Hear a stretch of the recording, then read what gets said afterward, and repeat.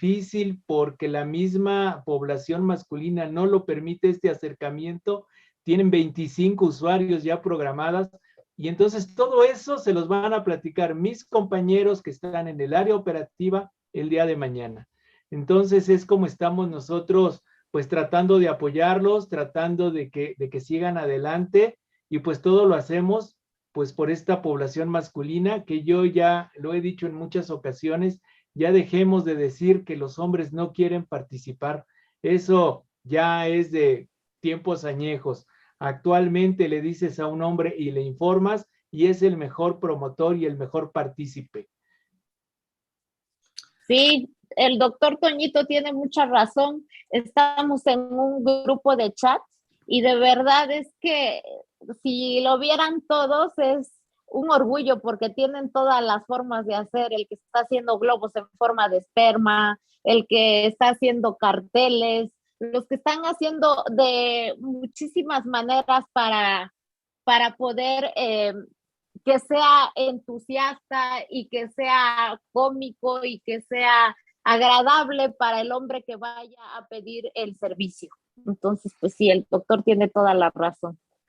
Oye, fíjate que yo quería comentar, bueno, hacer una reflexión con lo que dijo Jonathan y con lo que dicen los colegas. Y yo creo que este éxito se debe a algo que es muy particular en México, que no solamente es el buen clima que tenemos en la Ciudad de México, que es maravilloso, sino los colores, la música, la comida y toda esta cosa que te envuelve en un ambiente de felicidad y la gente se entusiasma. Este es el triunfo de la voluntad. Eso es lo que es esto. Este es el triunfo de la voluntad de todos los sectores, porque aquí no hay ni colores, ni nadie se anda mirando la paja en el ojo.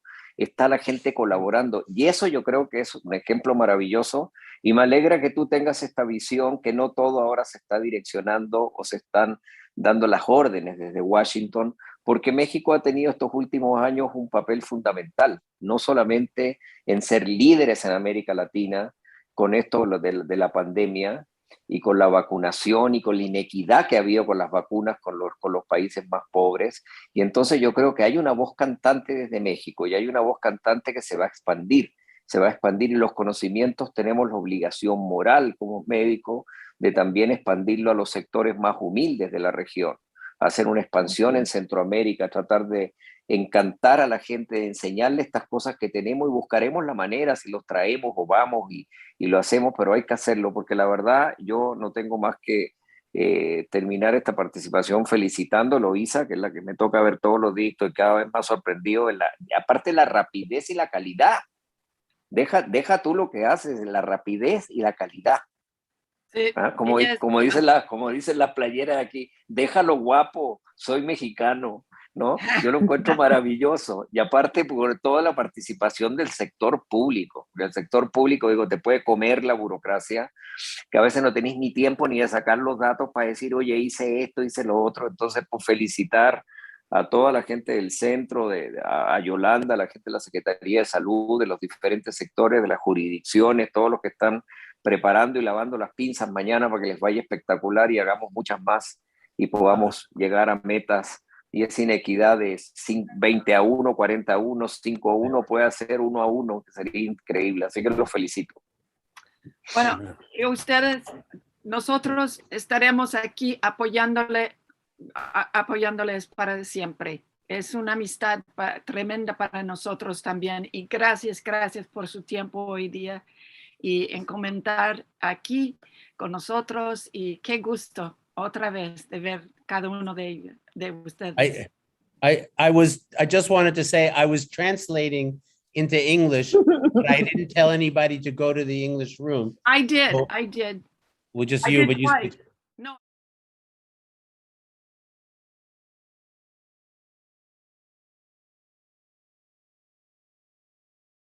With our partners in Mexico, and the program in Mexico is incredible. It's been growing beautifully in the last years. In 2017, we brought World Vasectomy Day to Mexico, and we worked with the Ministry of Health and Jose Antonio. His English isn't so good, I don't think, but he's in the room right now, and he's the lead trainer. He invited me to bring World Vasectomy Day there. And in the last 5 years since we started working, the program has grown from just a small program, or was not that small, it was already big, but it's grown almost 3 times or twice as big now.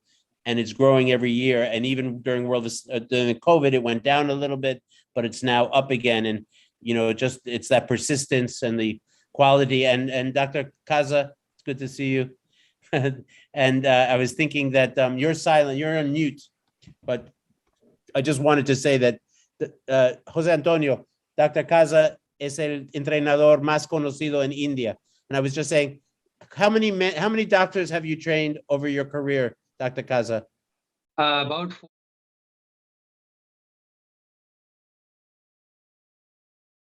Entrenado a 4,000 doctores en India. Y José Antonio y su grupo. ¿Cuántos has entrenado en México? No se vale, no se vale. ¿Cuántos doctores has entrenado? Como dicen, no nos los echen. No nos los eche. Sí. Anyhow, thank you so quiere, much. Ya Thank vi you que so nos much. quiere humillar, Jonathan. No. But anyhow, I just wanted to thank you guys from Mexico. You're more than welcome to stay and listen for the conversation. And I think there are a lot of people here from, I see from Uganda. And, you know, it's a real pleasure to see our friends and to get ourselves back and energized again. And I know it's been a hard few years, but it's been hard everywhere. And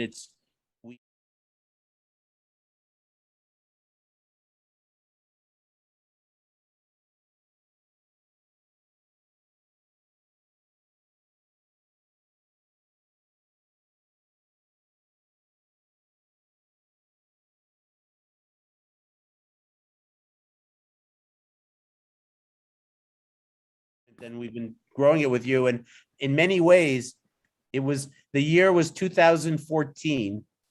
We were in Florida, and all of a sudden we heard that India was going to celebrate a fortnight of World Vasectomy Day. And we got so excited. We were like, what? Somebody cares about what we're doing.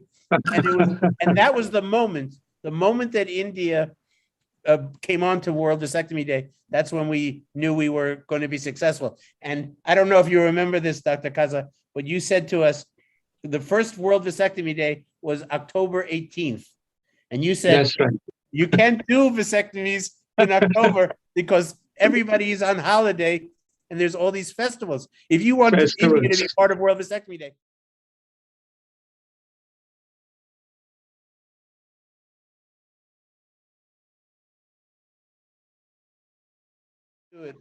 so welcome. And I wanted to also introduce my co-host for the evening, Vanda Nasood, who is living in the United States, but has been a very good friend of World Vasectomy Day. And I just wanted to introduce her, and she'll take it from there. But I also, while we had it here, I know Escar Guarin he's there in the middle, and he drove in a trailer, which is an amazing vehicle. We wish we could show it, but he's already in his hotel room. But he drove a trailer, which we will show you some images, because he created a mobile vasectomy clinic that is traveling throughout all of the United States. And it's now in Times Square in New York City, building energy and ideas, which is what we need. And anyhow, I'm going to let you go to sleep, Escar, but I just give you a few words before you go to bed. And just so you know, that this hour was really dedicated to vasectomy in India, which is an exciting, great, amazing, that's where a lot of the history began.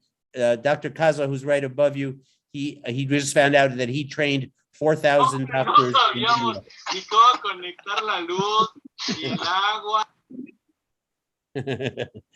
All righty. So, Escar, you want to just say a few words and go to sleep? Yeah, no, I'm really excited to be here, Dr. Kaza and everybody from India. It's a privilege for me to be sharing this opportunity with you guys. When we talk about vasectomies, we talk about the multiple things that have happened in India. You have provide a lot of the history of what has happened with vasectomies. things that have been done right and things that have been corrected. And there's so many experiences that come from your own experience that have been so helpful for all of us who are passionate about vasectomies. So as you know, the use of mobile clinics actually increases the uptake of reproductive services, and that has been very well documented in many places. In Nepal, for example, it was very well documented that the uptake of vasectomies in rural, distant areas increased whenever a mobile vasectomy, a mobile vehicle, a mobile reproductive clinic was used. And so, following those experiences, following what has happened in other places, what actually even World Vasectomy Day has done in other places like in Indonesia, in Mexico, we came up with the idea of building one. Obviously, the setup in the US is different because we're not thinking about reaching faraway communities that don't have access to the surgeon.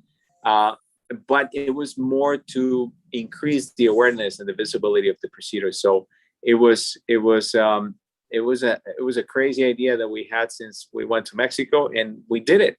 And I think I firmly believe that makes a difference. And what we're trying to do here is just as I said, increase the visibility of the procedure, and to an extent normalize the conversation of vasectomies. Because as long as we don't normalize the conversation of vasectomies, then we're gonna continue to have people. We're gonna continue to have men who think that that's a woman's responsibility, and continue to be very relaxed and absent, perhaps, from participating more in reproductive care.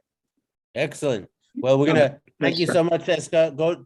You got to start working tomorrow early, so take your rest, and I'll pass the mic on to Vandana. And welcome, Vandana. It's good to see you. I know you're home in India now, and I'm sure that's wonderful for you to be there. And I wish I were there as well, but I will let you speak for now. Namaste, namaste, everyone. Good morning and good evening to all of you who are joining from all around the world.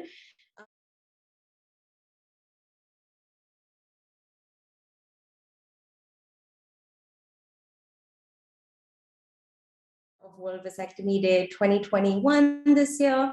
And without much further ado, let me introduce you to our esteemed panelists. So we have, it is my honor to tell you about Dr. Ramachandra Kaza, who you have heard about already from Jonathan. Dr. Kaza is the academic head surgery at Max Hospital and retired as Director Professor Surgery from Maulana Azad Medical College, Delhi. He is a master trainer of NSV with the Government of India since 1991. During his career, Dr. Kaza trained 4,000 surgeons and traveled over 273 districts in India. He has overseen and performed more than 100,000 cases of NSV. He is also a master trainer of microsurgery, Government of India, for reversal of vasectomy, and the chairman, NSV Surgeons India. So welcome, Dr. Kaza. It's wonderful that you could take the time to be with us this morning. Thank you so much, Vandana. Absolutely. Dr. Sood. Dr. Sood is a former professor of community medicine, Lady Hardinge Medical College, New Delhi. She also held the position of country director SETPA, an international NGO, and country director JPIGO, an affiliate of Johns Hopkins University, Baltimore. Dr. Sood is currently the senior strategic advisor at JPIGO. She is a public health specialist of international repute in the area of reproductive health and family planning. And I also get the pleasure to introduce her as my wonderful mother. So thank you for being here, Dr. Sood. Thank you very much, and namaste, and a very happy World Vasectomy Day to everyone. Well, the same from my side, Vandana, same from my side, a very happy World Vasectomy Day. Today is in fact a very important day for many people in India. It is Gurpurab, which is the birthday of Guru Nanak. So happy Gurpurab to everybody. Thank you for adding that, Dr. Kaza. As you all know, India is the birthplace of several religions and lots of spiritual traditions. So yes, happy Guru Purab. Let me introduce you to Dr. Baljeet Kaur. Dr. Kaur is the Assistant Director of the Office of Directorate at the Department of Health and Family Welfare, Government of India, Government of Punjab. She is an international and national trainer for NSV and a trainer or trainers for female surgical contraception. Dr. Kaur initiated the Health and Wellness Centers for Punjab, implementing the Government of India's flagship program, Ayushman Bharat. And Ayushman is like another way of saying blessings. So welcome, Dr. Kaur. I hope she's here also. I think she's probably going to be joining in a little later. She's traveling. So she just reached Delhi, I think. She will catch up. Okay. Yes. Okay. Okay. And then Dr. Ashutosh Kaushik. I hope he's here with us this morning. Dr. Kaushik has been in this sector for the last 16 years and has worked at senior level. Yes. Sorry to interrupt. I'm not a doctor. Oh, okay. Well, Mr. Kaushik is here nonetheless and has 16 years and has worked at senior levels with various international not-for-profit associations. In all these organizations, his leadership and strategic planning has helped organizations carve their growth trajectory. For the last 6 years, Mr. Kaushik is with FRHS India, which is an affiliate of MSI Reproductive Choices.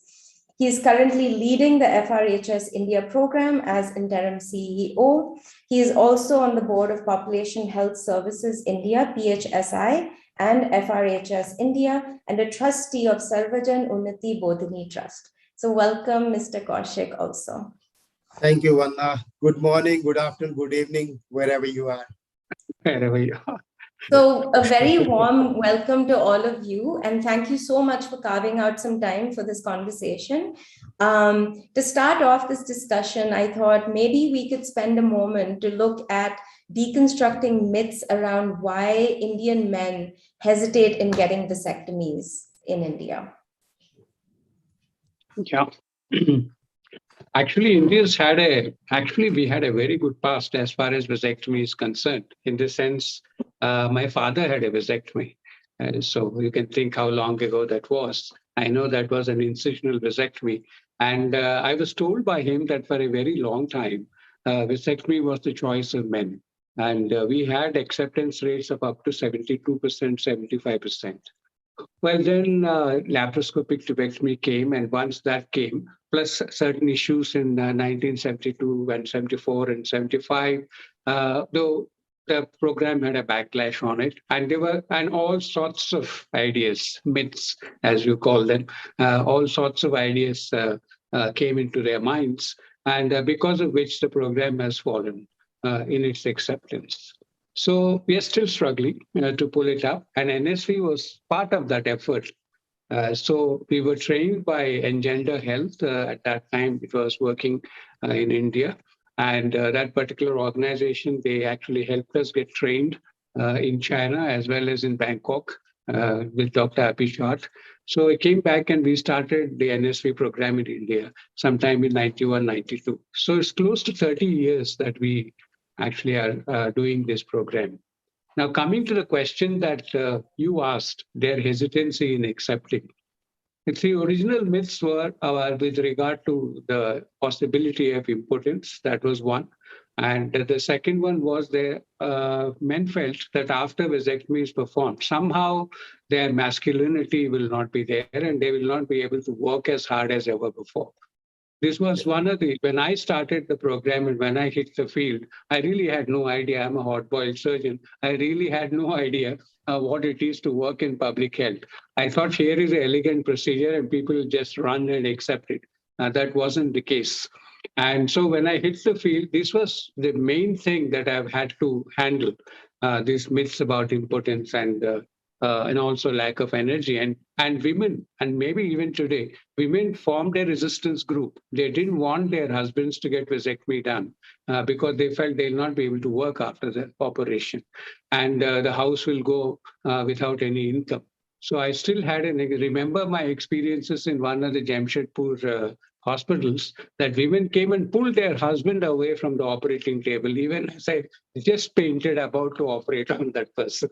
So that used to be that was the power of that myth. that, okay, people will not be able to work. I think that to a large extent now, that thing has probably got nullified because we've got significant number of acceptors across the country now. And even about impotence, I think that concept is also now has taken a secondary place. I do not say that it doesn't exist. I think somewhere at the back of the mind, men are always worried about their potency, not only with vasectomy, but even with a lot of infertility surgery, which I do on men.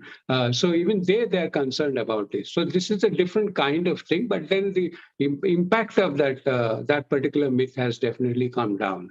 I think maybe I'd like to allow the other panelists also to talk on that subject. Yeah. No, you are absolutely right, Dr. Kaz. I think, knowing your experience and you being in this field for so many years, you have covered most of the points. So I'll reiterate, more of the points. I'll reiterate what you have said. So, in India, various, the cultural, religion regions and the myth and stigma surrounding the vasectomy. Then again, the lack of knowledge, misinformation, as well as Dr. Kaza was saying, the history that is associated with mass male sterilization have heavily impacted the service delivery. Of course, the forced sterilization, I still believe that, the forced sterilizations still have some impact on it. The moreover, as Dr. Kaza was saying that, the shift of government has also been changed towards the female sterilization. That had added, further low acceptance of the NSV and vasectomy. And, coming to the main questions, I think that one of the main reason for the low decline vasectomy is due to the concern about the weakness. That is such a strong myth in men's population that, this weakness part, that will, that is something, which is causing for increase in uptake in sterilization. And, we are largely a service delivery organization. So, the household and the where we work with our clients, the husband does most of the heavy work and bring in an income to support the family. And it is also perceived that, the vasectomy can result in, as you said, Dr. Kaza, reduced sexual performance. Often vasectomy is also also confused with castration. All these myths are still there. And that is why, the uptake is still very low. I'll stop here.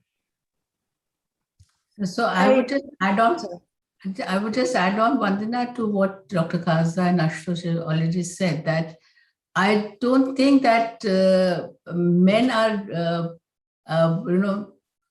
as Dr. Kaza said, till 74, if you really look at the data, 75% of the sterilization, of the total sterilization were vasectomy. And so men were, coming forward. But the backlash of the emergency, which happened in 75, somehow have, and we have to really understand, because after that, there would be 2 or 3 new generations have come up. But what happened has really affected the psyche of the men in the country, and they are not getting out of it. And I think going forward, we have to find a way to, address what exactly are the myths or the challenges which are there. And again, it's not a homogeneous group. We have to remember men in the urban area are different from the rural area.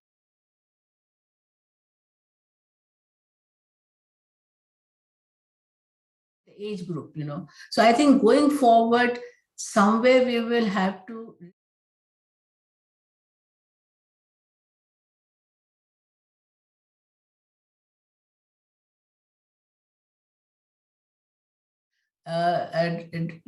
once we have that design, I would say more a human-centric campaign to, remove those myths in different population groups that we are talking about. And then also actively, I would say, pursue how we can promote more vasectomies in India. Somewhere, as Ashutosh also said, the government, because nothing was happening for a long time, they said, let's just give up, and they have not, of course, they have this fortnight week for the vasectomies, but that is not going to make the difference. It has to be something in a mission mode and a change of attitude. And I remember when I joined 98, Dr. Kaza AVSC, which is now called Engineer Health, and all the programs which was started was to create the Center of Excellence in various places in the country, and through them have quality training of the providers to provide NSV services. And in UP, it was a massive input by the USAID supported IFPS project. And I remember visiting these sites where NSVs were performed by well-trained providers and ensuring that, this is, because there was change from the traditional vasectomies to the non-scalpel vasectomies. There was, of course, the number was going up, but it was, compared to what we were seeing in the area of the mini lap or tubectomies was very, very low.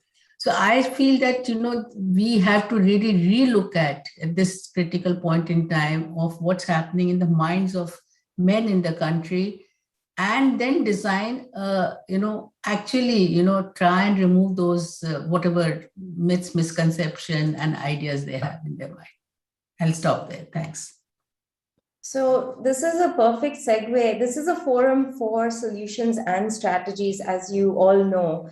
But a secondary question was, can we discuss some of the particular challenges, circumstances, and traditions that have dictated family planning in India in particular? And Dr. A.K. Srivastav has a question. I'm not sure if he says, is failure one of the reasons? Yeah, I think I can take that question. Yeah, I can take that question. Actually, I think yes. If you have a service provider who is not being able to give a consistent result, it definitely impacts the program. And that is one of the reasons why you have to have a standardized and meticulous training. I mean, I would almost say that you have to be almost finicky about the training process, just to ensure that you provide good service providers who do not have failures. That's very important, because it has a very tremendous impact on the family of the person concerned. And I've seen some of those things at a personal level when it happened to some of my own relatives. So therefore, I think it's very important to ensure that you have good training, and failure is definitely one of the causes where the program can be hit. But I think, Doctor, I've heard the sort of talk regarding why women come forward more, men, etc. And you're talking also about the challenges in the program. Basically, one of the reasons, because Dr. Srivastava has asked this question, and therefore I'm raising this point now itself. And that is that you have this tremendous emphasis on the female part of the program. It's incredible. When you enter the field, you hardly find a place for men. And that applies even today. You see, the service providers, most of the time, of course, are women. That doesn't matter. We have a champion service provider who's going to join us soon, Dr. Baljeet, and she has been providing the service for men. So that's not the point so much, that the service providers are women, but everybody else, the ASHA workers, the entire field is propagating for women's program. Where will the men get to know? This is, I feel, a huge deficit in our family planning program, that the entire program is oriented to women, and men are just supposed to listen by the way and come forward by themselves. And that does not happen. I somehow find this is one of the main reasons why the program didn't work. And secondly, in a patriarchal society where men are considered precious, sons are considered precious, and it's essentially an agricultural economy where even today, men are the ones who are in the foreground and women are in the background. So in such a situation, because of the various traditional considerations in the system of patriarchy, women are considered to be the one who should come forward and take this service because they produce the babies. So therefore, they should be the first responders. That's the kind of concept. I've been asked this question all across the country while I was traveling. Why am I propagating the program for men? When women are sitting at home and they can easily get it done, and sit at home if needed afterwards. I stop there. I have So some just good news. Dr. Kaur has entered and she is with us now. So Dr. Kaur, namaste and welcome. And we're very happy that you could join us this morning. Namaste, and I bring greetings from the entire family of no scalpel vasectomy surgeons of India, for all the global surgeons who are connected. And thank you so much for connecting all of us across the globe. And I'm so happy. I was listening to everybody, but I just turned my video on right now. Yeah, you want me to respond to the question that we are talking about?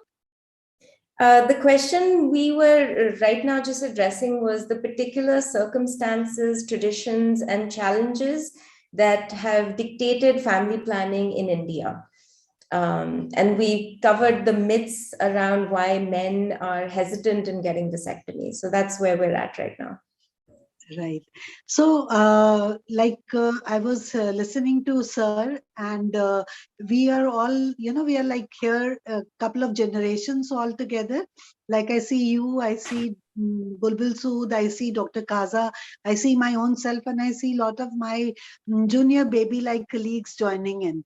Now, what happened is initially Government of India was the first government in the entire world to have started a national program on family planning in 1950. At that point in time, vasectomy was in focus, and it was vasectomy that was provided predominantly. Now, what happened over the years was that when there was a drive to push in more and more cases, there was some issue regarding the quality of the cases, like Sir has mentioned, training issues and quality issues, where you had some failures. But Sir, what I have seen is that during that push, whatever went wrong, people did not make enough effort to correct the wrong. Rather, what they did is they drifted the whole thing onto women. Like initially, I remember the times when female sterilization was admitted in the hospital, was kept there for 1 week, and tubal ligation was done under spinal anesthesia. So vasectomy was a day procedure, and it was much easier to take. But because of this one lashback, what happened is everybody wanted to simplify things for women because they were easy takers. We can have so many reasons to that. But since they were easy to get in, so we started simplifying. We brought it down to 1 day admission. We brought it down to daycare also and doing it without spinal. Then we started doing it under local, under pre-medications and various types of anesthetics that were used, and women were easy targets. Now the question again here today, with governments, with the non-governmental organizations, with all the service providers, is how to reach the men. Because I think men are willing to come forward whenever they are informed that here is something which is very beautiful and that is there for you, which is safe, simple, effective, complication-free, and you don't have to go through any loss of daily wages or days, or, I mean, it's so simple and so quick. Yeah. So Vandana, I would just want to add on to what Dr. Baljit said, that we as, I think, and this is somewhere that we haven't reached out to men enough. Exactly. They are wanting to, I won't say that there's still, there is a lot of misconception about the method, but we haven't reached out to them enough. And where are the places that they can go to? Where is because it's a chicken and egg situation, because the number of cases are coming down, the number of trained providers are, I'm saying they don't have enough experience. And so we have to actually, as I said earlier also, we have to take this up on a mission mode.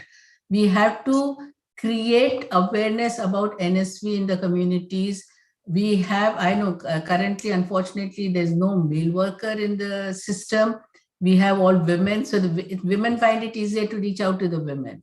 Earlier in the system program, we had a male worker, a multi-purpose worker, male, and his role was mainly to talk about family planning methods with men, besides doing other areas of communicable disease and things like that. And the female worker was mainly responsible for MNH work, maternal health, newborn, child health, and things like that.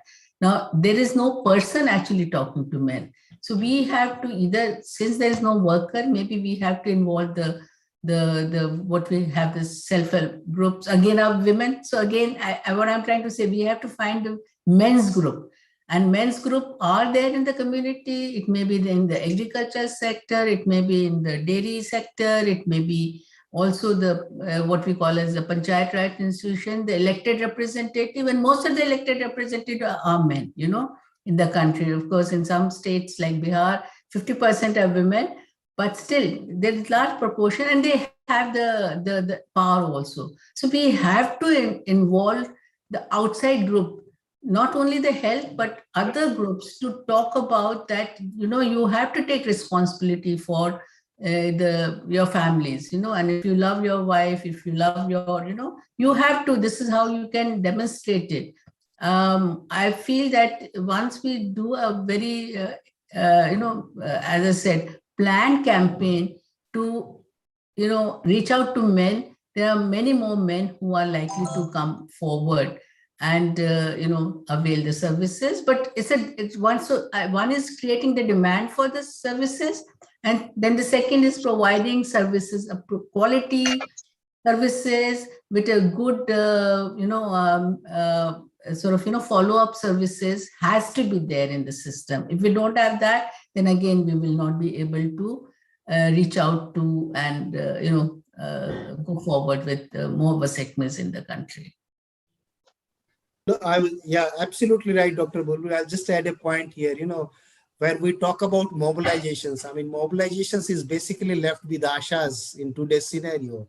And, a large group of, we have close to 1 million Ashas, but they all are female. It is easy to connect with female to female. It's so difficult to connect with a female to a man.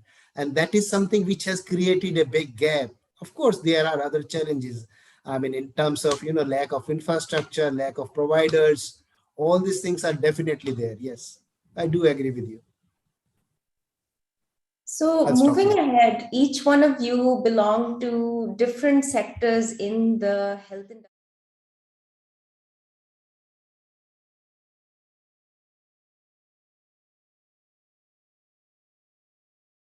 The not-for-profit NGOs, Dr. Baljeet is with the government also. So could you help me spread some light on what is the current scenario in terms of the status and the statistics of vasectomies in India? And of course, it's we have a very big country and there's so much diversity from north, south, and east and west. But if you could help give us a present day scenario of what's happening. Vandana, as we discussed earlier, I have requested some of our people to join you from different parts of the country. So we have Dr. Jagdish from south of India. We have Dr. Chandan, who is representing both Delhi and Northeast.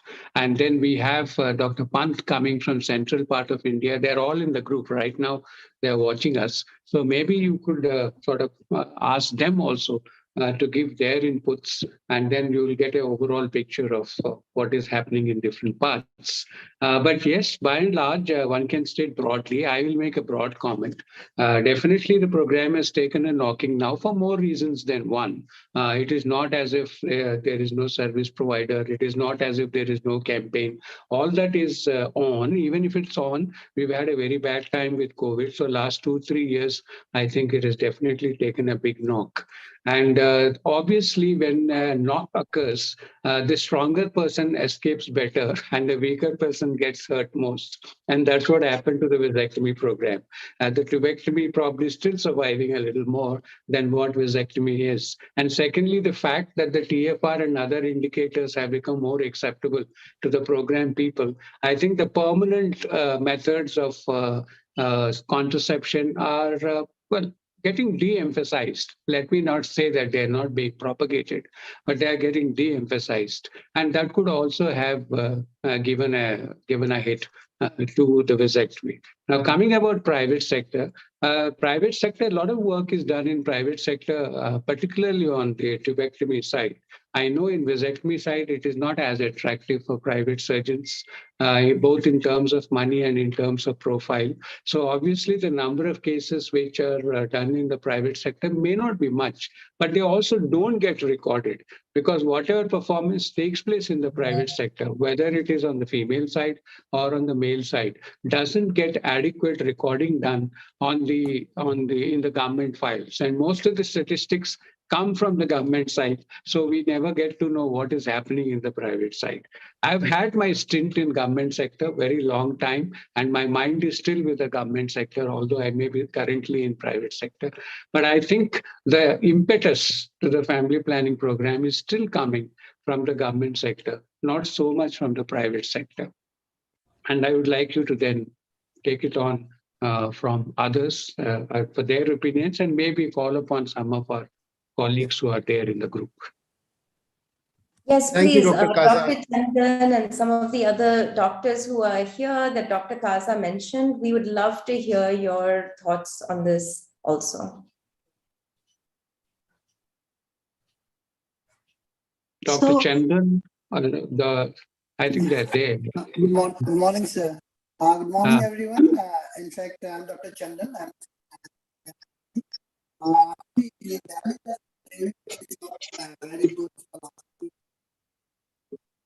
We don't hear you very well, Dr. Chandan. Can you hear me now? Yeah, better, yes. Yeah. In Delhi, the scenario is not very good for last 2 years because of mainly COVID. And the main center, that is my center in local hospital, was converted to a COVID hospital, and my duty was that all my staff were on COVID duty. And we actually didn't have any case for around 6 months or so. Then when we opened the OT, then again the vaccination program started, and we have to give the OT and everything, all our needs and everything for the vaccination. So it took a hit for last 2 years, but now again we are picking it up. And maybe as most of our panelists have mentioned, that the program is not picking up well, mainly because of the lack of the male workers. When I joined the program, that time we had 4 field workers in our department. In just one department, we had 4 field workers, all males. Now we do not have a single male field worker. So all these things matters, the policymakers, they have to look into all these things so that the program can be, better, it can be done better, in a better way. Thank you. Thank you, Dr. Chandan. We still are struggling to hear you, sadly enough, but hopefully that will get fixed.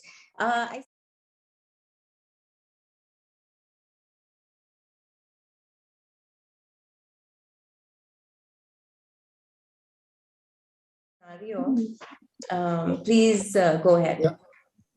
Thank you, Vandana. In fact, we are joined with our entire SMT, the state, and of course with our state leaderships, along with their team.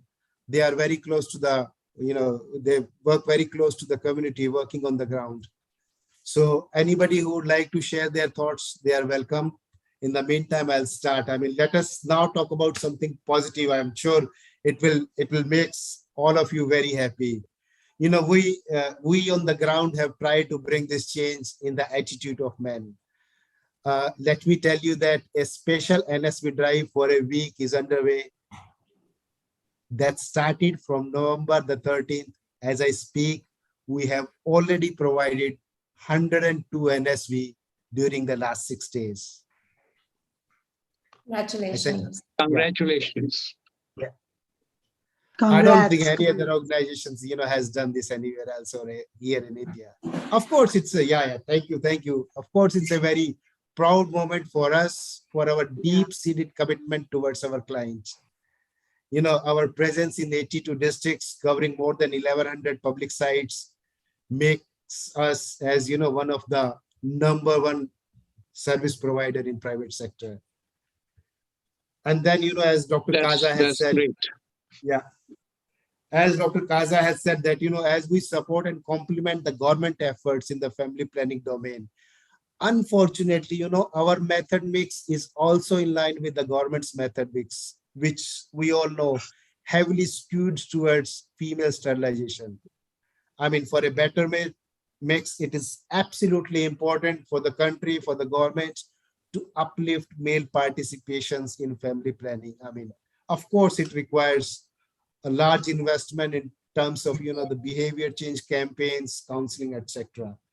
I would also invite my colleagues, Bipin, Rajesh, Saket, or anybody else who would like to add something from the ground. Yeah, thank you, sir. Welcome, Yeah, Bipin. this is Bipin Kumar from Bihar. We are leading. I am leading this event of World Vasectomy Day, and yesterday we did 12 rescue in one FDA site in Darbhanga, Bihar. This is a historic performance.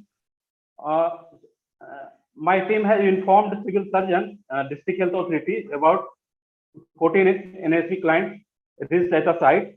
They surprised in previous so many years ago, we have not did this such type of activity. But with the support of FRSSI, we managed to conduct all 12 NSV.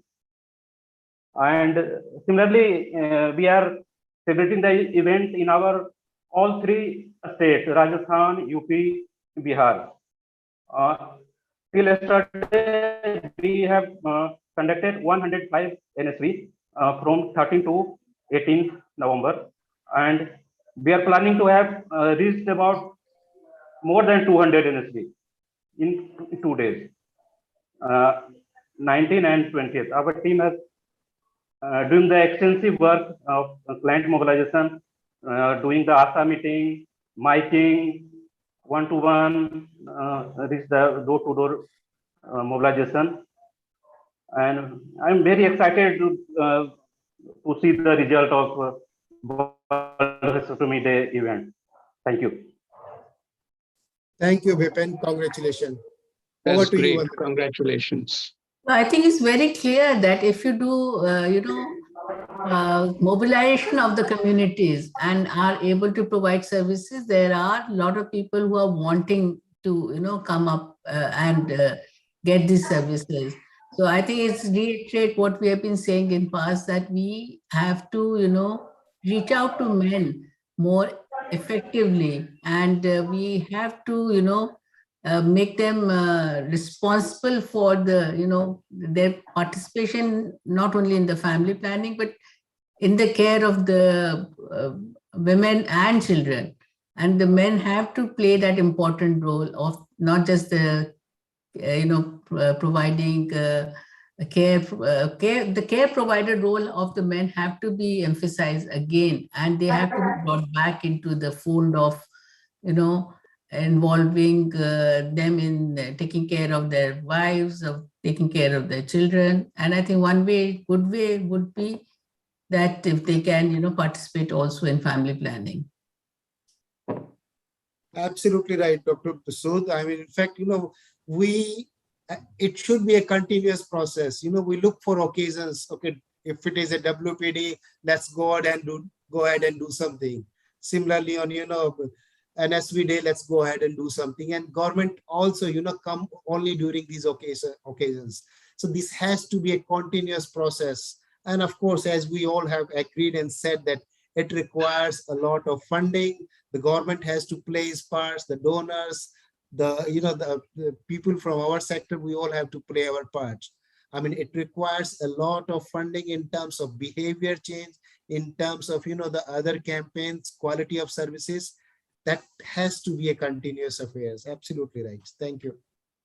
Dr. Kaur has raised her hand. Vandana, I'd just like to add a little more to what the group from Bihar is doing. Actually, apart from the program aspect, which is great, the kind of mobilizations they have done, etc. But I must also congratulate the surgeons, because I have done a lot of work in Bihar. And I can tell you the most technically difficult cases of NSV are in Bihar. because of filariasis and all.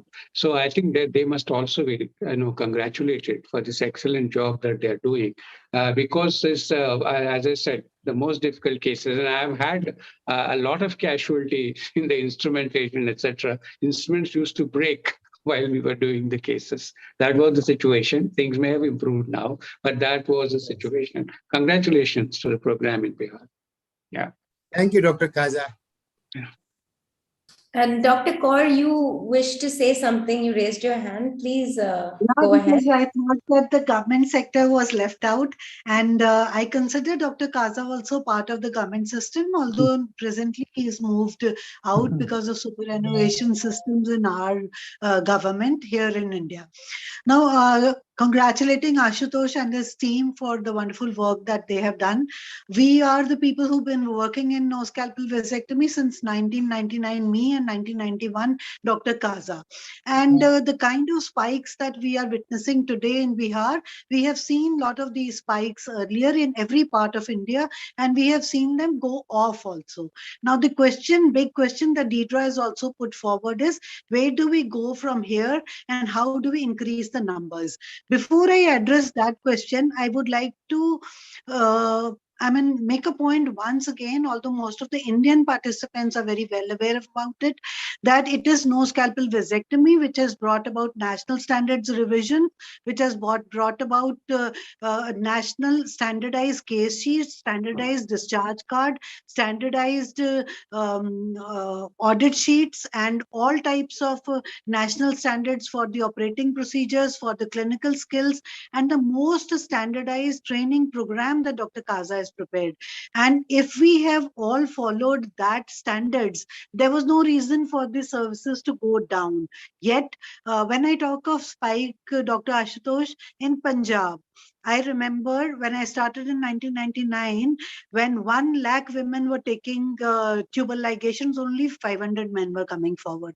And that was in 1999. And by the time it was 2010, when 100 sterilizations happened in Punjab, 21 were men and 45 out of them were men in Amritsar.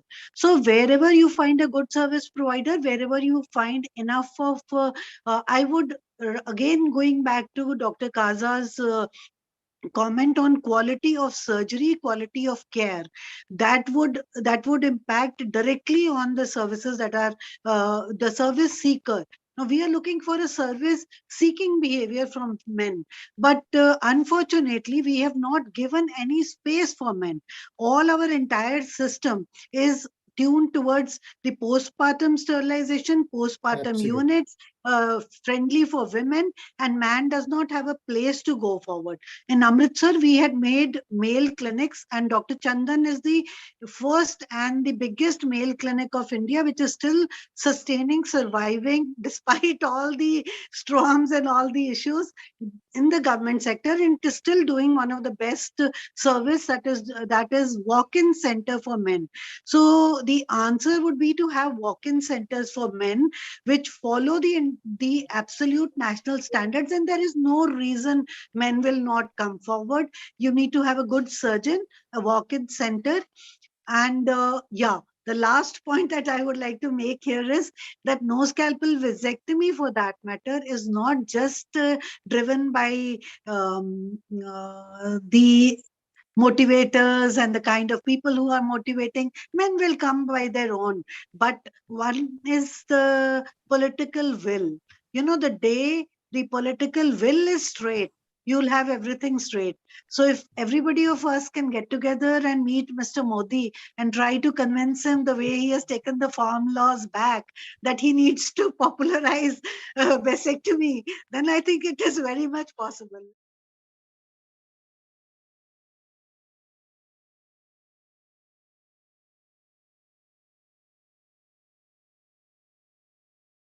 We've had wonderful trainers, and in all the 600 districts, we've had district trainers who were highly qualified. But you see, that entire effort gets wasted when it's like the egg comes first or the chicken, when the number of cases reduce, then practice reduces, and the coming surgeons, again, they lose the skill. But yes, political will is one thing which we need to build in for men to come forward in India. So I think our agenda should be that how do we reach out to our elected representative, and that's why I said that, you know, Baljeet, what you said is very important, that elected representatives are at each village level, you know, and their mandate is also to take care of the health of their community. Now in that, of course, they talk about, you know, other things like having care for the women during pregnancy, ensuring that there are drug supplies and everything. But why not talk about the NSV also, male participation? And I think that's why I'm saying that you have to go start this from the bottom up, you know. Of course, you have to also have our legislative assembly leaders and member of parliament involved in it. And I think this can be easily done through the IAPPD. So as you know, there is an Indian Association for the parliamentarians, which mandate is development and family planning, you know. But they've been also lying low right now. And I think this is an appropriate time, I guess, you know, to really bring back how to involve men in, I would say, not just family planning, but involve men in the reproductive health.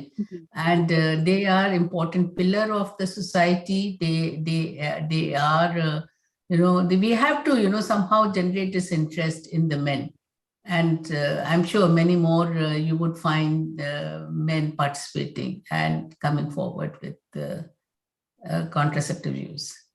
Just to exemplify what you have said, Dr. Sood, I mean, this is exactly our approach was. You know, the reason you see good number one of the strategy was to include Sarpanch in it. You know, the village chief, if he is part of it, it is easy to communicate with the community. And if he is the one, you have been silent for some time, go ahead. Yeah, and Ashutosh, if the Sarpanch says that, or the elected representative, the chief says, I had vasectomy, there would be 10 more men who come forward. Absolutely. So you have to have role models. You have to have, these champions of. Unfortunately, there is no champion for, vasectomies in India these days. Who goes and says, if suppose Amir Khan says, I've got myself vasectomy, there would 100 others who would follow him, but nobody's willing to come and say that. And I think that's why we need a very well-designed campaign. We need somewhere to, reach out to our, politicians to say, you have to talk about male participation. And then I'm sure, let's not just blame the men. That's what absolutely, yeah. Thank you. I love this conversation. Sorry, just 1 minute. We have roughly 10 minutes here. And so can I say something?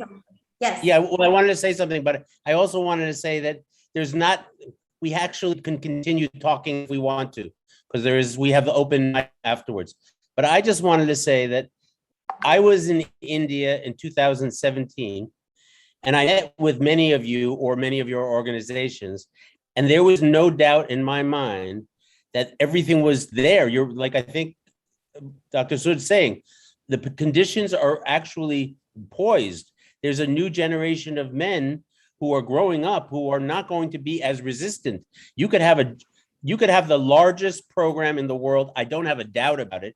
You have more trained doctors than anywhere in the world. You have a whole history of vasectomy. It's not out of reach.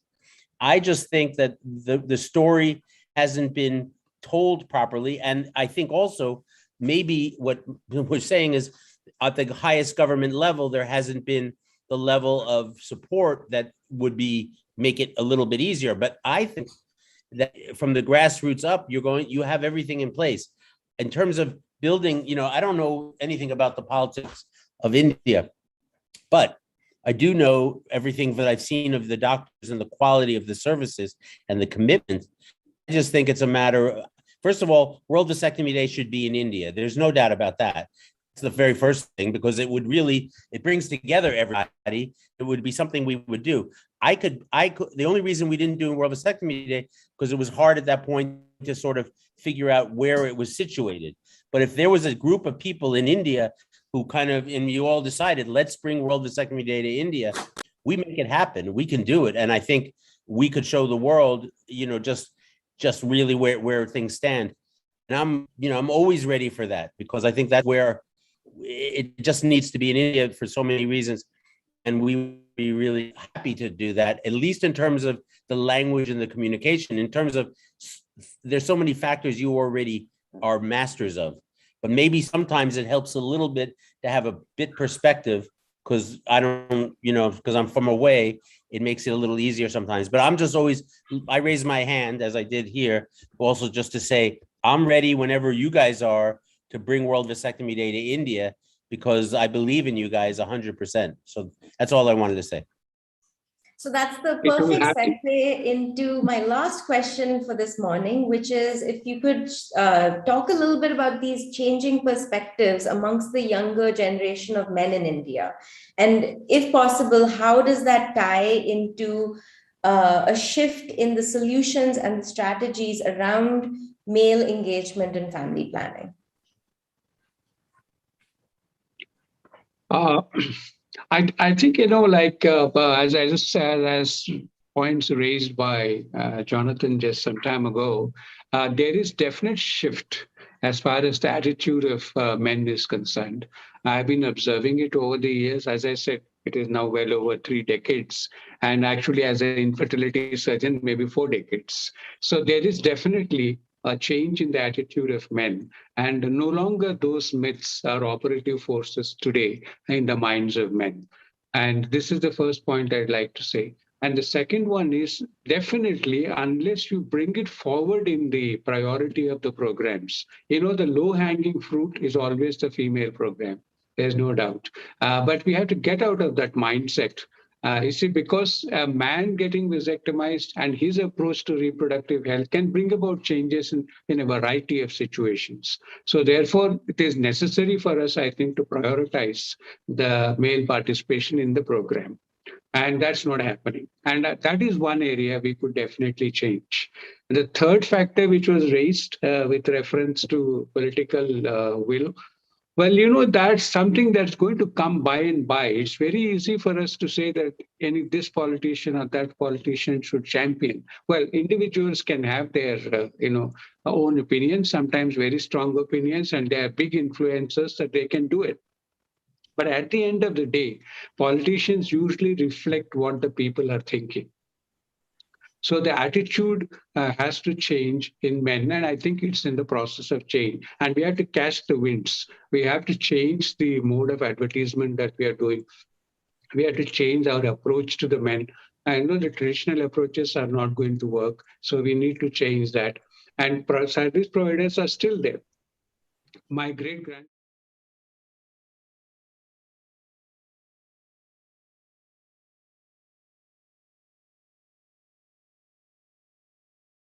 it will pick up. Let's forget about this temporary setback because of COVID. But I think it will pick up once again. This is my strong faith. Champions are there. There's no point in thinking that there are no champions. They're always there. Opportunity is seen, champions will come forward and deliver. And this is the way I strongly feel. There is no field in the world where there are no champions. It is a temporary feeling. You think that somebody is there, somebody is not there. It hardly matters. The world is made on a larger scale. So therefore, champions will come forward. In fact, Dr. Kaza, it seems from what everyone is saying that you are one of those champions that we have amongst us. So, but then my great-grandchildren are there. They're equally good, We just need encouragement. That's all. So Vandana, I would want to add that, I think what has happened, the COVID has also taught us some of the lessons. For example, the digital technology can be now used much more effectively to reach out to the young people, especially as Dr. Kaza was saying. They are the ones who are and the smartphone penetration in India is, or even in the rural area, is almost around 60%. So I think and we have a very strong adolescent health program also in the country. So we have to catch them young, we can't start when talking to 40-year, we have to start talking to the young people. There is and under the Ayushman Bharat, there is also what we call as the adolescent health program through the schools for the class 9, 10th, 11th, 12th, and also health and wellness centers. Now the wellness centers, earlier the concept in India was that the centers were mostly, for curative care, but now they are becoming the wellness.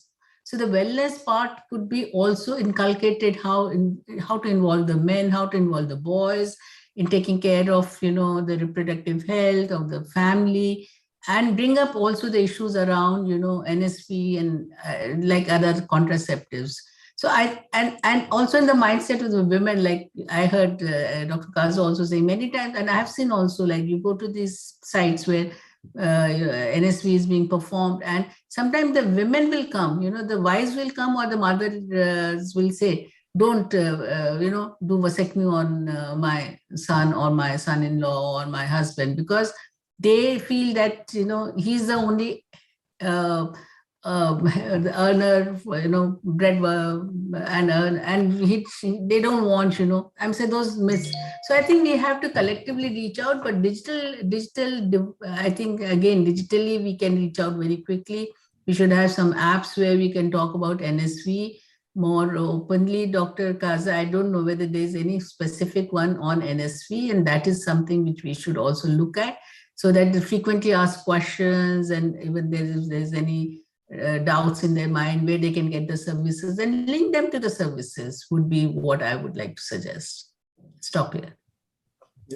I think Dr. Kaur, you raised your hand, so I'd love to hear what you wanted to say. And I also wanted to say, in the spirit of World Vasectomy Day and what Jonathan proposed, the idea of World Vasectomy Day in India, in the near future, we can't just stop at talking. If this is a forum where we can possibly garner some, empowerment and start moving forward, I think we're all here right now. And, if any of you wish to stay a little longer, I know we're kind of at that mark where we're supposed to end, but I know Jonathan would also really appreciate it if we could maybe take this into some sort of activism or a planning meeting, or just simply trying to actually use the power of this group we have right now to see if there's something that we can do ahead, like a campaign or World Vasectomy Day in India someday. Why not? Sure, Vandana, any day. India, see, we could have done it today also. I am so happy Dr. Ashutosh has got enough number of vasectomies. We are enough number of talkers. So the World Vasectomy Day is done here in India. Well, I'd say you could get another maybe 50,000, but I just think if we want to get things, maybe this is being very American, but I want to know, okay, what are we going to do next to make this happen? What can we do? Because I think we could do something like maybe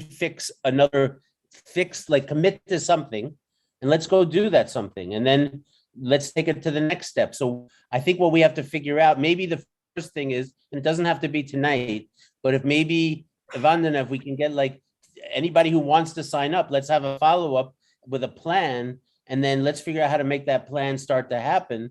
And then I think we're going to see real development, and I'm happy to be part of it, but I don't know, I think Dr. Kaza says, he's got great grandchildren, so I don't know that he needs me, but I'm happy to contribute my little, if Dr. Kaza is willing to commit, I would commit. That's what I would say, because Dr. Kaza, we started something and we didn't finish it. We didn't finish it. Finish it, Jonathan. You told me that it left like a blue pill in my throat. Remember? And the blue pill was the half swallowed pill. It didn't kill us, but it did turn us a little blue. And all I'm thinking is we need to figure out how to get the pill out of my throat, and let's go do something great in India that hasn't been done before, that's completely magnificent. I don't know what it takes to do that, because I don't know how your system works, and I don't know, anything about, but I believe it goes two directions. It goes from the top down, but like Dr. Kaza says, a lot of times the top follows what the will of the people is, even when it's not always seems so obvious. So if we can come up with it, I think, and the other thing about that you learned is in COVID, we all learned is that technology is really part of all of communications now. And India is the center of that too. You guys are like the masters of apps and technology. You have all of the brilliant minds of India. We could, if we get them excited and energized, there's no stopping what we could build. So I don't know how we get to a place of doing, but that I don't know. That's a very American idea. But I'll be whenever whatever role it is, I'll be there for it. Great. We're all in this together. I like that feeling. We are carrying your legacy, Jonathan and Dr. Kaza. We are still holding the fort. We will. Yeah. So I believe sorry, go on. Jonathan, what we need to do is have all of you stay in India, Deidra, Jonathan, and we put Dr. Kaza, lock them up in a room and leave them out only once the whole plan is made and we ensure that it is executed. And definitely Dr. Kaza has to say yes. And by children and grandchildren, he means I am the generation who is his children's generation. And I have a lot of people here who are my children. So he has grandchildren and great-grandchildren in the nose scalpel vasectomy field. So he has bright future for hosting a World Vasectomy Day and week and month and maybe a year and a legacy for vasectomy. He's left that for India. Yeah, we can do it for the world too. Definitely. Okay. I tell you what, I'll go to India if Dr. Kaza will stay in that room, but he's so busy. But the other thing is, and Dr. Kaur, you have to come because you left no scalpel vasectomy, I think. You need to come. No, no, I haven't left no scalpel vasectomy. In our system, like once you reach a little higher level, you have to get into admin and get into bigger roles. So, but still at heart, I'm an NSV surgeon and my fingers will still work for procedures. Well, I don't know. What do you think, Vandana? How do we go from here? Well, as an idea, I propose, a lot of us are here. I see Dr. Nehra, Dr. Grover, there's so many people from HSI, a very simple idea, but if you wish to sort of stay part of this conversation and you're willing to put your WhatsApp number in this chat, I would be happy to sort of make a bigger, broader WhatsApp group so that at least we are all connected. No one likes getting emails nowadays. And, so that's just a very simple idea of continuing the conversation and at least using some of the technology that we have on hand. So, people, I know I've been seeing lots of people adding their emails and Gmails on this chat. So yeah, that is an idea I propose.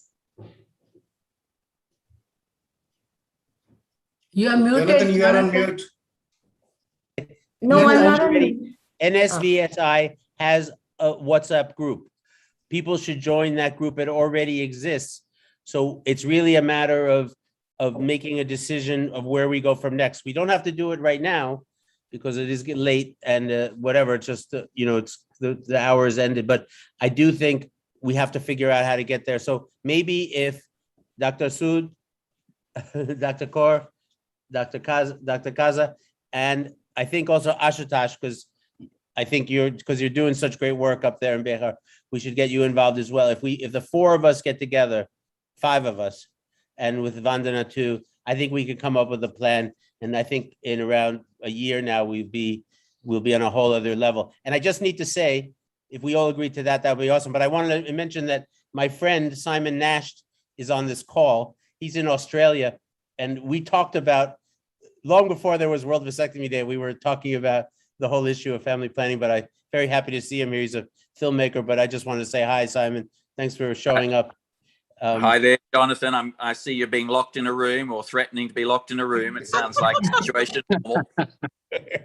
Yeah, but not with these guys. That's no threat. That's a pleasure. Wonderful, wonderful.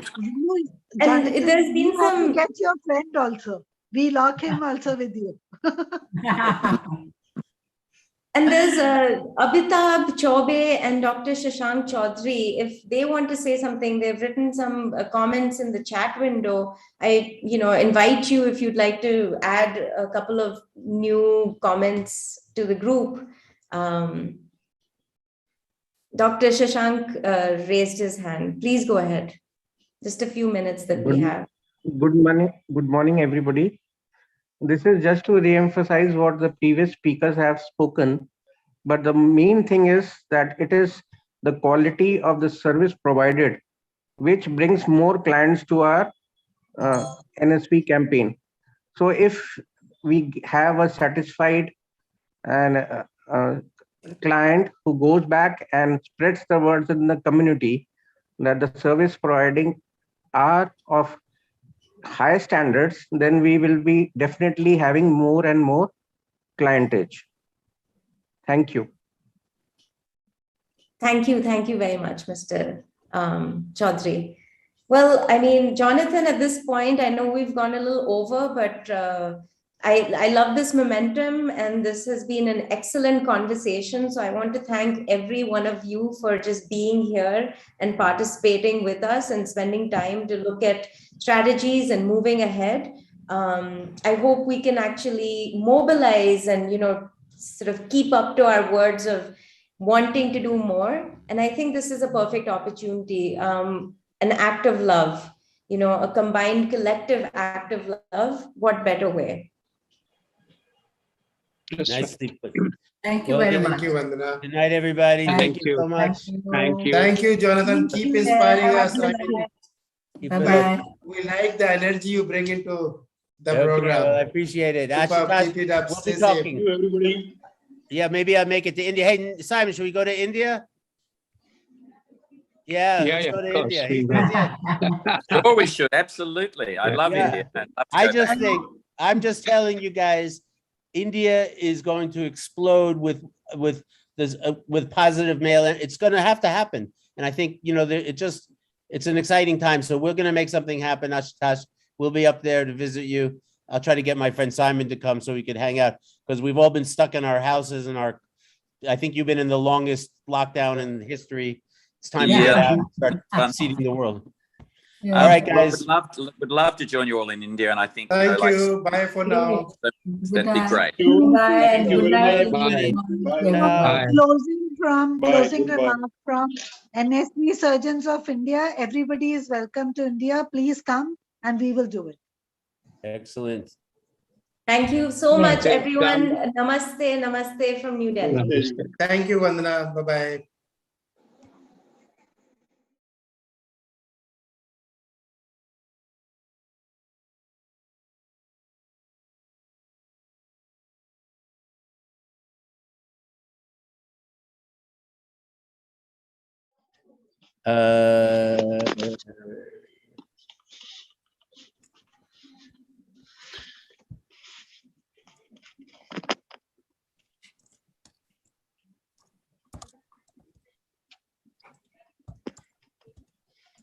No, Simon, I'm going to try to reach you separately, okay?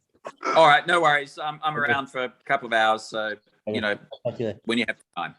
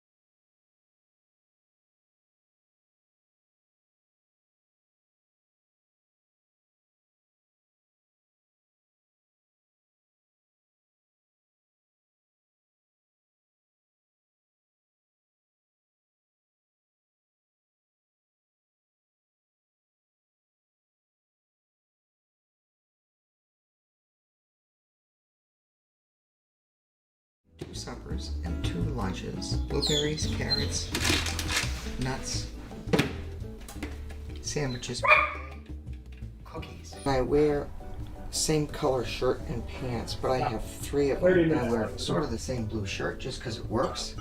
It kind of matches the scrub cap. Well, I wear these provide about 15 millimeters of mercury pressure to my legs, and it makes it easier to stand for a long period of time. These are kind of orthopedic type shoes. They have special arch supports in them, which keep my feet a little bit more comfortable. I think I'd be uncomfortable without the back brace. Mark Armbruster in Germany got a real kick out of me shaving in the car. He said nobody in Germany would shave in the car. I get to chat with a guy about the most social and personal issues for 15 minutes. Then I get another guy. It's like, whoa, you could have a job like this, right? I mean, even if you're a dentist, you can't talk to anybody. I'm really not supposed to put them on the street side of the sidewalk because that's the easement. But around here, they don't seem to take them, So, cotton balls, alcohol dispensers, vasectors, shavers, beta jets, backup syringes, tape. For me, it's a tremendous satisfaction out of knowing that I am liberating a man to enjoy his sex life without the fear of unwanted pregnancy. You know, I always tell people that love and hugs are kind of cheap. College is what's expensive. My back support is on, and we're good. Let's go find our first customer.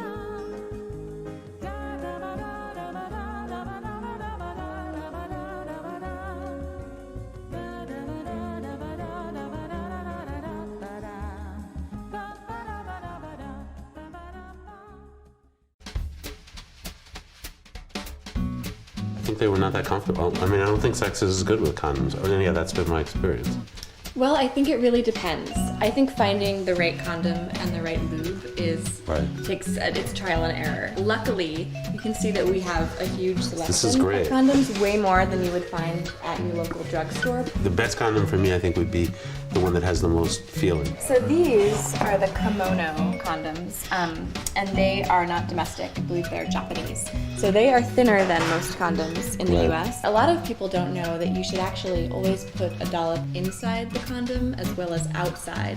Okay, so then you're gonna put it over the penis and just roll it all the way down. It's really fun to put these on with your mouth.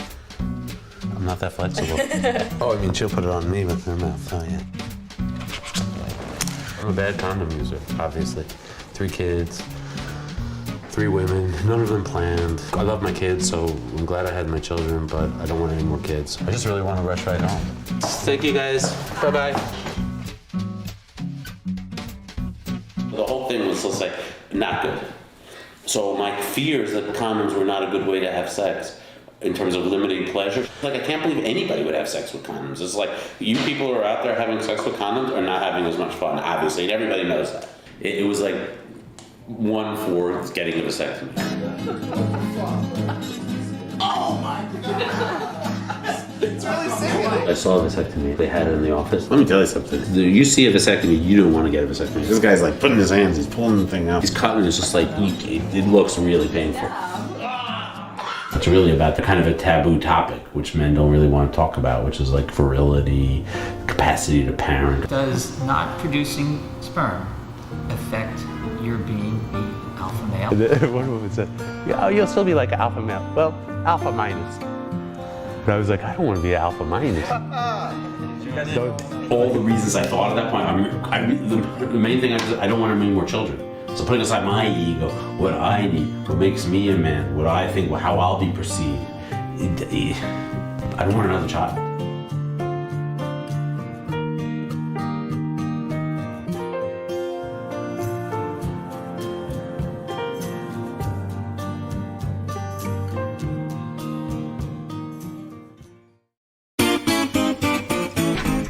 Well, hello there. Next is David. Hello there, David. Come right in. Vasectomy, right? Pleased to meet you both. Come follow me all the way up in Northport, huh? I don't want kids. Okay, so this is John. She doesn't want any more kids. You're the center of attention here today, man.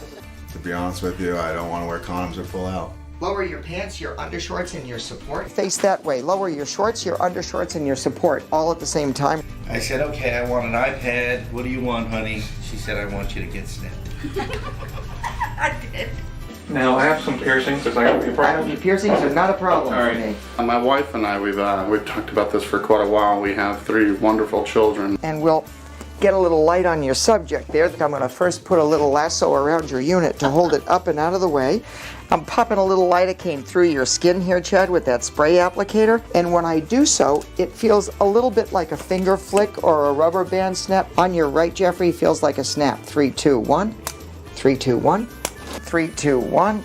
How was it? Not bad. Felt like a rubber band snap on your nuts. Did you want to watch any of this? I don't know. You're more than welcome to lift up on your elbows if you like things like this. Did you plan on 3 or they just sort of kept on coming? They kept coming. Yeah, we planned on 2, and then, ooh. Just got a little careless? Yeah. A couple of drinks at a Christmas party and something like that? Something like that. My previous girlfriend and my ex-wife were both had hysterectomies. They had both had hysterectomies. Was that like a requirement to go out with you or something? I wish. It should be. Stand up right on the gray step. You hold the gauze, I'll take care of the scrotal support. You hold the gauze, I'll take care of the scrotal support. You can leave the gauze in, slide your hand up and out. If you can prevent just 1 unintended human pregnancy, you can do more than an entire lifetime of carbon footprint reduction.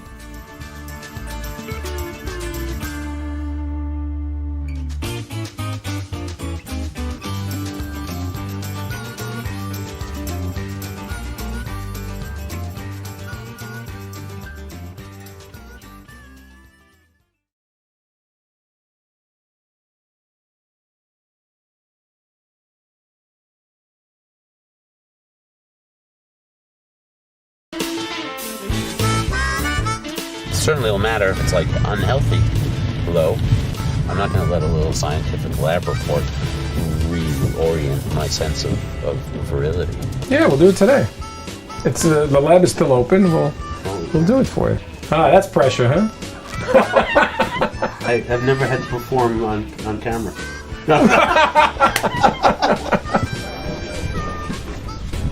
Oh yeah, I can do it. It's private room.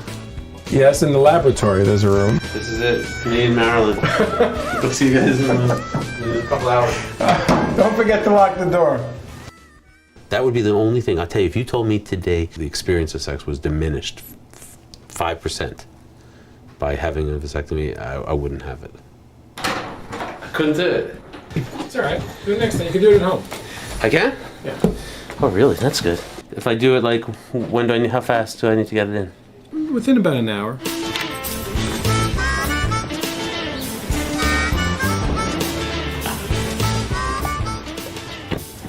This traffic is killing my sperm. Like, honestly, this is really bad for my sperm. They're dying as we go. They're gonna make me ejaculate again. I'm gonna have the same pressure. Okay.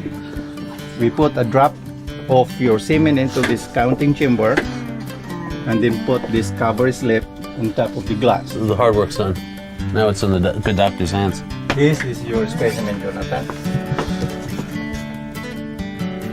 Oh my God, it's insane. I don't want to get old, because I don't want to die. So holding on to the possibility of making more life, like you say, we live to make more life.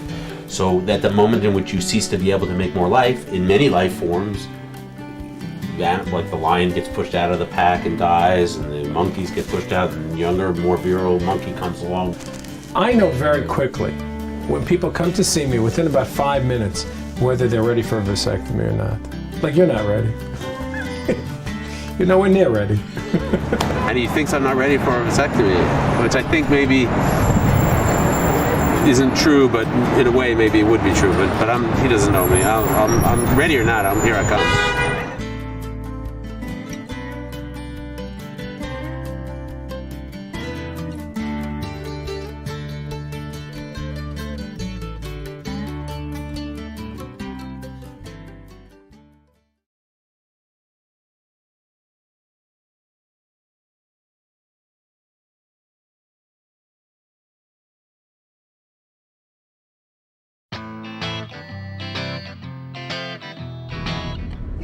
Dr. Doug Stein. I need some vinyls. Well, it's the huge word vasectomy in white print on a dark background. I'm a vasectomist. I'm the guy with the vasectomy billboards. So generally, when I find something I like, I have it for years and years and years. The purpose of having the face is to give the impression that there's somebody personally responsible for their well-being. You want it to be readable. They're going by fast in their cars. I've had that board for about 5 years, so it's kind of an institution in this part of I-4. You can see that those people are waiting for that light, and they have nothing to look at, really, but that billboard. So I'm happy with its location. Not everybody watches television. Not everybody listens to the radio, but everybody's on the road. All right, so Neil, where is the vinyl? It's all, how much does a vinyl weigh? It's heavy. I know, I'm saying to myself, wow, these guys are gonna be strong as oxen. That's heavy, try to pick that up. These guys are gonna hold, and this guy just lifted it out there like it was nothing. The forward one, you're gonna take down, and when you do, it'll reveal the one behind it about child support, the old one. Okay. When you're driving north and you see a south face, it's lit up by the sun. It just bursts out at you. Child support, $500 every month. Vasectomy, $500 one. Vasweb.com. It's the beginning of an adventure.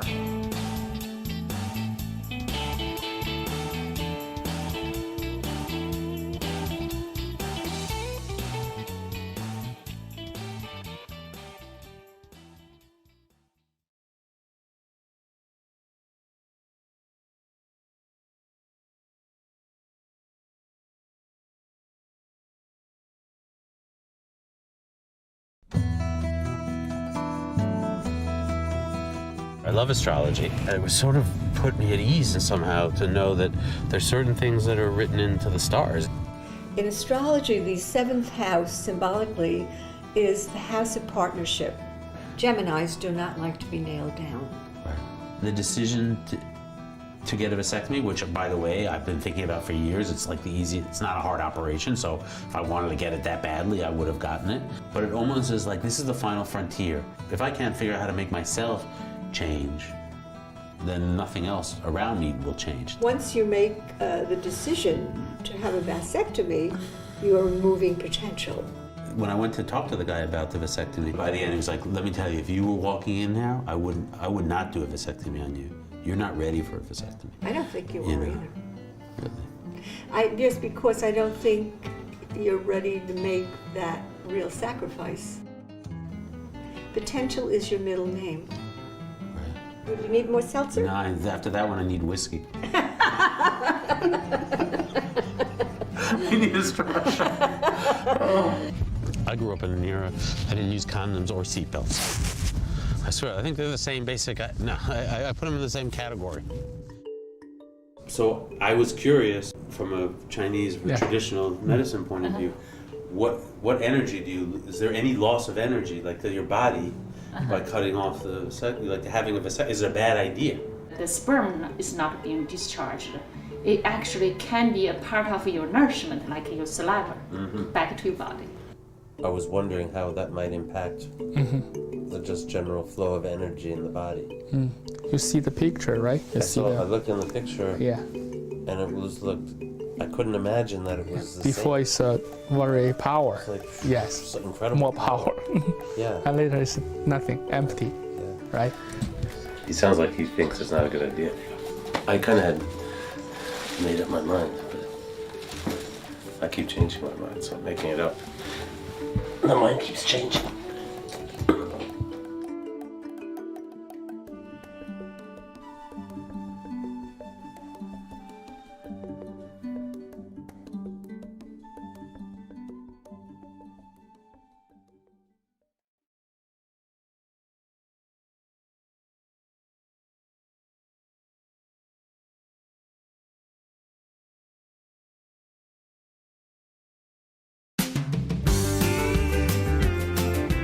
I think if I had to stay in my same office day after day, you know, like the dentists do, where they're always in the same office, I think I'd get a little stir crazy.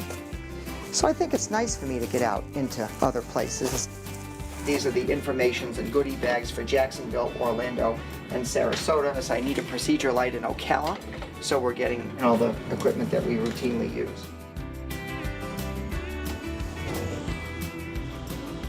It's in.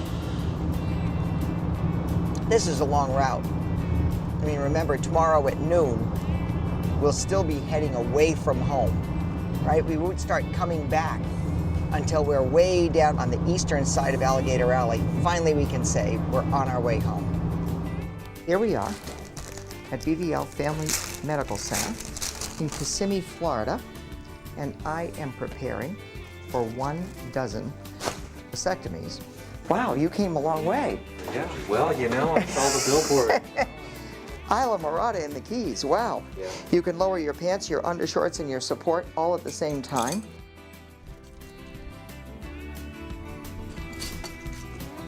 This van we've had since November of 1990. I figure that if I just keep the oil changed, then I'm doing 90% of what I have to do to keep the car running forever. I don't want some stranger doing this because he's just not going to do it with the care that I'm going to do it. You know, I might see that a cable is worn, or I might see that a belt is bad. There we go. I got an hour to drive from one place to the next. I don't want to just sit here and drive, so I eat. And I call patients from the last day, and I communicate with my office and let them know when I'm going to be at the next location, and they tell me if they have any add-on patients. Hey, Sergio. I'm the only guy running around. I'm the only guy making myself easily available to county health department programs. Hey, Mike, it's Dr. Doug Stein. It's 8 o'clock on Friday evening. I'm just calling to make sure everything's going okay after your appointment. Hi, this is Dr. Doug Stein. Is this Timothy? I'm fine, but I didn't have a vasectomy yesterday, Timothy. How are you? I'm sure that I haven't been as good a dad as many other fathers are, just given my preoccupation with my occupation, or with my chosen undertaking. I mean, I probably should have played with my kids a lot more and done sports with them and, you know, taken them on more trips than I did. And participating in the battle is its own reward. I mean, we have to feel that we're doing something useful with our lives.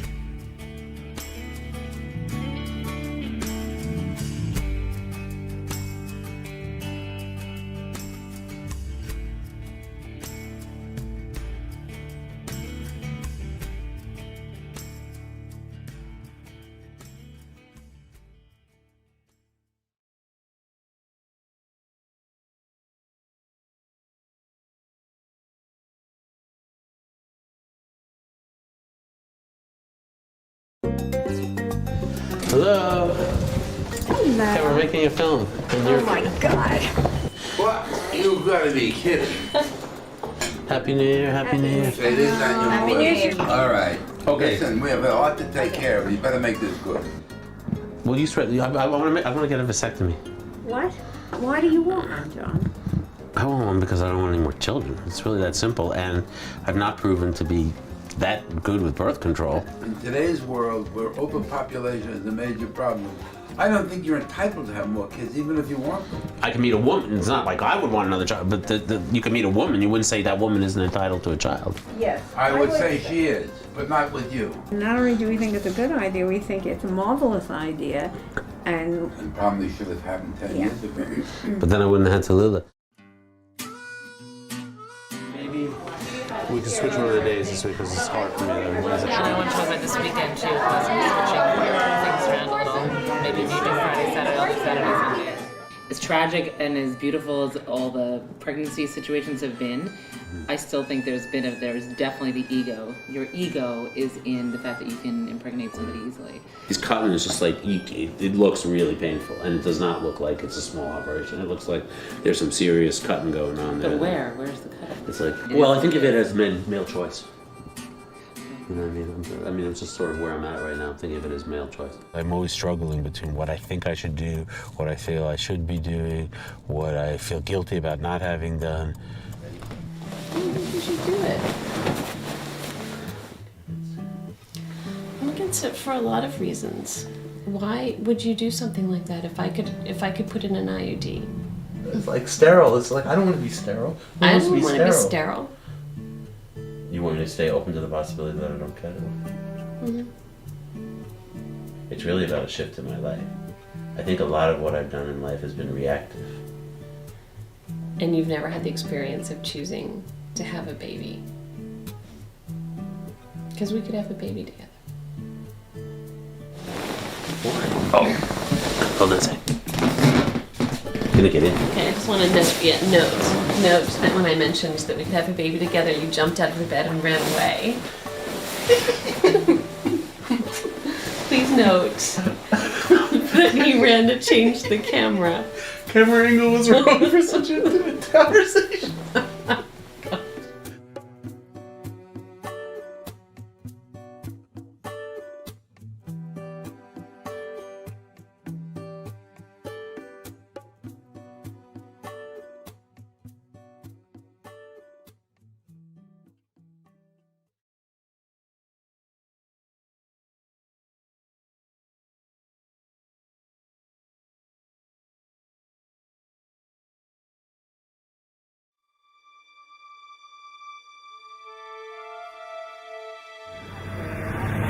Almighty Jesus, forgive us our sins, save us from the fires of hell, lead all souls to heaven, especially those in most need of thy mercy. The first sorrowful mystery, the agony in the garden. Our Father, who art in heaven, hallowed be thy name. Thy kingdom come, thy will be done, on earth as it is in heaven. It seems like you're supposed to do certain things in your life, right? You're supposed to find a girl, get married, have kids. And anything that isn't in that plan is wrong or not right. I'm 24. Remember that Sean can go to a foreign country and risk losing an arm or a leg. Why shouldn't he be able to get a vasectomy? The main reason why we decided to do the procedure was because my wife had an operation where she had 2/3 of her lungs taken out. I had back surgery, 2 knee surgeries, open heart surgery. Dang, you're really giving the doctors a lot of business. You get to be a certain age and you just don't want to worry anymore. Urologist, okay. I do, as a urologist, I do vasectomy. Oh, do you?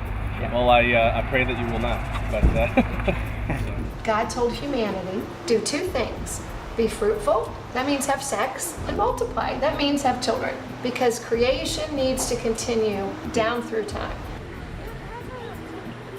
When I had my daughter, I was told that she had microcephaly, and we only have a 25% chance of having what they call a normal child. After I had her, I found out that I developed heart problems. My doctors told me that they can't guarantee that I make it out the next time because I almost died giving birth to her.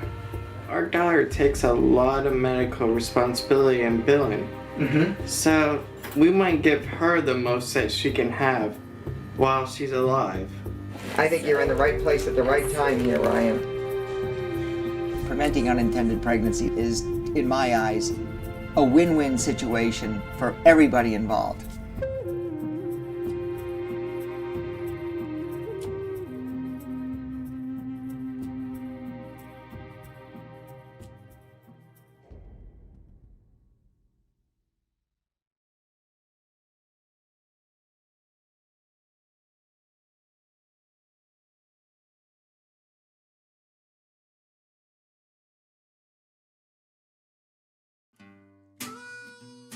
In the last year alone, I've met with my astrologer. I met with my parents because I thought that would be an important conversation to have. But ultimately, the conversation that's probably the most intimate one is the one I'm going to have with my children. Aaron and Tallulah, they're young. I'm not going to ask them permission to get a vasectomy, of course. But I am really curious to know what they think and what they feel about the very idea of it. I think the vasectomy is a good thing. It can't be a bad thing. I mean, that's just like, it can't be a bad, it's not a terrible thing. I don't want you to have no more babies. How many more babies do you want me to I have? want you to have 2 more babies. It's like a permanent responsibility. It's like No more kids. Yeah. I'd hold them in my arms and go, "Why, my baby on the treetop." How many of your children were planned?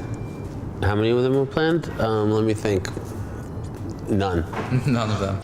But I still don't want you to. I still don't want you to do that thing. Vasectomy. That's it. Because the other sorts of birth control, you're not on the point with it. Yeah. I'm not so on point with that. Clearly, I'm not on point with that. Plus, what made you think of that? I thought maybe it was time to get into a new phase of my life. You know what I mean? You guys are getting older. Aaron's almost graduating school, and I'm just ready to... Die? What? What are you talking about? Of course not die. Good. But I'm saying I don't find it as pleasurable having sex with a condom, and I've obviously not been responsible with that. You don't die? You don't die. Then what happens? Do you have surgery? Tiny. Thank I can't handle it anymore. The vasectomy thing is really just a way to take a little control for my life in a way that I haven't done through birth control, I think. But if you didn't have any more sisters, you would be okay. Yeah, I don't really care because I've got a lot of friends.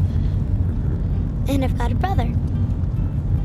Would you say your motivation for getting a vasectomy isn't to not have children in your life, but to not have mothers in your life? Yeah, I'd say the motivation is definitely not to have mothers. I don't want to be one of those fathers who shows up like I'm like grandpa's age with a kid at kindergarten. Can you imagine grandpa being your dad? Oh my God. And also because I have enough children. Come on, guys, help me here. That doesn't go there. It doesn't fit. It does. I feel like I've shared it with everybody who really matters in my life and who in any way is connected to the issue. I'm ready to do it.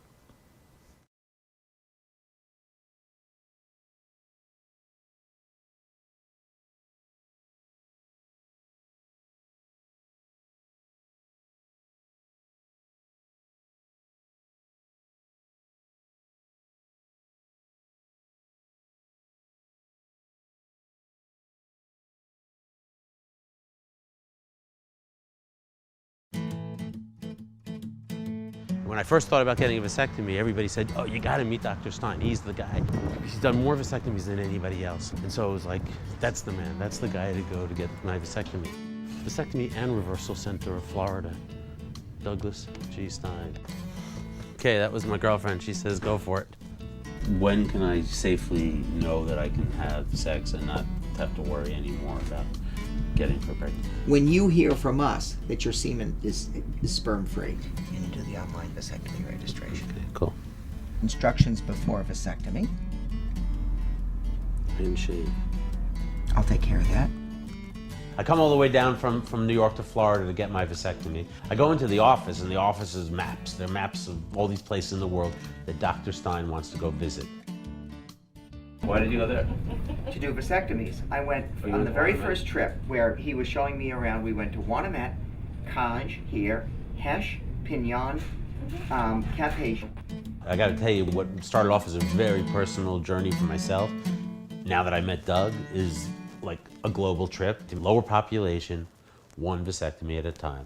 We have focused mostly on 3 parts of the world where the people are so packed in that they are living in rather squalid conditions. Those 3 places include Haiti, the Philippines, and Kenya. As a filmmaker, I want to be on that trip.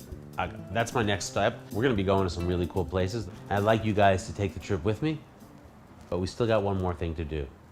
We ready? Yeah, you can stand up right on that gray step facing the blinds. This isn't just about a vasectomy. This is really about the issue of population on the planet, dealing with the question of poverty, and so many other important issues that we need to begin a conversation. I think this film can be that conversation, or at least get that conversation started. Go for the flick, brother. Oh, wasn't that bad, actually. Of course it wasn't. It wasn't so bad, and now it's probably not going to be so bad. Come with us as we travel the world with Dr. Doug Stein in Season 2 of the Vasectomy series.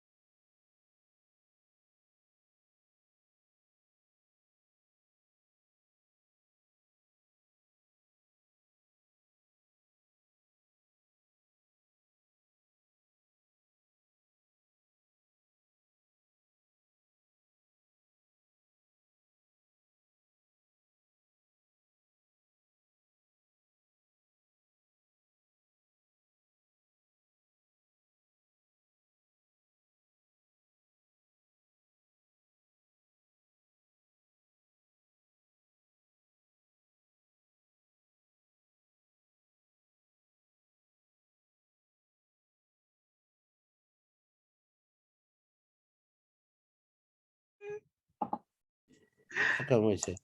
You know, I couldn't let you just be by yourself. Oh, thank you. I wasn't gonna. You can't have all the fun in Rwanda. Good. We have. Where's our guy? He's coming. He's coming. He is That's coming. amazing.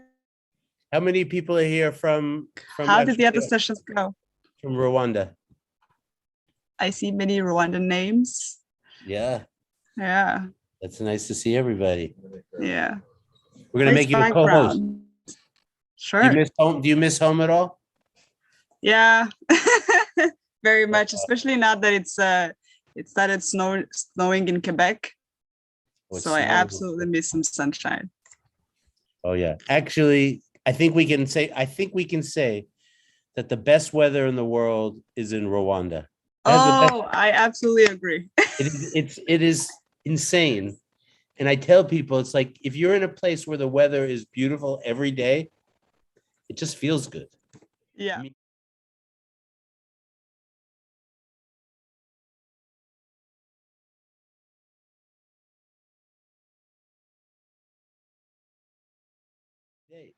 Yeah, And I used to definitely. joke and I said, I kept saying, it's like, this is the best day of my life. Yeah. The best weather I've ever had. And then it's every day is the best weather I ever had. Of course, I live in New York and now you're in Quebec. So it's like, it doesn't take much. Yeah. Anyhow, it's good to see you. Good to see you awake. And good to see so many You faces. too. And Yeah. cool. Where's Kizza Blair? I'm wondering, he was here before. He was helping us. Oh, they're taking a little break. Okay, well, that was us. Oh, okay. Where are they based? I think some in Uganda, from Oh. Uganda, and the medical school in Uganda. It would have been nice okay. to see. It would have been nice to see some of our old friends there. But hi, Monique. Is she awake? Yes. Oh, she says she's from the Netherlands. Hi, Monique, and I'm glad to see you. Hi, I'm happy to meet. How did you find us? I was invited by Freddie Oh, from nice. Amatera. We work Oh, together. nice. So that's why I'm here today. Excellent. So You know, curious. we were in Rwanda in 2018. Oh, me too. Yeah. And we were part. Were you there for the international conference? No, I wasn't. No. Anyhow, it was a really an amazing time in Rwanda. I had lots of adventures, and I'm a very stubborn person, so I always believe if you just don't give up, you only lose when you stop trying. Exactly. As long as you keep believing something's possible, it's still possible. And I think I think I still think Rwanda is the country with the most potential among many of the African countries. It's a manageable size, and it could be it's got so much going for it. And when you look at Kigali and just how beautiful, it's just perfect. Yeah, I also love the people, not only the country. Oh, the people that's what makes a country. Yeah. So when is Freddie going to join? Is he want to make those kind of beautiful entrances that he makes? Yeah, probably. Otherwise, it's going to be on You Happy. Yeah, the one thing we're hoping he come because he's so enthusiastic about doing things. Yeah. So we want to make sure he shows up for his own event. When did you talk to him? Like 10 minutes ago. Oh. Yeah. We have more students joining us. That's Nice. good. Been letting people in. Are you the one? Are you managing? Are you the co-host? I believe so. I'm letting people in. Yeah, there you are. So do you think now that you spent, how long are you going to be in Quebec for? 2 years. Without going home, or do you get to go home once? It depends on my research project. All depends on Michel. Really, you should be nice to him. Yeah. It depends on when he decides we're going to do our research. If he decides that we do it next year, then I can't leave. Where are you going to do the research? in Quebec. We were supposed to do a research in Haiti, but with the current situation, it's too risky. I can't travel there. Right. So we're doing one through his clinics in Quebec. Okay, that's convenient. Yeah. It's what is the topic? we are actually pretty interesting. We are doing something on decision making, like making a decision aid tool for patients that just had their vasectomies to come for a semen analysis. Huh. Yeah, because although the failure rate is very minimal, it's like 1 in 1,000 patients, but that would potentially result in an unwanted pregnancy. So they want to reduce that to 0, essentially. But then that's possible for people that come for their semen analysis because they're able to find people that they're like now like reconnect, or it takes time to properly heal. But then they can know that in people that don't come to do their semen analysis. So they want to create decision aid tools to really for patients to be aware of the risk they're taking when they don't come for their semen analysis. I got a vasectomy and I never got a semen analysis. Uh-oh. You want to know why? Why? Because the 1 in 1,000 chance just didn't make it worth. I'll tell you why. This is the truth. Think of this. To get my sperm analysis, I calculated there was a 1 in 500 chance I would be hit by a car. Versus it was a 1 in 1,000 chance I'd get pregnancy. So I was like, I did the analysis and realized it was safer to stay home. Yeah. It's not for 1 in 1,000, you know, and I figured if I got pregnant in the 1 in 1,000, then, you know, then that's what God wanted. Oh, I don't know. Hello, Anisette. Oh, hi. And Freddie is here. Oh, excellent. Freddie, Anisette, you know, you work with me all that time. You know, you have to put the light in your face. You got to turn around so we can see your face. Come on, turn around. We're going to see that face. I feel it. Oh. There we go. He's got that. Nice. We can finally see you. We can't hear you. You're muted. It's good. But look at that, man. He's got the beard. He's got a whole new look, man. We can't hear you, Anisette, but if you're saying something nice, you got to put the sound on. If you're not saying something nice, keep it muted. Where's Freddie?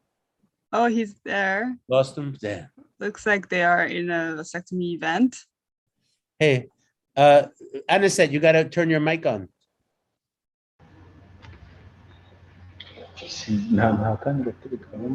Oh, Freddie. Hi, Freddie. Hello, Jonathan. How are you? Very well. Good to see you, nice man. to see you. Nice to see old friends and faces. Good to see you, everybody. Nice to see everybody who's here. Are you letting people in? Yes. Happy? Okay. Yes. All right. I'm going to put the mic over to your hands, Happy, and then I'll follow your lead. All right. Thank you. So welcome, Freddie and Anisette. Maybe we can start with Freddie introducing himself and maybe talking about the event and his background. Thank you, Jonathan and the team. Good morning for everybody. As you see, Amejirwa, we are here today. We have a meeting in collaboration with Kiwagabaga Hospital on discussing on the role of men in family planning, specifically vasectomy. I'm not alone here. I'm with one couple who will give a testimony about vasectomy. I'm with someone in charge of family planning, specifically with health workers, community health workers in Kiwagawaga Hospital. And I think Dr. Peter, who did vasectomy operation, will join in a few minutes. So, as you know, Amejirwa is working together with Kiwagabaga Hospital to speed up family planning progress, specifically vasectomy. During these 2 weeks, we had a vasectomy for 8 men, and even today we are waiting for 3 men who will come in afternoon. This meeting, today we have a meeting with all community health workers from each health center so that we discuss on the way forward and how we can improve our intervention so that we speed up, we increase the number of men who are involved in family planning, specifically in vasectomy programs, or in collaboration with Kibagabaga Hospital. So today we think we'll get some new idea from Dr. Alois, who joined. Hello, Dr. Alois. He's there. He's the owner of private clinic, which would like to integrate family planning in their program, so that even those who think uncomfortable to go at health center for getting vasectomy services can join his private clinic for getting vasectomy services. So if your own Anisette can also make his introduction. Sure. Thank you so much, Freddie. Just for clarity for the people joining today, Kibagabaga Hospital is one of the, I think, one of the big regional hospitals in Kigali, in Rwanda. Yes, just for context. So Anisette, over to you. Yeah, thank you. As you know, I'm Anisette Nzabonimpa. I am a medical doctor with a big experience in reproductive health, especially in family planning. And as you say, I'm wearing the World Vasectomy Day t-shirt. So I'm very, very interested in promoting vasectomy services, especially in my country, in Rwanda, where since 2008, we started the no scalpel vasectomy in the country, and especially in 2010, with Dr. Michel Abrek from Canada, we introduced the new technique, no scalpel vasectomy with cautery. And now in Rwanda, we are still working on community awareness. And as a medical doctor, working a long time with the Ministry of Health and Rwanda Biomedical Center in Rwanda, in family planning program. And now as an advocate and activist in reproductive health, I'm still working on community awareness and community mobilization around family planning, and especially for vasectomy. I'm working with some civil society organizations, including Rwamurek and the Amejerwa and the others, to ensure that we can help the Ministry of Health on the demand side, because health facilities are there providing services, but we have to ensure that community is aware and motivated to go to their facilities for vasectomy for services. So now I am in the Western Province near Kivu Lake with people from Karongi district in training on gender-based violence. And in this training, we really talk about male involvement in reproductive health, especially in family planning. And people are mobilized that many can also help their partners, their wives too, to use family planning, especially to have vasectomy as an act of love in couples. Thank you very much. Thank you so much, Anisette, and thank you for making time to join us today. I'll pass it over to Freddy. Yeah, thank you, Happy. As I told you, I was someone who have get service of vasectomy, who can testimony, who can give his testimony on how he feel now and how they take decision of getting a vasectomy. He's with his wife. Maybe I can pass him the. Sure. I can do the English translation, but you can have the Kinyarwanda conversation with them. I'll just do the translation. He will intervene in Kinyarwanda, and then, as Dr. said, he will make his intervention in Kinyarwanda, so you will explain to Jonathan and the others. Okay, thank you. Mwaramutse. Mwaramutse neza. Nitwa Hategekimana Gervais. Yego.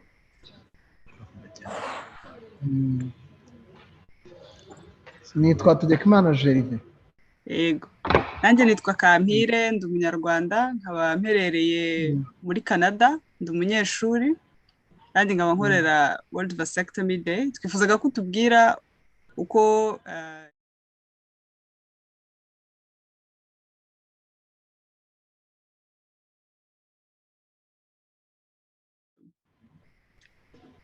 nta kibazo kirimo, baranyakiriye bankorera neza, gahunda yose y'imibonano igenda neza, nta kibazo kirimo. Ese uru rugendo rwo gufata umwanzuro wo gukora vasectomy, watubwira muri make uko wowe na madamu mwahisemo kuza gukoresha ubwo buryo?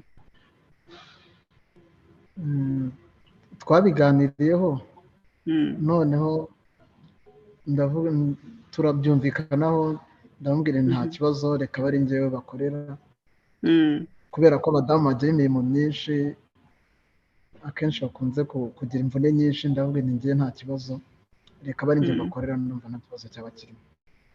Okay, byiza cyane, murakoze cyane. Freddy, do you have any more questions? Genda yadufasha akatubwira, hari igihe abantu bavuga ko iyo umuntu yahawe iyi serivisi ya vasectomy nk'umugabo, hari uburyo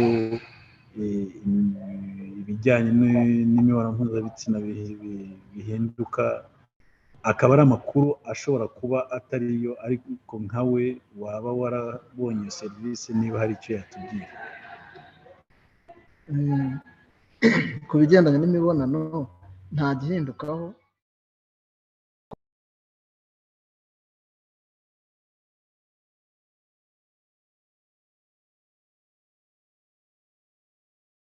bagira iyihe nama cyangwa bahereza ubuhe butumwa?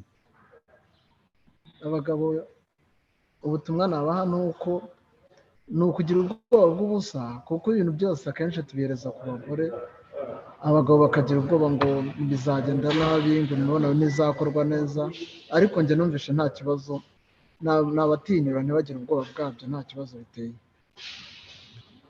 Byenda uri kumwe n'umufasha wawe, nawe byenda yagiye yumva amakuru asa n'avuga ibijyanye na serivisi ya vasectomy, hari uburyo yayumvise ari ay'ukuri n'ayo kubeshya, wowe kuri uyu munsi we yatubwira iki nk'umuntu muri kumwe? Murakoze, nitwa Nyirahabineza Clementine. Murakoze, nitwa Nyirahabineza Clementine. Uko babivugaga koko natwe twumvaga ariko bimeze, ariko tukimara guhitamo ubu buryo twasanze ari ibisanzwe, nta mpinduka ibaho, n'ubundi ubuzima burakomeza nk'uko bisanzwe, nta kibazo bitwaye. Ni ubuhe butumwa wahereza abandi badamu, cyangwa n'iki watangariza abantu bari bafite amakuru atari yo ku bijyanye na vasectomy? Nabashishikariza ko ntabwo abagabo bakwiriye kubiharira abagore gusa, bumve ko ari bo bagomba gukoresha uburyo bwa burundu, ahubwo n'abagore n'abagabo twese biratureba, kandi bashira ubwoba rwose, nta mpinduka ibaho idasanzwe, ubuzima burakomeza. Murakoze cyane Happy. Rero urumva ko abatangabuhamya bacu mu by'ukuri hari amakuru atariyo abantu bari bafite ku bijyanye no kwifungisha burundu kw'abagabo. Nkaba numva ibi ngibi byafasha, ariko nk'uko twababwiye tugiye kugirana inama n'abajyanama b'ubuzima kugira ngo turebe uko twashyiramo imbaraga muri Gasabo, bityo bizamure imibare yo kuboneza urubyaro. Jonathan, sorry, I was speaking in Kinyarwanda according to what our guests come to tell us. So I would like to invite Dr. Alois. Sorry, let me just translate what they said so that people in the audience can just know. So we first asked our patient, I think it's Gervais, how his process, how his the surgery went, and he's really happy with the results, and there was no pain, so he really liked that it was a smooth process and that he didn't have any complications. We also asked him about the misconceptions around vasectomy, for that it affects sex drive and yes, sexual intercourse as a whole. And he says that sure, he had heard about these misconceptions in the community, but he would like to say to everyone who's attending today that these are not true because he himself did not face this kind of issues.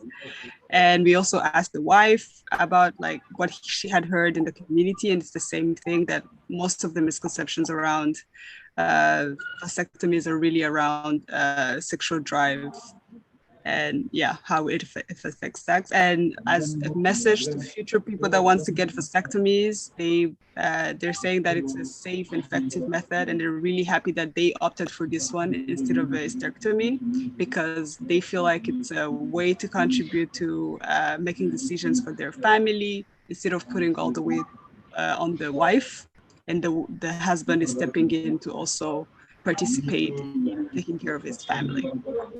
So sure, we can, sorry, Jonathan, you have raised your hand. Go ahead. Well, I had a question for the couple, which was, why do you think, what would need to happen so that other men like him and his wife or couples would make the same decision? Like, obviously, the myths and misconceptions are not correct.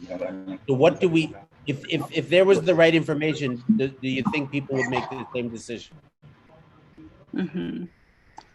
Freddie, would you like me to translate?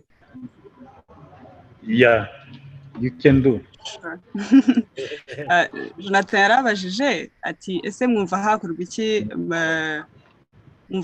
iki muri communauté kugira ngo abandi bagabo nabo bashishikarire gukora vasectomy.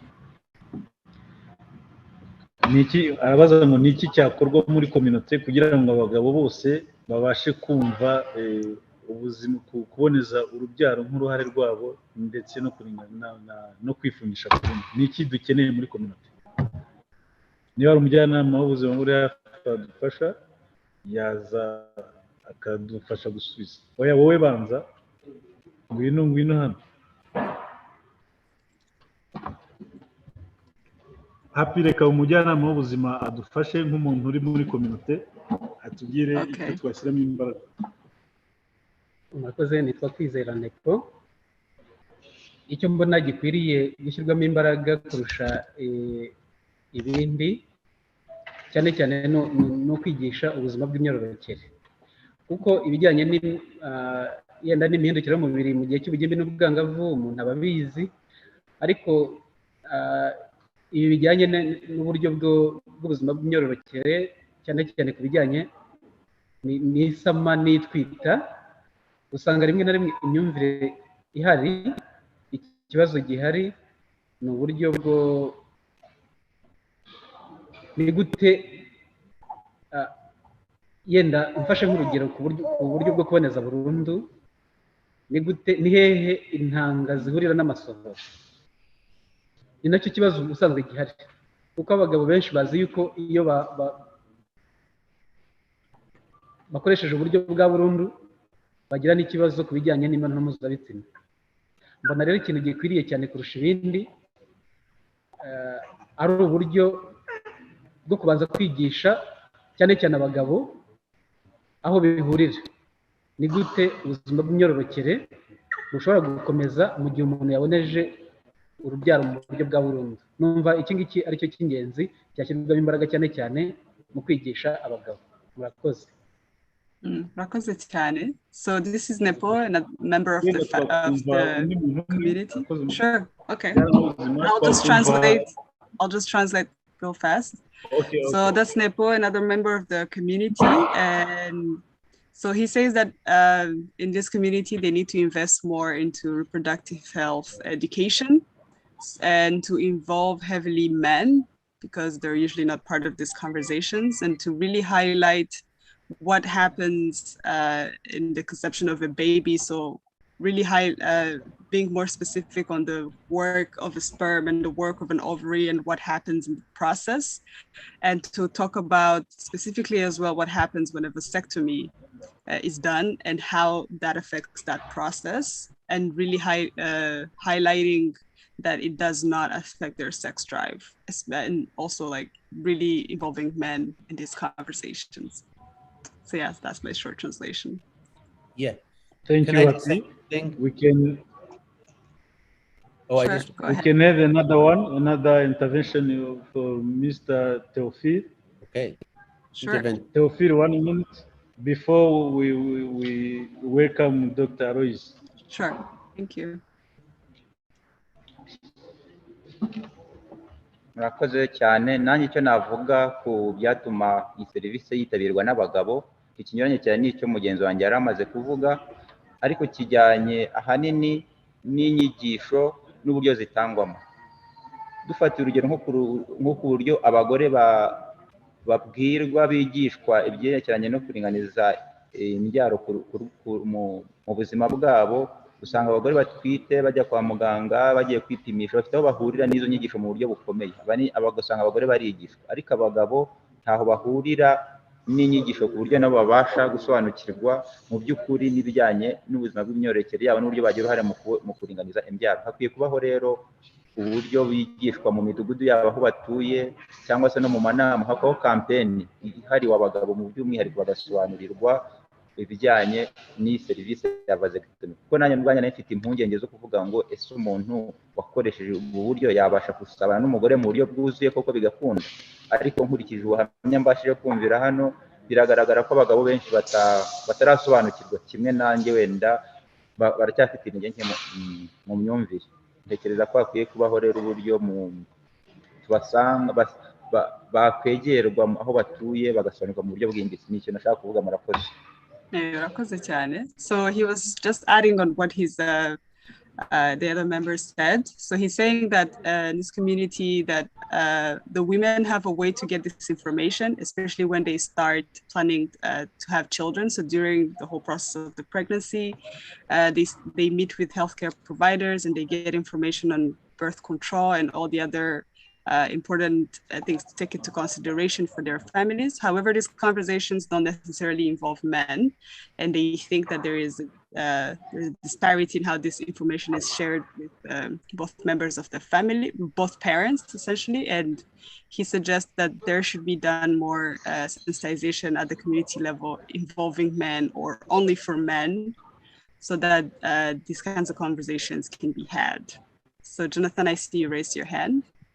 Well, I was thinking two things. One, I was listening today to FP 2030. FP 2030, as we know, is the largest UN, or it's the world global organization that sets the standards for family planning and sexual and reproductive health in the whole world. And I listened to today was the first, they announced the standards for 2030. And it was like a 2-hour conversation, and they never once talked about men. It literally said women, adolescent girls, and people of diverse gender, but not men. It was literally everybody but men. And I think that we often blame men for not participating, but the reality of it is the family planning world spends very little money, very little time in educating men. And I just want to add And my father in New York, he never talked to me. I didn't get information from my father. I got it from my friends if I got any information. So I learned because I was interested, but it didn't come from anything. And I think that we should put less blame on men. There are a lot of things we can be blamed for, so I understand, but we should put more resources to educate men. I agree 100%. Yeah.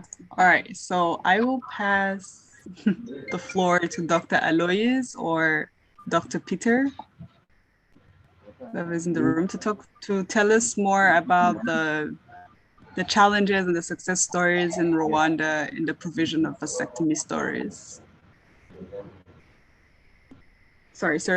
Yeah, vasectomy services. Dr. Royce, maybe he's not connected. He was And here. did you talk with him?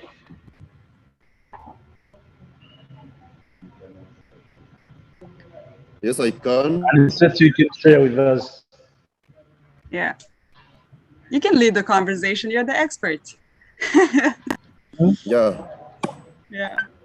So let me talk about the community engagement in family planning in general, and specifically on vasectomy. Just to let you know, in Rwanda, we have a very strong community health program. And in our community, we have community health workers in all villages, and we have two categories of community health workers. We have the first category is what we call the norm, a man and a woman working in all programs. And the second category is a maternal health community health worker, focusing on maternal newborn related issues. But specifically for family planning, we have this one in charge of maternal and newborn health, and sometimes one or two, the man and the woman doing everything. At least two health community workers at each village are trained on family planning. What they do, they are skilled to give counseling, to educate people, and to provide family planning services, including condom distribution, provision of pills for contraception, and also injectable. For vasectomy, community health workers help us to mobilize men, to have accurate information in vasectomy, to have information on how vasectomy is done, benefits, and how the procedure is done in health facilities, and how services are provided in health facility free of charge. And then what they do is just to go to make a kind of a door-to-door visit, to mobilize especially men and boys on positive masculinity, because not only on family planning, but for all maternal child health services and the other reproductive health services, the community health workers mobilize men to help women and children to have access to services, especially to ensure that at the family level, everyone have access to health services. So in addition to community health workers, we have in our communities local leaders. Local leaders include local authorities at the lower level, and among those local authorities in Rwanda, we have a specificity of having at least 30% of local authorities are women. That reason why in Rwanda we are promoting this gender balance, but also in the gender balance program, we ensure that men also support the promotion of gender balance, and also men can also be a agent of change for to support women to have access to all services, including health services. And that in the family planning program, we encourage men to accompany women to family planning services, and also to have a couple counseling together, and then, if possible, men to accept to use vasectomy as a family planning method. We have also religious leaders, and at the community level, religious leaders play a big role in community mobilization. They have especially three programs. One is the promotion of parent dialogue between women and women at the household level. And then with effective dialogue between partners, so they can choose effective method of family planning, including vasectomy. And there, we have also another program, parent and adolescent communication, where we religious leaders promote the discussion between a parent and the children, especially adolescents, to ensure that those adolescents have information on reproductive health, including family planning, and also the promotion of positive masculinity among adolescent boys in the community. Also, Hello, Dr. we have some Dr. specific programs on the promotion of family harmony, where men and women can discuss about which effective method of family planning they can use. And there, vasectomy is the one among the key topic discussed at the community level and in the different churches, except Catholic churches. We have also Sorry, I think yeah, Freddie is trying to say something. Yeah, Dr. Alois is online. Maybe Oh. he can intervene about private sector, private clinics in family planning promotion. How private sector can intervene, can have a role in family planning. Dr. Yeah, Alois, Dr. is Alois, there? you're muted, so I can. Good morning, Dr. Alois. Morning, sir. Long time. We keep in touch. Yeah, it's a long time. Okay, Yeah. do you catch me? Yes. Okay, so happy. I'm so happy to be with you. My name's Dr. Alois. I'm working in the private sector. So I'm a private doctor and I'm a family planning national trainer. I have been working on family planning more than 10 years ago. But among methods that offered to my clients, there is a vasectomy, no scalpel vasectomy. I have been trained by MOH on vasectomy, and I have performed more than 100 vasectomy. So my experience in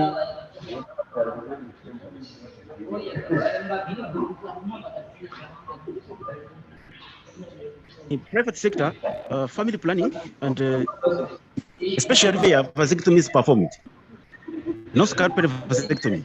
So to mean that, in private sector, we offer a service of quality.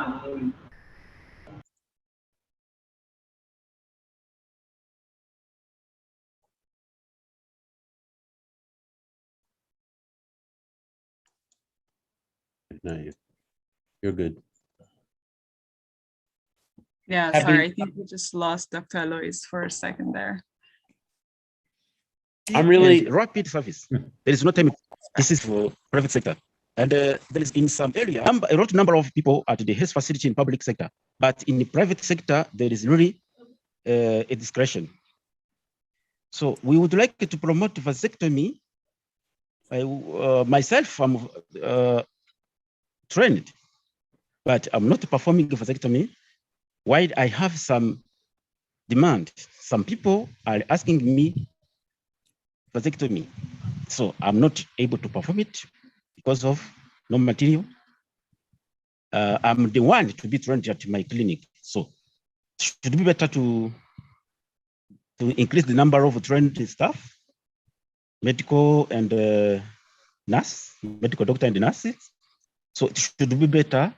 Then there is another challenge, material. We have no equipment for vasectomy. Myself, I'm feeling in need of refresher. So those are the challenges we are facing. Thank you. Thank you very much for sharing. Jonathan, do you have any questions? Do I? Yeah, it seems like you had one. I do, because I'm really curious about two things. One is, to what extent is the public sector committed in terms of putting resources, money for vasectomy programs? And then the other question is, what is the status in Rwanda for opening up a private vasectomy clinic? Is that even feasible? Like, would it be financially feasible, or would it still have to be funded through the public system? Could you translate that? Happy? I think Anisette can hear you, and he can. But I want everybody to make sure. Oh, okay. Yeah, yeah. I think Anisette, do you mind telling? You're muted. Do you mind answering those questions? Yeah. So I think, thank you, Jonathan, for the good questions. And what I can say in Rwanda, because now I'm now very, very involved in the public and the private health facilities, because in my work now with RBC and the Ministry of Health, sometimes I go in the public health facilities for some activities and the trainings, but also once a week, especially every Saturday, I have some clinical activities in some private clinics in Kigali, around Kigali. And as I said, Dr. Alois, some private clinics have trained doctors. Some of them continue to perform vasectomy and others not, meaning that perhaps at the private sector side, they need perhaps a specific training for them in order to integrate vasectomy services in their routine work. But also, as I know, we have some motivated clinics ready to initiate a vasectomy program. I know Dr. Lois is really committed with his clinic. And I know other two clinics, one clinic I work with, and they are really interested to initiate a vasectomy service there. But the challenge, what they need is a kind of support in terms of trainings for doctors and nurses to perform nosocopial vasectomy. And also the other issue is the equipment, the kits, the vasectomy kits. They need the vasectomy kits in order to be ready to perform vasectomy. So the initiative, the motivation is there, and I think what they need is just to help them to initiate vasectomy services in those clinics. We can now perhaps in Kigali 2 or 3 which can be ready to initiate the program as soon as possible. Thank you. Thank you very much for that intervention. Does anyone else have any questions in the audience? Yeah, I do, of course. I have a question. Here's my thing. Everybody knows that World Vasectomy Day was in Rwanda in 2018. And the timing was very difficult. You know, you had a big conference and it was very difficult to bring on another activity. And I think I made a bit of a mistake in that I didn't give up when I was told we shouldn't do it. And so I pushed really hard to make it happen because we had started and it was really going well. I really believed, Anisette, that if we were able to continue, I think today we would be talking about Rwanda as the center of vasectomy in the world. The problem I have right now, and it's not me personally, because I don't, like I said, I believe you just keep trying, but it's harder for me now to mobilize resources in Rwanda because I mobilized a lot of resources and it didn't work out. Now people feel like, oh, is there really interest in Rwanda or will they close it down again? Now, I think a lot of the problem was my own mistakes. So I don't, I don't think it's very simple, but how can we start something again, build it? Like, do we get it through the government? But if we're going to do it with the government, I have to make sure the government really supports the project on a high level. If we're going to do it in the private sector, which is, I don't have an opinion on, but if you choose the private sector, we have to know that the private sector can function well within, that it's something that could work. If I'm happy to continue to find a way to make it work in Rwanda. And I can speak for, there are a lot of people who would come back to Rwanda and try again, but we would need to know for sure that everything is approved on that high level so that, we don't end up making a mistake again. And I'm just wondering if the new Minister of Health on that level is really committed to vasectomy. If that would be awesome, that would be great. If he is, can you keep, what do you think? Or do you think it's better to do a private practice?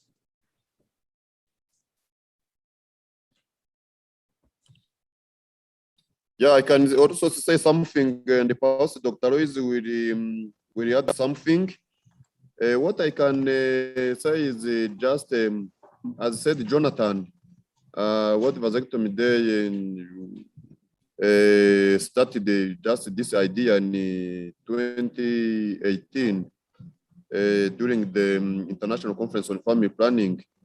And just was just a kind of mistake between the what vasectomy day and the Minister of Health.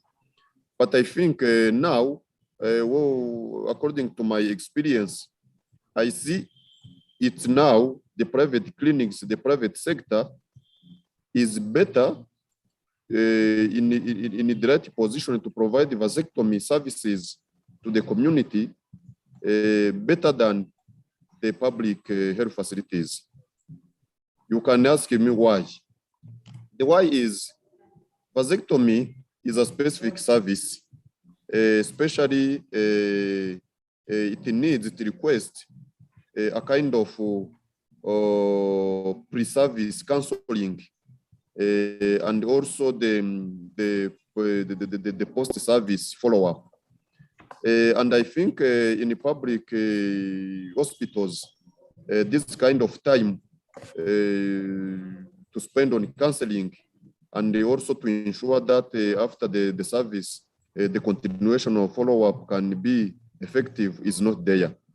Because, in the public health facilities, with a shortage of health professionals, they don't have enough time to spend on each client, especially those family planning clients who need really much time to discuss with them to ensure that they have accurate information and also a good follow-up. Because, you know, in family planning and the last 2 weeks, I was discussing with people from RBC, especially people from maternal and child health and community health program, and the people from mental health division. And we were talking about some cases with some mental health issues after having family planning services without effective counseling.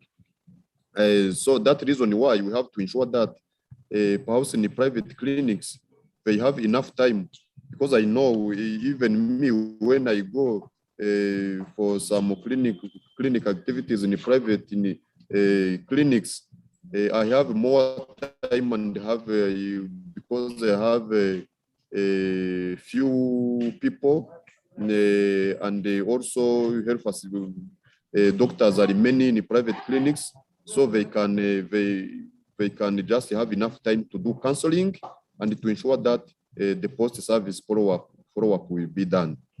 So I think to make it operational, what to do?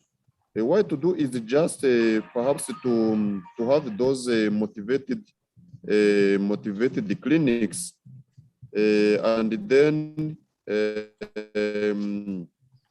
discuss this and then make them responsible to work with the Ministry of Health, with the government.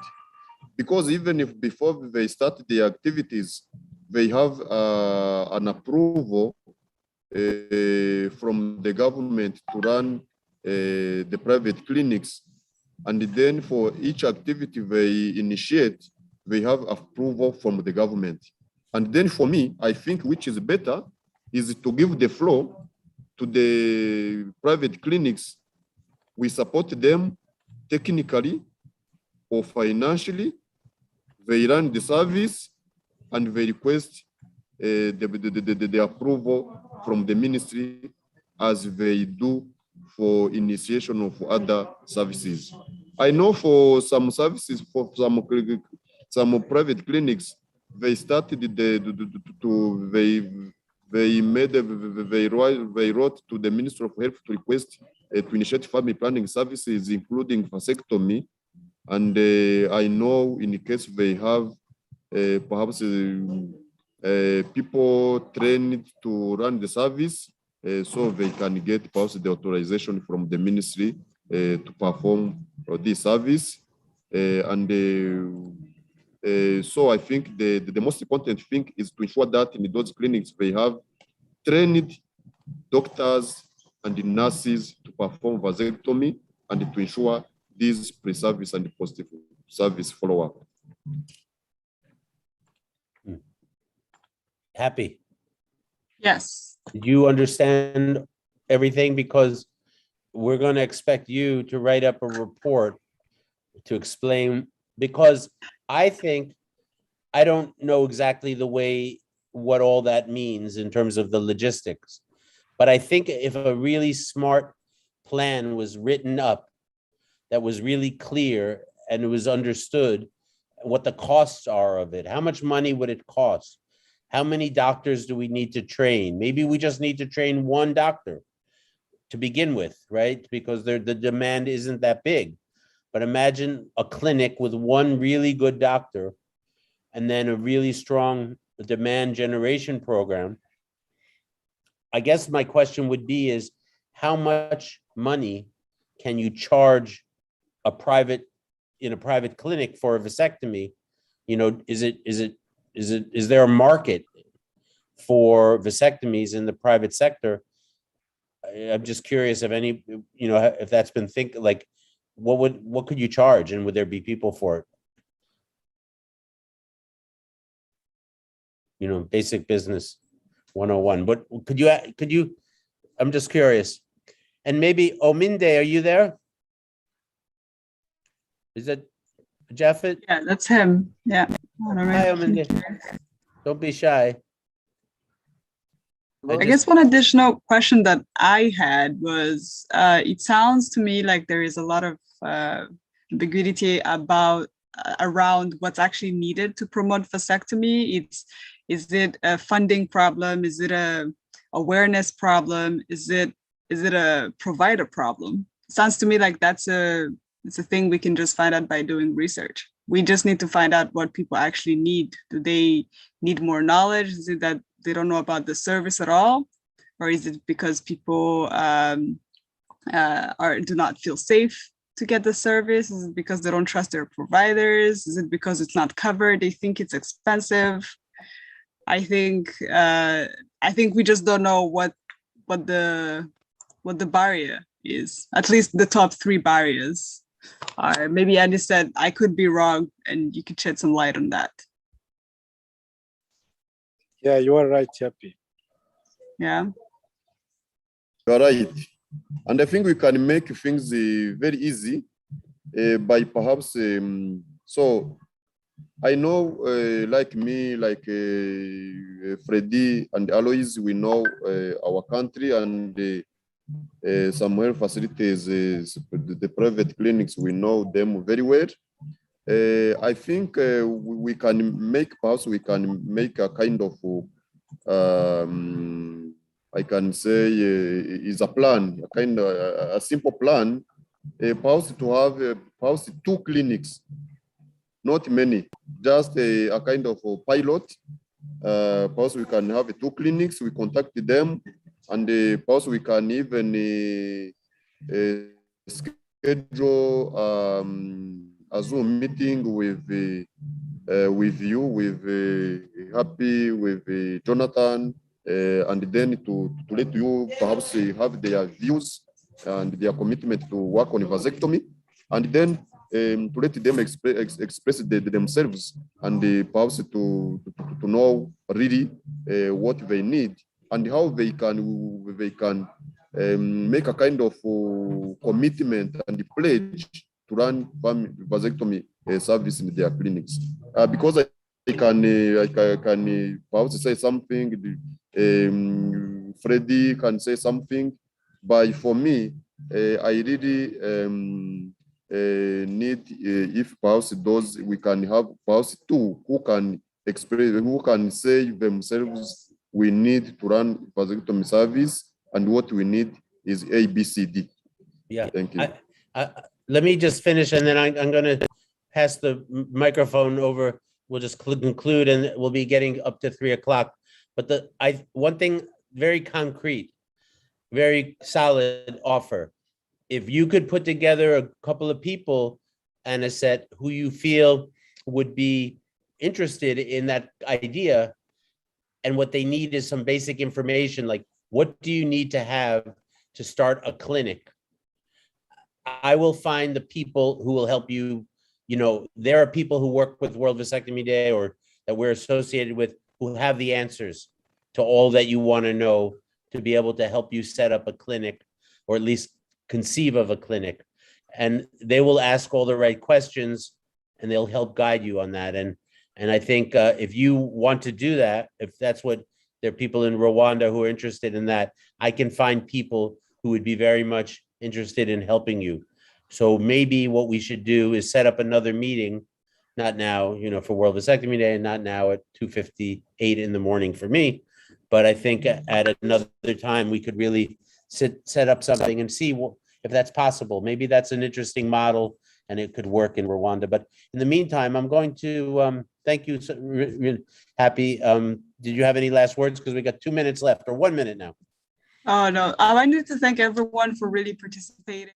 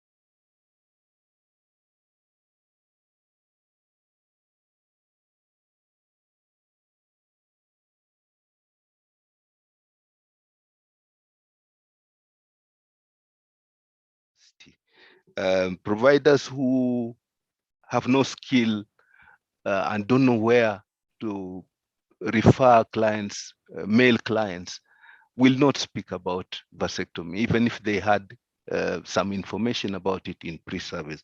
But we do know when they are trained or when they are being molded as providers, the pre-service has gaps, and those also need to be addressed. So there's a challenge of also looking at how do we mold this provider, how do we produce this product, and fix those challenges that are in their education. We also heard from one of the speakers about instruments and requirements for the enabling environment for providing a wide range of methods, including vasectomy. When you look at the essential lists of equipment in some of our countries and some of the countries that will be supporting, you find they don't have the vasectomy kits listed as an essential equipment. So they do the purchases, they do the procurement, etc. But that gap remains. And in some, you heard that the standards and norms may be missing permanent methods. So that is a challenge, because as a supervisor or whatever, that falls within the cracks. So we will not look for instruments for vasectomy or any other such methods. So those are things that we need to fix. And then the whole area of bias and how we organize services. Men typically are not by design of the how the services are organized. There's no provision for a man to walk into a family planning. Now in some countries they have started bringing that dimension, but that is still a challenge that needs to be addressed to ensure that individuals who are different gender can access those services and can be attended to and get information on services for a wide range of methods, including vasectomy. So I'll just pause there and Great. Yep. Thank you. Thank you. Thank you so much, Ominde, and thank you to all of our panelists. I think this has been really a wide-ranging discussion. We heard kind of the landscape analysis of the situation, what works, what doesn't work in various countries. We also heard about commonalities. We heard about commonalities around barriers, about human resources, around training, around equipment. And then Katie came and said, well, here are some of the things that have a potential to help address the problem. It's going to take time. And I think that's what all of our panelists have said. This is not going to happen in a day, right? We know even if we scale up accessibility and fix things in countries, it takes time. You're not going to see a big change all of a sudden. And that's always a challenge when you're trying to pitch to your Minister of Health and your Ministry of Finance, I need X amount of money to do X. And they say, well, how long is it going to take? And how much do you need? If you say it's going to take me 10 years, they're going to look at you and say, no, we can't do that. And then we finished up hearing a really nice summary from Dr. Ominde on the challenges and kind of some of the thoughts around those. And I think, one of the reasons to kind of finish up on the challenges is to keep people thinking. We really want you to try to think about innovative methods and ways to mitigate some of the challenges and move things forward. So I think with that, we'd like to thank everyone for your attendance and for your thoughtful participation. And I'm going to turn it over to Jonathan, who's going to introduce the next group from Uganda. And I'll let you take it from there. Thanks so much, everyone. Well, thank you, guys. And everybody's welcome to stay, of course, and continue, feedback and everything whatever you'd like to contribute. But really appreciate that, Renee. I thought that was awesome. So interesting. And like you said, all the diversity, but so many commonalities as well. So very well done and really appreciate it. So I'm going to hand over the microphone to Ibrahim Nkonge, who has been working with World Vasectomy Day just to help put together programs in Uganda and support existing programs. And there's a lot going on in Uganda. So, Nkonge, I pass it to you, and thanks everybody.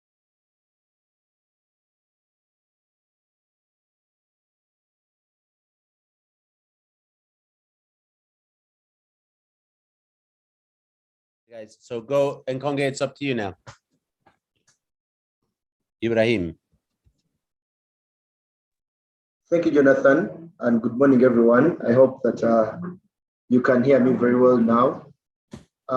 It's been a very long discussion for the past 11 hours, and it is interesting that people are here now. Uganda will send you greetings. It's an afternoon now, and we are going to have a lot of interesting things that we're going to be discussing. So I request that we all keep around.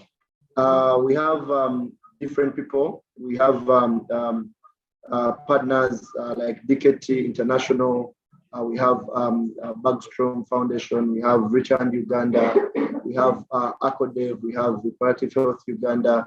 And we're going to be discussing vasectomies in Uganda, that different lessons people have gotten, the challenges they faced, how can we improve this, and how can we have a unified discussion. And also we are going to have some testimonials shared. So to kick us off, I'm going to just give you a brief of what we are going to be doing today. We are going to have 2 hours engagement, and we are going to start with welcoming remarks from Antonio from DKT Uganda.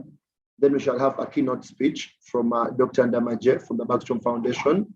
And then we are going to have a video of testimonies from different men around Uganda about vasectomies and what they believe that vasectomies have done for them. After that, we shall have a discussion from different key partners like Richard Uganda, DKT Uganda, ACODEV, and Reproductive Health Uganda to see the different things they've been doing around Uganda in terms of vasectomies. And then we shall have a minute for people to ask questions and also react. And then we can also discuss on how we can normalize the conversations around vasectomy in Uganda.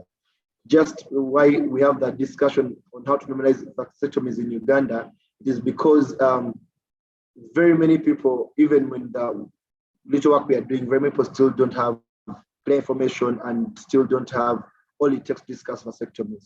But that we shall discuss later. For now, allow me to invite Antonio to just give a few remarks, and then we can start. Antonio, you're welcome. Hi, everyone. Thank you, Ibrahim. Thank you, Jonathan, for that. For those 11 hours, it's a lot, but thanks for all what you are doing. We are happy to be part again of the World Vasectomy Day, that as our CEO, Chris Purdy, mentioned that you should reconsider the name to World Vasectomy Week, but I believe that now it's like World Vasectomy Month, because it's not just 1 week, at least not in Uganda, and even in the States, you started like early November.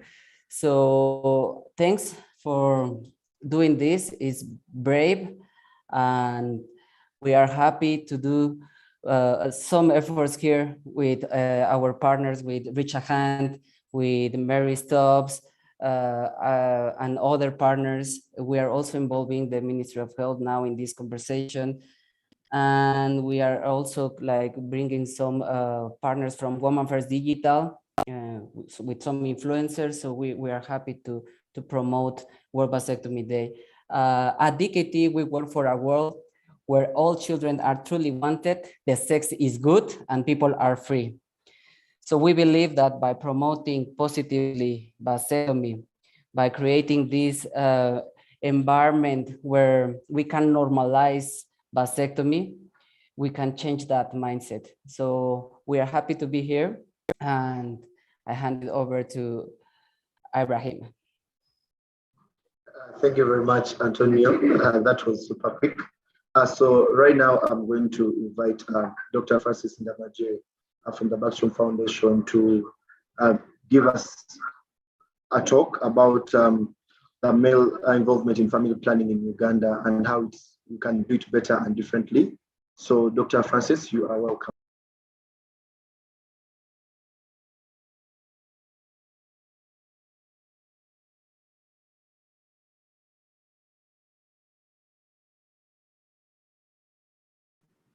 Thank you much, Ibrahim, and thank you, the team, for the invitation and the opportunity to participate in this. My role here is to give the picture, Uganda, and we have quite a lot of stories that probably we'll hear from the different members.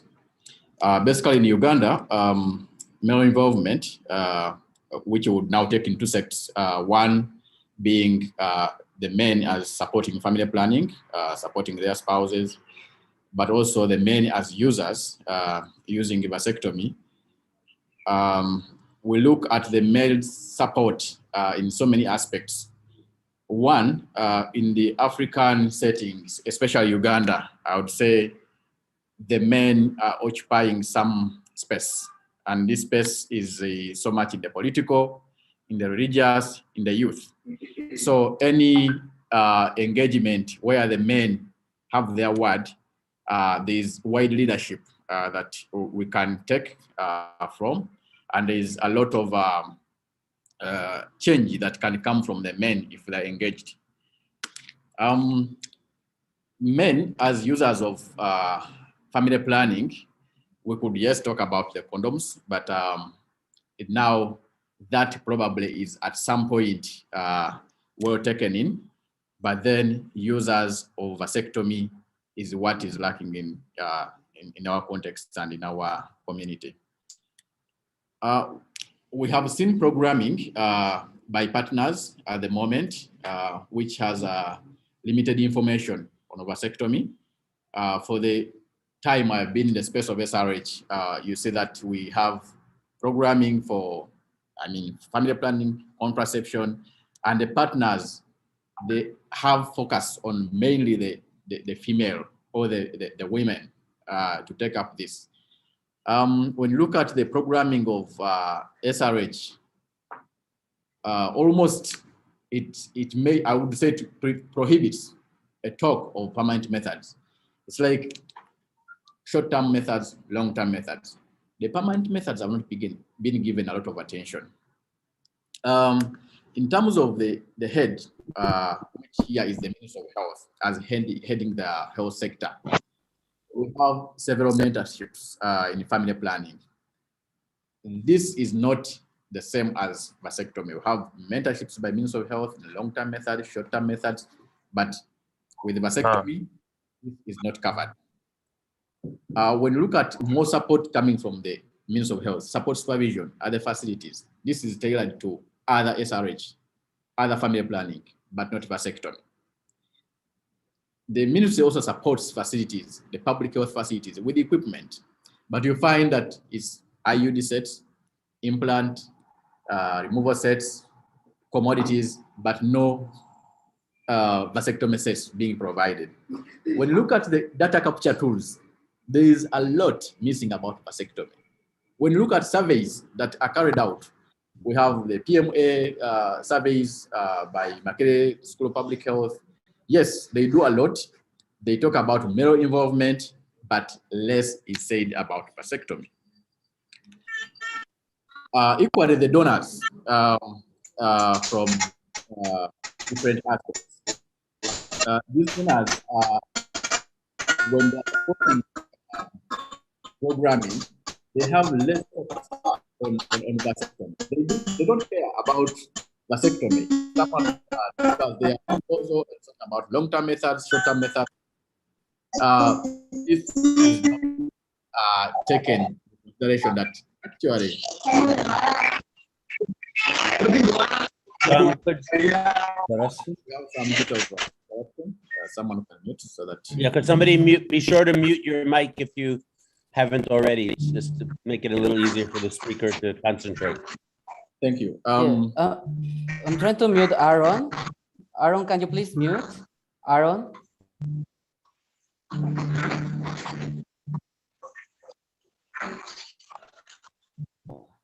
Yes, thank you so much. What we see in the communities at the moment as we do programming for SRH, the men are actually complaining. They are saying we are left out in the programming that you are doing.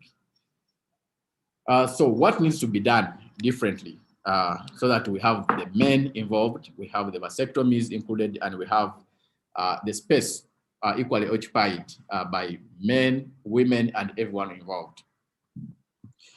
So we are saying that if there's inclusion of vasectomy in programming campaigns, like any other methods, IUDs, implants, etc., we would probably have a more talk about vasectomy, more published of vasectomy, and more knowledge going to the people.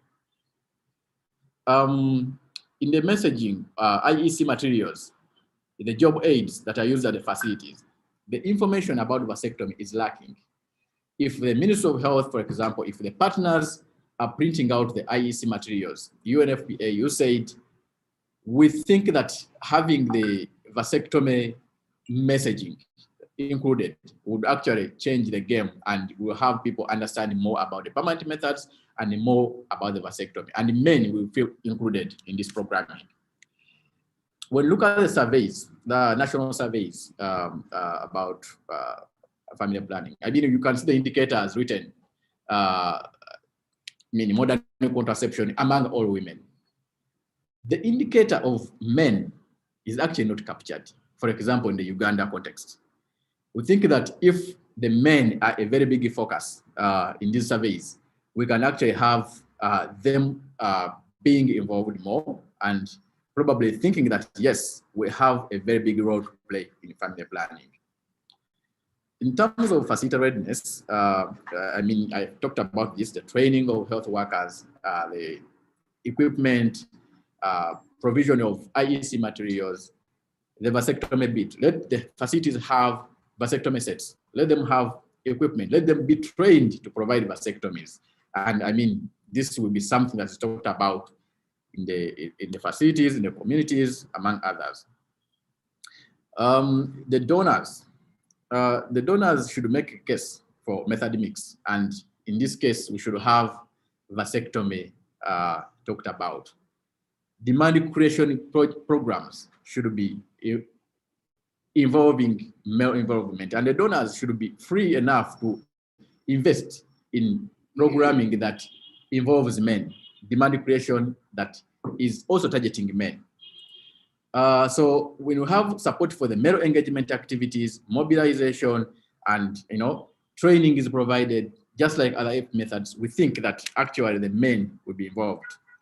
Now, I attended one of the partner programs, and they had a very good demand creation approach for male engagement.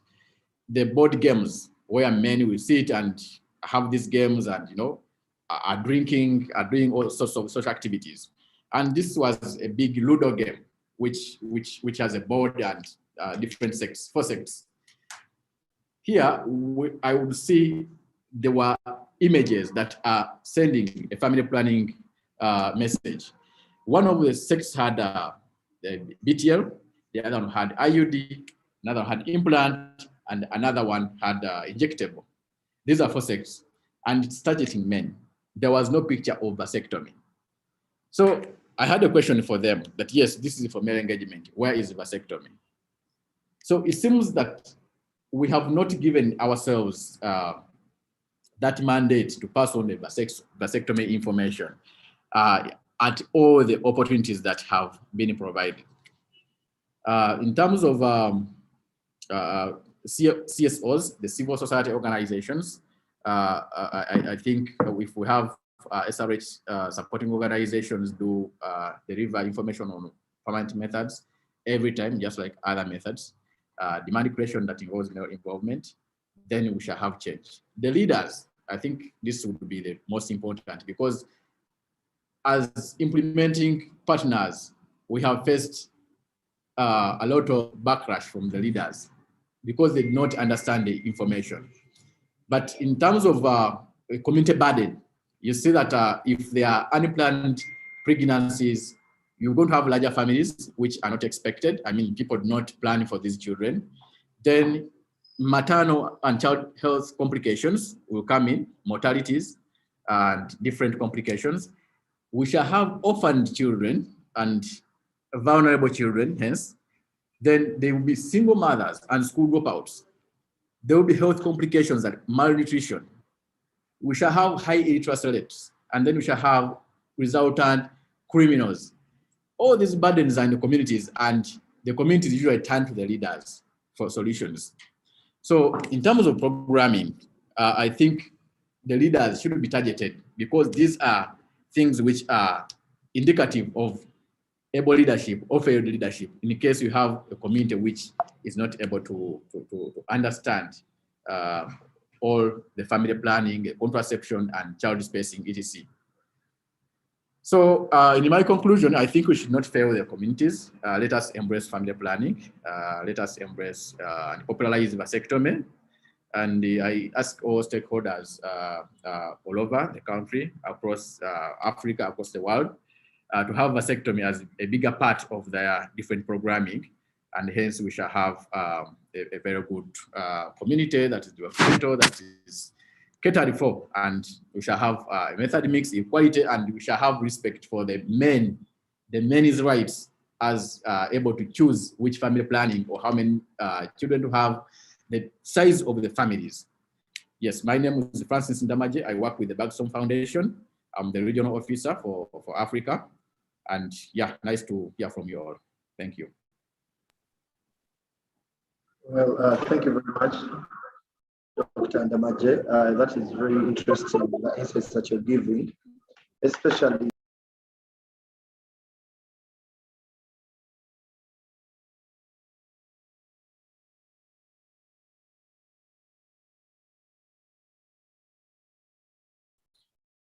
Abraham, on mute.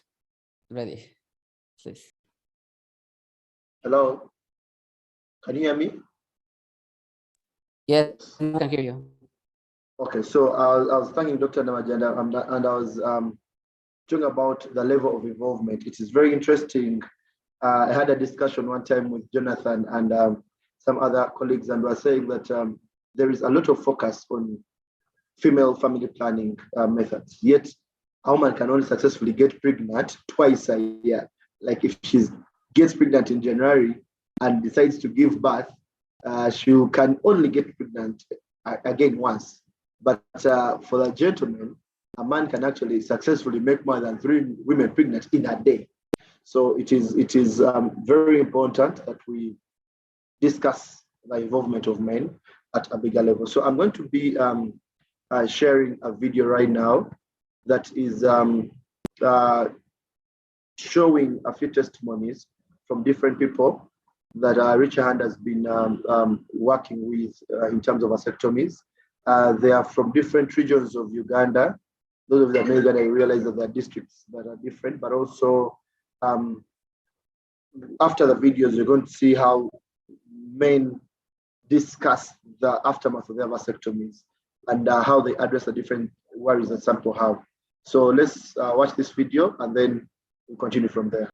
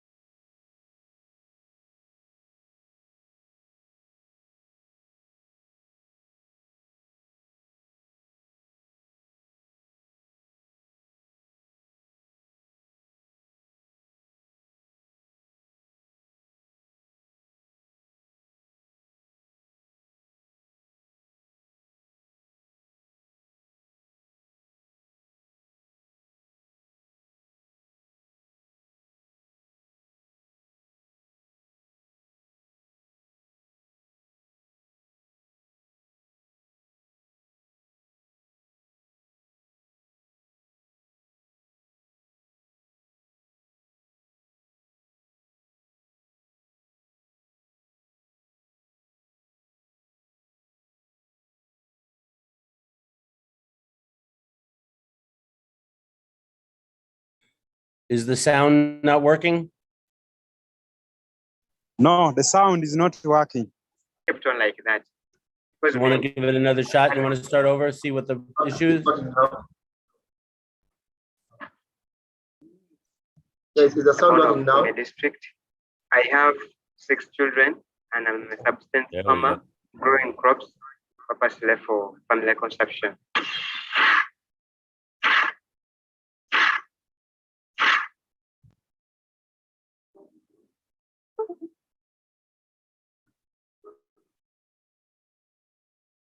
How I came to have 6 children is that my wife did not know how to calculate her days.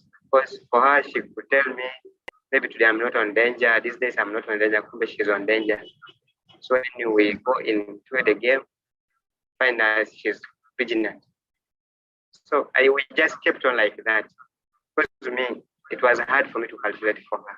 So we just found ourselves within that short period of time we reached 6 children, which is now very hard to take care of. When they fall sick, it forces me to borrow money from these savings for treatment.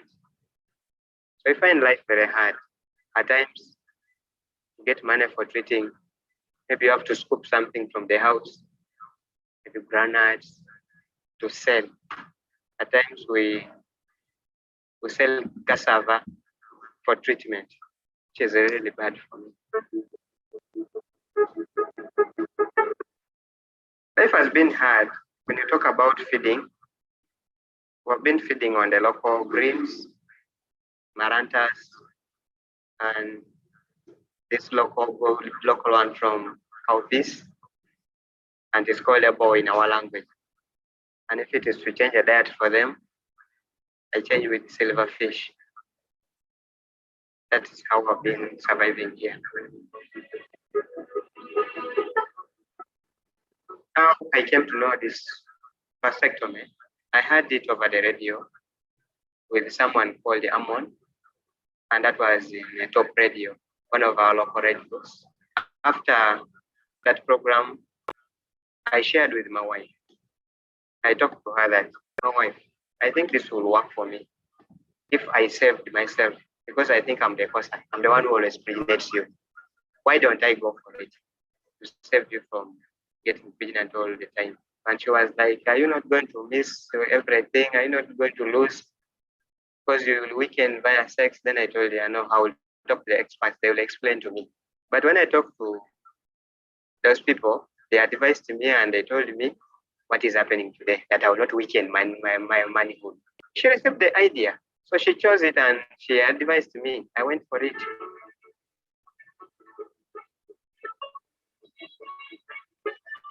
What inspired me to take on vasectomy is that if I really did it, it was going to help me. I will be able to save and even to feed those ones that I've produced. Since I did it is now 2 months past, but I've not felt any. Only that very day, and I felt some pain, and after that pain went. I have no problem again. I walk well. I can even ride.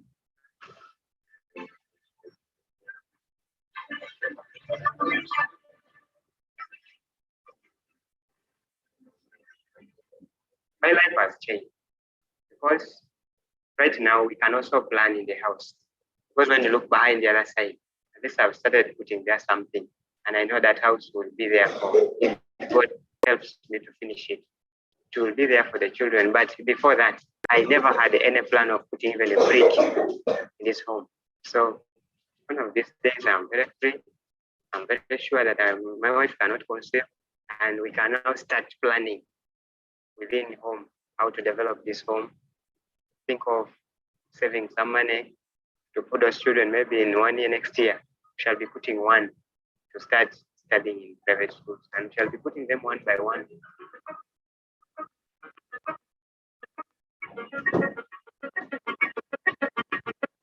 If I had not gone for this vasectomy, I was going to produce and die very poor. The situation that I was in was not a good situation. I lived with 1 trouser, 2 shirts, whatever little coin that you get.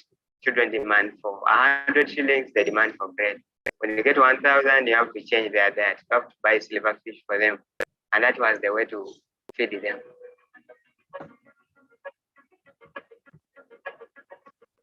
When I talked to my friends, some of them were believing, some of them were not believing.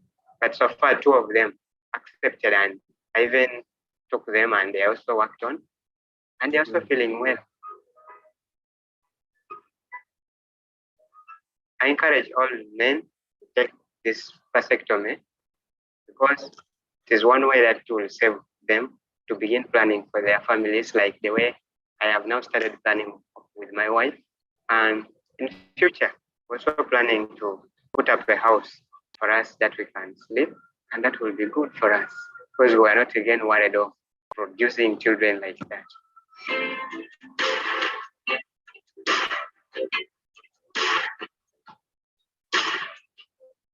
I call upon all men in Uganda to join vasectomy because it will be one way for us to save for ourselves and for the future. And I'm proud of being a member of vasectomy. It's going to work for me, and I'm seeing changes. Now I'm beginning to widen my brain and to plan for my family and for myself.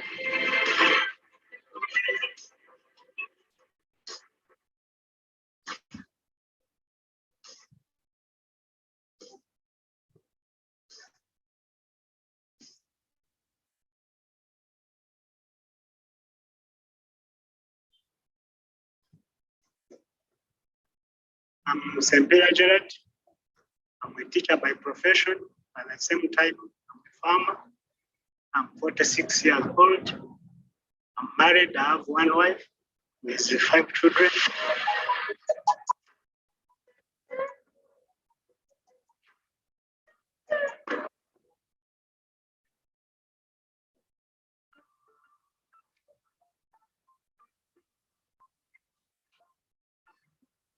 Originally, I wanted to do catering because I was given a place at Moose. Then I stopped because somebody discouraged me and went for National Teachers College. Then from there, jobs were not easy.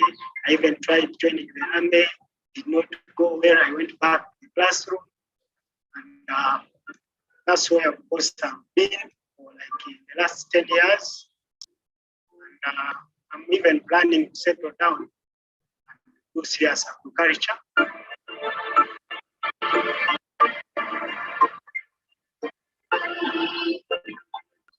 One of the challenges that I was having was how to raise my children. Because one, they need school fees, and they need medical clothing, and of course, the economic resource to me was very small, and I wanted to limit producing more because it would make me able to give them the necessary help, the necessary support, the necessary care that they would get as my children. When I told my wife about vasectomy, she of course at first she was very apprehensive and she did not agree wholesomely. But after we had discussed for long, then she agreed that I should go.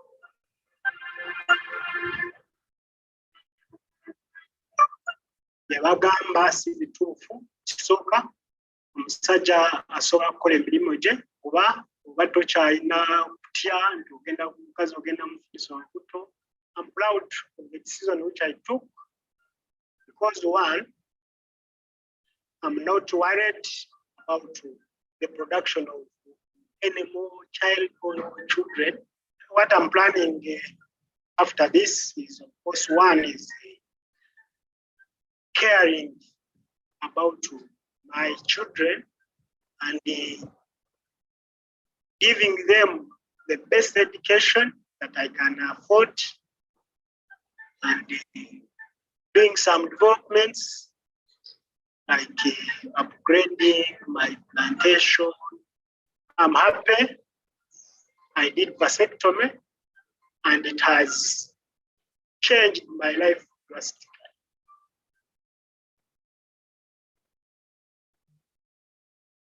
amazina banyita MC w'Efraim yo mushije umufumbo no mucyara wanje turi n'abana mwenda kandi turi abahingi.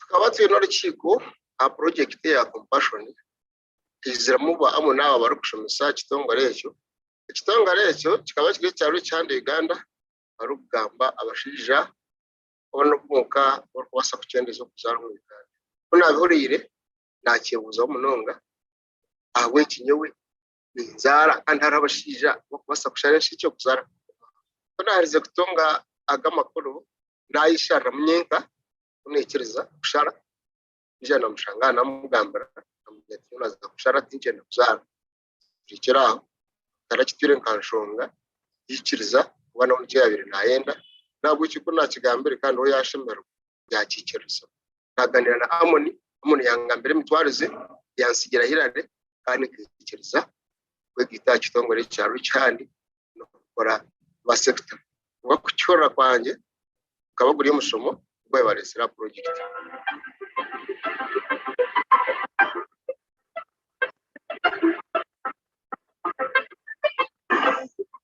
Charging position vasectomy cyakire kintu kimwe umanya abantu turana mu kazi batarakumanya bwaragirenda no bwaragi zo kukikora vasectomy abantu merende indete kakishira mu kazi era no kuzara abana kusya babona no kugira ngo ikibaho ari kumanya ngo wazayo za kuvuga kirabe ni dina yo kare ndakagikozere kabani tira unanyitaba ngabo nkabona feelings umkayi nakikorire ikindi cyashaziraho era ko nashanyira ikitine cy'ushara amagaraganye natore n'abatayibanyi abe nashazira bino mukazi twine dembe ko Uganda yitwaye kino rukutina mutabimanya naza kugere ndaho naho kikikaga abana turere rabo kandi tuweke ikintu kimwe rarikiriza nawe kikarugaho so atende garantuye ko atire cyukutemesa twatina kuzaya kubanza kushanga yibi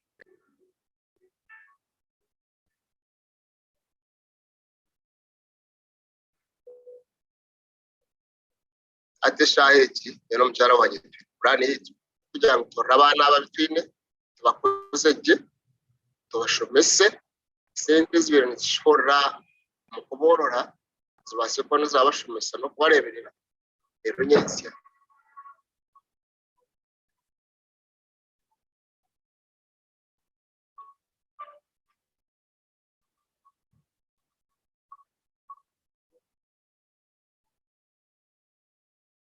nani nyenda kugambira abagenzi banje banywane banje ebiba kuteka ngo biriyo ebiruko batense kuzayo yemeke tukanteka ngo hariyo kushasha ayi barashari niza kushasha kugatari usasibona hari ikizibu cyo kuvuga nayo ni mbahura abagenzi banje kushara n'ikirungi kibakumira amagaraganye kibakumira ubusinye bwanyu tarumwera ati amagiza gengo baha bita company sekora Uganda teturukubasha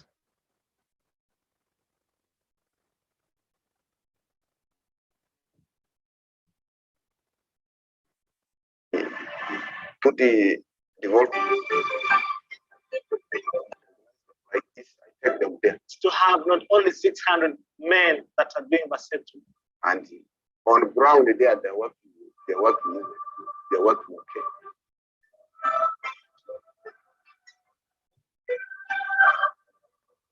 The future plan is to have not only 600 men that are doing vasectomy, but to have thousands, millions of men that can work in any facility, any health center, any hospital, and demand for these services. The future plan is to have every man be an advocate in family planning services, family planning information, creating up a friendly environment whereby all this can be discussed, and also every health center can have at least a service they can give their community members, the different people. The future plan is to have as many champions in Uganda, in Africa, in East Africa, so that they can look at Uganda as a model country where they can borrow lessons from on how men can be engaged in family planning services, and also them being strong champions in family planning. We hope to scale up next year and cover the whole country.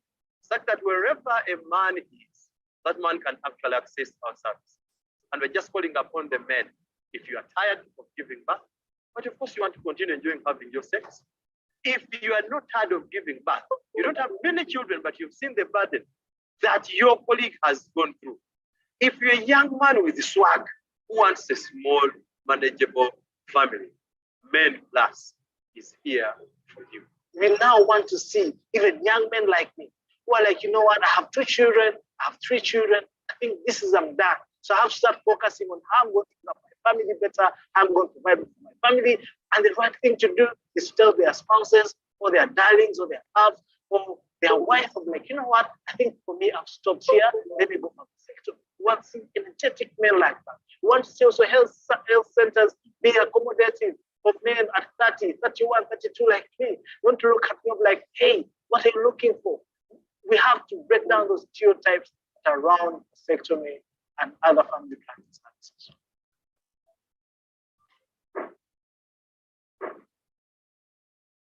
Well, that is the video. Sorry, I know it's very long, but I'm seeing comments in here. Someone is saying that Uganda men, I'm happy that you're raising above the misinformation of vasectomy. Keep it up. Yeah, thank you very much. That was a comment that came in from Mboga. Also, during the video, we're joined by Dr. Kenneth Buiza from Productive Health Uganda. Just wanted to say you're very much welcome, Dr. Kenneth. He's one of the people that have championed vasectomy in Uganda. So, like I earlier mentioned, after this video, we're going to have a brief discussion from different key players, different organizations that have done work around vasectomies in Uganda, and they have put in time and resources to see that at least men discuss vasectomies, but also that men understand about vasectomies. And I'm going to have someone from RHU, someone from Richard Uganda, someone from ACODEF, someone from DKT. So I'm going to start with Benson, who is the head of programs from Richard Uganda. I'm going to invite him to switch on his camera and his microphone, and then I'm going to ask him a few questions, and then we shall then move to the other people. Benson, you're very much welcome. It's good to see you, and I just want you to introduce yourself, and then also tell us, Richard Uganda is known as a youth-led and youth-serving organization. So I'm really interested in knowing, why are you guys focusing on vasectomy, yet you're a youth organization? Please introduce yourself and give us details about that. Thank you. Thank you very much, Ibrahim. I'm delighted to be here. I'm Benson Muhindo. I'm the head of programs at Richard Uganda. Well said. We are a young people's organization. Why are we having a focus on vasectomy? For us, we are looking at the intersectionality, what brings the young people and the older people together. Over the years, we have held what we call the intergenerational dialogue, and within the communities, but also a national intergenerational dialogue, bringing together the young and the old. So if you look at vasectomy in that sense, if you are a young man, you are a young woman, and you want to not plan your family, because I mean, young people don't like to talk about family planning because they don't have families, but you want to make sure that you are using a method of contraception that is suitable for you. And so if you want to have children and be able to look after them and give them the good life, young people love good life, they like good things, but these good things won't come unless you are really prepared. If you want to have children, are you prepared to have them? So us talking about vasectomy is very, very important for us, because we know that in Uganda, young people start to have children. Just a few weeks ago, I met a cousin of mine who is 36 years, but has 10 children. So what do you do for such a young person? I mean, we have grown up together, slightly older than me, but these are the people that we are looking out for. So if we want to make sure that we bring down the total fertility rates, the young people should be brought on board to, first of all, be aware that vasectomy is a method of contraception and that it's available, it is accessible, that it is a normal conversation, that even when you have had a family size of your choice, you can choose to have a vasectomy at, 27, at 30. But also for the older people, we have seen that, for example, if you look at the lockdown numbers we have had in Uganda in terms of teenage pregnancies, who are, call them perpetrators, where are they? Of course, we know that, yes, young people are having sex, but we know that some of the people that are causing some of these issues are people that are old. Probably if they have had vasectomies, we are able to address some of these issues at that level so that these young children, these young girls or young women can be able to continue and finish their school. It's that important. So for us, vasectomy is part of the work that we do. Dr. Ndamaje talked about the method mix. You want to talk about all the other methods, looking at, for example, the IUDs, the implants. How about the vasectomies? Because we know that for now, we are looking at about 0.6% of the people taking up vasectomies here in Uganda. So what does that mean? Where are the men? Are we giving out that information? And, PMA just released a report recently, and the biggest gap we have there is the information, the information gap. So for us, because we have largely been doing demand generation, we want to make sure that we work with government, we work with the service providers, the health service providers for the vasectomies to make sure that information reaches the men, but also reaches the young people. Because the investment for the future should be made now, so that at an appropriate time, you are not struggling to make a decision, but it's easier for you to make a decision because you have the right information, you have listened to testimonies like those that we just listened to here. It's very critical for us as a young people organization. Thank you.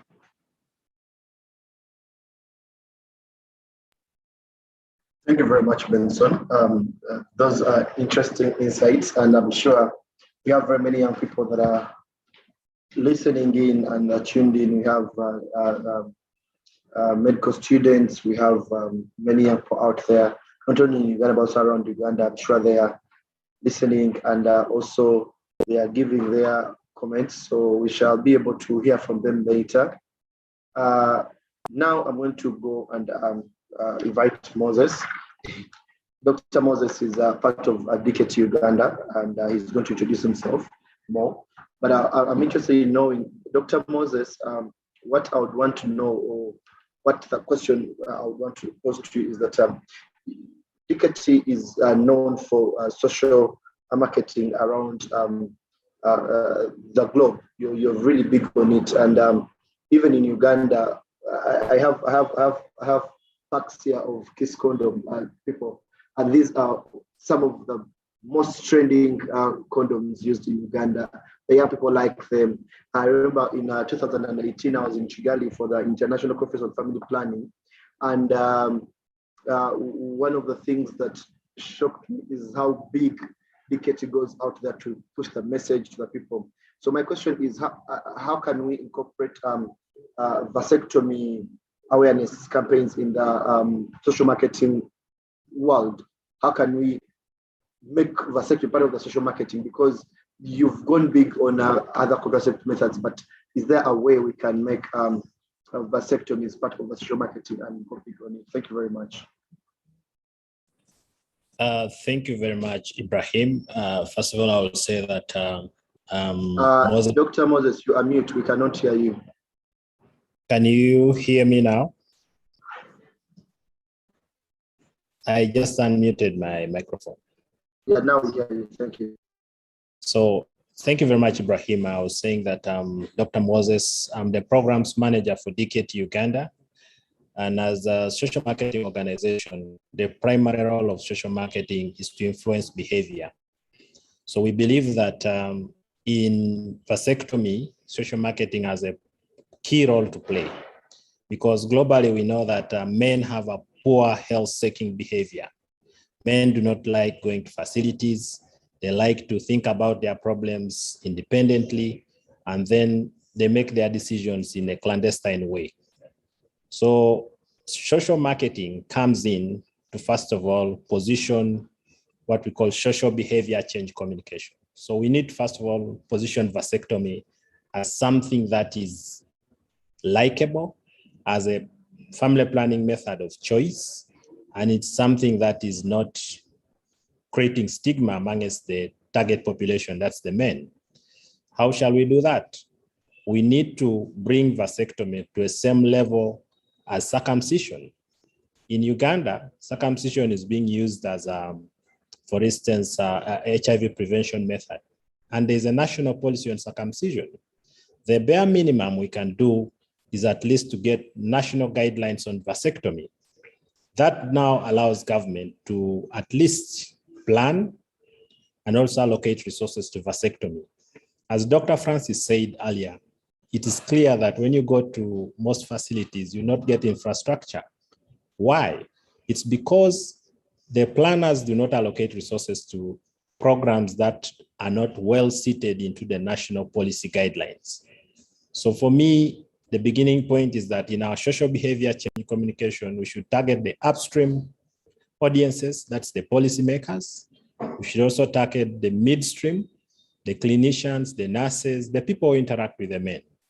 And then the downstream audience, we should target people like peers, age mates. I've heard most of the speakers saying they have cousins, they have relatives, they have friends who have more than 5 children.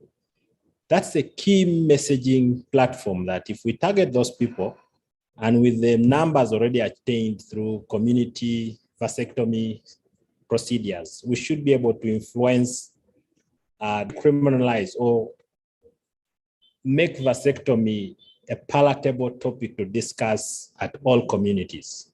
So as a social marketing organization, we believe that vasectomy is good. We are going to support it because it allows the men to continue enjoying pleasure, because sex is about pleasure. And as Antonio said, that DKT markets pleasure products. So we believe vasectomy allows men to enjoy sex without worry, and they will also have families without worry. So that's my primary message as regards to social behavior change communication.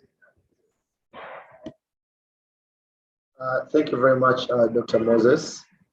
And I believe that people are going to be able to note down their questions and give feedback later as we have the time to ask questions. I've seen Renee suggest that voluntary medical circumcision camps are a good place to do discussions for male clients. That's something that we've noted. I'm sure other service providers have noted that when men come to do voluntary male circumcision, it's a time to also get them and engage them in discussion with vasectomies. Actually, just to say something about that, since the beginning of the week, we've been working with Richer Hand and DKT to go to different communities to talk to men and tell them about positive masculinity, about the involvement in family planning, also about vasectomies. And it is interesting how yesterday, but one, what a place that has a landing site. And most of these men, when they saw the car and the setup and said we want men, first thing they asked is, have you guys come to do circumcision? So I think circumcision has been very prominent, and it's something that we can tap into. Well, like I said, we have a lot of people that are going to be speaking to us about vasectomies in Uganda. We have Judith. Judith is a programs manager at ACODEV. ACODEV is one of the organizations that actually have done a lot of work in terms of reaching out to rural communities in terms of vasectomies. But what I want to understand is their approach. They really work with the public and private sectors, hospitals to reach out for vasectomy. So Judith, I want you to tell us, how have you managed to work with the private and public sector to provide vasectomies, and are there any key learnings you want to share with us about that, so people can get information and learn from? Thank you very much. Floor is yours. Welcome.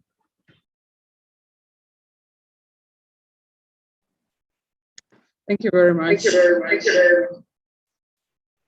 Abraham, for such a good invitation, and also the team being part of the conference tonight. As earlier said, my name is Judith Kansime. I'm the project manager, ACODEV. Before I get to explain how we do work with private and the public sector, is that I would like to mention that ACODEV is really ground-rooted and there to serve the hard-to-reach and the underserved, but also all this is coming from the high unmet need, most of family planning. Yes, we have really a number of projects that we do work across, but to be so precise, our major energies are into family planning. And today being the World Vasectomy Day, it brings us to things that are very key in our implementation every other day. We all know that a man has a capacity to create a baby boom overnight compared to us ladies or women. There are others why we really put our energies into prioritizing and emphasizing male involvement in our programs. Family planning for a very long time has always been left out to be a women's thing. We've always known that women have taken lead when it comes to uptake of family planning services compared to the men, but we want to see that trend change. So as ACODEV, we work with both private and public sector to provide services to the underserved, but also those that are hard to reach. And how we do it is that we not work alone, as per se, is that we work hand in hand with Ministry of Health that leads, or that is the custodian of the public sector more so, and also the private sector. But for the private sector is that we only look at completion of permanent method services. That is our good niche that we basically look at when it comes to the private sector. In this case, for the private sector is that we work with surgeons who help us to complete methods so that we don't have a hiccup when it comes to human capacity. Yes, we have a key learnings all along our implementation. And to be so precise, is that the uptake of vasectomy is highest amongst the land. Because we work both in urban and also rural, but we see that our statistics show us that the land uptake the service more easily compared to the unland. And then also we find that it is more easier for certified users or a client who has had vasectomy previously to communicate or to easily help the other client to make a decision when it comes to vasectomy. So that becomes easier for them. The other strength that we learn is collaboration with the health workers and the community health workers, who we call VHTs. Our strong collaboration has really led us to see so many men take up these methods, because we have expert VHTs who really are informed. Even some of them are more of our clients. So you find that they can easily talk about the method without any shame. So the uptake becomes more easier that way. And since the health workers, the surgeons, the doctors interface with these clients on a daily for other medical conditions, but also in a deeper counseling or discussion, is you find that one or two, they bring out the element of family planning and how to control their fertility. And at those particular forums, it's where the men come in and really understand and take on the methods. So by and large, those are the key learnings that we get from the whole entire project about vasectomy. Thank you. Thank you very much, Judith. Those are key learnings. For me, what I like the most is the fact that satisfied users will go and actually advocate. It's a very important thing about behavior change. When Dr. Amos has mentioned something about behavior change, and I know that advocacy as a level of behavior change is very important. When someone is satisfied with that, what they've done, they can easily recommend to others to do it. So the other person that I am supposed to have on the discussion is Dr. Simon from Reproductive Health Uganda. He was in transit and he was on and off. I hope he's now on. Dr. Simon, are you there?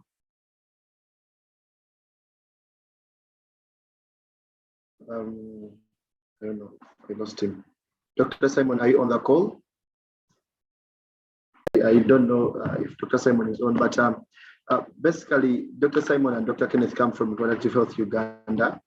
And Reproductive Health Uganda is one of the biggest organizations that advocate for family planning in Uganda. And they've done a commendable job when it comes to vasectomies and involvement of men in family planning. And I wanted to really hear from them about the challenges around provision of the services, because they run a chain of health facilities and clinics around Uganda. So I cannot see Dr. Simon. I don't know if Dr. Kenneth can jump in and share learnings about that, and also talk to us about the challenges they face and how they think can be addressed, or how we can work together to address them. I have seen Dr. Kenneth unmute, so Dr. Kenneth, you're welcome. Thank you so much. Actually, I joined in to see if I could catch up with the discussion, not knowing that the vote will again fall back on me. I had we had agreed that Simon will be supporting us on this, but he's traveling from Arua, and I know that road has a lot of areas with poor network. Otherwise, thank you so much, and especially to my brothers and sisters at Reach Hand Uganda and DKT for putting this together. Vasectomy. This is something that I think Reach Hand Uganda has held the flag on vasectomy quite high. It is offering us very, very useful lessons that are shaping programming in for a very long time. And for a very long period of time, we had only concentrated on the condom use. But we have learned, especially RHU was privileged to be part of the pilot project called Men Plus. We keep calling now that we have Men Plus 2, it is almost becoming mathematical. Men Plus 1, Men Plus 2. We were privileged to be part of the service providing partners for Reach Hand Uganda in that project, a project that demonstrated demand for vasectomy services, a project that was helped us to bring out the desire for vasectomies. And when I was listening, watching the testimonies on the video, I was like, wow, I think this is for sure the way to go. We, however, still face a number of challenges. And I would say one of the biggest challenges we still grapple with is in terms of stigma. Every other day, we keep thinking of how to destigmatize vasectomy. And my sister, Judith, said from operational, from the kind of statistics we get from our work, we seem to see more of the elite, people who are of higher formal education, seem to be more likely to, more of them are taking up this service than our folks, our colleagues who are of lower levels of formal education. And yet those are the people who seem to be faced with the real unmet need, big families, low income capacities, and yet that's the group we should be targeting.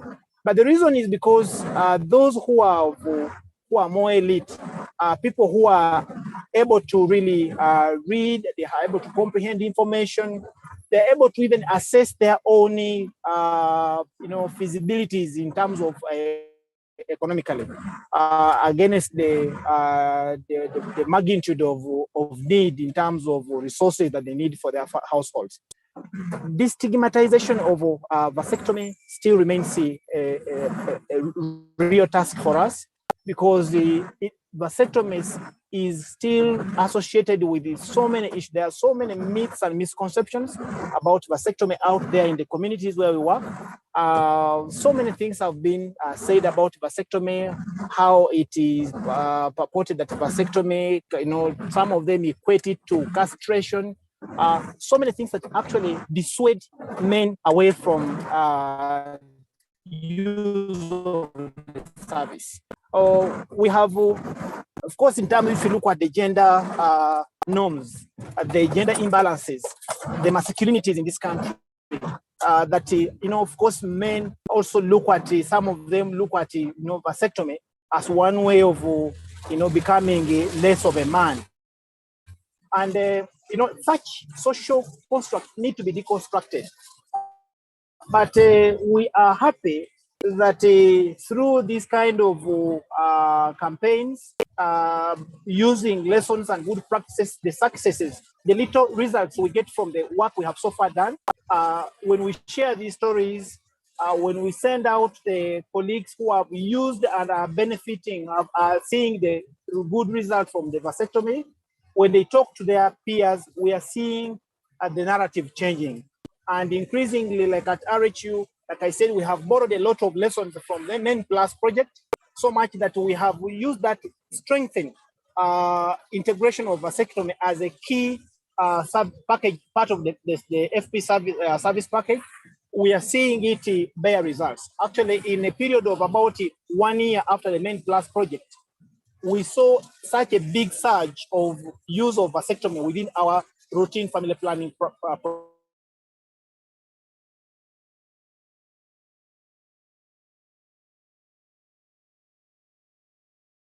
Dr. Kenneth, we've lost you. We cannot hear you. I think it's the network. Okay, Dr. Kenneth, are you still there?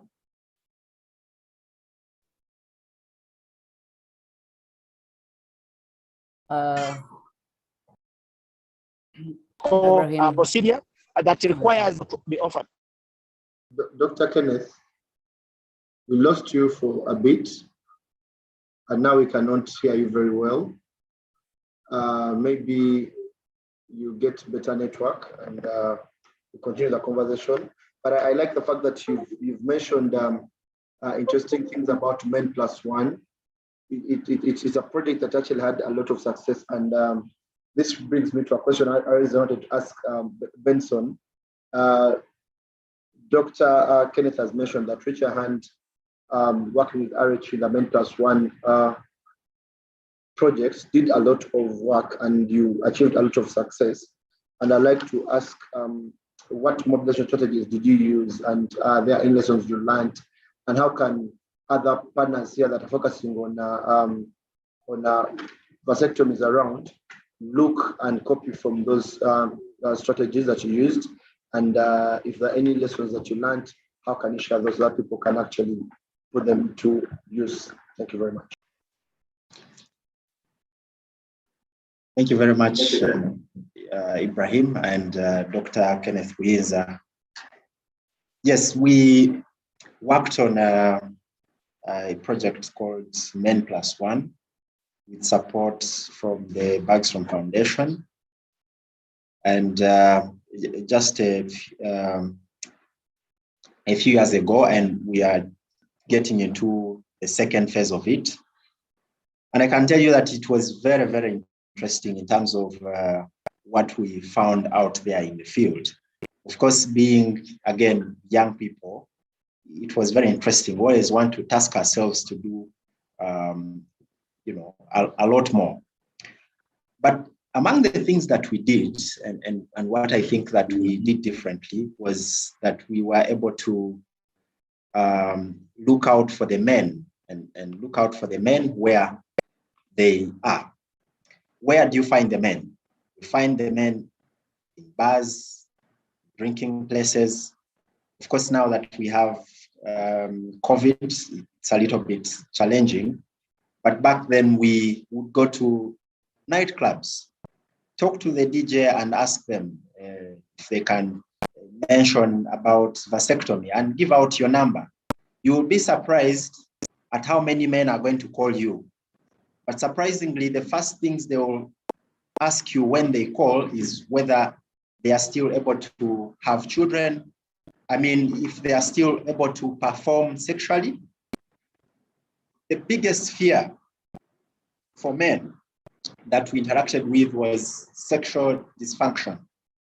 And I think that, and this fits into the conversation that we had, and Dr. Francis did mention this, that unless we deal with the issues that are preventing the men from coming to the table, then we will not have as many vasectomies like we want to have.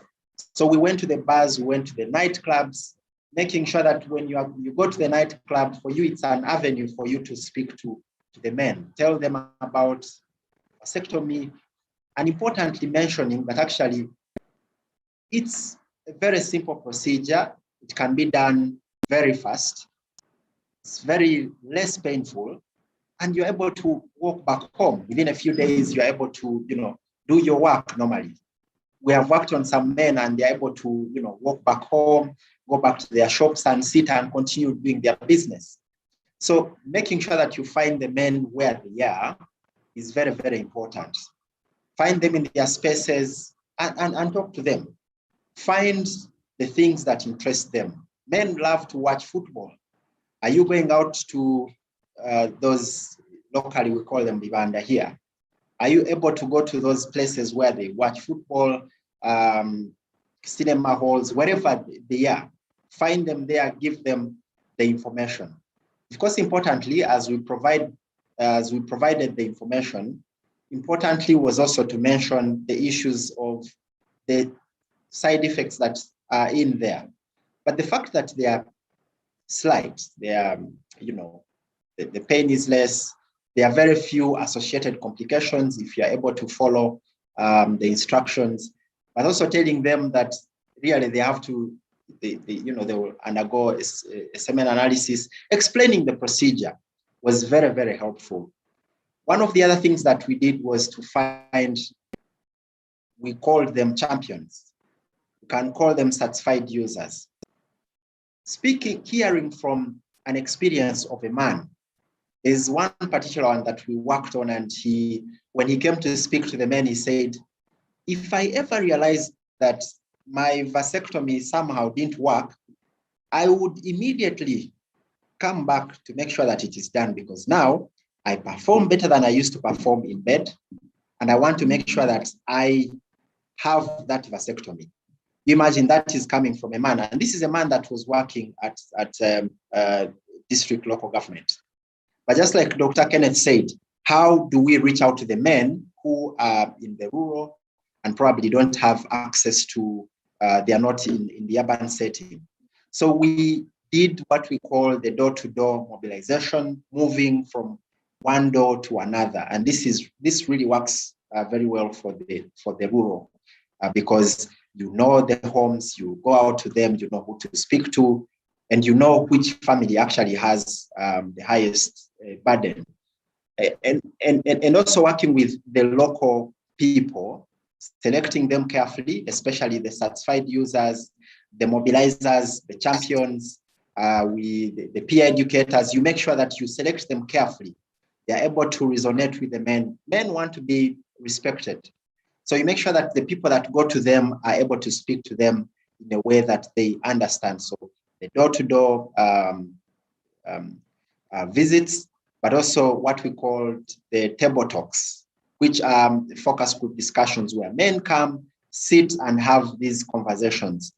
On that particular day, probably you will not have a man that is going to take up a method. But when you give them your contact or when you come to them again, you know, they will call you and they will tell you, we want to have the method. One of the other things that was very key were the anonymous clients. There are those clients that didn't want to make sure that even the mobilizers know that they're actually going to take up the method. They'll give you a call, they say, I want to have the method. Where can I go? I just want to interface with the doctor. And it's really simple because, I mean, if you have done your counseling very right, the surgeon should be able to interface with the client and the method is done and they're able to go back home without any problem. So meaning that we were addressing the issues around confidentiality and privacy.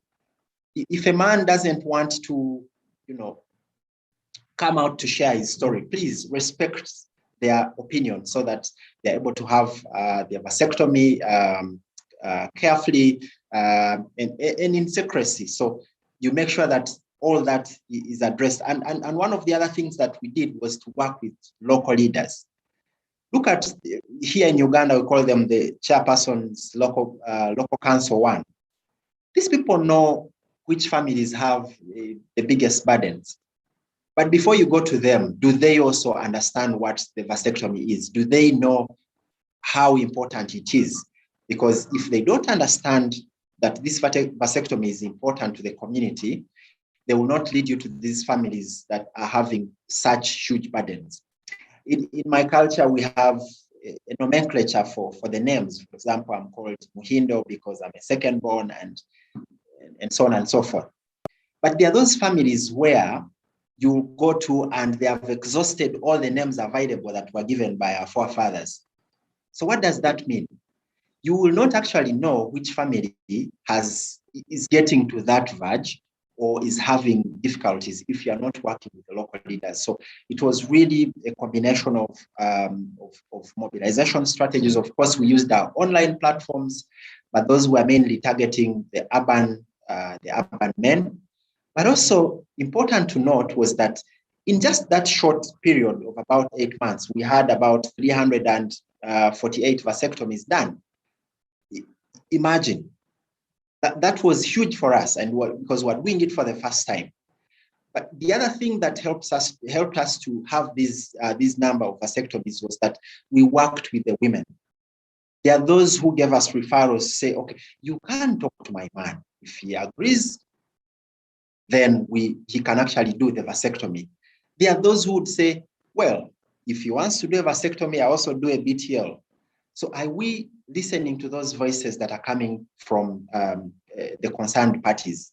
So it was really a combination of a lot of things, making sure that we're involving leaders, we are moving to these communities door to door, and making sure that we talk to men in spaces where they are comfortable to open up. In some places, I'll tell you that we are young people, we want to do things in a funky way. We used to do silent disco dialogues, where you go to a community and the men are having headsets and no one else is listening to their conversation. And before you know it, someone walks to you and in private and they're telling you, oh, that conversation was really nice, and they're able to come and take up a method.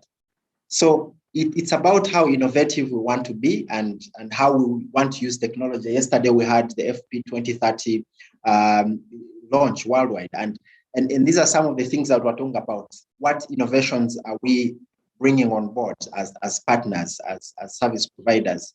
Collaborations with partners with Reproductive Health Uganda, but we know that there are many other service providers out there, ACODEV here, Maristops International, Population Services International, and the others out there.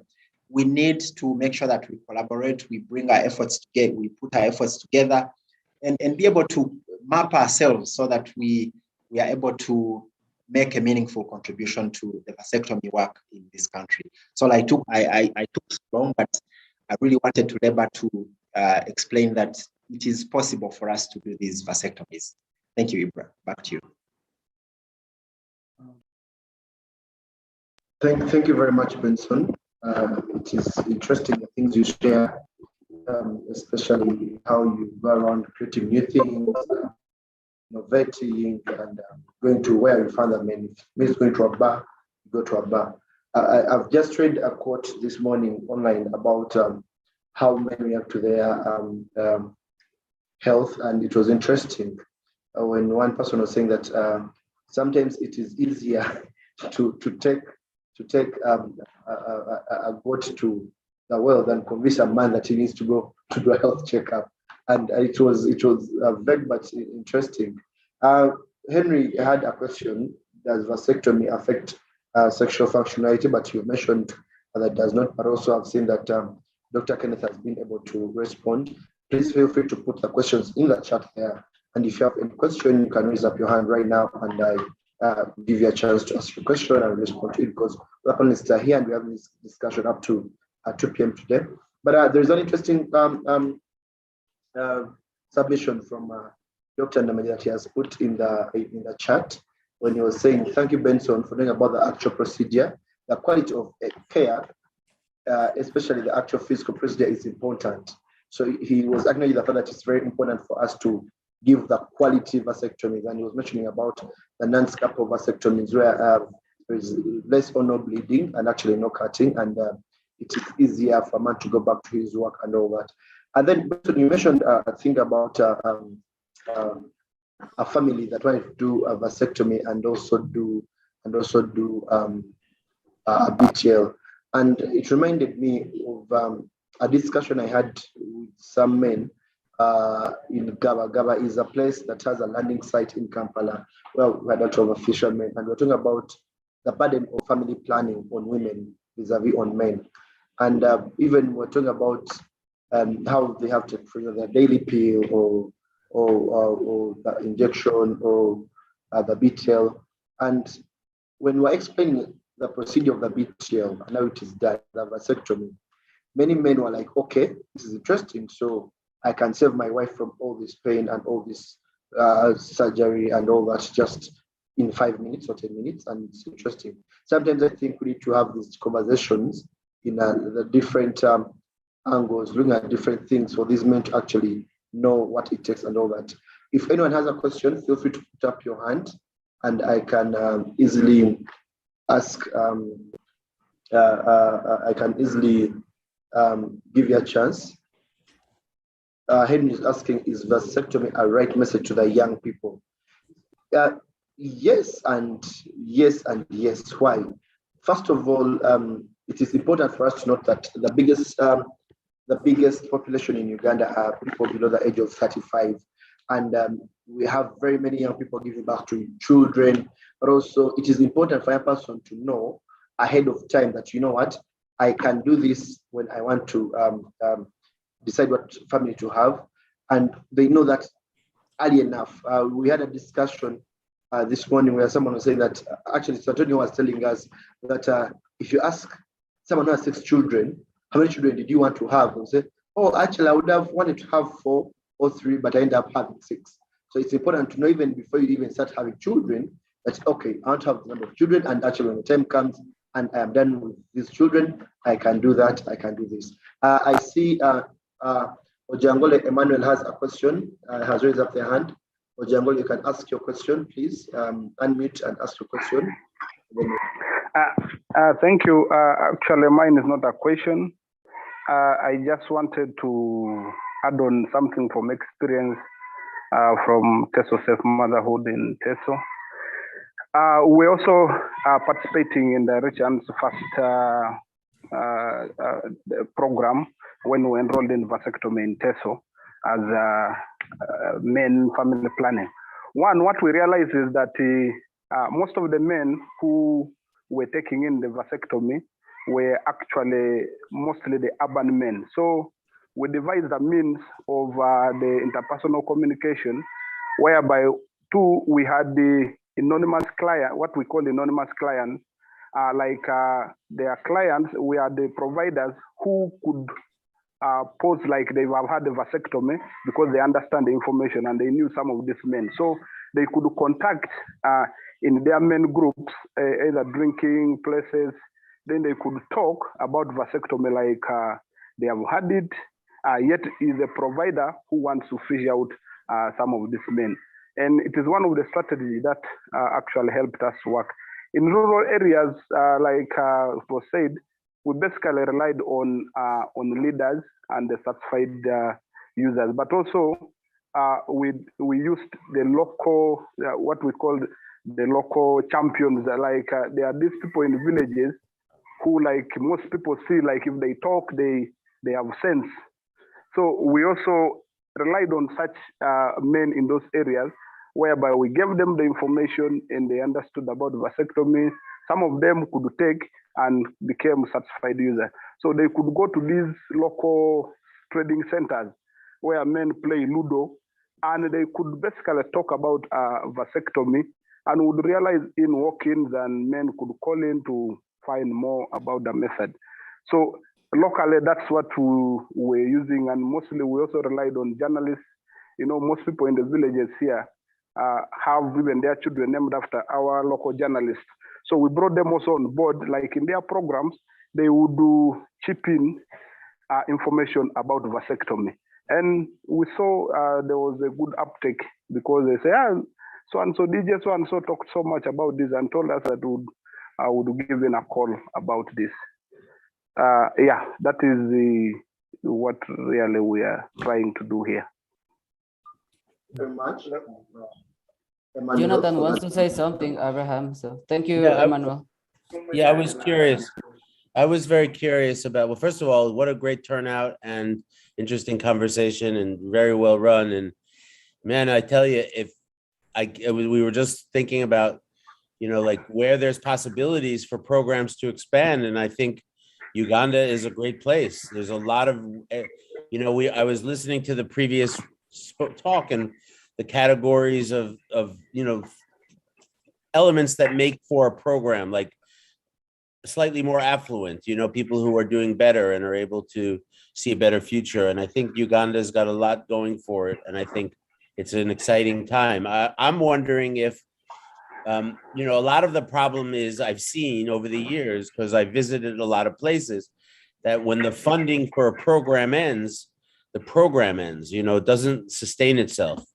And I'm just wondering, what do you think it's going to take? And I'm curious, anybody can answer the question, like what's going to take for, and how long, because that was the other question. How long is it going to take before a vasectomy becomes just part of what a man does, a husband, when his family is complete? Like how long, how much more time do we have? And are you seeing changes? Are young men different from the older men? Or I'm just curious, are we seeing more hopeful signs that vasectomy is going to continue to expand?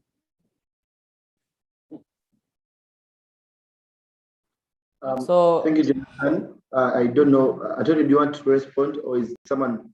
I want to say share some thoughts, and then Moses can also join me. Jonathan, yes, as I mentioned before, there's a lot of potential, as you are saying, and me here in East Africa, I can say that, and we will invite, after this question, we will invite some of the influencers that we invited to join the conversation. And I can even share that with them, the opinion is changing. They are more open. They have like, okay, maybe I can get more information and then take the decision. while sometimes they don't even want to hear like, no, my masculinity, I don't want to have that, I want to keep having children. Maybe if I'm like 60 years old and I want to have a baby, I want to keep that.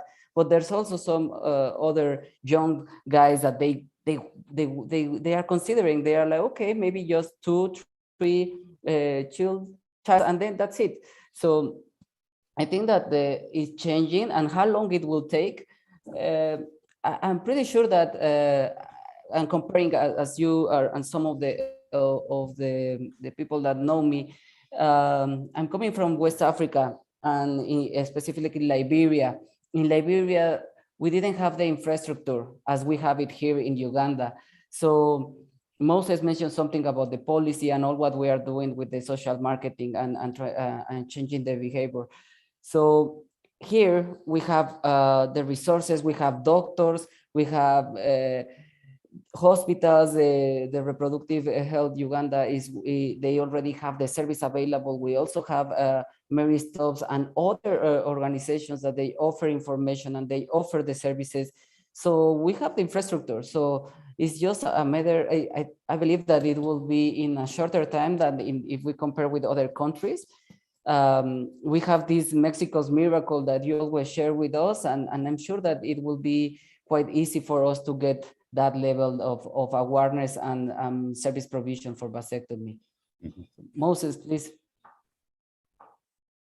Thank you very much, Antonio. I just want to say that when you look at the statistics from what Dr. Francis presented from the Backstrom project that ended a few years ago, there is really hope that in the next 2 to 3 years from now, there's going to be a lot of momentum built around the evidence that we have. Because already, if a project can close with over 300 men in 1 year having a vasectomy, that alone demonstrates that from the client perspective, there's already demand and acceptance for the method as a method of choice for the men. But most importantly, I also believe that with the current population growth rates, we usually talk about the average woman in Uganda is estimated to have 5.4 children. What about the average man? That question has not been asked. So I strongly believe that the momentum is going to change with the communication. So that's my take. And Ibrahim, you've never answered that question of what's the maximum number of children a man should have in Uganda. So that statistic needs to change. Thank you. That's true. I was also wondering, because we talk about like the men wanting to have more children, but I wonder if in part, and I even admit to a certain extent experienced it myself, but I wasn't happily married when I was in my early 40s and I was divorced. I didn't want more children, but I was reluctant to have a vasectomy because I thought it would make it harder for me. It was maybe in my late 30s. I thought it would be harder to find a woman like that. It wasn't so much I wanted more children because I already had 2 children, but I wanted another wife. And I thought, oh, I should not get a vasectomy. And I don't say that makes sense or that's correct, but I'm just curious and hear from the men there, like, is it that they really want more children, or is it that they're worried that if they get a vasectomy, they won't be as appealing to women? And I don't know if that's been studied or not, but I think if anybody has any thoughts on that on a personal level, or has anybody studied it, I think it would be interesting to know which one is it. Before actually I invite someone to answer, I just want to share something small. When on Tuesday, we're another committee, and one of the men told us, right now I have 3 children. Actually, they have 4 children. Him and the wife have 4 children, but because of the way the economy is, they don't think they should add a child. However, he's hopeful that he will become richer. So when he becomes richer, he would want to add more children. So it's the same scenario, I think, with what you're saying, Jonathan, that maybe you're not adding children because you think things are going to change. When you get another wife, she may need children and things like that. But Dr. Moses, you are saying something, please. I think going by what Jonathan has said, one of the things we need to note that this question is a two-edged sword because of lack of adequate communication and also stigma around vasectomy. The men tend to look at the procedure as not having a backup plan. So we believe that with the right communication, we should be able to target and get the men who are ready to make decisions based on the right information. Right now, it's a gray area for most men who would want to take the procedure. They are still doing it clandestinely. So with that, you'll find they are sure, not sure. So let's get the momentum out there. Let the guidelines be out there. And I think that will change because the evidence is already building and research can be galvanized on the evidence that we already have. Thank you, Moses. Yeah, Ibrahim. Yes, so Francis and Nathan, please apologize. Let's hold a little bit the questions. We have some Twitter influencers in the same room with you guys, so they can also give some of their point of view. So we can start with Margaret, that you mentioned something about that, yes, you will be happy that at some point if your husband get the vasectomy, it will be also good. So Ibrahim, you're in the same room. Can you check if Margaret or some of the other can join the conversation?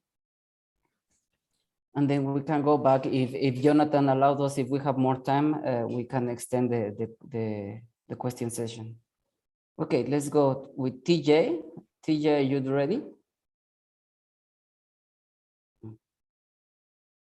Hello. Yeah.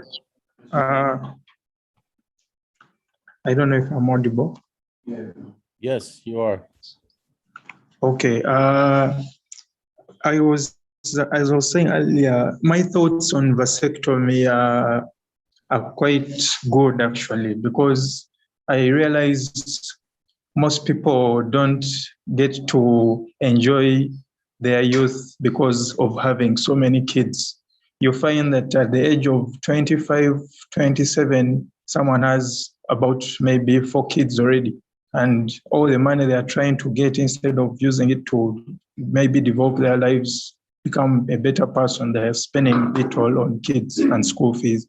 So for me personally, I'm planning to have, I don't have any kids yet, but I'm planning to have about 3 kids maximum. And after that, I will surely get a vasectomy. And those are my thoughts. Thank you very much, TJ. Margaret, do you want to share your thoughts?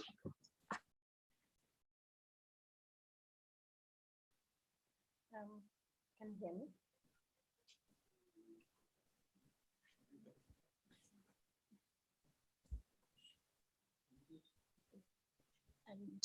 Can you hear me?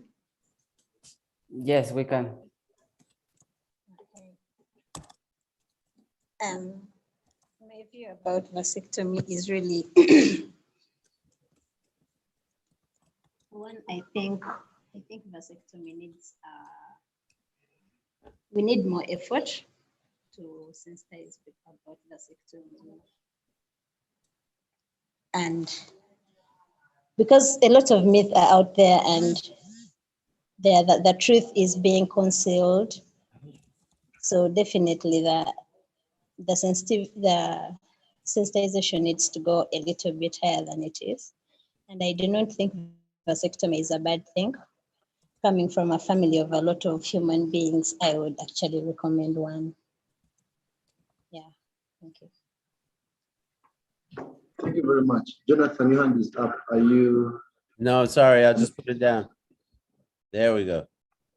I'm curious. I'm just want to listen to everybody. Okay. So I've just seen some questions here from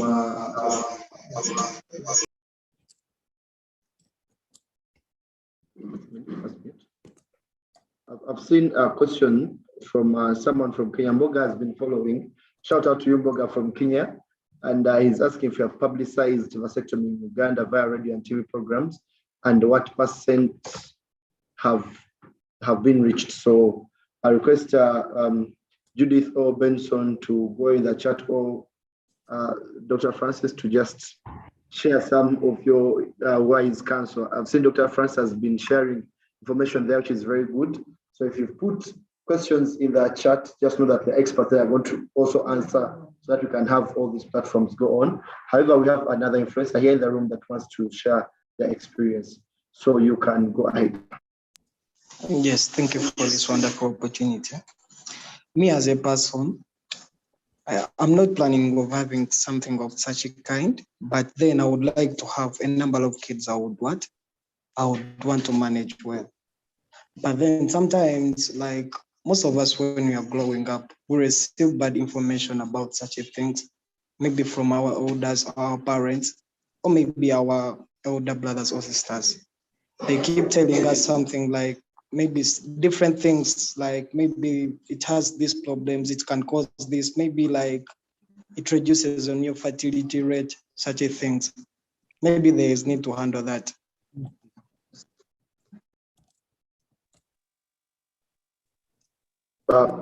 Thank you.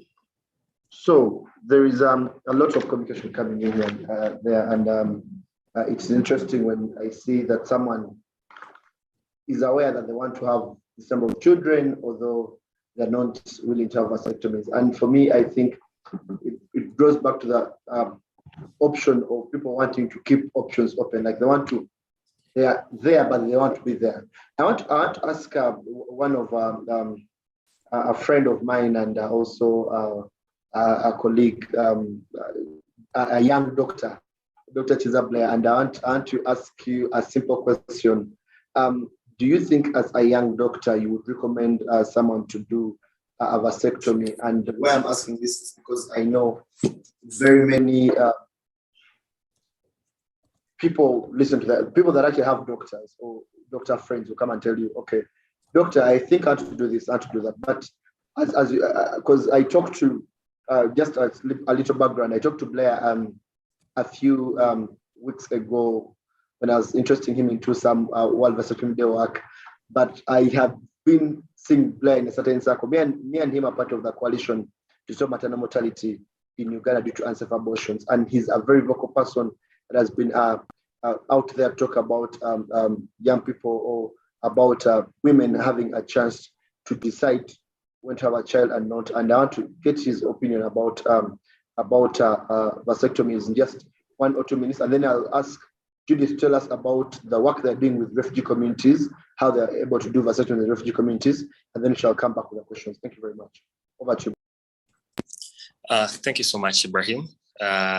Greetings to everyone from the different parts of the country they're in. It's afternoon in Uganda, and I would say good afternoon to everyone who is listening in from Uganda.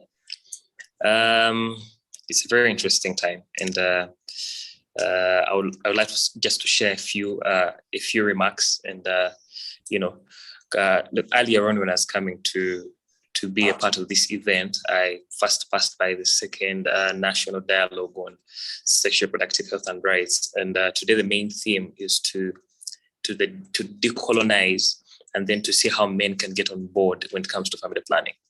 And then they coined something interesting during the workshop. They said that for long we have preached for men to get involved in a way that they can support women to take up family planning.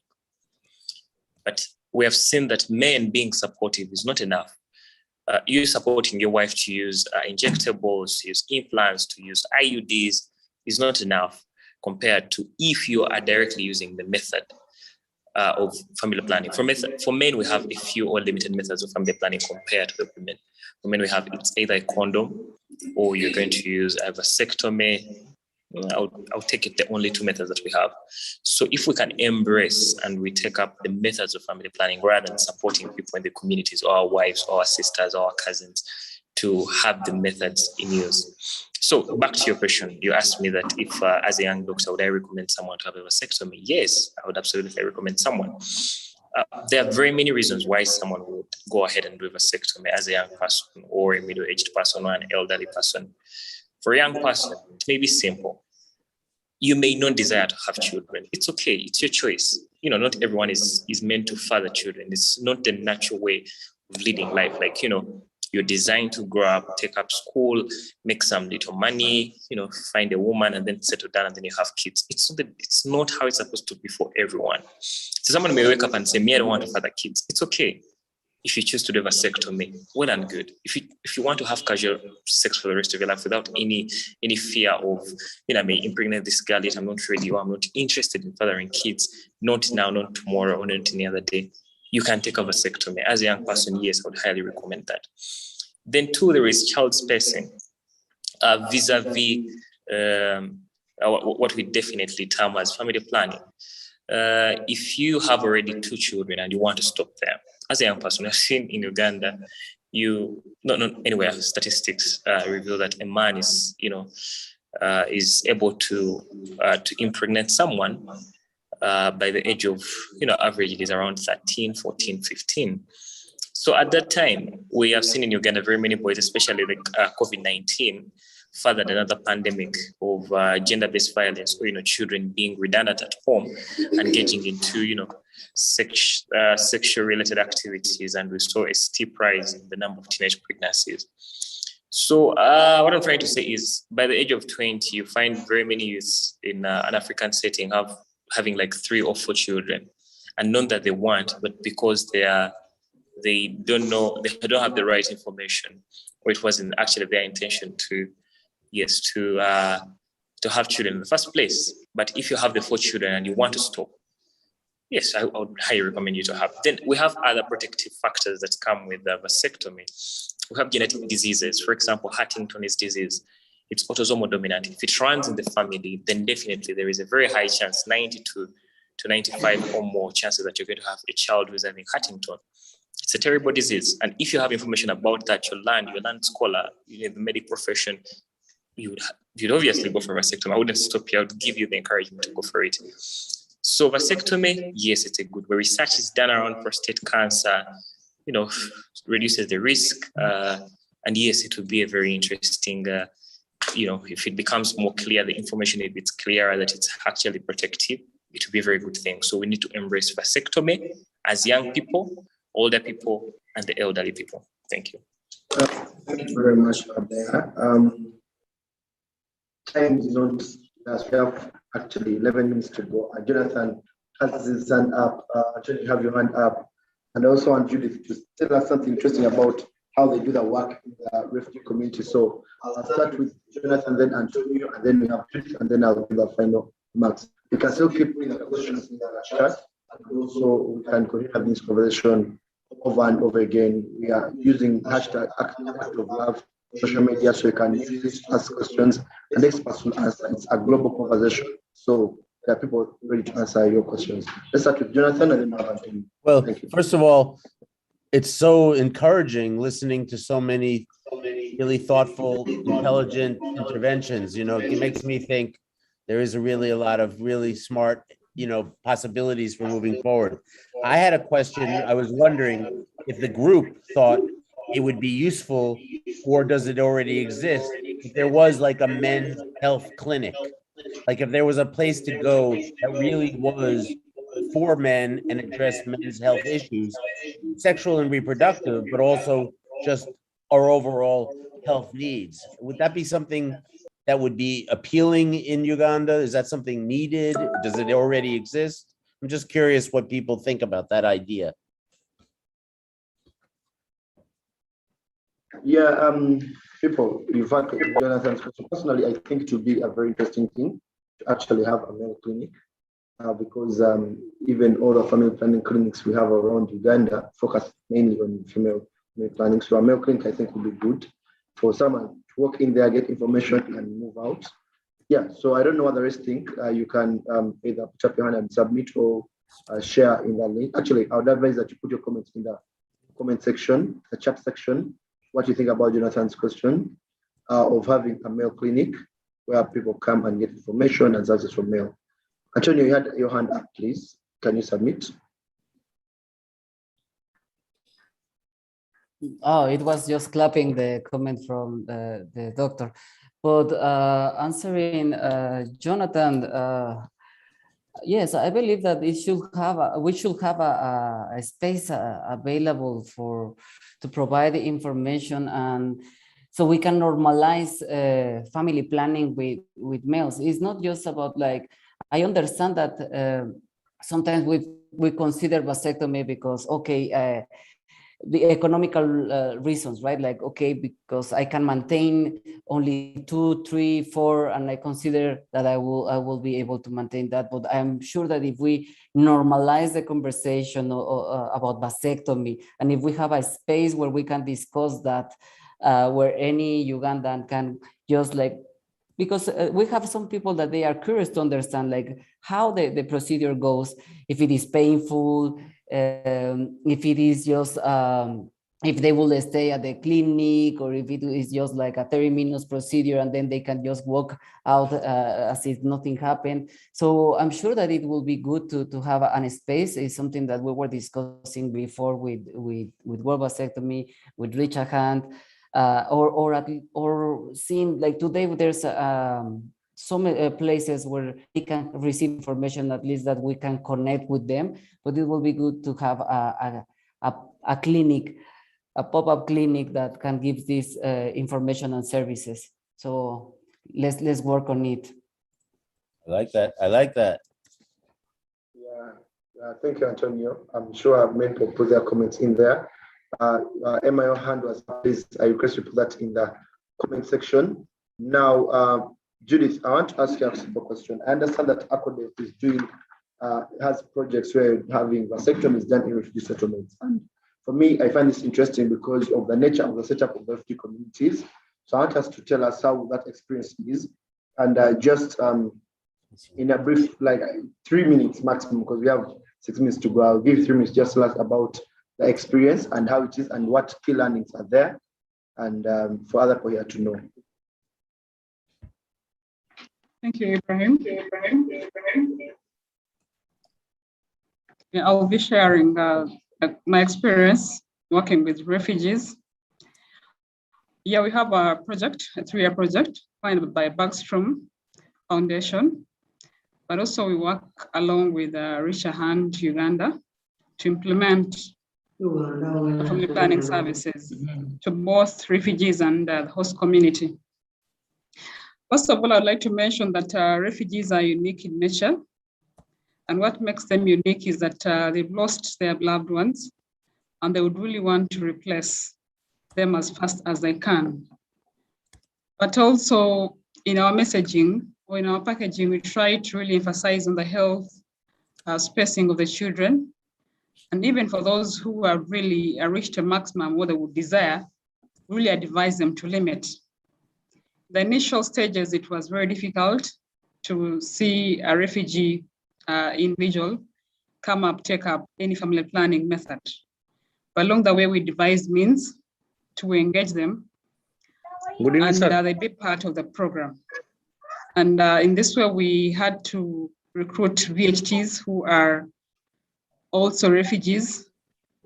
And in such a way, you'd find that it's very easy for them to pass on the information to their fellow refugees. So we've seen a number of refugees coming up, taking on the methods in general, but to be precise, are also among our own health workers, among our own VHTs who are refugees, have taken on vasectomy with ease. And that also makes it more easier for them to communicate to the other teams about vasectomy. Also allow me to share with you that the large number of refugees depend on food rations. And this is also basically dependent on donors. So you'd find that we try to talk to them about the intention and also the danger of depending on food rations by donors. So in that way, they basically see the importance and they really adopt very fast. We've seen so many now coming up, taking on the methods, but by and large, we've had role model men who are also refugees. You find somebody is influential and they can easily talk about the method with ease. So at least last month we had 2 of them come up and take methods. And the other is that at times when they come in as a couple, you find that maybe a mother is not eligible, like for example, for a BTL, but through deeper and detailed counseling, you find that this gentleman accepts and says, let me go in for vasectomy instead of coming back home and us having a method. Yes, true, many have replaced, but I think also they are also understanding that they have reached some maximum numbers because of the land in the refugee settlement. It is very sketchy. The food itself, basically, when you look at the resources, they are so limited. So that's why we have a very big campaign of limiting for those who have reached their desired reproductive health goals. Yes, Thank you so much. How are you? Thank you very much, Judith.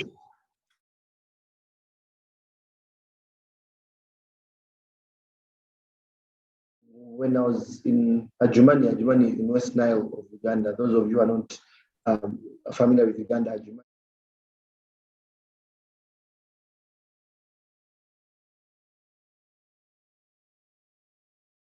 One of the interesting things that I actually realized is that actually a big number of refugees don't want to take up family planning methods because the more children they have, the more food rationale they'll have. It was a very interesting perspective. But when discussing with such, we always ask them, okay, until when do you think you're going to have the support from the government and from different entities? So we're having all these discussions, and I know very many questions are coming in. I hope, Jonathan, you've received feedback from people. I'm seeing people have commented, and I've not seen someone who says that it's not a good idea. Everyone believes that a clinic could be a very good idea. But I have to go back a little bit to Dr. Moses, and I want to ask him something that is very interesting to me. I want to know, because when you talk about, Jonathan asked a question about funding for programs, well, like in many cases when the project ends or the funding ends, even the project ends, and we had a question of how long do we think it will take for us to actually know that men think of vasectomy or family planning on a daily basis as part of their life and health. And I'd ask you, Dr. Moses, I hope you're there. Dr. Moses, are you there? I'm not seeing your camera on. Yes, I'm there. Okay, I'd ask you as first of all, as a key programmer, but also as one of the people that have invested in family planning or in contraceptions for men. Do you think it's a worth investment? And I'm bringing it in a perspective, given the fact that the men's attitude towards their health is not the best that we have. I even know very many men today that don't want to go for an HIV test. And what they'll say is that if my wife has tested, I am sure I am negative or positive, whatever wife said. So do you think it's a worth investment? And as you're answering that, I want you to throw in light on how you think different funders or different investors can go about that. The investment, the huge investment they're putting in, is the results that come out. Thank you very much. Thank you very much, Ibrahim. And I'll say that there is no doubt in my mind that investing in vasectomy programs will shine light on many, many gray areas. So if you are a funder out there and you want to invest in vasectomy programs in Uganda, there are many places that we can shine a light. For instance, you can begin from the social angle, that if you invest in vasectomy, you're able to ensure that at the family level, the men and women come to an equal footing where family planning can be taught based on the understanding that it's either party that can take part in it. Secondly, in Africa and in Uganda in particular, there's the cultural component. Cultural leaders are very big influencers when it comes to vasectomy and any other family planning method. So when you invest in family planning, you are shining light and bringing people on board like cultural leaders, religious leaders, to talk openly about a method that's likely to improve the livelihoods of families and also to improve the global indices like the Sustainable Development Goals. For instance, investing in vasectomy helps to avert maternal mortality. That's something that we should look at as a proxy indicator, in that if a man helps the woman to limit the number of children, that's a worthwhile investment, and it helps to shape the trajectory for the human development indices, of which that's a very important key thing. The other investment is that when you invest in vasectomy, you empower the men. You had the conversions from the gentleman from Kumi was saying now he's looking forward to shifting from a madhouse to a house that is permanent. And that's because he's able to have that peace of mind. It's like an insurance for the men. It's like when you pay for vehicle insurance, you can drive and you know that tomorrow, if this car gets an accident, I'm able to get compensated. So when you have a vasectomy, it's an insurance for having peace of mind at home and also to think about other bigger things. But most importantly, when we invest in vasectomy, and I want to repeat this, that when we invest in vasectomy, we move away from celebrating program numbers, number of men who have undertaken the vasectomy procedure, and we move to what we call knowledge translation. We're able to lift the evidence from different parts of the country and place it to an arena where we can have decision makers like policy makers, politicians, and other influential people who can allocate resources, plan adequately for vasectomy. So in a nutshell, I want to say that investing in vasectomy means that you're investing in so many global issues and so many national issues, and it helps to shine light in many gray areas within our society. So as a person, I believe that it's an extended way of thinking at sexual and reproductive health in a much more broader way. Thank you very much. Thank you very much, Dr. Moses. Jonathan is actually clapped for you and Antonio, because that was a very, very brilliant submission. Yes, unfortunately, despite how much we want to talk, we don't have all day, we don't have all the time. I want to ask that we keep on sending that information in the chat, because right now I want to hand over to the next co-host, who is going to be a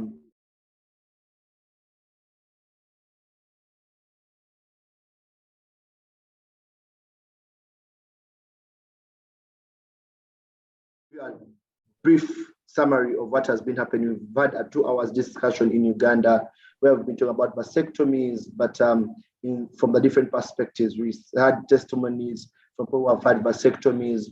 We have had a discussion from different partners that are actually implementing vasectomy projects in refugee communities with young people, and they've been sharing the different things they've done to have the success of vasectomies. But also, we've been able to hear from people who are actually funding for vasectomies, people who have been benefited from the vasectomies, and it has been a 360 discussion around. And it is interesting that the more we discussed, the more we got ideas, the more we enjoyed the conversation. Right now, where we had reached actually talking about investment, further investment, but also an idea of, could we have a male clinic, for example, a clinic where men can come and talk about family planning and talk about personal masculinity and their own issues, because despite the fact that we want men to get involved, most places have women-focused programming and all that. So the discussion has really been interesting. And when you came on, Dr. Moses was trying to explain how it is important, it is a worth investment to actually invest in male contraception and vasectomy. So I'd like to hand over to you again, I would request all the people attending to keep on so that you can follow the conversation and learn more. And it's a 24-hour event. We've been here now, these are like 13 hours. Jonathan has been hosting for 13 hours now, and very many people are coming in, very many interesting aspects of vasectomies and all that. I'd like to thank you to DKT Uganda, Reach a Hand Uganda, Acodef Uganda, Productive Health Uganda, Baston Foundation, and Marisot Uganda for the work they are doing in terms of vasectomy reach to the people out there. Thank you very much. Over to you, Jennifer. Thank you so much, Ibrahim. Jonathan, did you want to start off? Well, I just wanted to say What an awesome conversation that was. I did lie down, but I did not fall asleep.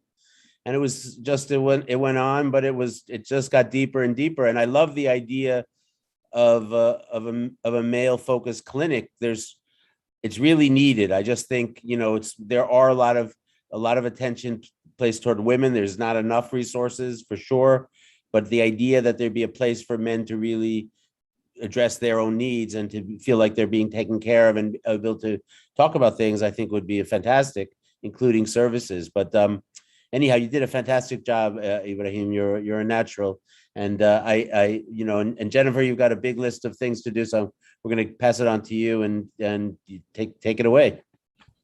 Thank you so much. I'm actually going to share my screen just for a few minutes. I won't keep lots of slides on the screen for too long. But I just wanted to introduce myself and introduce MSI Reproductive Choices and say thank you, Jonathan, for inviting us to be part of the 24-hour celebration. Just a quick background for those of us who don't know a lot about us. MSI Reproductive Choices started in the UK in 1976. We're now in 37 countries, and we have 10,000 team members around the world. And we have a huge impact on contraception. We believe in a world where every birth is wanted, where women have children by choice and not chance. And in 2020, we actually had 12 million clients who we provided with the service. And through that, we avoided 13 million pregnancies and saved 35,000 lives. But I think more importantly, we really try to go where other people can't. And we can see that through the people we reach. 1 in 4 of our clients are living in extreme poverty.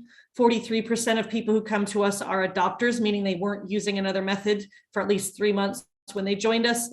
And globally, 15% are under the age of 20. So we've put a lot of emphasis on making sure we reach adolescence and that we can start, in particular, young girls on their journey from the beginning, and kind of create a culture of contraception and birth spacing and healthy wanted pregnancy. But obviously, we're here to talk about vasectomy, and I wanted to talk about why male engagement in family planning is so critical. There's different ways in which men can play an active and important role. One, in creating an enabling environment for conversations, whether that's for supporting women to make a decision or whether that's making the decision themselves. But being part of that conversation is really critical because often men we're often in patriarchal societies or where men may have more control over finances. And that's part of shifting that power dynamic of seeing, what is the role and how can we have more joint decision making between couples. And obviously, as we're talking about today, potentially being the one to take, to be the decision maker and to go and to take responsibility for the family's well-being by getting a vasectomy. In 2020, we performed 15,000 vasectomies across 25 countries, which is a lot, but not a lot when you look at the scale that we operate at. And so what we wanted to chat a bit more about today is you will not have to listen to me talking for very long. I've got a range of speakers joining me today from all over the world. So I'm really pleased to be joined by Dr. Kanu Onyekachi from our Nigeria program, by Ashutosh Kaushik, who's the interim CEO of our India program, by Dr. Hashrat Begum, who's based in Bangladesh, who's a regional medical advisor, talking a little bit about the medical side of vasectomy, how the no scalpel vasectomy method that we use and how that may influence men's willingness to take up the service, and Ayelu Fikru, who's from our Ethiopia program. So we'll be talking a little bit about, what the challenges are in different contexts. And I'm going to take this down just so we can have a more casual chat. And I wanted to start, and I don't know which of our team members wants to kick off, but I thought we could start by just talking a bit about what some of the biggest challenges are in each of your contexts, because I think it is different. We come from different cultures. Does anyone want to start? Otherwise, I'll call Ashutosh. I think you're unmuted. Maybe I'll have you kick off with India. Thanks, Jennifer. Yes. Good morning, good afternoon, good evening, whichever part of the world you are. Of course, I would like to start since I have switched on my camera. See, I will speak from the India's point of view. although the NSV is an easier, faster procedure, it caused minimal damage to the tissue, but it uptake has really been low in India. A study by Indian Council Medical Research, the apex body in India that formulates and promotes the biomedical research, found that prevalence and acceptance of vasectomy in India has fallen down from 74.2% in 1970 to just 4.2 in 1992. And since then, India has been seeing a decline trend in, for uptake of NSV. Including my, National Family Health Survey data highlights that a firm decline in use of male sterilization as a contraceptive method from 1.9 in 1998-99 to only 0.3 in 2015-16. And of course, there are reasons to it. In various cultural, religion reasons, myth, stigma surrounding the vasectomy, lack of knowledge, misinformation, as well as one of the main reason in India is that history behind it. We have had an history associated with mass male sterilizations that have heavily impacted the service delivery. The forced sterilization in 70s further aggravated this stigma, and even after decades, the impact it still can be seen. And then what happened? The government have shifted their focus towards female sterilization. That has further added to the low acceptance rate. I would like to stop here. Over to you, Jennifer. Thanks. I just wanted to add that I see Ana Cecilia has joined us. We have a few folks joining us from our Bolivia program. It is very early in the morning and wonderful that they're able to join us as well. So apologies, I didn't introduce them because I wasn't 100% sure if they would be able to make it at the early hour. So welcome, I see Silvana and Sylvia and Ana Cecilia, so welcome. Dr. Kanu from Nigeria. I know India has its own history on vasectomy, but I'd love to hear more. What is the attitude at the moment in Nigeria, and what are you seeing in terms of challenges, and what is the conversation like around vasectomy in Nigeria? Is there even awareness of it? Thank you, Jennifer, and good morning, good afternoon, good evening, everyone. So, I'm pleased to have this conversation around vasectomy in Nigeria. Of course, vasectomy is from our last DHS. Vasectomy is the least known method of contraception that we have in Nigeria. So currently, just less than 20% of the women know about vasectomy, and just about a third of men have ever heard of vasectomy, for the first time. And that begins to tell you how that itself could impact on acceptance and use across the country. So it's a big challenge around acceptance, around knowledge of family planning, knowledge of vasectomy in the country. For those who we have been serving as Marie Stopes Nigeria, we have found that looking at that demography, a lot of them are educated. So you also look at information. Perhaps those who know about vasectomy are those who have perhaps beyond secondary education. So it's part of what we must try to overcome in the near medium term future and in the future is how to make sure that those who have just secondary education or less know about vasectomy in Nigeria. Then we also are currently battling the issue of cultural beliefs and gender norms. It's a huge challenge we have in the country. You mentioned earlier, Jennifer, about the Minnesota societies being patriarchal, and Nigeria is one of those societies. It's a very patriarchal society where women have limited ability to make decisions and then get involved in some very key family decisions. So it's part of what we are battling, and in our culture, many men feel the moment they do this, they lose their masculinity, and potentially they could lose their headship, in quotes, of the home. So, that is a major challenge we are seeing in our country. Myths and misconceptions, and lots of studies have mentioned the impact on myths and misconceptions, even within the educated, even within doctors, some nurses, when you say you want to have family planning, you have 3 kids, for instance, you want to have a vasectomy. Everybody begins to say, are you sure? What if you lose your children? What if this happens? Have I done that? So we have a lot of those myths. One of our radio engagements, one prospective clients called and asked whether this would not affect his ability to perform as a man. So these misconceptions are there, and they're really, really widespread. Then finally, we have very few service providers who have the skills to provide vasectomy services. So in the country, currently 75% of the tubal ligations performed in Nigeria are done through the public sector. But the skills for vasectomy, we have a tax shifting tax sharing policy that has empowered us to train some kind of health workers for family planning. But unfortunately, a lot of investments have gone into training health workers for long-acting reversible contraceptives, but we have not received similar attention for permanent methods of contraception. So, since some of those tubal ligations happen during cesarean sections, but there is capacity within the public system for these health workers to be trained to provide these services. So it's a major challenge that we are working on. Maybe as the conversation evolves, we can touch on what we are doing.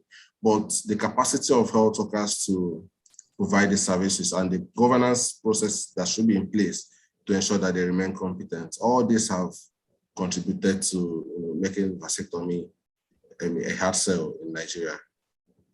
Thank you, Jennifer. Yeah, that's so interesting, and that's a really good. I'm gonna Dr. Hashrat Begum, I'm just gonna jump over to you for a second there, because you are our regional medical advisor, and it would be interesting to hear from you what kind of resistance you've seen from health providers, or what are some of the challenges in the training and kind of building the capacity around vasectomy that you've seen either in Bangladesh or kind of in your regional work.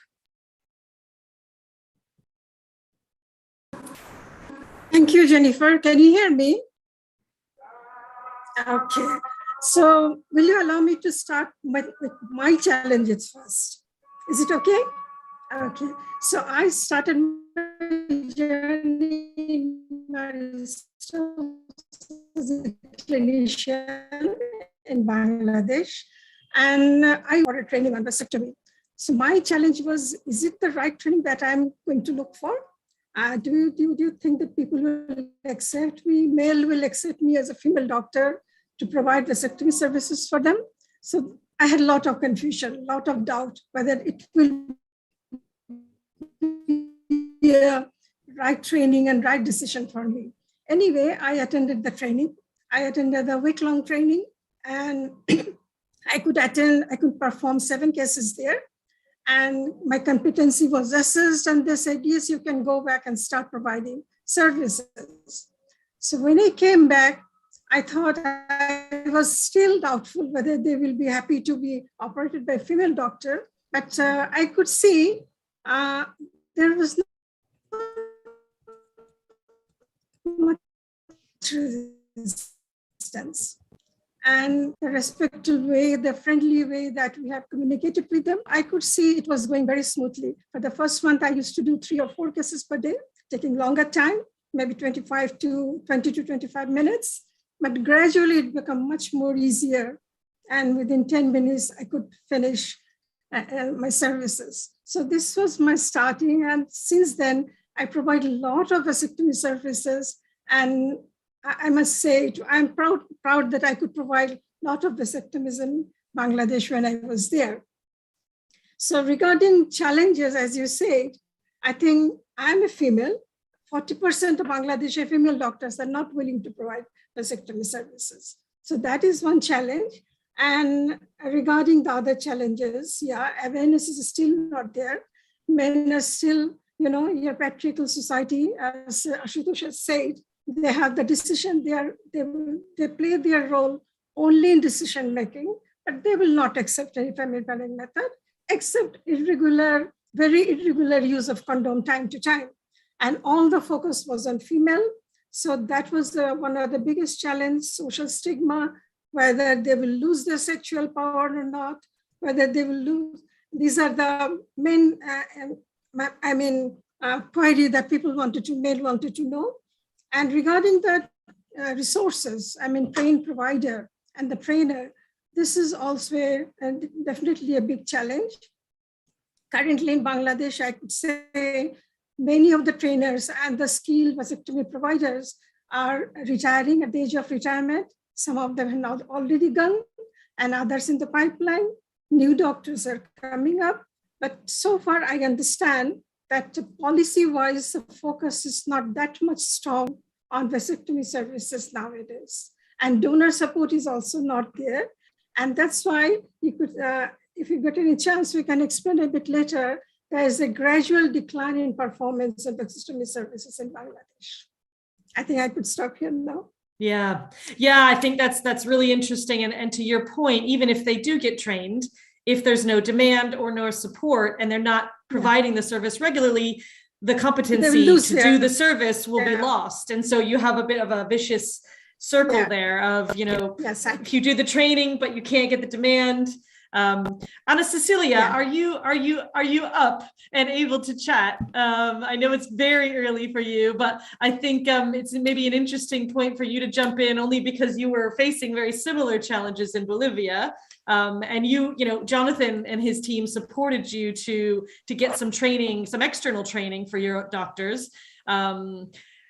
But you were a bit worried about getting enough demand to then help build their competency, and in fact it's actually been a surge of more than you expected. I know you're going to talk about this later on your own slot, but I thought it's a useful reflection on maybe there's more demand than we think, but there's just very little, nobody's talking about it and no one's supplying it. Any thoughts? Yeah, thank you, Jen, so much. And no worries, it's actually not as usually early like the MSI meetings are. It's 7 a.m. here, so we can handle it. Anyway, we face similar challenges, but the most important is the provider. The fact that we don't have enough providers and men don't know about the accessibility, plasmids and etc. But I want to share really quickly, because I don't want to take on the rest of the team since we have an hour later. We just want to share how successful the training experience that we had with World Vasectomy Day, which was to bring 2 providers. You definitely need to generate the demand, and that's always really challenging. But we did it very creatively, doing fun things, using a lot of TikTok and Facebook, and that has been very successful to us. I know it's very different depending on the region. So demand generation, we were expecting to get about 200 men sign up. Right now, we have over 700 that have contacted us, and we have done over 200 already and expect to finish the month. We're doing a month-long campaign with over 500 men that will have their vasectomy done. So in that sense, the idea of having somebody train and then have the campaign run longer so that the providers that are trained can practice and get their 100 vasectomies in before, like right away, I think that's a great strategy that I can share to create sustainability. And of course, have experts like the World Vasectomy Day send you the best trainers with the latest technology and knowledge. That was amazing. So I'm going to leave it at that. Great, thank you. Jonathan, did you want to chime in with anything there on the back of that? I do. I want to say something really important, because we've learned a lot about training. We do have the best trainers, but the key are finding the right people to train. And I have to say that one of the things, and we talked about this with Ana Cecilia, and she came up with a really brilliant idea, and I believe it's going to work. And the idea was, she didn't just offer to anybody. It was like a contest. So the doctors really had to prove interest, and they had to show some qualities. She made the decision ultimately, or the organization decided, but they chose the right doctors. You can just tell the enthusiasm, and it makes all the difference. We've gone to countries where we've done really good training, and then like a year later, they've disappeared. They didn't feel comfortable. They weren't that good, or they weren't that committed. And it was a waste of time. You feel bad, and you're going to go back and start again. It's hard to do that. But I really feel like with that with Ana Cecilia choosing the right people, and this is a lesson for everybody, is like choose the right doctors. It's not just that they have skills, it's they have to have a care for this kind of work. And you know, you could see the enthusiasm of the doctors, and that really worked well. And of course, the you know, having really good communications and being able to build demand so that you can not only train them, but I think what she's saying is so perfect, is that by the time they're finished with this experience, the best of them will be able to train other doctors. So it becomes self-perpetuating, and you know, you kickstart something, and then it becomes more normalized. And maybe in another year, you know, they'll be doing 300 to 400 vasectomies every month. You know what I mean? It could grow in that way. It just becomes something that people do, but it's choosing the right, it is about the doctors, and the doctors have to be the right ones. So, you know, really, you did an awesome job in choosing the right doctors, Ana Cecilia. That was the huge difference. Yeah, that's a great point. I mean, we find that with anything really, even when we look at things like adolescent access to SRH services, we say, you know, hire someone with the right attitude, because if they're open to it, you can train them on the clinical skills. But if they're very resistant from the beginning, it's very hard to change attitudes. It's easy to train on basic skills, right? So that's been kind of, I think, a lesson for us across everything, right? But could I just have to say that I met Dr. Hashrat in Bangladesh in 2015, and you were on your way to, like, you were training people in war zones. I mean, you were going to, like, I don't remember. I just thought that Iraq, it was like you were going to really difficult places and you were training there. So I just have always had a huge admiration for you, because you just did the work and you do it with courage. I mean, I wanted to make, I was making a film about Doug Stein. I was like, I should make a film about you, because I think you would make an even more amazing subject for a movie. Thank you so much. Thank you so much, Jonathan. I'm conscious we haven't heard from Ayelu yet in Ethiopia. Ayelu, are you still there? Do you want to chat a bit about some of the challenges you've seen in your context? Yes, thank you very much for inviting me in this great event, which I had participated, I think, last year or before last year. I know Jonathan. In Ethiopia, as my colleague Kanu said very well, vasectomy is one of the least known contraceptive method among all the methods. To your surprise, even until very recently, the national HMIs did not recognize vasectomy as a family planning method. It accounts as its other methods. So you can imagine how the vasectomy is less popular in Ethiopia. The main challenges are, as I mentioned, the recognition from the health system itself is very limited, and the awareness about the vasectomy method is very, very small. When we see the national uptake, all permanent methods accounted for 1.1%, and out of this, only 5% is vasectomy. The others are tubal ligation. So vasectomy is the least known method in the health system. So the awareness is one of the challenge. The other challenge is also from the supply side. There are no adequate providers in the health system throughout the country as family planning or a contraceptive method.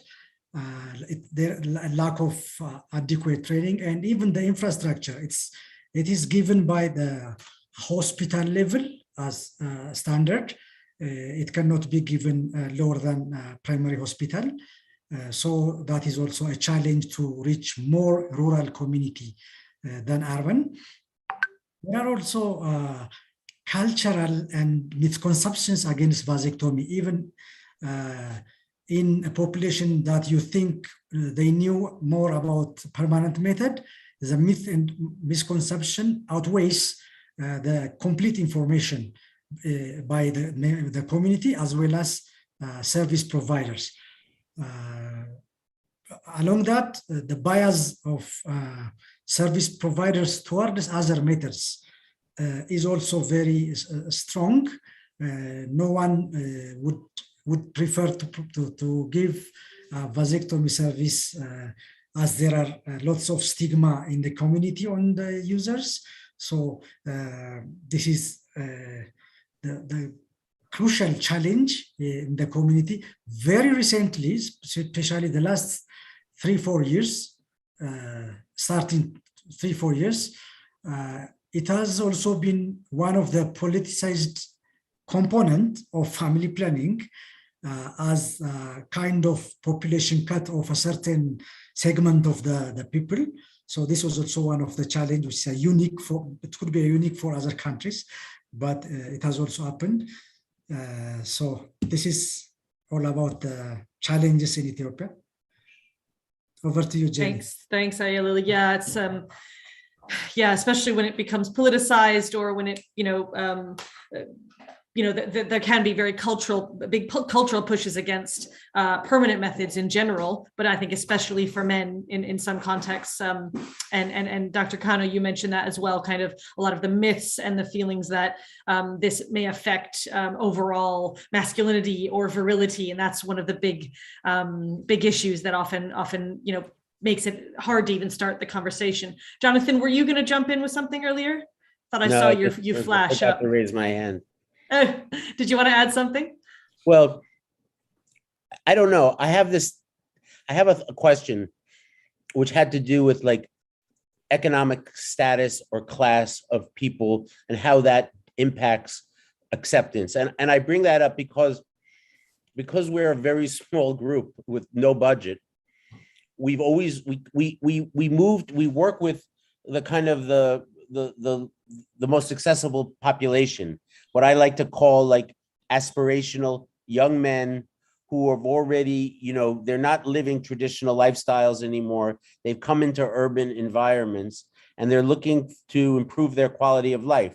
To be able to do so, they're not able to have big families and still offer their children the quality of life they would like. So I often ask people, when we're doing World Vasectomy Day in countries, the first question I ask is, how important is it to you as a father or as a man to be able to offer your children a better quality life than you had? That's always like the first question. And then I ask, does family size impact your ability to fulfill that desire? And they always say yes, of course, because it's expensive raising children. And then the third question is, to what extent do you want to be part of that decision making, of the size of family, that it's going to be maybe smaller than you'd like, but it has to be. But for you to be able to offer your children a better quality life, you're going to have to make sacrifice, but you're going to make it with your partner and you're going to make that decision. And I'm just curious. So we're working with people who are making that decision because that's what they want. They want to send their kids to college and they can't send 5 kids to college. And I'm wondering, with the group of people there, are they working with the poorest of the poor? Does it matter is it cultural? Is it economic? I just would love to get feedback on that. Yeah, Sure. that's a great question, Jonathan. I'm going to go ahead, Ashutosh. I was going to say, I was going to move into the next question, which is a perfect. Sure. No, I would like to comment on what Jonathan has said. Yeah, please go ahead. Now. Yeah, Jonathan, absolutely right. I mean, you have actually hit the nail. We actually looked at our client profile, NSV client profile data, and it reflects that the uptake of male participation is coming from basically the poorest of community. So, the challenge here in India is until unless the focus shifts towards middle class and in urban area, the situation continues to remain challenging. And again, until unless the government changes its priority towards more involvement and invest in, the investment again is required at a very large scale in terms of behavior change campaigns, educating youth, maybe one-to-one counseling. Nothing much is likely to change. And for which I'm sure, the donors, NGOs funding agencies, they all can come forward and complement the government efforts to make it a success. Unfortunately, every year we talk about it, then, we tend to follow the traditional method where the burden of family planning is disproportionately with the woman. That's very unfortunate. Sorry to say this. Yeah, Ashutosh, I'm gonna follow that with another question to you. So talk a bit about FHRIS. Did I get the right order? That's right, Jenny. Talk a bit about what you're doing, to combat some of these challenges in India, but also what's still needed. So where do you see the biggest gaps going forward? I know people have spoken about, training gaps, policy issues, cultural resistance and lack of donor support. I'd be interested in what some of your thoughts are in terms of, again, thinking about the drop you've seen in support in India. Like what do you think? What's working, or what do we need to do more to try and start reversing that? Yeah, thank you, Jennifer. Thank you again. See, let me start with very recently, and which is in context with Vasectomy Day. So if I talk about today, we have tried to bring a change in the attitude of men. If I talk about the present, a special NSV drive for a week is underway, and that started on November the 13th. As I speak, we have already provided 102 NSV services during the last 6 days. I said 102 NSV services in last 6 days. I don't think any other organization in India has provided that, which is actually a proud moment for us, for our deep-seated commitment towards our clients. Our presence in 82 districts covering more than 1,100 public sites makes us as the #1 provider in India. So now let me come back to the challenges. That is something what we have done till now. Okay. So, everybody, all of us, are we talking about, the myths, the misconceptions surrounding NSV techniques. I strongly believe, we as in FRHI strongly believe that, the communication, we believe that, the communication interventions are important not only to improve attitude towards NSV, but also support the translation that demands into effective promotion of NSV services. We are looking out for funding opportunity to increase male participations. We have a huge setup. That is something which is required. And from the India's point of view, again, although the India's family planning program was one of the oldest in the world, which started in 1952. However, from its initiations, it has been a gender-biased program. Historically, the emphasis has largely been on contraceptive methods only for women. And there has been little effort made to involve men in the family planning. It wasn't until 1954, 2 years after the launch of the program, the vasectomy was included. Even then, the efforts to involve men were very limited. The focus is solely on women with regard to messaging and mobilization. You look at any TV ad, you look at, the government efforts, the mobilization campaigns, they all are absolutely based keeping women in center. So that is something which is quite challenging. So I'll stop here. Thank you. Yeah, I think it's an interesting point. Even when you get kind of donor requests coming out, often they're already pre-written to say, this is your target group is women, and men are seen in a more secondary role. Male engagement is valued, but more in a supporting role, and vasectomy is not necessarily featuring.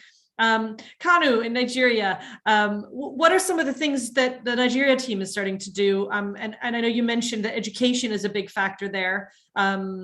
So you're seeing more educated men, perhaps more willing and coming forward. What are some of the things you're doing to try and address that, or to reach different groups of men? And again, what do you think are the biggest gaps for you? Okay, thank you, Jennifer. And thank you, Ashutosh, for the insights. You gave. They somewhat largely aligned to some of the trends that we see in Nigeria. So, I mentioned earlier, that a number of our clients are more educated than, so those who accept vasectomy largely fall into the educated categories. And so I would want to link that, to some extent, the level of information available out there. The rural population, maybe the underserved population. Let me, for instance, you go to a community and a service provider counsels a client for vasectomy. But within that whole neighborhood, there is no service provider who can provide vasectomy service. For instance, you might go to a local government, go to a whole local government, and you can't find a single vasectomy provider. And in that case, within the network of service providers we support, some of them will start making referrals to our centers for some of these services. So what we have begun doing is leveraging on the reach of our outreach teams. Currently, we have a number of outreach teams crisscrossing the whole, almost the whole Nigerian space. So we have capacitated these individuals to provide counseling for all forms of contraception, including the permanent methods. So, and when this happens, we batch them together and we send surgeons to go and provide these services. That is what we are doing as an organization. And just to mention that MySubs Nigeria is the only organization offering vasectomies on outpatient basis. You just come and have a vasectomy and move out. So we hope that maybe in the time to come, we'll need that support to train more service providers, maybe using a hub and spoke approach across the country, maybe local governments, and with strengthening referral linkages to ensure that these service providers is a thing of equity for us.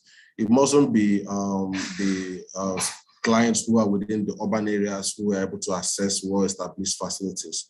We want to see what the private sector can do to upscale contraceptive vasectomy use in Nigeria. Then around the knowledge, because of course that's the way it stands from. If you have the right information, you can make the right decisions. We are also leveraging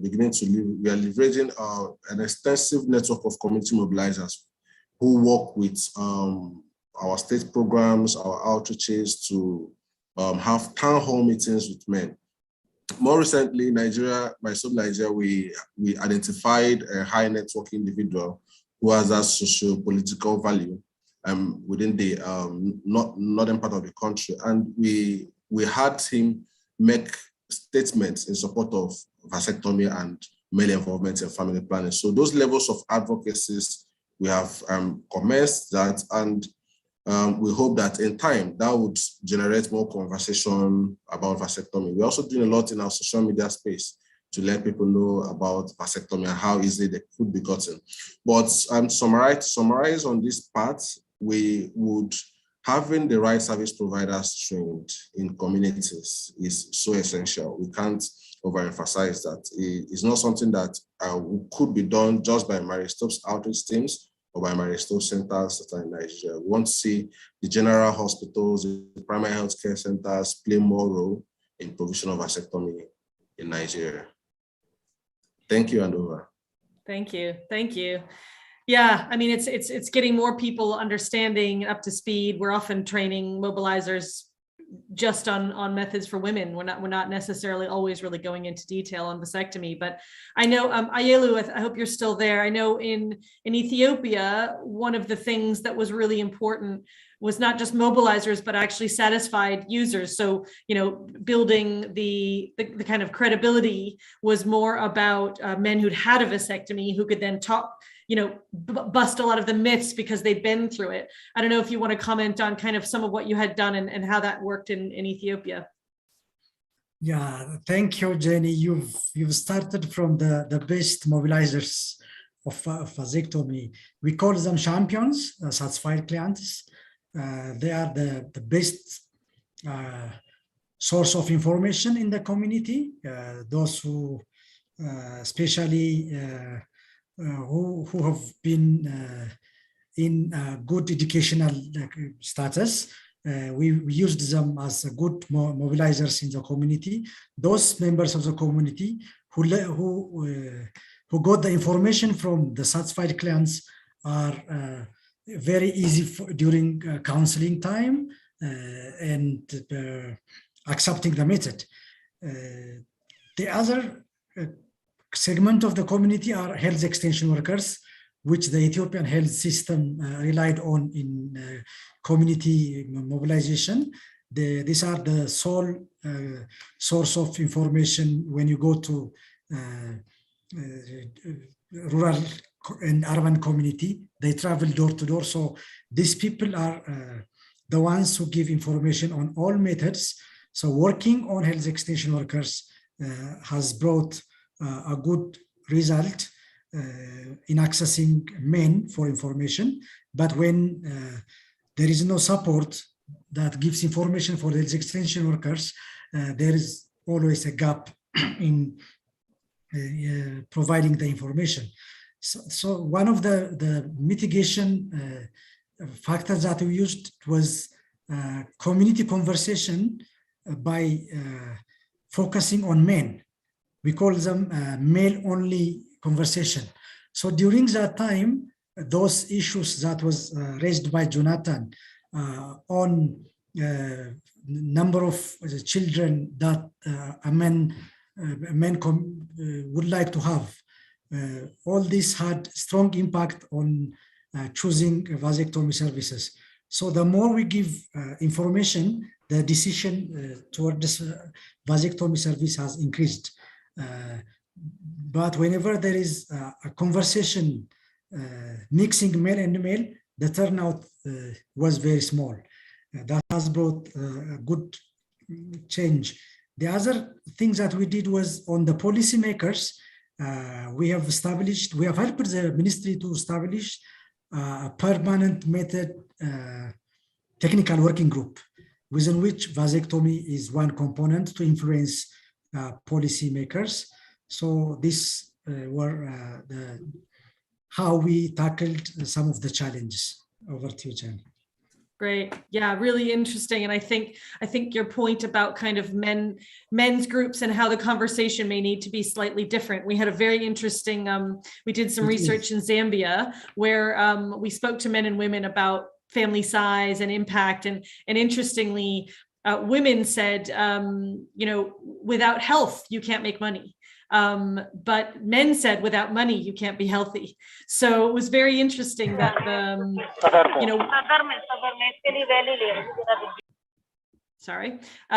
it's very interesting that the priorities were very different and the angle you needed to take in the conversation. And Jonathan, that kind of comes back to what you were saying earlier. The angle was quite different in terms of how you start that conversation.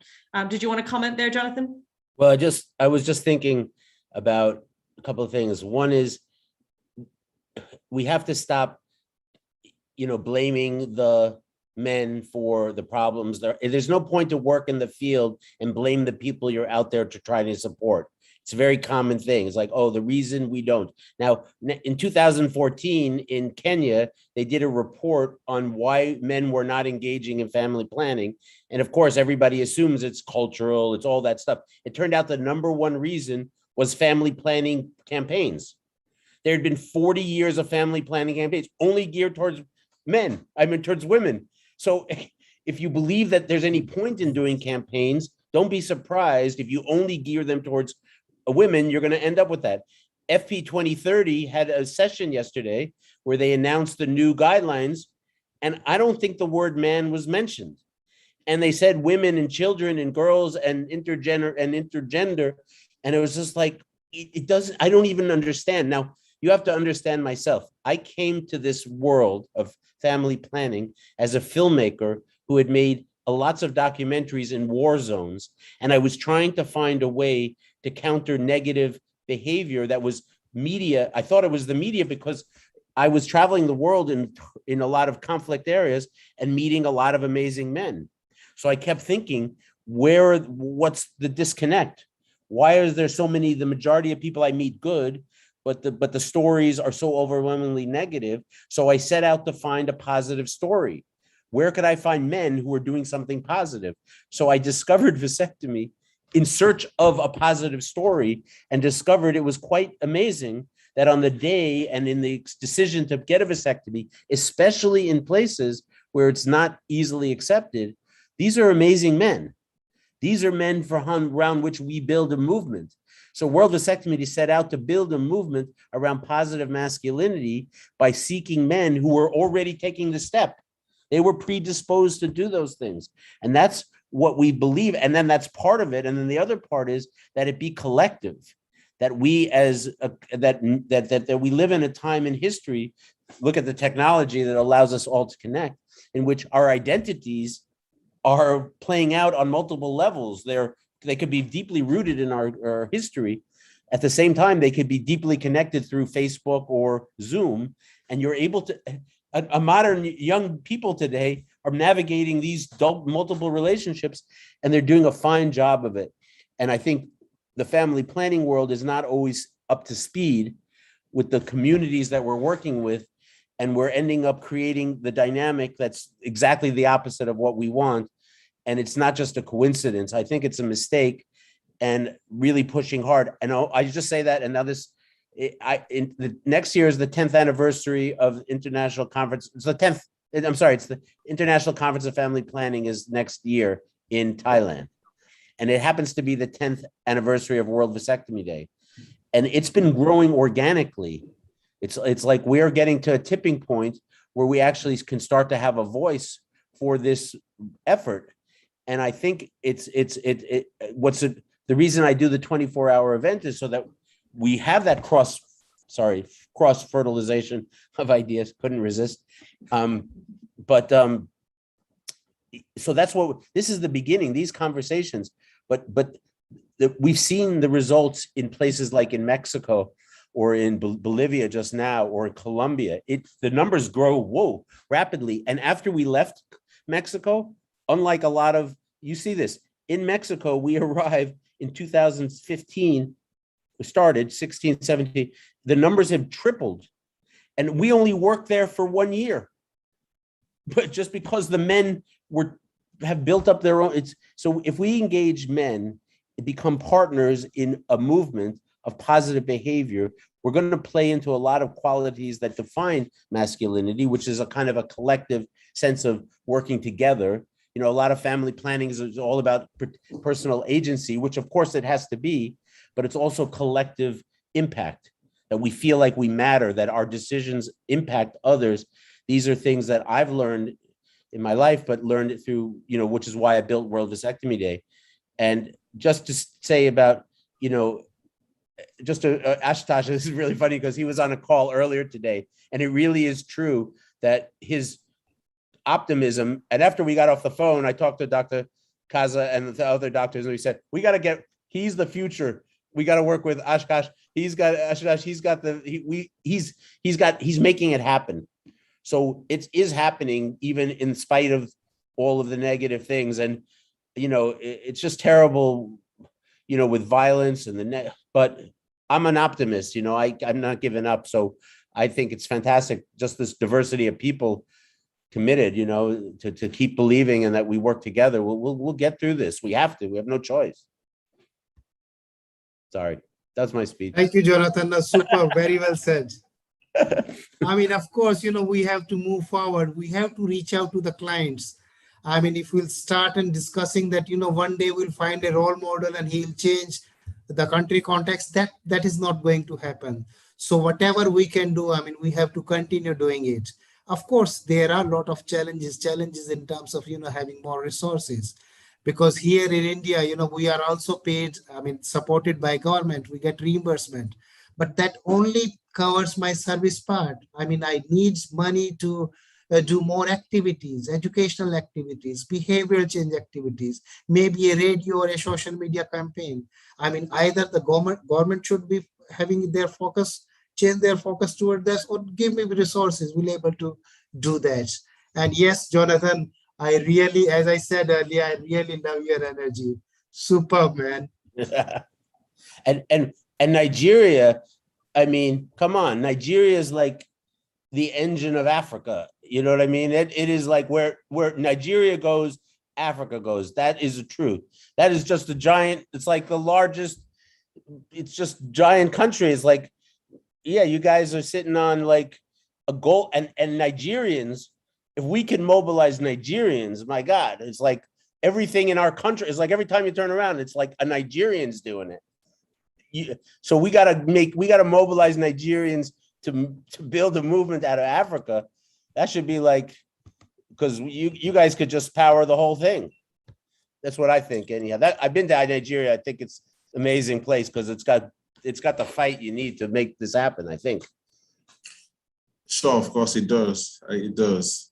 We believe that with what we are doing now and with more traction, we're hoping to get to the public sector and collaboration with other partners. We believe that, yeah, it's evolving. It's for the 2019, 2020, we had over 225 increase, to 25% increase in the number of clients that came to ask and receive services for vasectomy.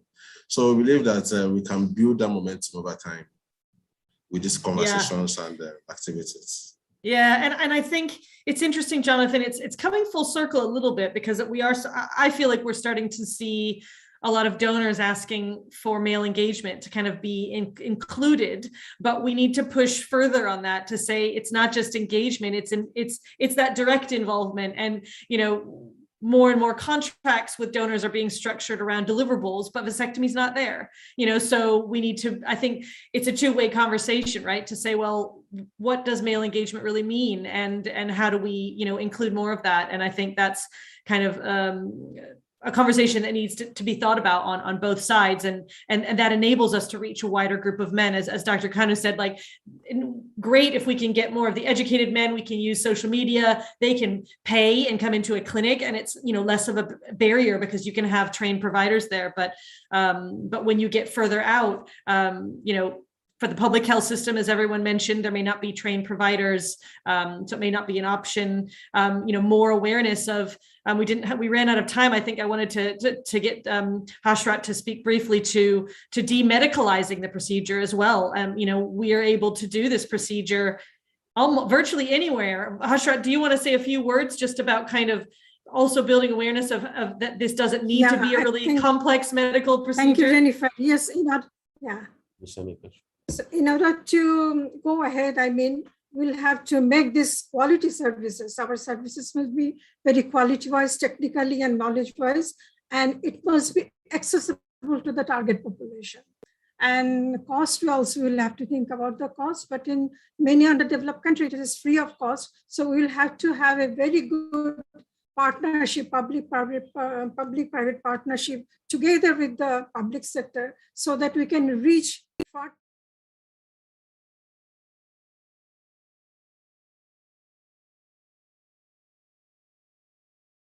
Vasectomy method used and known, do you think, in a lot of countries, or is that still not as well known? I think nose-covered vasectomy is known almost all. So far, I know most of the countries know about it, but maybe due to other challenges, acceptance is not that high. But to me, as I wanted to say that we will have to present the service as a demedicalized service, so that people are not intimidated. We should have a welcoming, respectful, clean, nice, colorful setup so that welcome reception is welcome waiting area and not a very intimidating operation theater. We didn't need big operation light or OT light. We didn't need huge anesthesia machine, other equipments with very little minimum thing, but at the same time, we will pay full attention to the infection prevention practices, aseptic technique, and emergency medical management. All steps must be there, but we don't want to see all those big equipment in a homely, small, colorful way, talking continuously with the client. That will distract the client, and with minimum local anesthesia, we can complete the procedure. So that is, I think we need to strengthen our providers, quality training, and provision to practice on the client. Otherwise, they will lose their skill. So training together with the practices and the medicalized center, I think that is how it can, at the same time, side by side desensitization and advocacy meeting should continue. That also needs huge support from the donor. Otherwise, it is difficult. So I think these are the few steps, few ways forward that you can think about. We're really out of time, and we have our next speaker and the next session coming up, but it happens to be hosted by Dominic Shattuck, who's, he's a leader in all of this, but also he's representing the International Conference of Family Planning, and that is next year. And that is a great opportunity for us to stand, to really raise the issues. That's what the platform's there. We've got they got their agenda, but we also need to make sure that the agenda includes men, and they, I'm sure, are already doing that. And our job is to make sure we present really good papers and good presentations and make our points really well. But to take us from the next conversation, everybody should stay, because Dominic is he's paying attention to all these things. So Dominic, if you're there, it's now your microphone. Thanks, Jonathan. I'm part of a collective group, and I think we have someone who's going to lead the session, but we can definitely jump into some of those topics. And I really appreciate the conversation that's been y'all been having, and I'm sure it's been going through the night while I was asleep, and you've been pushing it along. So I think that Beth Frederick is going to take it over at this point and shepherd us through this next few moments. Hi, Dominic. Good morning. Good morning. You're welcome to continue. No, it was a great conversation. Yeah, please go ahead. I'm also just I'm gonna sign off as I hand over to and just say thank you to the MSI folks and handing over, and thank you, Jonathan, for inviting us to take part. Of course, yeah, happy to have you guys. Don't everybody let's stick around and let's keep listening. So there you go, Beth. It's your microphone then. Jonathan, thanks so much, Jonathan. Take care, guys. And happy World Vasectomy Day. Thank you.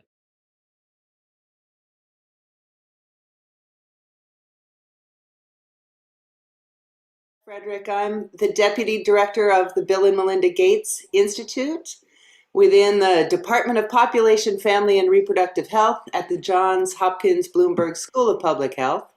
And I am delighted today to represent the Gates Institute on World Vasectomy Day. I'm also the Executive Director of Advanced Family Planning. I wear a lot of hats at Hopkins, and I am very fortunate to be co-hosting this hour with my dear friend, Dr. Moses Mwangi. Moses, are you on? Doesn't look like it. We've got a lot of folks joining us, so why don't I introduce some of the others and have them introduce themselves. Peter and Guri, I see you, so why don't you take the first self-introduction? Thanks, Beth, and thanks, Dominic, for this, and thanks, Jonathan. That was amazing conversation. My name is Peter Ngure. I'm the advocacy advisor for Options Consultancies, but I also lead a community-based think tank called Pathways Policy Institute, and we deal with population health and environment. Family planning is one of our core works, but for this conversation, we are more focused on our incentives for vasectomy in Kenya program. Thank you. Thanks, Peter. We also have Tom Alude. Tom, you want to introduce yourself and put yourself off mute and on video? I see you there.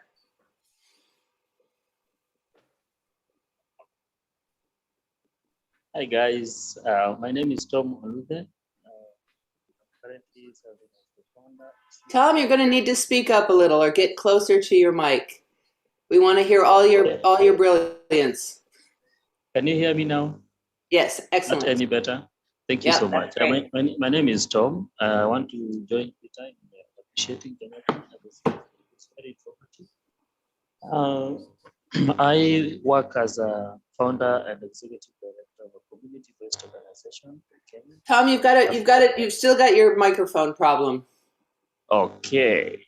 Yeah, you got to put it very close to your mouth, I think. How about now? Much better. So just keep it there. That's great. Thank you. As I was saying, I founded a community-based organization here in Kenya called Afya Elimu CPO. Mostly we are focusing on dispelling myths and conceptions around contraception and family planning, access to adolescent girls and young women in the rural community of Kenya, specifically in Siaya County. I'm a freelance plumber, if you might call me that. I get my hands dirty doing plumbing work. I'm currently also working at a North Coast Medical Training College in Kenya as a head of department for health system support management department. More about me on Google. Thank you so much. I think that's all for now. Thanks, Tom. We're also joined by Dominic Shattuck, who was on the prior session. And Dominic, if you could just give, you've probably done this already before, but can you give another introduction? Yeah, happily. I had just tuned in for the last session and was listening to the conversation. So I'm Dominic Shattuck. I'm Director of Monitoring, Evaluation, and Learning for the Breakthrough Action Project at Johns Hopkins Center for Communication Programs. I've done I've worked on and led several different vasectomy projects in Rwanda, scaling up vasectomy across the country, working on different social behavior change campaigns related to this, and was with Jonathan in his first World Vasectomy Day. I can't believe it's almost 10 years ago, and have seen this project evolve over time. And yeah, it's great to be here today, and great to know that this conversation is continuing as we, as Jonathan mentioned, we have these big global activities that oftentimes leave men out. And so I think we should visit that conversation a little bit today, this morning as well. So great to be here. Well, I'm feeling very privileged as the only woman on this panel. So thank you, Dominic. And I agree with you about continuing the conversation. We're also joined by DJ Mose. And DJ, do you want to give us an introduction of you with a little bit of background for you? And then do you want to give us a little music? Hey guys, nice to be here on the panel. First, good morning to those of you who are just waking up. Good afternoon to those who are sharing the same time zone, and good evening to those who are ahead of us in time now. As you heard from Beth, my name is DJ Mose, and I am in Nairobi, Kenya. I feel like I'm an outlier in these conversations because I'm like that kid, who's not part of this family here, but it feels like I've been adopted somehow here, and I'm glad to have met Peter Ngure sometime earlier this year. So I am a DJ by profession, and I did an organization that's called Kubamba, which is basically a youth outreach organization, and we basically reach out to young people that's between the ages of 14 and 25 in Kenya, just trying to sensitize, especially when it comes to issues of social responsibility. So I'm really glad to be a part of this panel.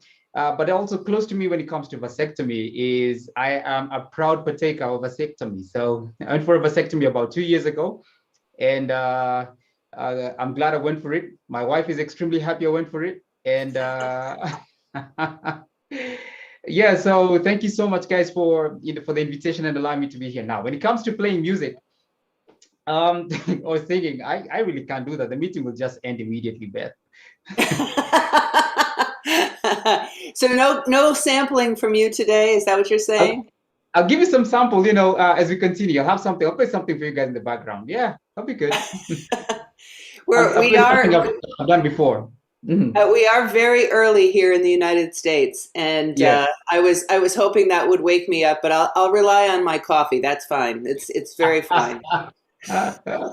Eventually, I hope we will be joined by Dr. Moses Mwangi, who is the leader of Samasha Medical Foundation. And while we wait for him, this session is designed to be much like the one before, it looked like, which is a free-form conversation between a number of people who have spent a lot of time thinking about vasectomy and working on vasectomy to make sure it's more mainstreamed and more available to people all over the world. So I don't know who wants to start. Peter, do you want to talk a little bit about your perspective on how we might increase the availability of vasectomy and counter some of the myths and misconceptions? Yeah, thanks, Beth, and thanks to the team of Power. And forgive me all, Peter, you're going to have to speak up as well. Wow. DJ Mose, you're perfect. How is that, Beth? You need to speak up just a little bit. Your volume is a little low. Oh, I'll speak up and then I'll get the headphones in the next bit. Okay.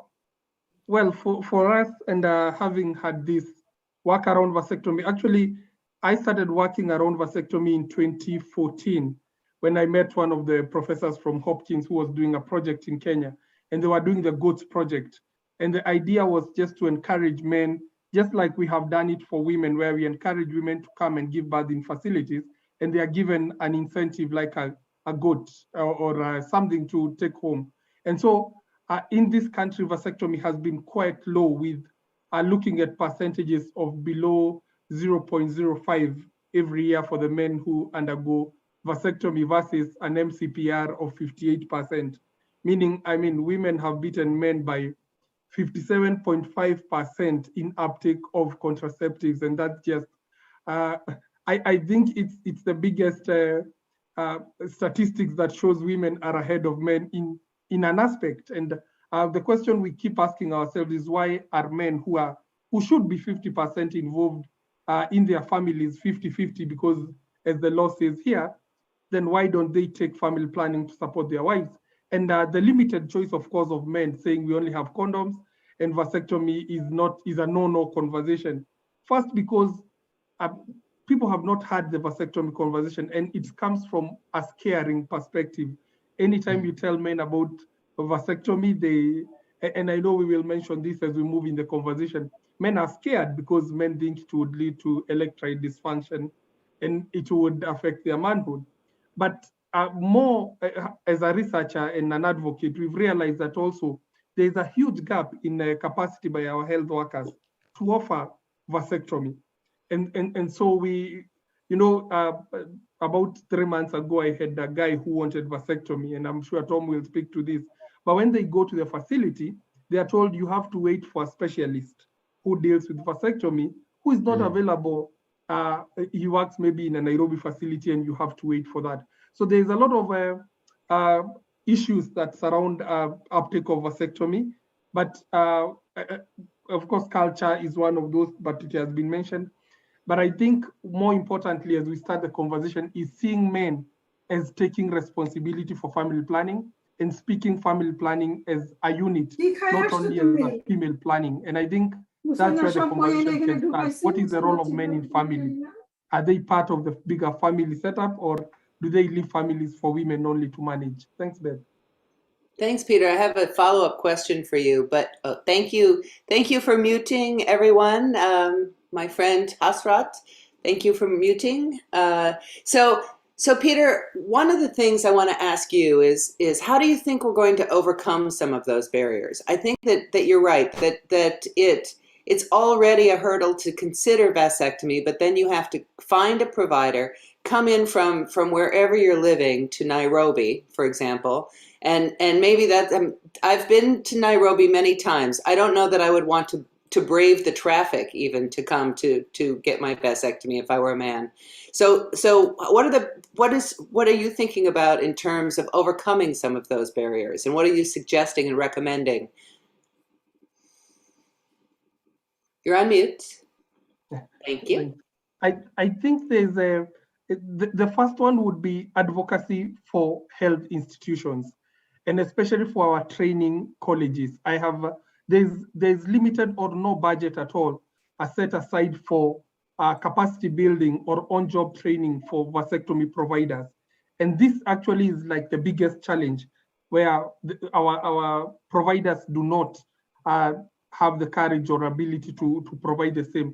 And it is also stems from underfunding of vasectomy permanent methods. Let me just put it like that, because even for BTL, the capacities of health workers to provide, there's no funding to keep training and keep building the capacity of our health workers.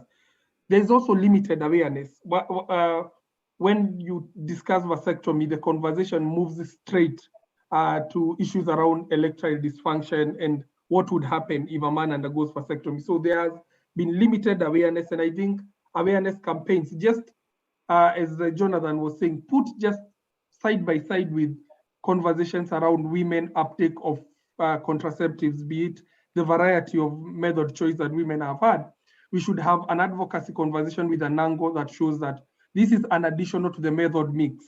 And an additional to the method mix is a good thing, so that then we have a variety of people uptaking at this. And then thirdly, when we do the advocacy around giving men a goat around reproductive health, we are actually telling men to take charge of their reproductive health choices and their families. I always make this joke that a lot of men in this country of ours keep saying the reason why their wife or their girlfriend got pregnant is because they were trapped. And I tell them, you are not, there's no one trapping you or forcing you to get pregnant, for her to get pregnant. You are trapping yourself as a man. If you continue having sex, you know you have a variety of choices that you can take. You are not using any contraceptives. So you should take care of that pregnancy when you get pregnant. So there's quite a bit of awareness that is needed. There's quite a bit of research needed. And of course, funding for vasectomy. Just to finalize is that in Kenya, we now have the National Hospital Health Insurance Fund, which covers vasectomy and BTL. It's the only family planning method that are covered by insurance. So really, it is, even the government has taken that step to ensuring that the uptake is high. So it's up to awareness to men that is quite needed. So Peter, I have one follow-up, and then we're a natural segue to Dominic from your remarks. But I have a rule in all meetings that if you use an acronym and you don't explain what it is, you have to make a donation to some very good cause. And I think it's a very good cause in terms of vasectomy services this time. So I'm going to give you a pass this time, but what is BTL for everybody who's on Facebook Live and thinking about vasectomy today?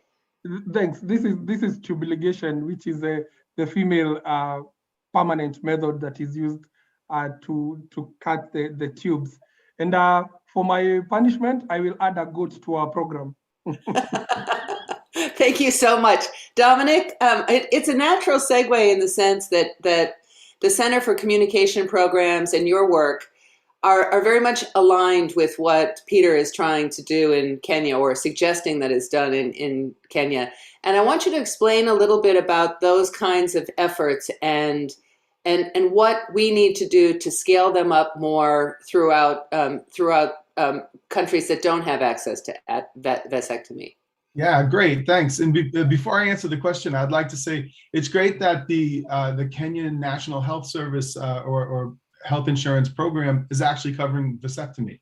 For several years ago, a program in the United States, the Affordable Care Act, or also known as Obamacare, something we definitely need to expand and build upon in the US, it doesn't cover vasectomy.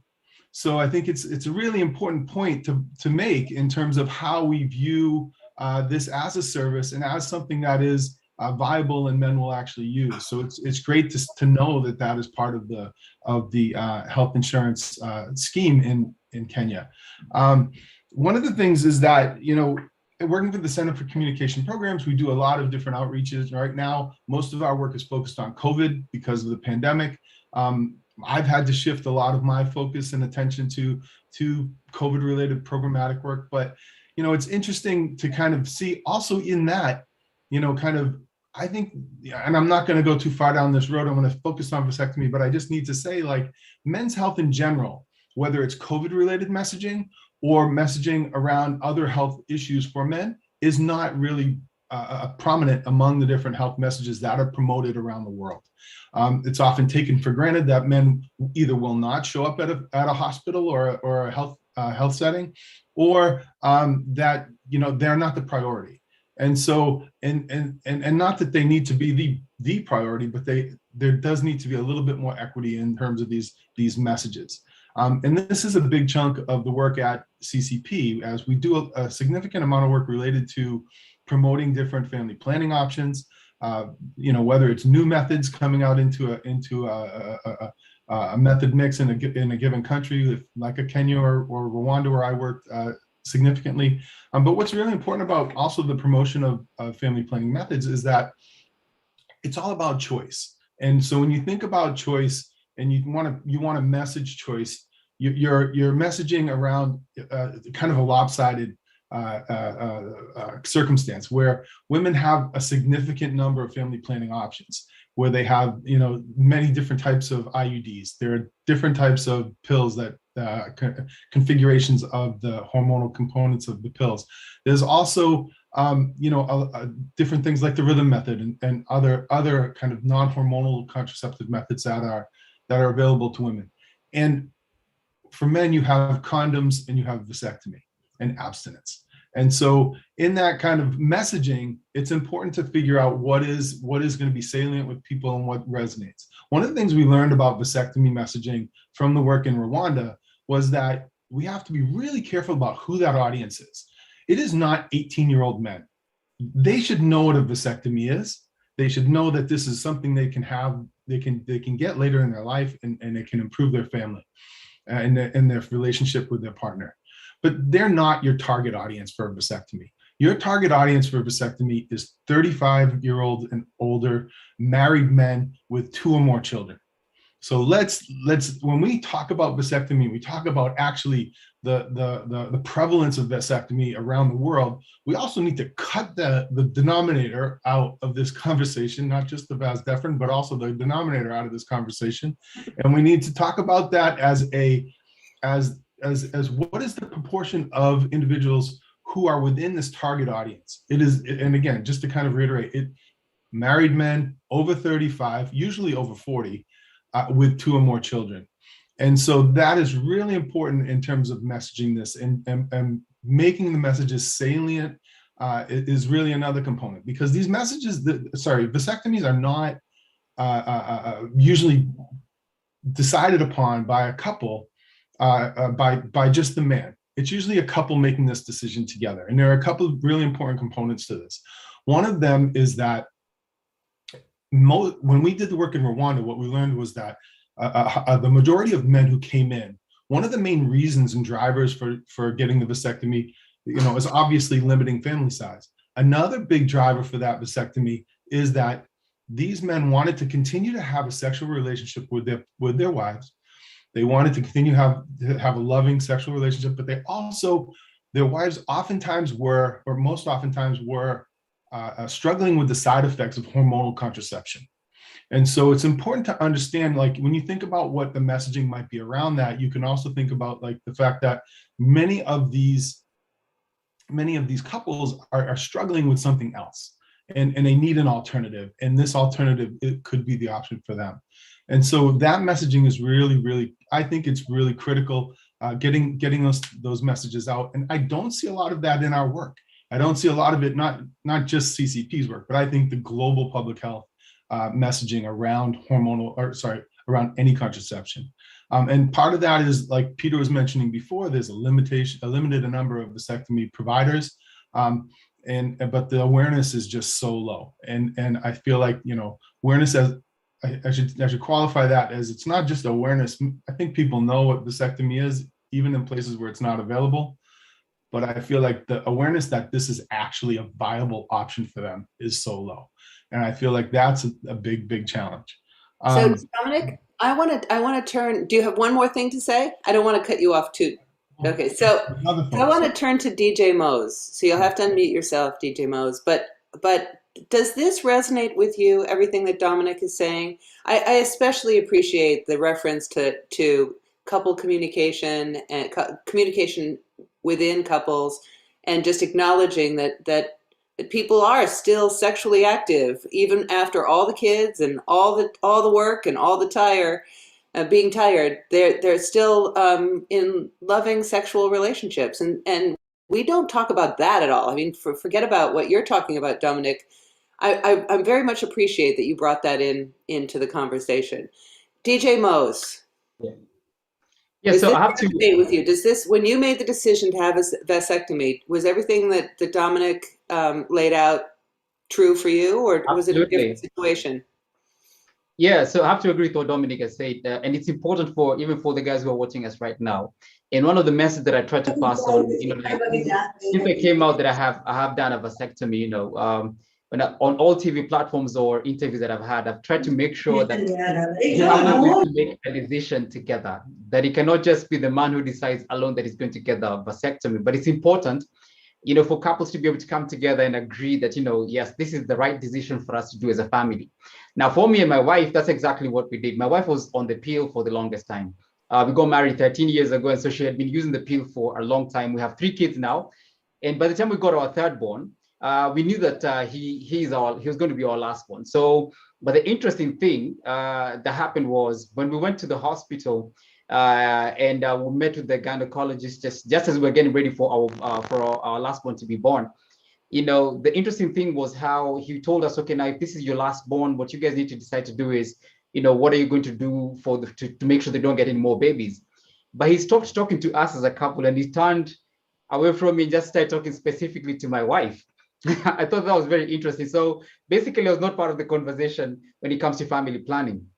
But when we got back home, after my son, our last one is a boy, his name is Baraka. So when Baraka was about a year old, my wife said, Mose, I want to stop using the pill. This thing is not good for my health. It's messing me up, the hormonal change that I keep getting.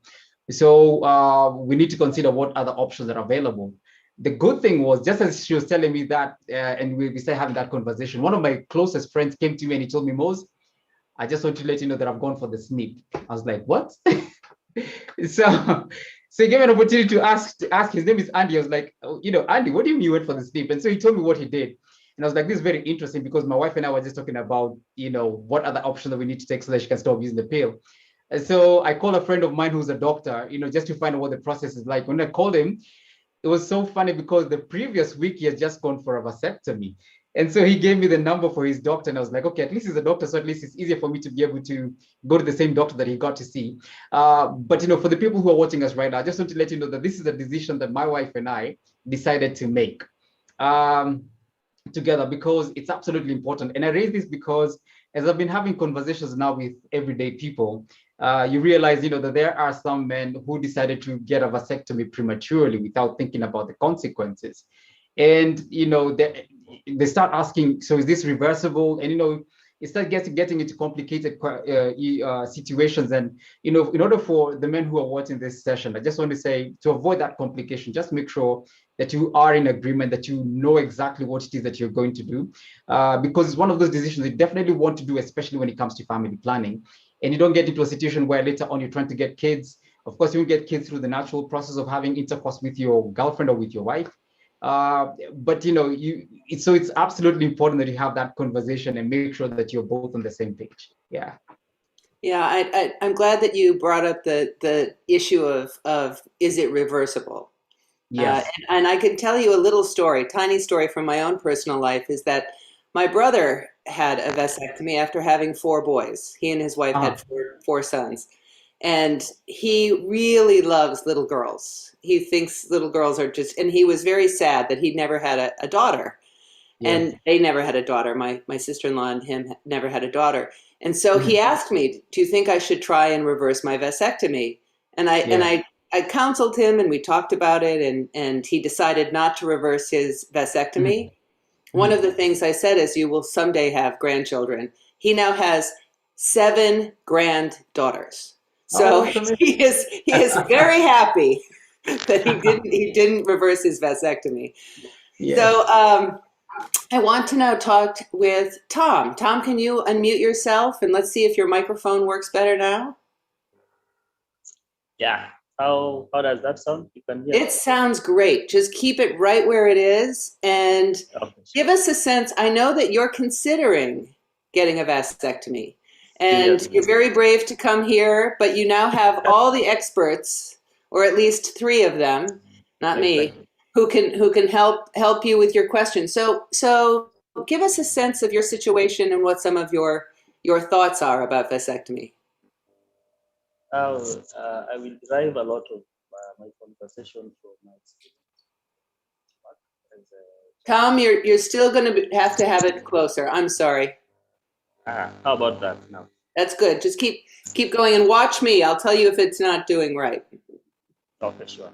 So my decision or my sharing will be derived mostly from my work around contraception and family planning, especially in the rural areas of Kenya. And so I will be sharing my things about this from a background that is mostly male-dominated, especially at the rural areas when it comes to issues. Tom, you're still not. We still can't hear you very well. You still cannot hear me. How about that? I think That's good. Just keep coming close and speaking loudly. Okay, so one of the issues which has been mentioned previously that I would want to contribute to as I come to my personal thoughts about vasectomy and what is advising my desire to be one of the beneficiaries or having undergone vasectomy is this. I think Peter has, DJ Moore has alluded to it. And I think as part of where we are heading to, we need to target women as drivers of vasectomy. Because when you are as I am struggling with their decision, then we have what will our women say or partners say about this. So I really want to subscribe to DJ Moore's experience that really we need to target women as drivers of vasectomy. But that aside, some of the issues I'm struggling with is sperm count, ability to make a woman pregnant and produce a child, many a times in our setting defines masculinity. And whether or not you already have enough children, at the rural areas, that definition is you still need to be masculine. And that means the presence of sperms, okay, in your semen. How would how I wish I would want to hear from DJ Moore, how are you handling such questions and concerns around your masculinity versus vasectomy? And secondly, we have a lot of things catching up with us. Those side effects that DJ Moore was alluding to, and Peter is well aware of, on our women. Before we have our women settling down on one or two methods that work for them, you will hear I started with Depo-Provera, then I went to an implant, and then now I'm using a coil, or the coil is making my back ache, I'm having irregular periods and all this. And so this is catching up with us, and we have more of our women having different conversations around family planning. And this is magnifying what we want to call the misconceptions about family planning. So I think because this is catching up with us, it is the right time for us now to have that conversation and maybe have it our women as a push to that. And so for us to help our women grow better and possibly enjoy reproductive health, not for only recreation, I'm moving towards now supporting, and I want to undertake the vasectomy as a procedure, because we also need our women to enjoy the sexual part of them. They are not reproductive machines, they're not photocopy machines of our sperms and water. So I will need as much information, and I think what I want to hear mostly is then how do we get alternative compelling explanation to replace the myths that we have? Can we move away from negating the myths and possibly come up with alternative compelling explanations that are going to replace the myths that we have in our communities? I think that is the background I want to speak to, and possibly at a later stage, I would want to know how much do we pay and why do we even pay for it? Because to me, it seems a better option compared to the free services being offered to our women. Okay? Yeah, in my community, we have people saying, oh, the Bible says, go ye and fill the world.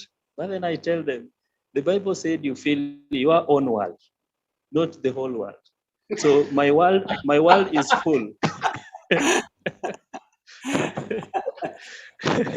My world is full with the six children. So why do I still need them? Whose other world am I going to fill? You know, do I fill up my community, go to Kenya, and then go and fill the USA, and go to Canada and Europe to fill the world? You know, so these are some of the ways I'm trying to struggle up with this in the community, in the rural community that I come from. And DJ Mo, I think I want to appear with you one on Bamba, and maybe we can have this discussion. Over to you. If there's any clarification I need to make, then I'll be happy to do that. But for now, I think those are my thoughts. Over to you. That's great. And I think I'm going to take away the one quote from you and Yes. use it in my own remarks from time to time. Women are not a photocopier. No, they are not. And you know, women spend their lives. If they give you a child that is not looking like you, then questions are arising. Okay, it's like she is meant to give you a photocopy of you. But they need to enjoy their sexual life too. They need to have sex for themselves, not for recreation. Permission Here, here. granted. Here, here. Who wants to come in next? Anybody? Let me say something first. Thank you, Tom, and I think it's a good By the decision that way, you're making. Yeah. Yes. By the way, are we recording the session? I don't know. Jonathan find might out, be able to because- tell us. Yes, we are recording the whole session. Oh, So thank we're you, going to Jennifer. send back to each organization a recording of their hour or their, the time they had. So you'll get to hear your quote played back to you. Thank you, Jonathan. All right, DJ Mose, give us some Oh, wisdom. man. Yeah. So first, Tom was saying it's a good decision that you're making, actually. Especially for you and your wife, when you come to the place of getting a vasectomy. And I know that it was not an easy decision. I'll speak to that later, unfortunately. I'll speak to that later, unfortunately. That is okay. Please go ahead. Yeah. But it's a question, as you've been raising the issue of, masculinity, men here are viewed as real men because of the number of kids they can be able to have. I think that's toxic masculinity. We're not defined as men because of the number of babies we're able to have, because we also do have men who are not able to have babies for one reason or another. And so we need to educate the communities about what kind of men we want to have. You are a man first because of who you are, the way you are created, that makes you perfect just as you are. And so kids are a blessing. You don't do anything to be able to get kids for yourself. They are a blessing. And so when you get to that space where we encourage the society not to have toxic masculinity, because it's actually very toxic, and especially for men who are not able to conceive or have kids. So there are other factors that make a man a real man, like being there for the community, being able to model the right values that you need to have. I have been in situations where in one of the interviews that I had in one of the local TV stations, and there was a lady who was with me on that interview, and she said, what if my husband wants me to have 5, 10, 12 kids, I should be able to be ready to reproduce the kids. And I say that that's absolutely okay.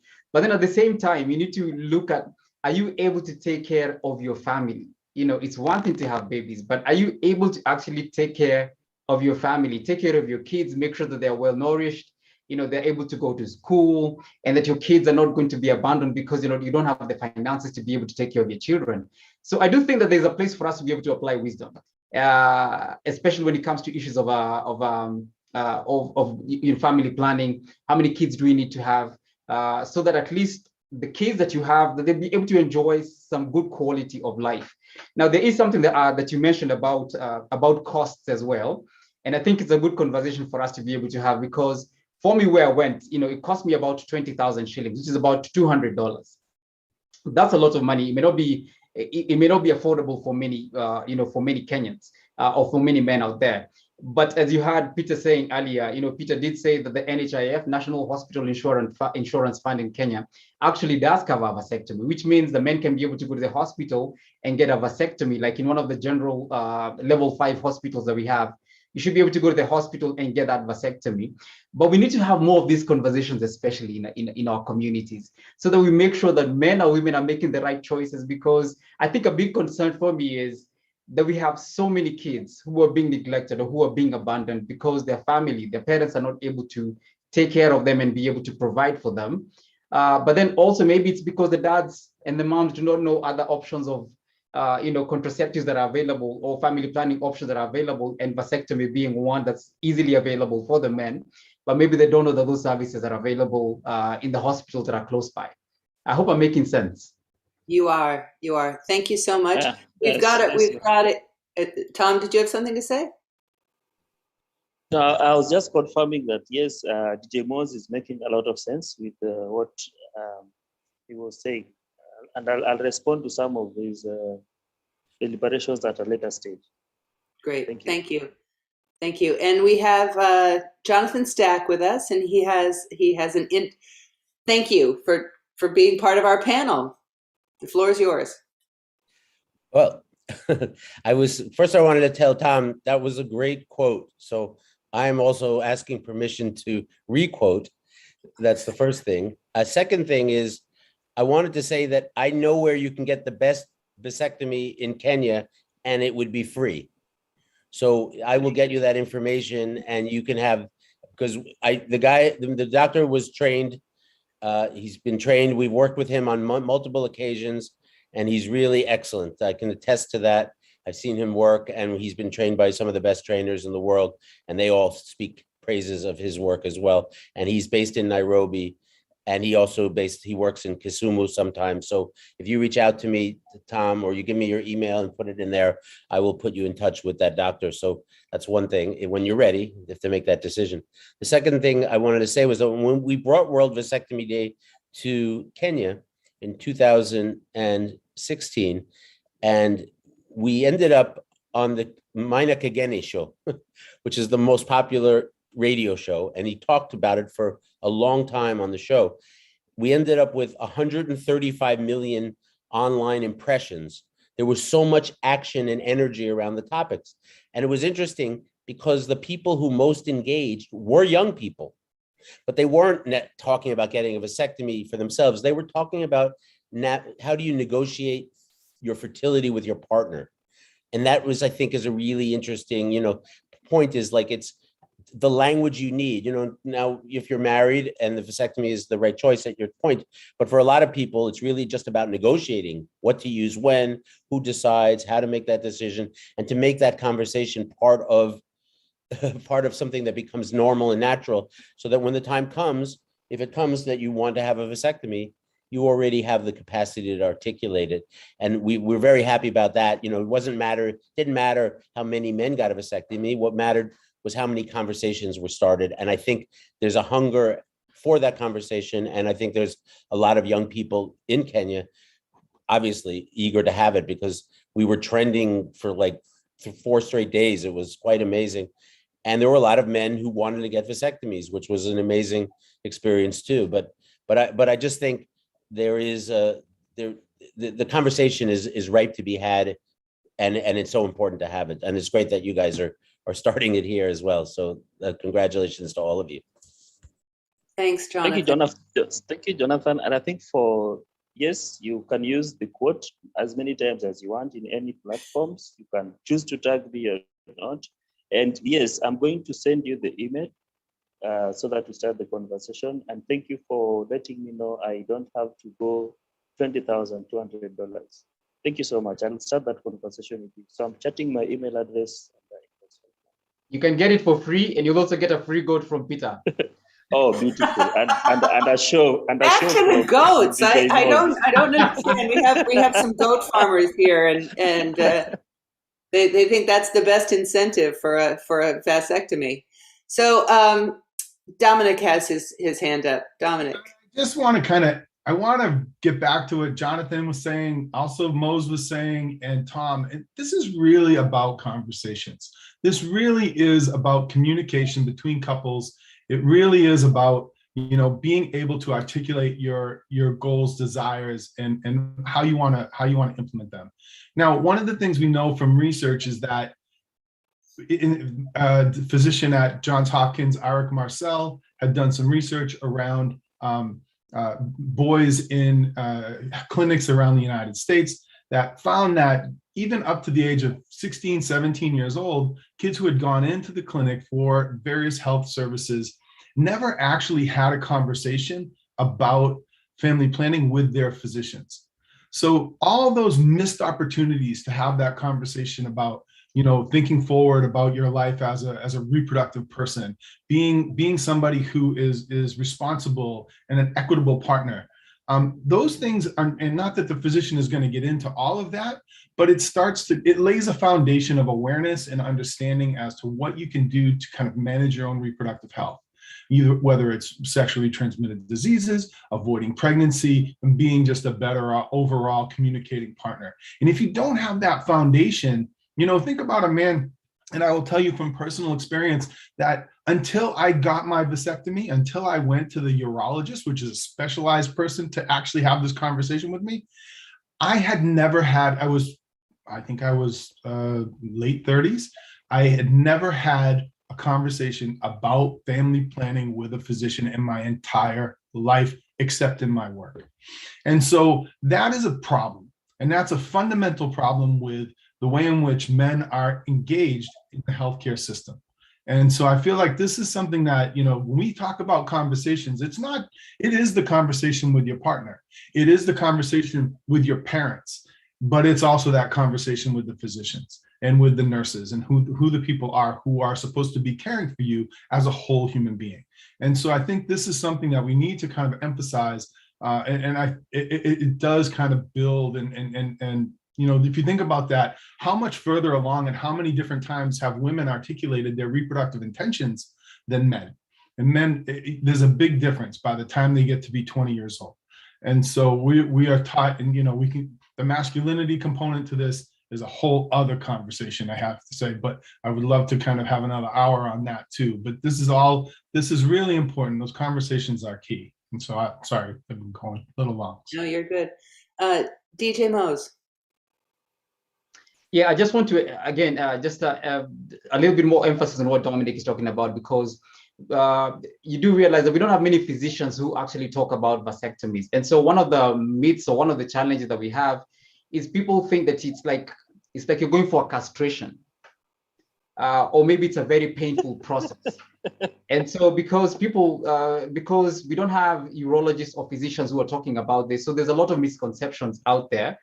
And for me, a good comfort came in when my friend who's a doctor shared with me the urologist's number. His name is Dr. Charles Ochieng.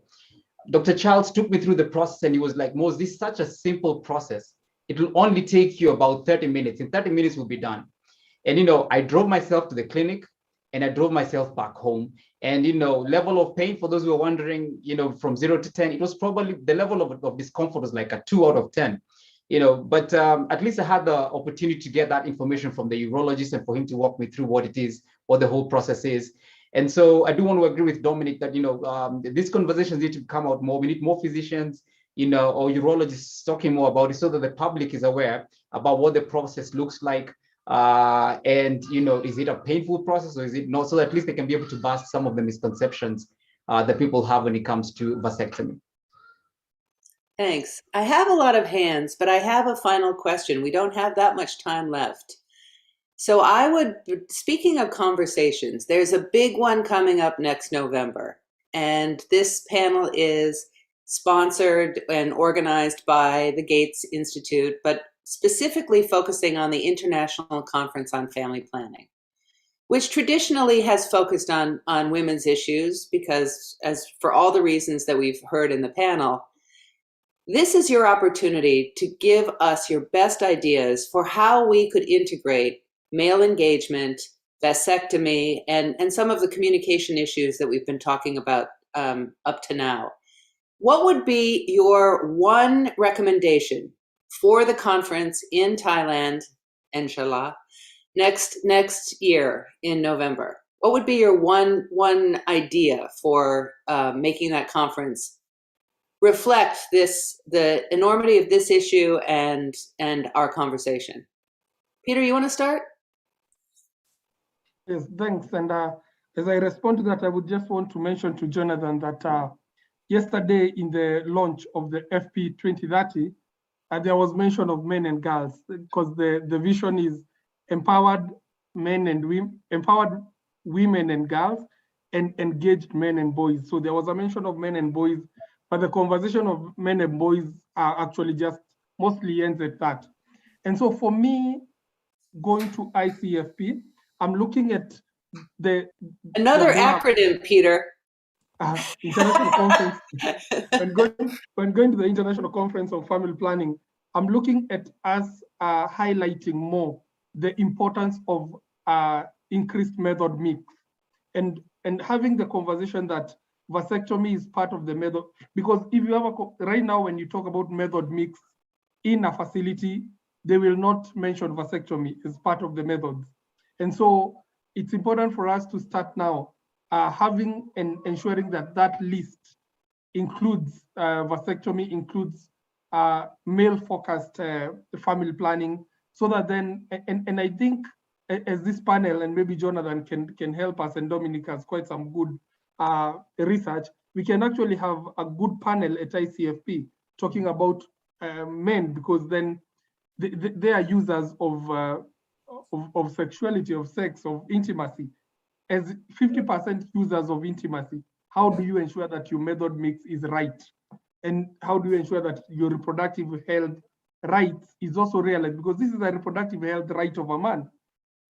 When we talk about reproductive health rights, we are mainly focused about those of women. Men should also start pushing for their reproductive health rights and ensure that there is an increased method mix.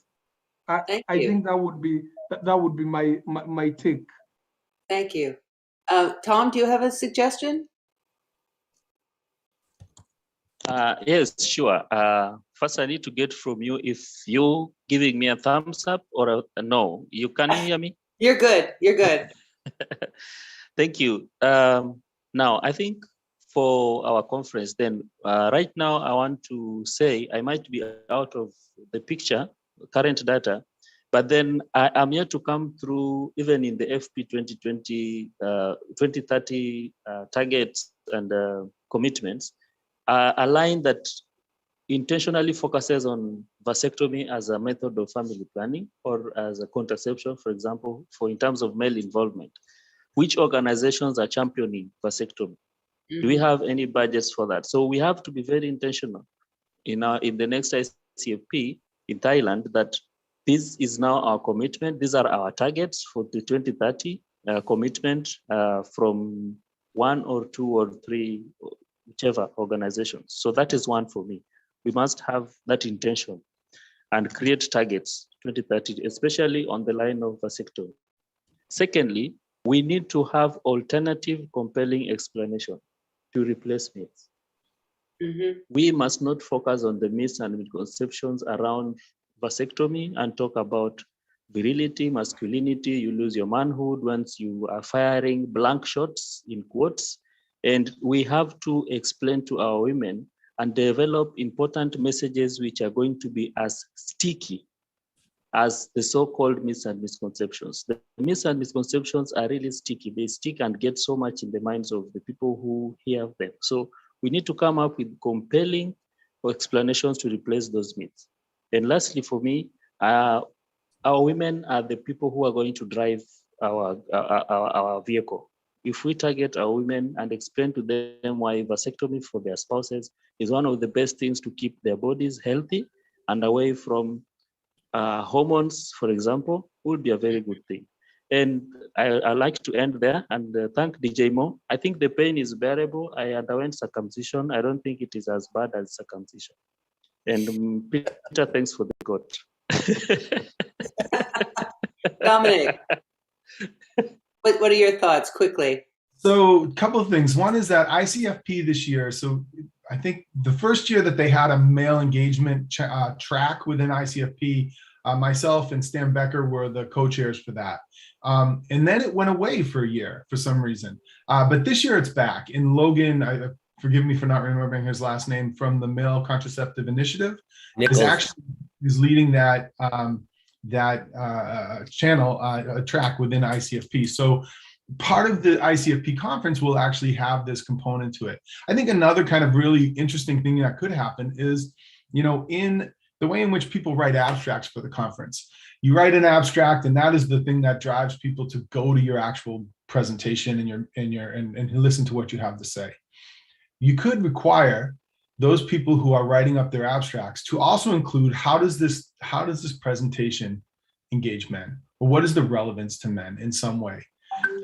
To start making these researchers and these programmatic implementers to consider men in this context of the program. Did they actually engage men at all? Is it appropriate to engage men in this context? Sometimes it's not. But how does this actually, let's open that conversation and let's kind of push that conversation. The research that I had done throughout my career kind of shows that if you don't give those directives, if you don't require those kinds of things in the work, it's not going to happen. And so we need to find ways to kind of nudge and push this conversation further, while also being very respectful of the fact that women do take on the majority of the care the realities in families. They also are managing all of the different family planning, options. And the reason why we focus on women is a good reason. But the role of men within the reproductive health space also needs to be engaged and emphasized a little bit more. And maybe a simple thing like that could nudge it a little bit further. I've got plenty other ideas too for later on. Yeah, thank you. I'm sorry to interrupt you. I think you're on to something. I think that all of the conferences in our sector could benefit, not just the International Conference on Family Planning, but there are many others. The Behavioral Change Conference. You're closer to that one. We need to do this in every health conference. How does it involve men? Because a lot of the healthcare responsibility falls on women as well, just in general. So in other spaces like agriculture, economics, we are always forced to answer the question is, what is the gender dynamic here and how does this impact women? But we don't ask the question about how it impacts men. I think that is an excellent point. I'm going to end with DJ Mose, and if there's a second at the end, Jonathan, you can chime in, but DJ Mose, we've got about 3 more minutes of our session. I'll keep it short. I think it would also be good if you can have a couple of men who've actually gone through a vasectomy to be part of this, so that we can make vasectomy as part of everyday conversations. You do realize that over the last couple of years, the main messaging has always been about condoms, both male and female condoms that are being made available. But there's actually much more that's available out there. But even now, it's just zeroing into the conversation that we're having right now. It'd be good to have men who've actually gone through a vasectomy to be part of the ICPF that's coming up, and also do more. Let's have more visibility or communication out there in the public about a vasectomy, so that we can be able to demystify what a vasectomy is about, kill the myths that are out there, and so the men can have real tangible information about what a vasectomy really is. And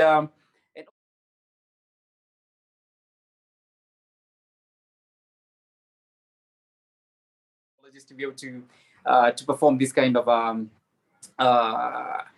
surgery, But I've been very, very grateful to be part of this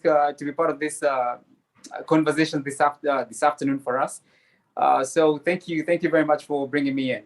I've been very grateful and I've learned a lot. We from the Gates Institute and Johns Hopkins Bloomberg School of Public Health, we want to thank every one of you. Kelly Wellborn, who is the chief organizer, but there's a huge crew behind the International Conference on Family Planning, is here with us. I want to thank her and Jordan Freeman for doing all the back of house work and making sure that this went well. And I think we're going to close out the session now. And I see the next session coming in. I also want to thank Jonathan Stack for all of his leadership in vasectomy and for joining our panel as well. I mean, a 24-hour marathon is quite something. So thank you, Dominic, DJ Mose, Tom, and Peter. Peter, I would love a go too, but I want to come and visit you and we'll eat it together. How's that? And now we'll have 2 because mine will be ready by then. So you're welcome to Nairobi, and amazing conversation. Thanks, Beth, for great moderation. All right, I'm going to hand it over. I'm not sure who's next. Thank you. Thank you very much, guys. Thanks, everybody. Okay, bye, everybody. Bye-bye. See you in Thailand, possibly. Inshallah. Inshallah. Jemo is coming with his music. Yes, I am. Yeah, put that music on. Hey guys, I wanted to thank everybody for showing up. It's really important to have these kinds of dialogues. Yeah, it's fantastic. The conference is really what inspired World Vasectomy Day's ideas of having communication. And if I were to, I think if we bring our A game to the conference will take care of making sure those messages get heard. So we have to do our part to get the messaging out. The conference is a place where it's a platform, and that's what we have to take advantage of it by bringing in the messages. I just think that sometimes in the language that we use, let's not exclude men. I think we need to think of men as part of the solution for women's needs as well. You know, that we know that women take on most of the burden, and part of the reason for a vasectomy, for sure, is often articulated is it's a really concrete way. It's an act of love. That's why that's our motto. It is an act of love. It's something you do out of love for yourself and taking care of your own body, because it makes you got to be healthy, and it takes care of your wife, and it takes care of your children, and it also makes a difference for your community and beyond. And that's really, you know, vasectomy is a point that, you know, it's a moment and an intervention for conversations.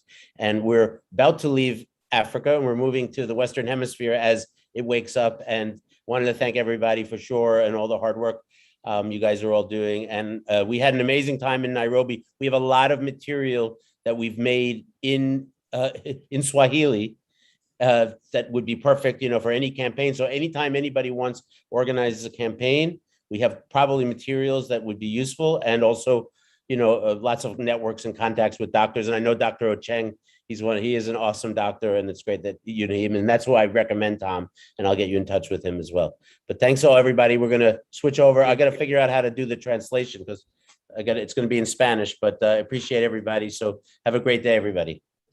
Thank you.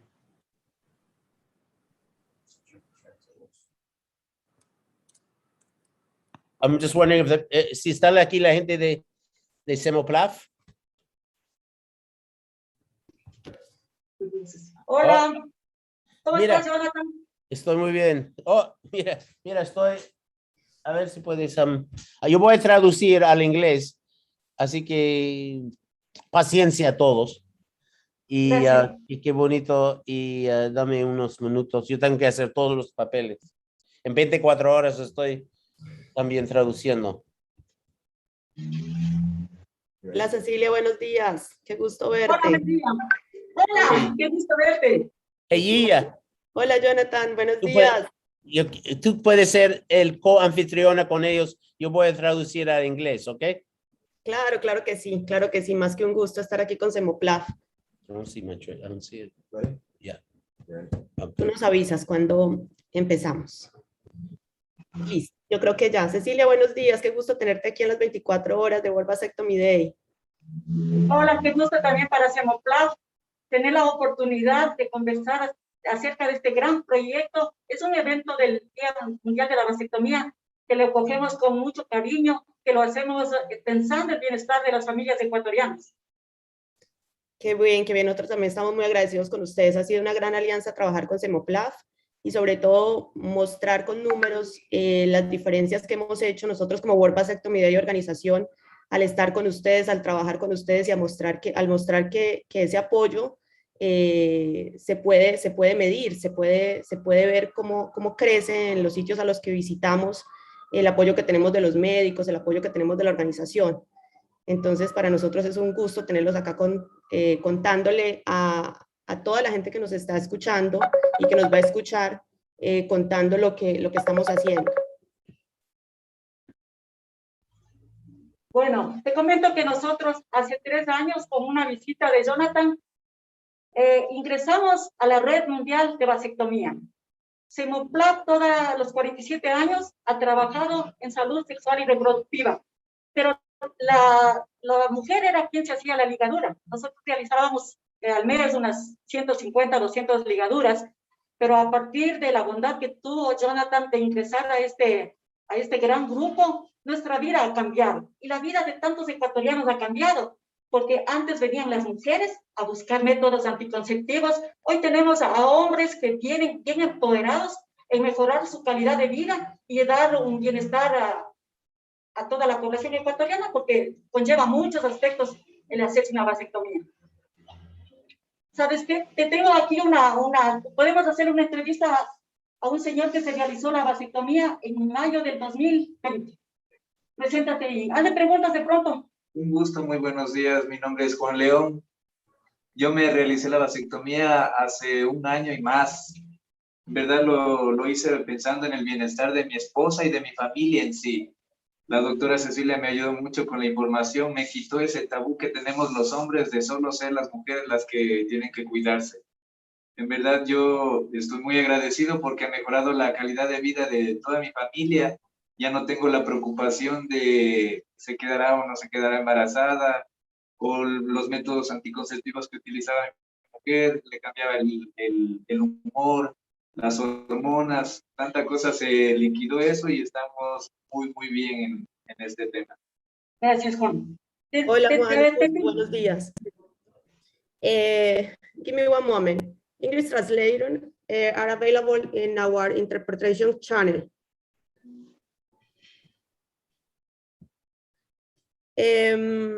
Juan, un gusto. Qué bien esa historia que nos cuentas. Realmente eso es lo que nosotros queremos, que los hombres sean partícipes de este proceso de planificación familiar. Sí. Tú hiciste la vasectomía hace un año. ¿Y qué le dices tú a los otros hombres que se quieren realizar el proceso o que están dudosos de realizarse el proceso? Que estamos en otras épocas donde la equidad de género es un nivel muy alto y tenemos la responsabilidad los hombres de llevar a la familia en mejor bienestar. Qué bien, Juan, qué bien. Gracias por ese testimonio. Muchas gracias. Gracias. También te tengo otra sorpresa. Te tengo a un usuario que se va a realizar en esta campaña. Pásame. Gracias. Hola, buenos días. Mi nombre es Jorge Oviedo.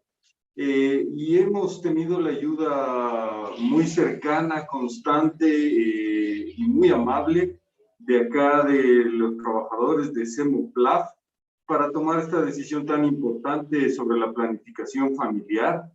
Y justamente como decía mi colega, obviamente somos responsables hombres y mujeres, yo creo que al mismo nivel, y los dos tenemos la potestad de tomar las decisiones más adecuadas. En este caso soy yo la persona que va a tomar la decisión y el día lunes estaremos en la cirugía ya. Así que nada, muy ansioso porque eso suceda ya. Y todo de acuerdo en un sentido por la planificación familiar, es un tema personal, digámoslo así. Y en otro sentido, obviamente, es muy importante tomar el prestigio de SEMOPLAF, que tiene gran nombre en el Ecuador a lo largo de los años. Entonces, estoy plenamente seguro de que las cosas van a estar de la mejor manera. Así que, nada, muy agradecido con todos. Pues Jorge, felicitaciones por esa decisión que tomaste. ¿Y la decisión tú la tomaste, fue conversada con tu pareja, fue de mutuo acuerdo?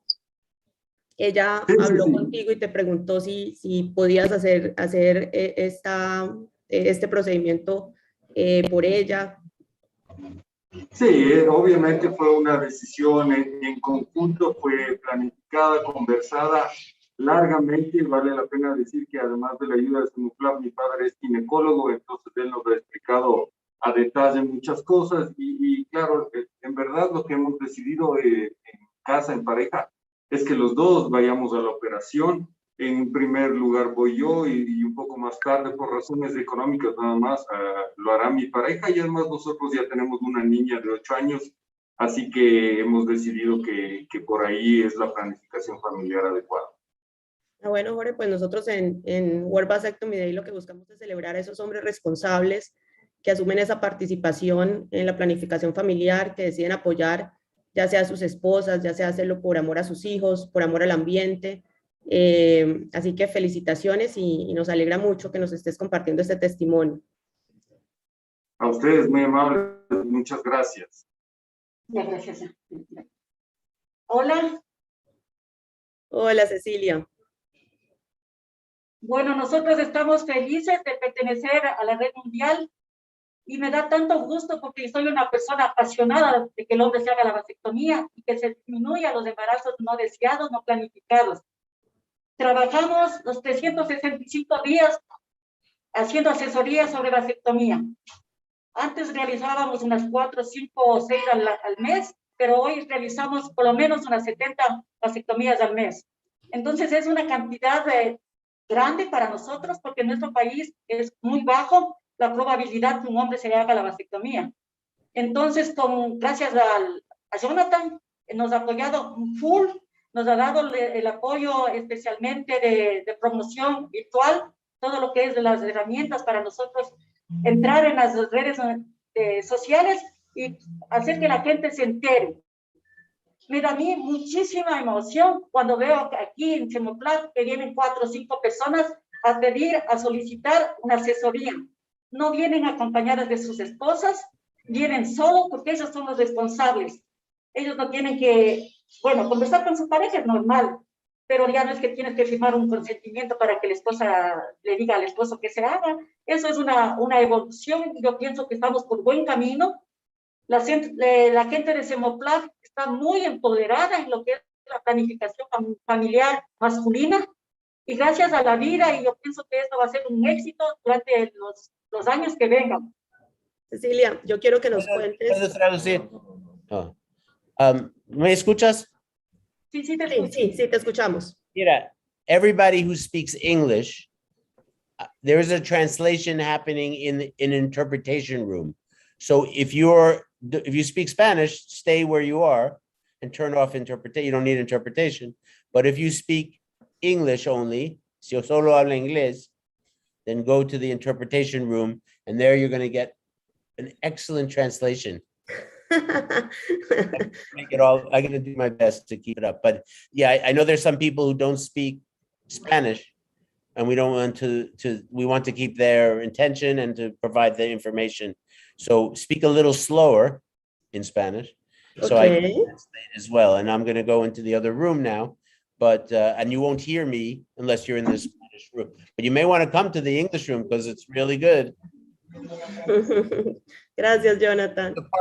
Hay una fiesta ahí en el cuarto de inglés. Si quieren asistir. Te quería preguntar, Cecilia, o quería pedirte que nos contaras, obviamente, la parte de, durante la pandemia, fue muy visible el crecimiento de Semoplaf en cuanto a vasectomías. Ese fue como el momento de demostrar qué era lo que Semoplaf estaba haciendo con las vasectomías. Entonces, yo sí quiero que nos cuentes un poco de esa experiencia que ustedes tuvieron durante la pandemia y cómo eso ayudó a que los números aumentaran, a que la gente se interesara por una vasectomía. Gracias. Te comento que para nosotros de la época de pandemia fue una época súper buena para que el hombre se realice la vasectomía. Primero porque disponían de tiempo y también porque Semoplaf siempre tiene abiertas las puertas para hacerse vasectomía. Entonces se hacía todo lo que es asesoría, la planificación del procedimiento por WhatsApp o teléfono, y solamente se planificaba el día que iban a venir los hombres. No tenían que pedir permiso en su trabajo, porque eso también es como que a los hombres les cuesta pedir permiso o perder un día de trabajo. Entonces, como estábamos en pandemia, la gente se podía tranquilamente en sus medios de transporte venir a Semoplaf para que se le realice la cirugía. A ver, creo que hicimos como unas 200 vasectomías durante el tiempo de pandemia. Ok, ¿y cuáles razones daban los hombres? Primero, los hombres, creo que se está perdiendo un poco el machismo en Ecuador. No se va a perder total, pero yo pienso que el hombre está siendo partícipe de la planificación familiar. Ellos son unos hombres considerados y aman a su esposa y a sus hijos. Y ha mejorado la calidad de vida, como dijo Juan. Él es un paciente que nos ha enviado muchos pacientes acá. O sea, yo pienso que la gente, para que se haga, se necesita difundir, dar una asesoría clara, concisa, para que el hombre tome la decisión voluntariamente. Y yo estoy feliz, en realidad, porque la respuesta que hemos tenido durante todo este tiempo ha sido tan valiosa, pero sin ustedes no hubiésemos podido despejar esa mente, despejar esos mitos que tenemos los ecuatorianos, de que solo las mujeres se hagan la ligadura. Ahora no, ahora el hombre toma la decisión. Y estos ya vienen informándose hace rato, no creas que vienen a Semoplaf sin conocer. Ellos entran a las redes sociales y solamente lo que tengo es que hacer unas preguntas, o ellos tienen preguntas hacia mi persona, y ese rato deciden realizarse la cirugía. En esta campaña que lo estamos realizando desde el lunes 15, más o menos tenemos para las semanas unos 70 hombres que se van a realizar vasectomía. Ya se están realizando la vasectomía.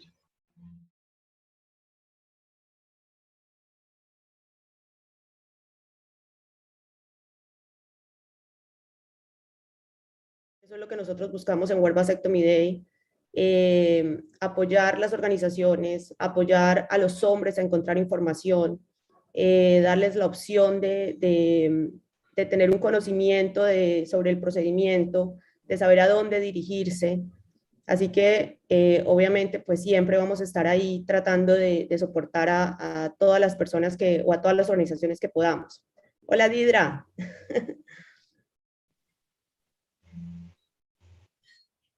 No te escuchamos.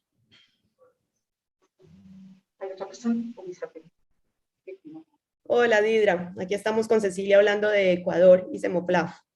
Ay, qué bien. ¿Qué Hola. hay de noticias? Hola, ¿qué tal? Hola, qué gusto. Qué ¿Qué gusto hay de verte. noticias? Nosotros, buenas noticias. Hemos mejorado. El número de hombres que se realizan vasectomía siquiera es unas 5 veces más de lo que teníamos hace unos 4 o 5 años atrás. La vasectomía es una parte, más. es la parte de la familia, le toman con responsabilidad, no es necesario muchas asesorías, con una asesoría es suficiente para que el hombre haga conciencia y decida por el vasectomía, que es la mejor forma de planificar la familia. Qué interesante. Y entonces, cuando estamos diciendo porcentajes, es mucho, pero en cantidad de hombres, por ejemplo, este año, ¿cuántos hombres han elegido vasectomía? A ver, se hacen más o menos unos 30, 40 por mes. Sería 40 por... ¿Cuántos serían? Unas 600 personas, 700 vasectomías más o menos. Ah, sí, ha mejorado mucho. Y si a lo mejor como van doblando el año que viene, va a resultar en como 1,400 o algo así, ¿no? Sería un objetivo admirable crecer. Sí, nosotros agradecidos con ustedes por el apoyo que nos dan a Semoplaf. Semoplaf es una institución que tiene mucho prestigio a nivel del país. Somos los pioneros prácticamente como fundación en realizar vasectomías. Y la gente confía en Semoplaf, confía en sus profesionales, y esa también es una garantía para que nosotros tengamos más usuarios. Cecilia, ¿cuál es el costo de una vasectomía en Ecuador? Bueno, verás, en la forma privada, más o menos 900 a $1,000, sobre los $1,000. En lo público, lo poco que hacen, porque en realidad es poquísimo, es gratis, y Semoplaf, siendo una fundación, cobra un costo solamente prácticamente como ayuda también social, porque ahorita estamos en la campaña de 220 la cirugía, y más del paquete de exámenes. 220. Es mucha la diferencia, o sea, un costo de $900,000 y ofrecerle un costo de 200. Estoy viendo detrás el letrero, el cartel que tienen, el banner, donde hablan que el costo es de 490, pero están en este momento en una promoción por el World Vasectomy Day, por la celebración y por el evento, de $200. O sea que realmente la diferencia es bastante grande.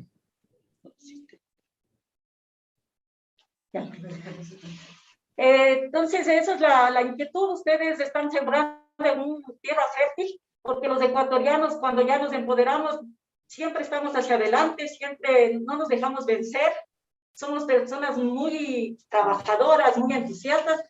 Así es que yo pienso que con el tiempo Semoplaf tendrá su clínica para el hombre, que no sea solamente una vasectomía, sino que el hombre acuda a nuestros centros, especialmente a este, para que venga con toda confianza, y los profesionales son los mejores en realidad, con muchos años de experiencia. Uno de los profesionales tiene como 30 años de experiencia realizando vasectomías, y la doctora María Isabel también está acompañándonos los fines de semana en las cirugías. Excelente, Cecilia. ¿Qué tiene que seguir haciendo? ¿Cuál es el proyecto que tiene a futuro Semoplaf para seguir creciendo este número de vasectomías en Ecuador? ¿Cuáles son los planes que hay para seguir elevando este número de vasectomías? Siempre trabajamos en lo que es la promoción. Siempre acudimos a ferias de la salud. Acudimos a empresas, a fábricas, a colegios, a universidades, a dar conferencias. Yo pienso que la mejor forma de atraer gente a que se haga vasectomía es que la gente se informe. en esa información que damos nosotros. Por ejemplo, yo tuve una feria de la salud con la policía, donde participaron más o menos unos 1000 policías. Ellos son también empoderados que quieren hacerse todo ellos, ahorita por tiempo no pueden, pero con el tiempo vamos a tener una gran cantidad de policías que vengan a hacerse vasectomía. Yo pienso que estamos trabajando, es un grupo muy fuerte, tenemos 23 centros a nivel del país. El Semoplab es un súper centro conocido por todo el mundo. Simplemente les damos la dirección para que acudan a todos los Semoplab y que vengan a recibir la atención que ellos quieran. Pero mi sueño, y yo pienso que de la licenciada Teresa de Vacas, es que tomemos la clínica para el hombre. El instante que tengamos la clínica, porque aquí creo que no hay la clínica del hombre, privadamente no. Entonces, qué bueno que nosotros seamos los pioneros en tener la clínica para el hombre. Y ahí sí, yo pienso que el hombre se va a decidir también y vamos a tratar de ir a muchos lugares, no solamente en la ciudad, sino también en la parte rural. Hemos tenido gente que han venido del campo, Sicho, Salcedo, La Tacunga o otras ciudades, y vienen a hacerse, imagínate, gastándose su transporte, haciendo todo el esfuerzo, porque en realidad se ve la responsabilidad que tienen como padres. Claro que sí. Cecilia, te quería hacer una pregunta. En Ecuador, ¿tienen una edad mínima para realizarse las vasectomías? Cuando un hombre no ha tenido hijos y quiere igual hacerse la vasectomía, ¿hay alguna restricción? ¿Ustedes, cómo es la charla con los pacientes en ese tipo de situaciones? Gracias por esta pregunta que todos los días la tenemos. La mayoría de edad. El joven cuando llega a los 18 años puede tomar la decisión propia de realizarse vasectomía, y hemos tenido en esta época gente de 20 años, de 22, 23, 28, 30, que no tienen hijos. Pero como Semoplab es una institución de salud sexual y reproductiva con enfoque en derechos, nosotros respetamos la decisión de los hombres dando una buena asesoría, haciéndoles conocer que es un método permanente y que lo piensen, que lo analicen, y en realidad todos tienen opción de entrar a Semoplab. Así tengo un hombre de 50, viene gente de 60 años. Como tú sabes, los hombres toda la vida, en los testículos se producen los espermatozoides, y si te construye una muchacha joven, la puede dejar embarazada. Entonces, nosotros estamos ayudando para que ellos hagan conciencia y también se realice vasectomía. Ah, qué bien, sí, totalmente. Yo tengo una pregunta. Y, por ejemplo, como los hombres normalmente están hablando uno a otro, cuando sale un hombre que ha aceptado vasectomía, ustedes le dan una información para un amigo, un hermano, alguien que informe a la próxima persona, para que el hombre pueda también hablar bien sobre vasectomía, porque me ocurre que eso sería una buena idea, de pasar información al hombre ya vasectomizado para informar a sus amigos, porque no son expertos solamente porque han recibido una vasectomía, pero les podemos hacer más expertise, ¿no? Expertos. Te presento Juan. Juan es un usuario que se hizo en mayo del 2020 y es una persona que ha enviado muchos amigos, familias a que se hagan la vasectomía.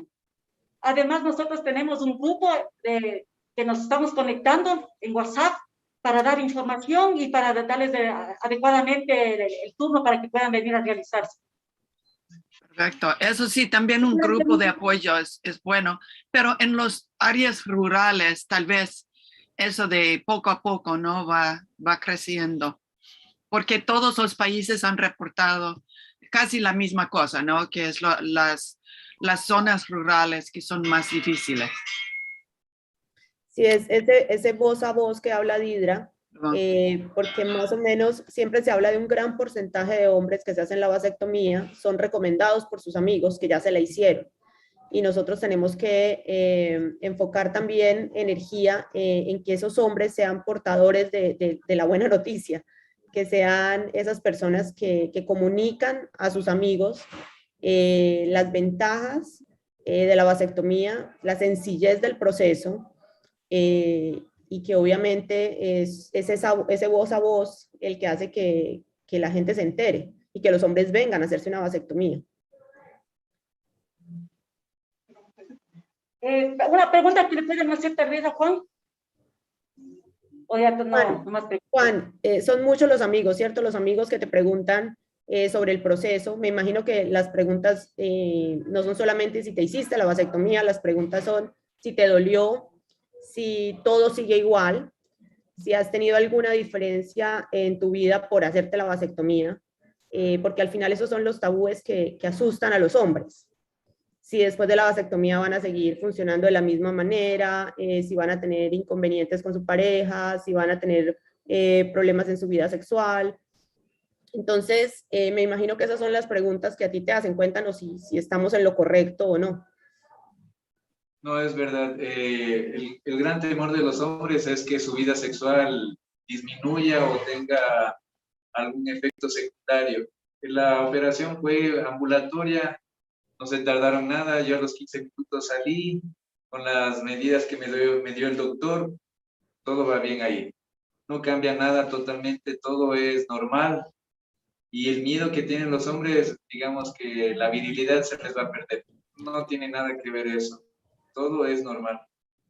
Bueno, entonces sí, es lo que dice Didra, es importante que ustedes sean esa voz de seguir inspirando a más hombres a ser parte de este proceso de planificación familiar. Sí,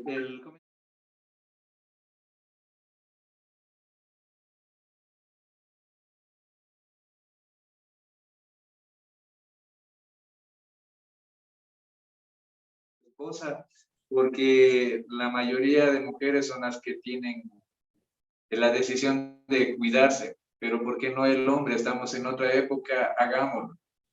Cambiemos esta situación y mejoremos, porque es muy bueno. Gracias, Juan. Gracias, Juan. Gracias. Bueno, Cecilia, nosotros queremos que tú des un mensaje para invitar, ya vamos a seguir en unos minutos con Alas en Guatemala, pero queremos que tú lees un mensaje a la gente que nos está escuchando de parte de Semoplaf y a los hombres que van a ver estos videos en nuestras redes, en las redes de Semoplaf, en las redes de World Vasectomy Day, para que sigamos sumando más personas y más hombres a nuestro movimiento. Bueno, nosotros como Semoplaf, como la Fundación Semoplaf, un agradecimiento a lo que es Vasectomy Day.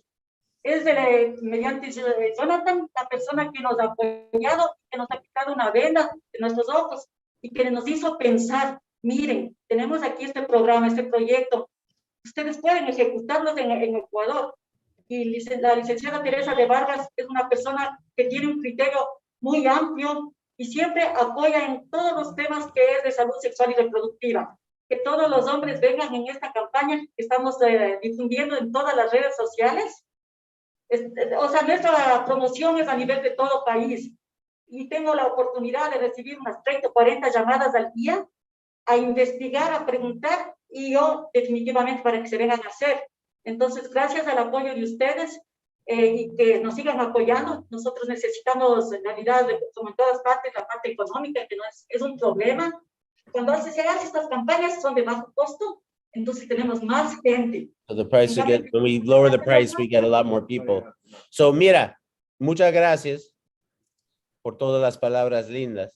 Ya sabemos que fuimos a tu país y trabajamos con ustedes y ya hemos hablado de la importancia de la capacitación, de escoger buenos candidatos para capacitación, de que si no invertimos y si no estamos invirtiendo en doctores que no están comprometidos como ustedes.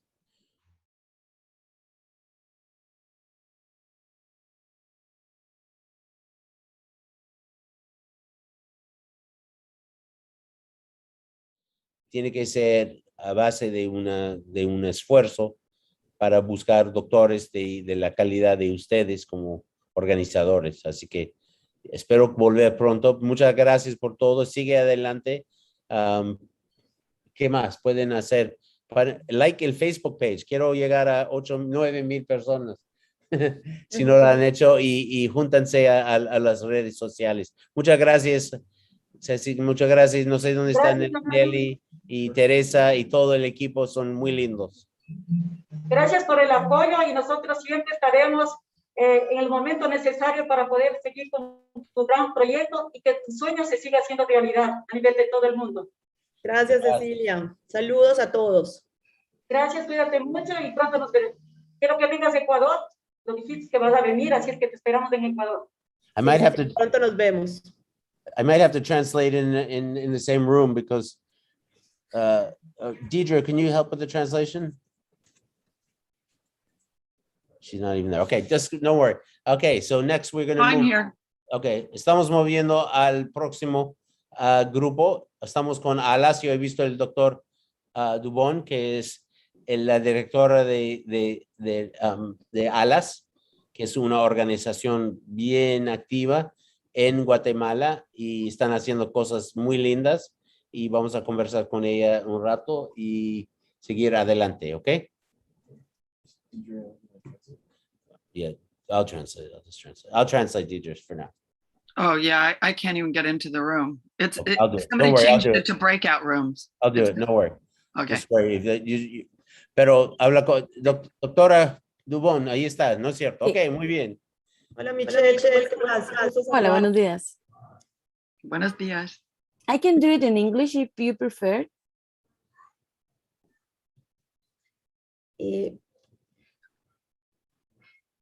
Yo creo que podemos comenzar. Yo creo que en español, porque hay español mucha para gente que- aquí hablando de español. Queremos la gente de Guatemala que nos escuche, que nos vea después y sepa de Alas en español. ¿Cómo está, Perfecto. Michelle? Qué gusto Hola. saludarte. Igualmente, buenos días. Buenos días. Bueno, nosotros queremos escuchar historias, queremos escuchar de Alas, queremos que nos cuentes cómo ha sido el proceso de Alas en este último año, que venimos post pandemia o todavía en parte en pandemia, que nos cuentes cómo fue la experiencia.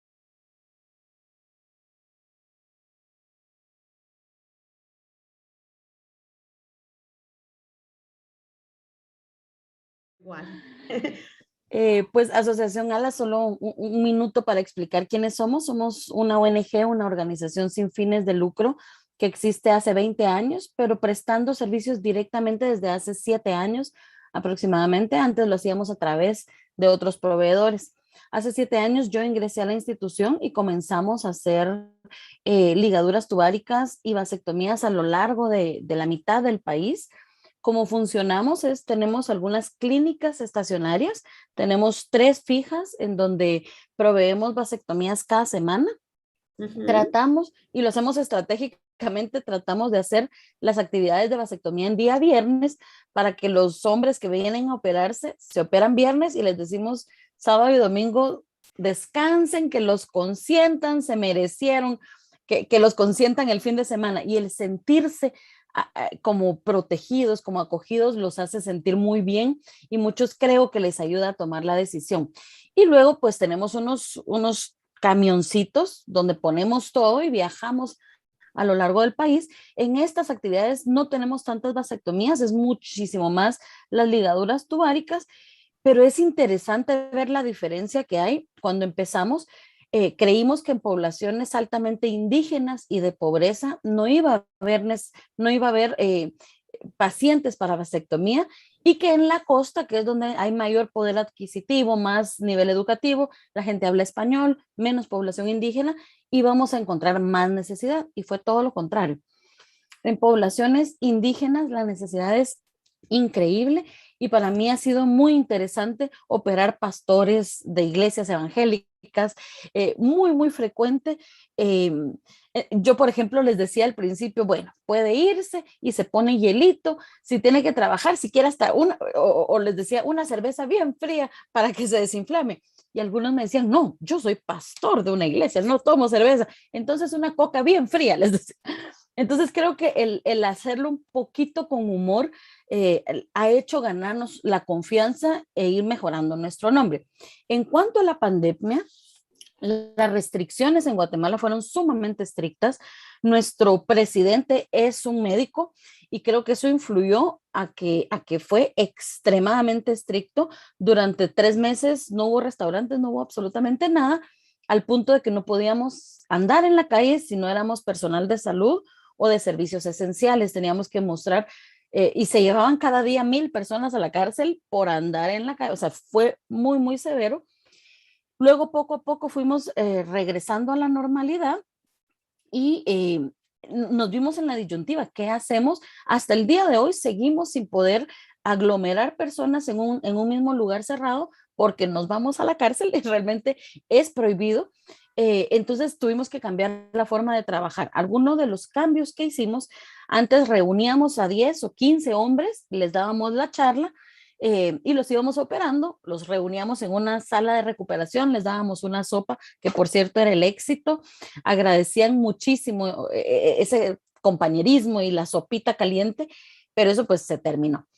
Ahora lo que hacemos es damos citas escalonadas, los citamos a cierta hora, los operamos y se van. Ya no damos la refacción por el riesgo de quitarse la mascarilla. Y tal vez lo más importante es nuestros números de ligaduras tubáricas que nosotros teníamos proyectados para este año, hacer un poco más de 2,000 ligaduras tubáricas y más o menos 500 vasectomías. Pasó esto. Las ligaduras tubáricas estamos casi a cero. Hemos podido hacer 200, 300 en el año conforme hemos podido, mientras que tomamos la decisión de que vasectomías sí podíamos operar. ¿Cuál es la diferencia? Y algunas personas me reclamaban y me decían, pero ¿por qué a los hombres sí, a las mujeres no? Es más una situación de seguridad porque a las mujeres les cuesta más recuperarse. La técnica que utilizamos para ligadura tubárica es con anestesia local. Las operamos, salen a la recuperación y algunas se desmayan, se sienten mal, tienen dolor, les tenemos que dar algo de comer para recuperarse. Hay quienes se van riéndose 15 minutos después y hay quienes les toma 1 hora o 2 horas más. Sienten que les falta el aire, necesitan ventilarse, se quitan, por supuesto, la mascarilla, no toleran tener la mascarilla, mientras que los hombres salen, se ríen, se cambian y se van. Entonces, el evitar el compartir mucho entre pacientes o con el staff nos disminuye el riesgo de infecciones. Entonces, ha sido la clave, creo yo, para el cambio de nuestros servicios este año. Y no se acaban, porque me decían algunas enfermeras, se van a acabar los pacientes con tantas vasectomías. Yo les digo, no se van a acabar. Siempre hay más, siempre hay muchísima necesidad y hay que seguir trabajando en ello. Estamos rompiendo paradigmas. Y lo que decía la colega de Ecuador, en un principio teníamos que hacer muchísima promoción. Facebook es nuestro mayor aliado. Pagamos promoción en Facebook, que es una nada, $6 por 7 días, creo yo, de promoción. Pero conforme más hemos operado, cada vez llegan más pacientes que no supieron de nosotros por Facebook, sino que porque un amigo se operó. Exacto. Hemos tenido grupos que llegan, los amigos juntos, 5 amigos haciéndose ganas o echándose porras, apoyándose entre ellos y se vuelve algo como de compadrazgo, como de compañerismo. Y eso ha venido a cambiar totalmente la forma en la que trabajamos. Qué interesante, Michelle, porque por un lado es interesante saber que ustedes hacen los dos procedimientos y es mucho más fácil hacer esa comparación de cuál es la diferencia que han tenido entre los dos procedimientos. También es muy interesante ver que ustedes no hablan de no hacer una ligadura de trompas porque es en el quirófano y pues por la pandemia no se puede. No, ustedes también la hacen ambulatoria, lo que puede hacer que haya una comparación entre la ligadura de trompas y la vasectomía con respecto al procedimiento que es ambulatorio, pero obviamente dejas clara que la recuperación no es la misma. Entonces, porque en muchos otros sitios el asunto es que la ligadura de trompas es en quirófano y en la pandemia no ha permitido hacer este tipo de procedimientos y por eso la vasectomía ha tenido cierta ventaja. Pero aquí de cierta manera no es esa ventaja. Ofrecemos lo mismo para los dos servicios. Algo que sí me preocupó y hace un mes tal vez tuve una capacitación con todo mi personal, es la cantidad de hombres que se están operando sin hijos. Entonces yo me preocupé en un inicio y dije, estaremos dando mal la consejería. ¿Será que hay una diferencia entre dar la consejería en vivo y darla el día antes por teléfono? Porque subimos antes de los hombres que se operaban, el 5% no tenían hijos. Ahorita hemos visto un incremento a un 20%, o sea, de 100 hombres que operamos, 20 no tienen hijos.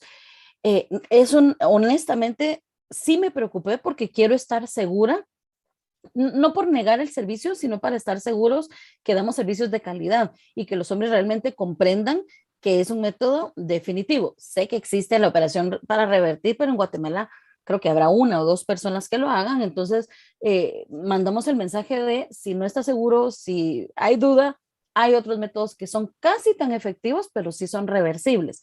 Pero no, realmente todas las enfermeras coinciden que es algo real. Y creo que lo que escuché el miércoles de alguien de México me dio tranquilidad. Dije, bueno, no somos los únicos, es algo generacional. La generación Z ya viene con, o no sé la que toca, es algo generacional que traen otra mentalidad, ¿verdad? Y cada vez más vemos hombres y mujeres que no quieren tener hijos. Qué pena, es que estoy en el lobby del hotel y hay ruido, entonces estaba apagando el micrófono. Exacto, no, lo hemos visto y no es solo en Guatemala, lo hemos visto en México, lo hemos visto aquí, incluso en Estados Unidos, lo hemos visto en muchos sitios. O la generación Z o la situación de la pandemia ha hecho que los jóvenes o las personas jóvenes empiecen a pensar diferente con respecto a lo que pasa en el mundo, ¿no? Empiecen a pensar que la situación no ha sido fácil, no es fácil, y puedan optar por esa opción. Obviamente, también durante la pandemia el hecho de que muchos hombres estuvieron en sus casas y muchos hombres generalmente están trabajando fuera de la casa y no están en ese contacto diario con los niños, que muchas mamás son las que están en casa y están con los niños. Yo creo que eso también los hizo darse cuenta de otras realidades que ellos, de cierta manera, al estar fuera del trabajo, pues fuera de la casa, pues no vivían. Y lo de los hombres sin hijos, sí, realmente lo hemos visto. Incluso en algún momento la doctora Eloísa en México contaba que tenía muchos pacientes que iban con su mamá. Que le pedían a su mamá que los acompañara, así como otros piden que sus esposas los acompañen o sus amigos pidan que su mamá los acompañara porque habían tomado esa decisión. Sí. Yo no olvido el caso de un jovencito que yo operé, perdón, que no tenía hijos, jovencito, tendría 20 años, 19 años, y tratamos de dar una consejería extra, o sea, damos la consejería normal, pero al hombre que no tiene hijos, tomamos unos minutitos más solo para asegurar que comprenden que es definitivo, por barreras de lenguaje o nivel educativo, cualquier cosa que nos aseguremos. Y él me decía, no, doctora, lo comprendo perfectamente, yo tengo trastorno bipolar, estoy tratado, y llevé a mi mamá a cenar a una cita. Hicimos una date, la llevé a cenar y le dije, mamá, no voy a tener hijos. Mi mamá lo comprendió perfectamente y viene acompañándome. Entonces, es una nueva forma de pensar y las mujeres nos tenemos que involucrar también en aceptar, porque antes era impensable para una mujer que su hijo le dijera, yo no quiero hijos, ¿verdad? Y este jovencito me decía, es que lo que yo tengo, el trastorno bipolar, es muy difícil vivir con esto. Y yo no quiero heredarlo, sé que es algo que voy a heredar a mis hijos y no estoy dispuesto a provocar esto en un ser humano. Creo que es digno de aplaudir. Claro, claro, no. Yo siempre le he escuchado desde la historia también de una persona en México que él cuando le explicó, le dijo, usted sabe que esto es un proceso, es un procedimiento permanente. Su respuesta fue, doctor, un hijo también es un asunto permanente. Y no estoy dispuesto, pues no estoy en capacidad de mantener esa situación. Entonces, sí, yo creo que lo tienen muy claro. O sea, yo creo que la mayoría de los hombres que se acercan a un procedimiento como la vasectomía han hecho investigación, o sea, han leído, un amigo les ha contado, ellos igual han revisado. No es una decisión que tomen muy a la ligera, yo creo que la piensan bastante. Nosotros hemos hecho como mini encuestas y hemos detectado que a la mujer le toma un par de meses decidirse y que a los hombres más o menos un año, entre que deciden si me quiero operar y finalmente lo realizan. Excelente, claro, excelente tener eso, claro, no es fácil. Y por eso es importante, como decía hace un momento cuando hablábamos con Ecuador, Didra, es importante saber qué estamos haciendo con esos hombres que se hacen la vasectomía, que terminan siendo voceros del procedimiento, que terminan siendo ellos quienes le cuentan a sus amigos, ellos quienes dan esa información a sus amigos. qué estamos haciendo, qué está haciendo ustedes en Guatemala, cómo los inspiran a que ellos sigan siendo esos voceros de las vasectomías con el resto de la gente. Hasta el momento creo que no hemos tenido éxito en que lo hagan públicamente. Creo que lo hacen entre sus círculos de confianza, su familia, sus amigos más íntimos. Hemos invitado a participar en encuestas, en entrevistas en Facebook y no aceptan. Realmente sienten vergüenza aún, entienden que es su derecho, que están felices con el procedimiento, pero no se sienten libres de decirlo públicamente. Entonces, aún hay barreras que romper, pero creo que cada vez hay más necesidad. Y el simple hecho de que hemos llegado a algunos lugares y dado la charla, va abriendo la necesidad. Y, por ejemplo, el Ministerio de Salud nos dice, por favor, capaciten a nuestros médicos, porque cuando ustedes llegan, después empiezan a pedirlo y ustedes no regresan hasta dentro de un mes o 2 meses y no tenemos quien los opere. Lamentablemente no tenemos la capacidad de personal para poder enseñar y que el Ministerio de Salud tenga capacidad instalada en sus instalaciones. Tal vez aquí lanzo públicamente como la invitación si hubiera algún programa, algún interés, porque realmente nosotros somos muy pequeños, somos una organización que ya no nos dan más las fuerzas y el tiempo para poder ofrecerlo, pero el Ministerio de Salud nos ha insistido reiteradamente que quieren enseñarles por lo menos a 1 o 2 médicos en cada departamento o estado del país. Así que las puertas están abiertas si quieren iniciar algún programa o algo, sé que hay muchísima necesidad. Qué buena noticia que el Ministerio de Salud está interesado y sí, seguramente porque nosotros siempre estamos interesados en ayudar, en buscar la manera de, por intermedio de World Vasectomy Day, generar esos vínculos y ayudar en esas capacitaciones. Entonces seguramente sí vamos a estar en conversaciones mirando con el Ministerio de Salud de qué manera la organización puede ser soporte, porque pues al final eso es lo que nosotros buscamos abrir los espacios, no solamente para las organizaciones, para los que quieran, sino también para los hombres. O sea, queremos abrir ese espacio de comunicación, de información a los hombres, pero también con el grupo de médicos que soportan World Vasectomy Day, con el grupo de médicos que trabajamos, lo que buscamos es eso, es poder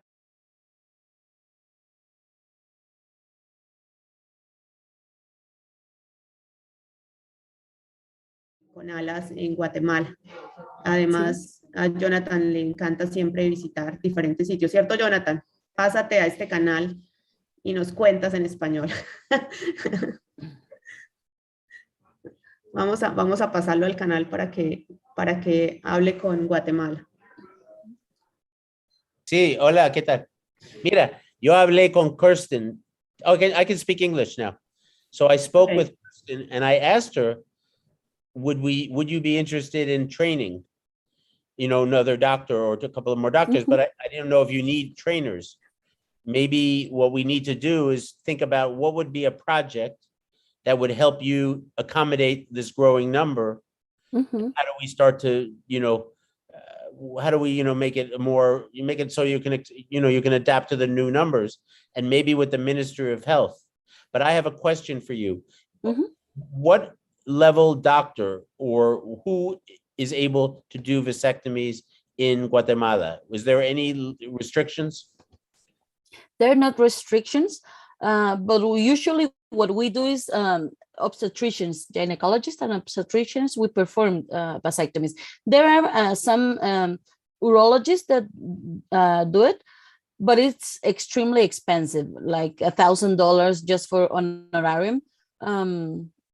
So I think we have to focus in gynecologists and obstetricians. I have a question. Yeah. Yesterday, we had a conversation with a group of midwives. And I really honestly, in some countries, nurses are doing vasectomies because there aren't enough doctors. And the reality of it is that the procedure is one the technical part, you know, you don't have to be a master surgeon. It's relatively simple. The most important part is having the trust and confidence of the people. Midwives already are close with their families. They would make fantastic communicate, you know, they already have that relationship. Is there any possibility in Guatemala that we could start a project to train midwives? Because I think it would just lower the cost, spread it out to communities, because midwives are based in their communities. Is that even a possibility? I don't think so. I would have to see. We have a guide, and I think it says something like it has to be a doctor. I'm not sure, but I can look for it. And the other thing is that our midwives are not at the level of the midwives in the US. So we have midwives that they don't know how to read, for example. They are midwives because their mom and their grandmother was the midwife of the town, but they don't have any trainings. I wouldn't recommend that. Right, I got it. But you think so, at least with gynecologists or even doctors, general doctors. family doctors, yeah. But do you have, how much do you charge for a vasectomy normally? So we do everything for free. And that has been, I think, the success, how do you say, the reason of our success is because we have very great donors that support us. So we provide everything for free. In some places, we ask for a little donation for the hospital we are doing the procedure. So we don't charge anything, but the hospital does. And it's like $10. So it's nothing. Right. And where do you get the supplies as well? We buy everything. Some things we bring it from the US. So the cauterio. The cautery, the electric. Yeah, the cautery. We don't have even the needles because we don't find needles so delgadas. Yeah. Thin in Guatemala. So we bring almost everything from the US. But even though our 3 doctors are already trained, and 2 of them are extremely, how do you say, muy hábiles. Yeah. Very skilled. I think, I think having trainings maybe every year or every 2 years, it's important to maintain quality.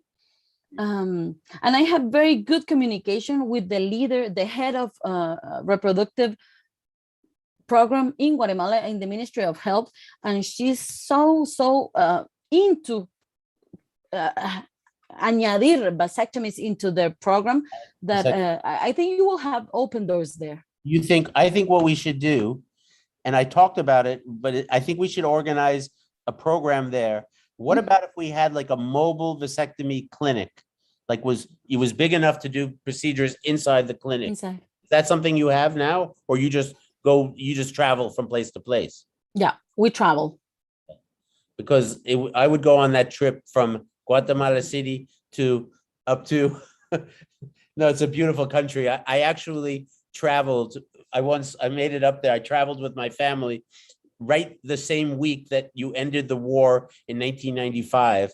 And I was there, and we went up to Tikal, and we drove on the roads. They were very bad roads, but it was such a beautiful trip. And it's a beautiful country. And I'm personally be very happy to go back. And I know a lot of doctors would be as well. And even we were speaking with Mexico, and there are a lot of doctors there, including Eloisa, who's a fantastic trainer, who would be ecstatic to go to Guatemala and help you guys out, and maybe really to conceptualize how do you build a clinic that really lasts, and how do we start to address not just their men's sexual and reproductive health needs, but start to address their greater health needs, so that the men who enter your clinic come back to get checkups, so they don't wait until they discover that they've got cancer or diabetes because they waited so long to take care of themselves. So I think it would be, we should talk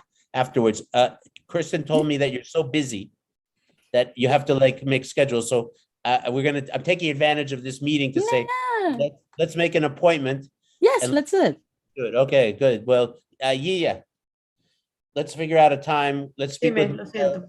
and let's just get this going, because I know we're going to find a lot of people if we can be very creative. Let's do something creative so that it sometimes it's easier to get resources when you think outside the box. The lesson for everybody, you know, it's like, don't always do the expected. Come up with new ideas, and then we can come up with resources, I think, that make it appealing. And I know you had a doctor came from Oregon. Yes, Wayne. Wayne, who's probably a great trainer, but an unusual personality. It's great. He's a great But yeah, guy. I'm always here, and we can talk whenever you want me, whenever you want. Maybe that something that it's difficult. It's that most of doctors, they don't speak in English in Guatemala. Yeah. So that could be a barrier. We have to find Spanish-speaking doctors who are able to communicate, which is really important, of course, because the communication part of vasectomy is so important. That's why I thought of the midwives, but it's really about communicating with treating them, you know, with men who are nervous or anxious, so they may not know, you know, and I think it's really having that relationship with your doctors.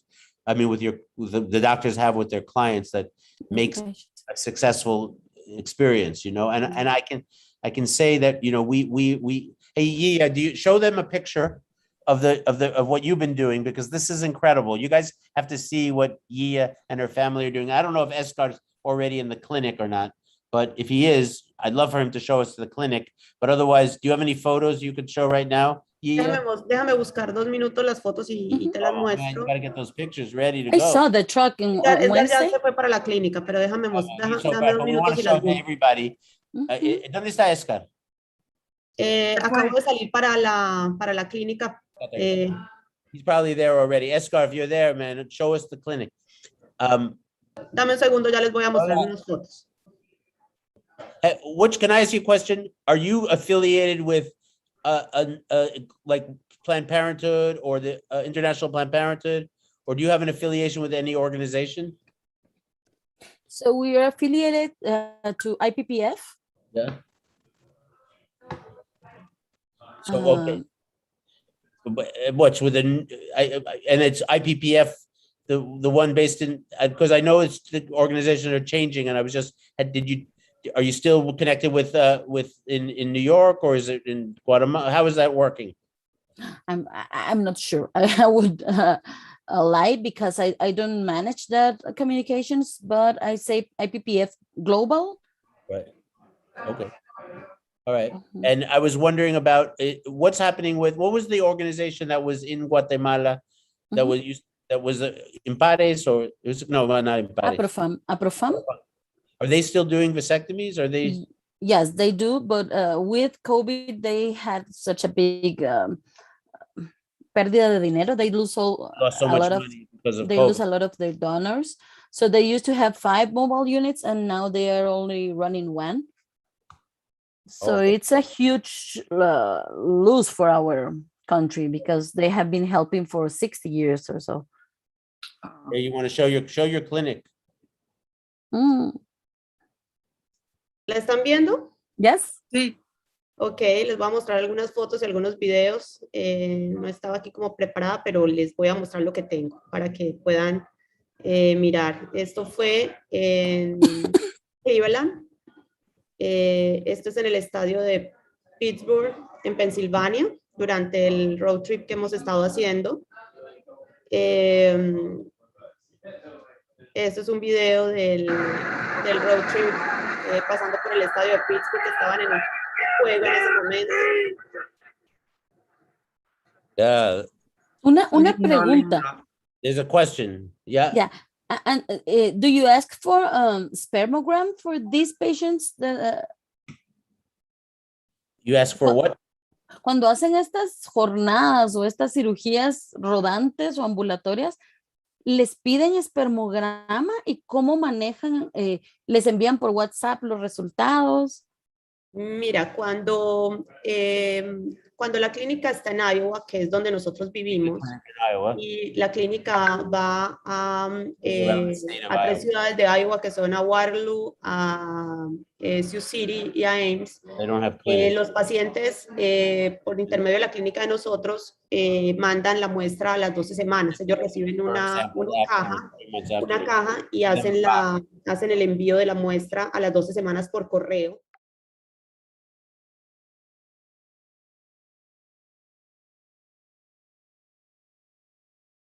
De Plan Parenthood, porque precisamente para hacer vasectomías, aquí los médicos necesitan una licencia en cada estado. Entonces solo los hicimos solo los hicimos en Plan Parenthood, y Plan Parenthood de estos pacientes se van a encargar ellos directamente de recibir las muestras. Porque ese creo que ha sido una de nuestras mayores dificultades. Cuando vamos a áreas rurales no existen laboratorios donde puedan realizarse espermogramas. Entonces, es menos de la mitad de los pacientes que operamos quienes se pueden hacer un espermograma. Nosotros hemos mejorado en la clínica esa respuesta de los pacientes con los espermogramas, porque al momento de ellos registrar el procedimiento o cuando van a hacerse el procedimiento, se les entrega una caja que contiene un vial, que contiene una bolsa pues de material de bioseguridad, y ellos se les hace un recordatorio. Por correo electrónico nosotros les hacemos un recordatorio a las 8 semanas y a las 12 semanas para que ellos envíen la muestra por correo. Entonces hay como un seguimiento de estar recordando por correo que necesitan enviar la muestra. Tal vez nuestra dificultad, y lo comparto porque puede ser que países en vías de desarrollo como el nuestro se enfrenten a esto, es uno, lo económico de hacerlo, pero lo otro es que no hay laboratorios que lo hagan. Hay laboratorios muy pequeñitos que nos mandan informes ridículos o absurdos, que desde el principio dice uno, no puedo confiar en este laboratorio porque me reportan cosas absurdas. Entonces, ¿hasta qué punto podríamos confiar en la vasectomía sin hacer un espermograma, creen ustedes? Y la otra, si nos pudieran compartir como una guía del espermograma que ustedes esperarían encontrar, como una gráfica de aquí funcionó, aquí hay que repetirlo, el procedimiento. Eso lo pueden hacer ustedes mismos, o sea, con un microscopio y teniendo una persona que la entrenen y le muestren ustedes mismos, pueden hacerlo. Nosotros vamos a seguir conversando y vamos a mirar de qué manera los apoyamos y los soportamos para tener un poco más clara esa parte, ¿oíste? Let me, Michelle, stop sharing. Could you stop sharing? I think if you stop sharing now, Lillian. Yes. Give me one moment. Also, I was just going to say that Michelle Lebrec, we had a conversation about the spermogram and the importance of it. And he smiled and he basically said, look, if you're doing a good vasectomy, if your percentage is so small of failure, then putting a lot of energy into the spermogram isn't going to tell you that much. And he said, don't be super worried about it. Just do really good vasectomies. Well, thank you. More or less. I never got it's hard to get men to do the test. Did you never do yours? No, I haven't, but it was only, 20 years ago. So now I took the other test, my life test, but I wanted to, it's now 9:00, son las 9, and we're going to pass to our next partner, who actually we all know and love because I think they're supporting you as well, which is the Bergstrom Foundation. So I'm going to invite, I think Lexi is going to be joining us. Lexi, if you're there, you should jump right in right now and start, because I think these are a lot of the people you already work with. And Lexi works with the Bergstrom Foundation, joining us. Lexi, if you're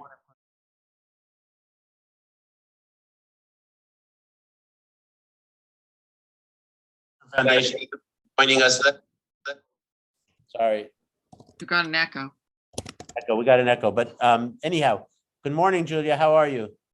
Hi, good morning, Jonathan. Good morning, everybody. We're very happy to be here. And Anyhow, can you hear me? how are you? It's the Hey, everybody. Very happy to be here. Anyhow, how are you? Can you hear me? There's an overlap. Okay, I think we're better. I think we'll be okay. All right, now we'll be okay. Thank you. Sorry about that.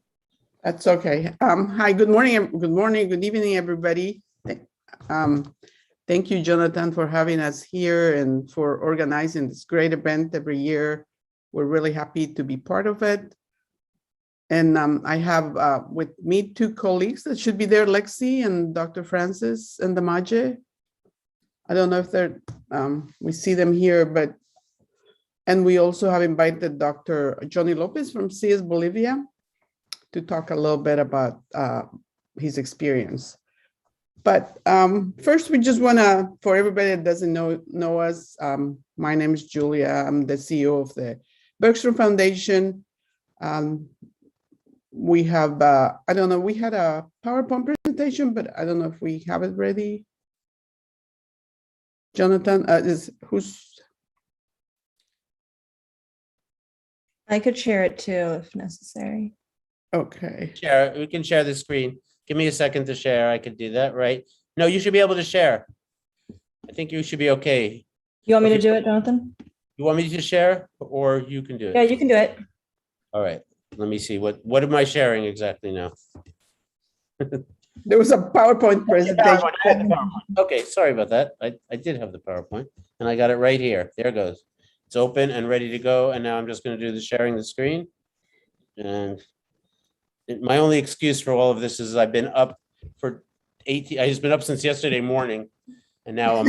you have a good excuse. Yeah, don't worry about it. Yeah, well, the Berkshire Foundation started in 1982. Erica believed that there was need of, helping women and men with contraceptives and abortion services. We started working in Latin America. So mostly all our work is focused on family planning and abortion, and especially long-term methods and permanent methods. So we just concentrated in Latin America for about 30 years. And in 2016, we decided to expand to Latin America. To East Africa, I'm sorry. And now we continue to work in Latin America in 9 countries in East Africa. The foundation has done about 100 million in grants, and we have currently about 60 projects in 16 countries. These are most of our partners that we work with. And right now, Lexi, our monitor and evaluation coordinator and senior program associate for Latin America, will share with you some of the results that our partners have achieved since 2015. So Lexi. Sure. Hi, everyone. So as Julia described, our family planning projects aim to make all modern family planning methods available to all interested individuals, along with human rights-based counseling that allows for users to make informed choices over their own bodies. And these methods include tubal ligations, vasectomies, IUDs and implants, long-term methods, short-term methods like injectables, pills, emergency contraception, along with safe abortion. And so these are some of our numbers over the past 5-6 years. And proportionally, permanent methods have increased the most among our projects in the past 5-6 years, while tubal ligations were popular in many areas for a very long time. Just 5 years ago, very few of our projects in any country were providing vasectomies. And now we have projects where 13% or more of the users in total opt for vasectomies, which is pretty incredible to have that type of male engagement in projects. If we can move to the next slide.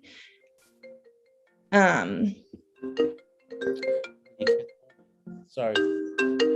That's okay. Okay, keep going. Sorry. Can we move to the next slide, please?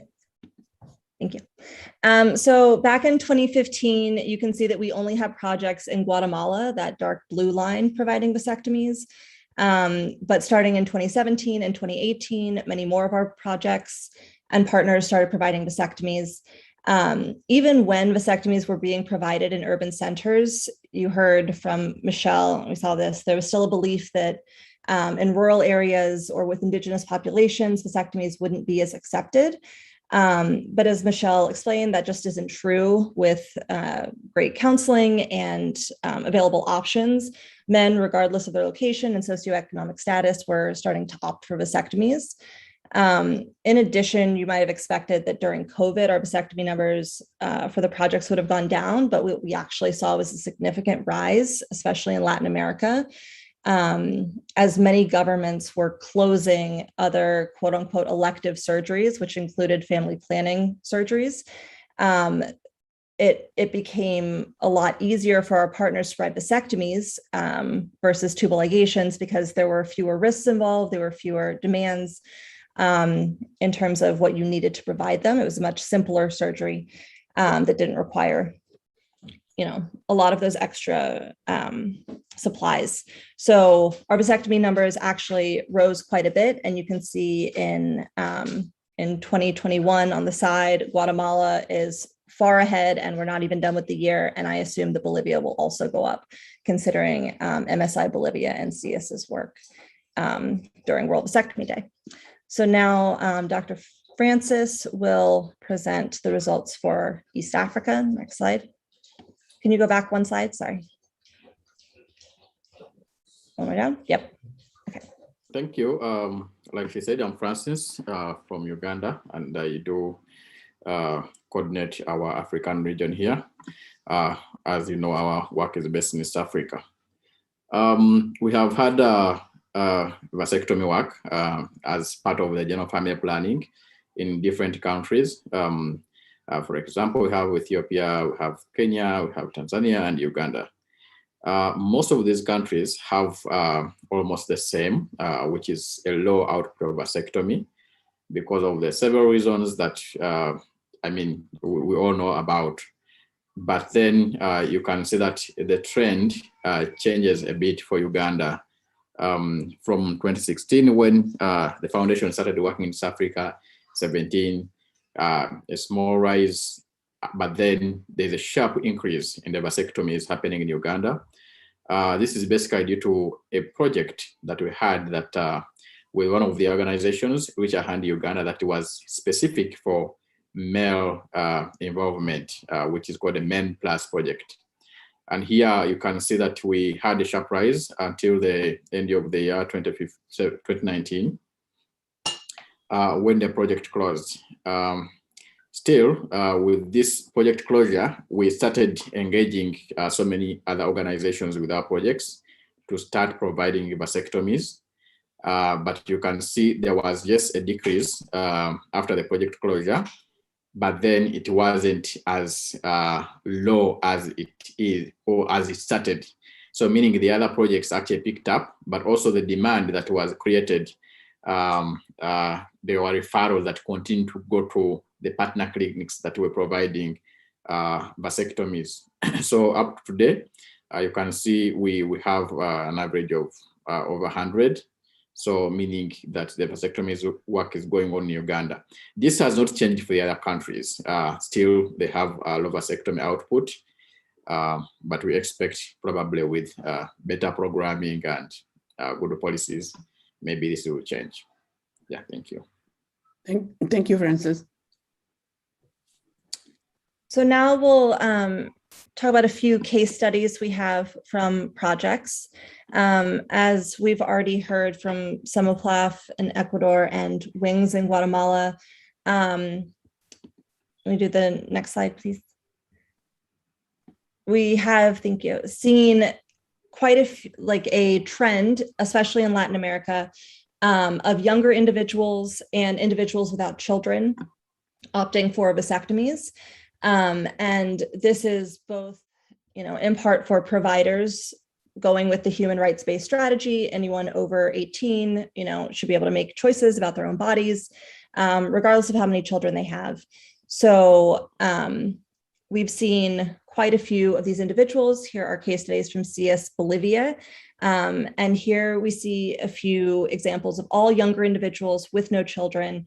And they cite reasons for choosing vasectomies, such as they've already raised younger siblings, or otherwise have fulfilled that feeling of, a role as a father, or not even wanting to be in a father role, wanting to focus on work or school long-term, having a partner that already has children, and living in a context where they do not want to raise children at all.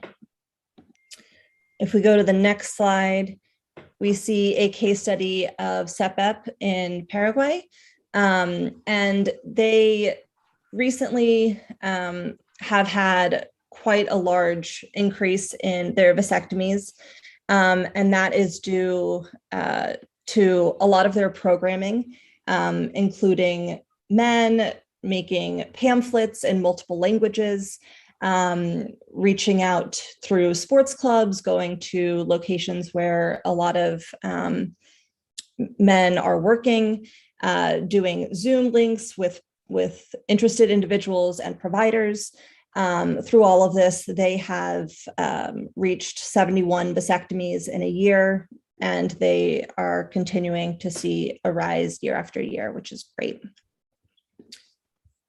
And finally, we have some case studies from Reach a Hand, Uganda.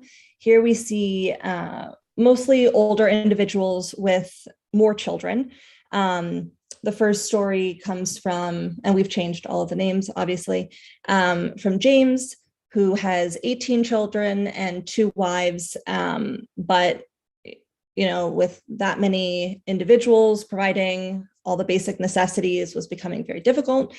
And wishes that he had known about vasectomies earlier, but now that he's had one, can't wait to tell all of his friends. And the second individual is 45 years old and had an operation that left him disabled, and now is raising his family of 11 children and 1 wife through subsistence farming alone.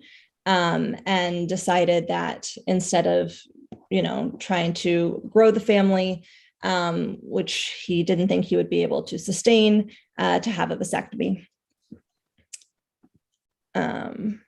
And we'll just mention a few methods of engagement that our partners have been using that have proven successful. The first, digital and print media, especially during COVID, but as it's getting the word out there to more people, I'm sure will just increase as time goes on. We've got, individuals sharing case studies through social media posts, partners sharing, about their free campaigns, doing print media in multiple languages to reach more individuals, using language that is not super medicalized and difficult to understand. That has all been very helpful, along with TikTok videos, have been great to engage people. And the next slide shows, I think a lot of situations that you had to physically go to a provider for now can be provided digitally and to a mass scale at the same time. And so through radio and virtual meetings, partners have been able to bring those conversations from providers to multiple individuals. In the bottom, we have a Zoom call with a provider and many interested individuals. So they don't even have to leave the house. And in the top, there are radio programs with Reach a Hand Uganda. And finally, we have in-person events, which are now ramping up after COVID restrictions are going down. Engaging a lot of men through sports clubs, engaging individuals through house-to-house visits, and through set up, satellite clinics and engagement strategies. And now we will have a discussion led by Julia. Yeah, we can stop sharing, Jonathan. Thank you. Thank you, Lexi. As she mentioned, all our projects have increased in the last few years, vasectomies, which we're very happy and proud of all our partners. And we're excited that this year, I think that will even be better with this event. I know a lot of our partners that are participating had a good number of men that had signed up. So I'd like to bring up Dr. Johnny Lopez from CS. Is Johnny here?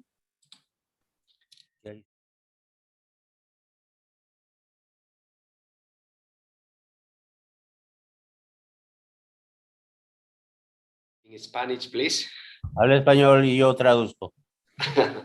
Bueno, nosotros estamos muy contentos, Jonathan, con tu visita los últimos 3 años, pero con el apoyo de la Fundación Benson venimos trabajando ya desde hace muchos años y en los últimos 5 hemos trabajado en vasectomías. Y creo que para nosotros esto ha sido un gran desafío. Sí, es una organización que trabaja en Bolivia ya 34 años en temas de derechos sexuales y reproductivos. Somos parte de la red de FOS feminista, antes IPPF de HRO. Y el apoyo creo que de la Fundación ha sido muy importante en el tema de vasectomía. Nosotros inicialmente no nos habíamos atrevido en Bolivia hace 5 años a hacer vasectomía. ¿Por qué?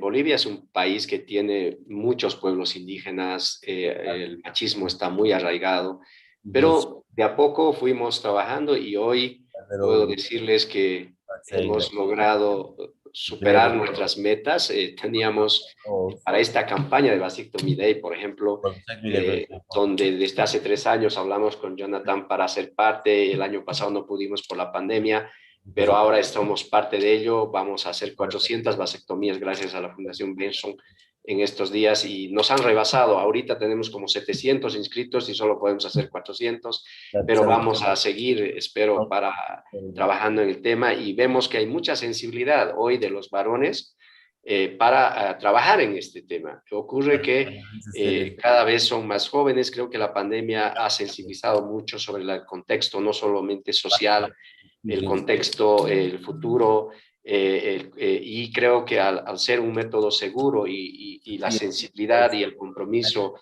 y la solidaridad de los varones también surge de manera muy manifiesta con la responsabilidad en el tema de la planificación familiar y que el tema reproductivo no sea solamente un tema de las mujeres. Entonces, por ello veo que cada vez más hay mucha demanda. Nosotros tenemos 18 centros, 7 clínicas en todo el país. Y bueno, tenemos personal capacitado entre médicos generales, especialistas, urólogos, que están trabajando intensamente estos días para pues poder prestar este servicio. Entonces, en nuestras estadísticas vemos que hay un 4% de jóvenes menores de 20 años. Y eso creo que es importante destacar. Un 22% son jóvenes, varones de 20 a 29 años y un 45% de 30 a 39 años. Yo perdí la estadística. ¿Qué era el número? De menores de 20 años son 4%, 20 a 29, 22%, y 30 a 39, 45%. 45% of the people are between 30 and 39.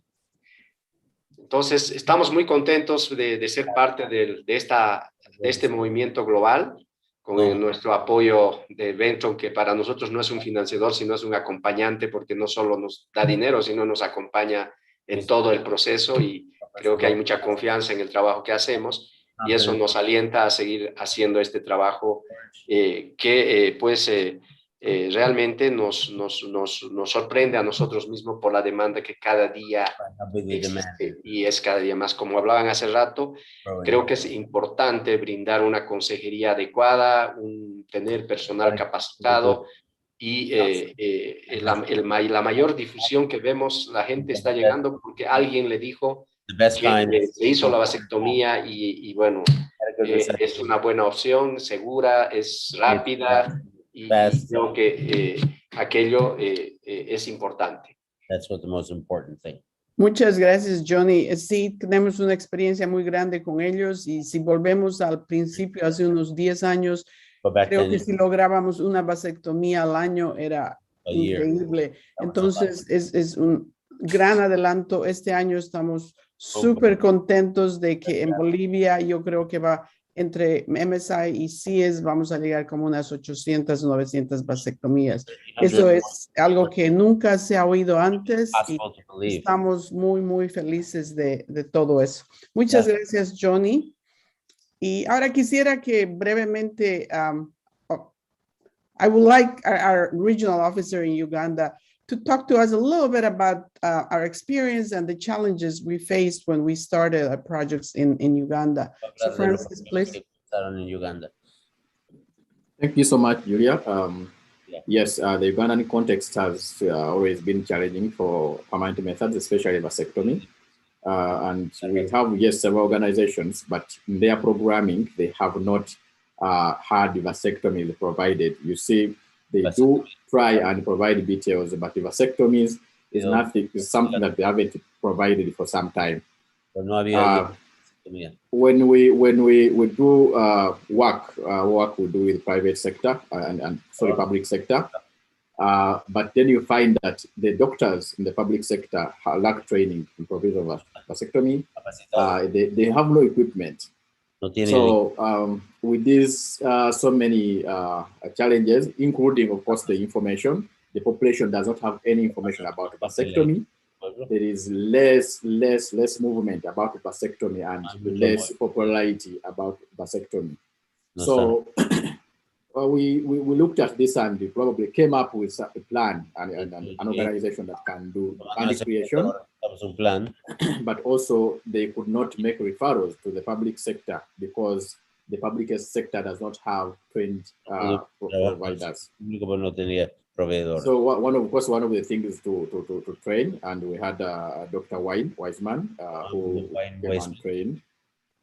And that is what has brought in some change, because now we have mentors of vasectomy that are cascading the trainings to other doctors, and we can now have we can refer to the facilities knowing that there's a doctor who can handle. So yes, from the time where we have come, it has not been smooth, but we are seeing some light, and hopefully as we go ahead, this will be popularized throughout the population.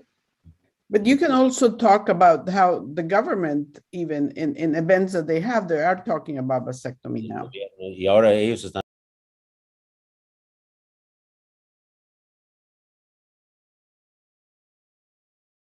Meetings for family planning and SRH, there has been now a more pronounced discussion about vasectomy because they have seen it's possible.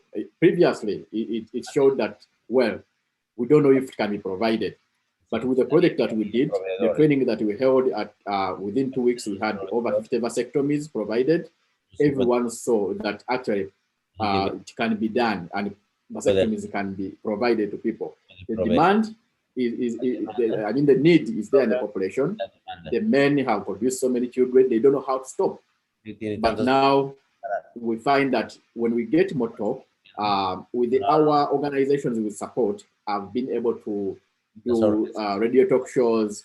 They have phone calls coming in from the possible users, those who think they have the need for vasectomy, and then more talk has been ongoing about vasectomy. And yes, we are seeing that now the population is more receptive to vasectomy, and now a discussion can go on throughout all the stakeholders. Thank you. Hey, I have a question, Julia, because it's not 30, but do you've worked in the past with Plafam as well, right? We work with Plafam, and they are doing also vasectomies, but I know that they're presenting today too, right? So they're here right now.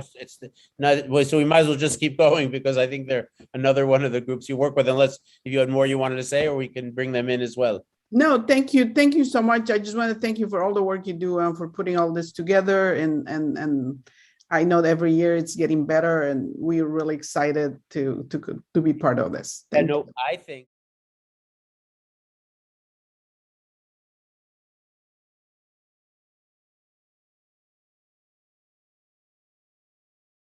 the doctors who train people. And then you start to see, like in Bolivia, you know, it starts to grow. There's a kind of I think that there's a certain percentage of men in every country who are predisposed, when given the right information, to really care about keeping their family size limited. There's also a phenomena in the Americas, which I don't think is happening in Africa, from what I understand, of more men not wanting any children, which is another conversation. But I think it's an interesting one. And we're certainly seeing it in many parts of the world, this sort of growing number of people who don't have enough faith in the future, or just have decided they don't want children. And, you know, That's true. I don't think we've seen that in Africa. I don't think we have any man that in Africa that has said that doesn't want kids. Like Lexi mentioned, in Africa, most of our men are older and with many kids.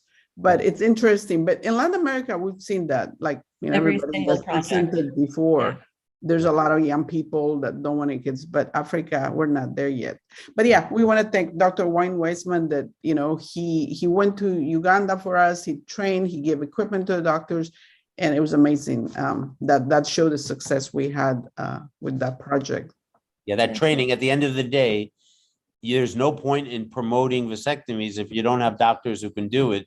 And you certainly don't want bad vasectomies, because a bad experience can really sour a whole community, especially since we now know, as everybody has been saying all day, that the best promoter of vasectomy is a satisfied client. The opposite is also true. So you have the training. Exactly. We try to make sure our projects always use satisfied users. And like you said, you know, we have to make sure that they're good procedures. All right. Well, listen, I think I'm gonna let Allison take over for a bit. Allison, I think I stepped in on your anyhow, but Allison's been working with us for a while, and I think the people from Plafam are here, and I'm gonna close my eyes for 10 minutes. And I'm gonna let everybody go, because I was literally almost falling asleep when doing the translation.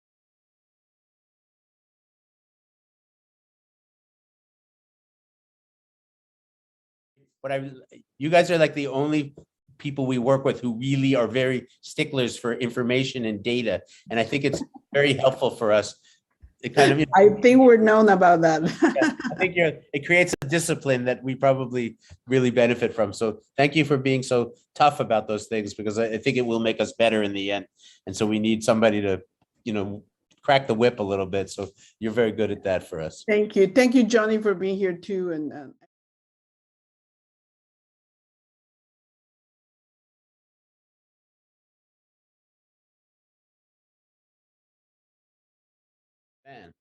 Lexi, sí, te queremos ver en la van. Te vamos a esperar hoy a que nos visites. I'm going to pass on, but I think Plafam, I think you're here. I think, I don't know who's from Plafam is there, but please jump right in, guys. Hola, Johnny.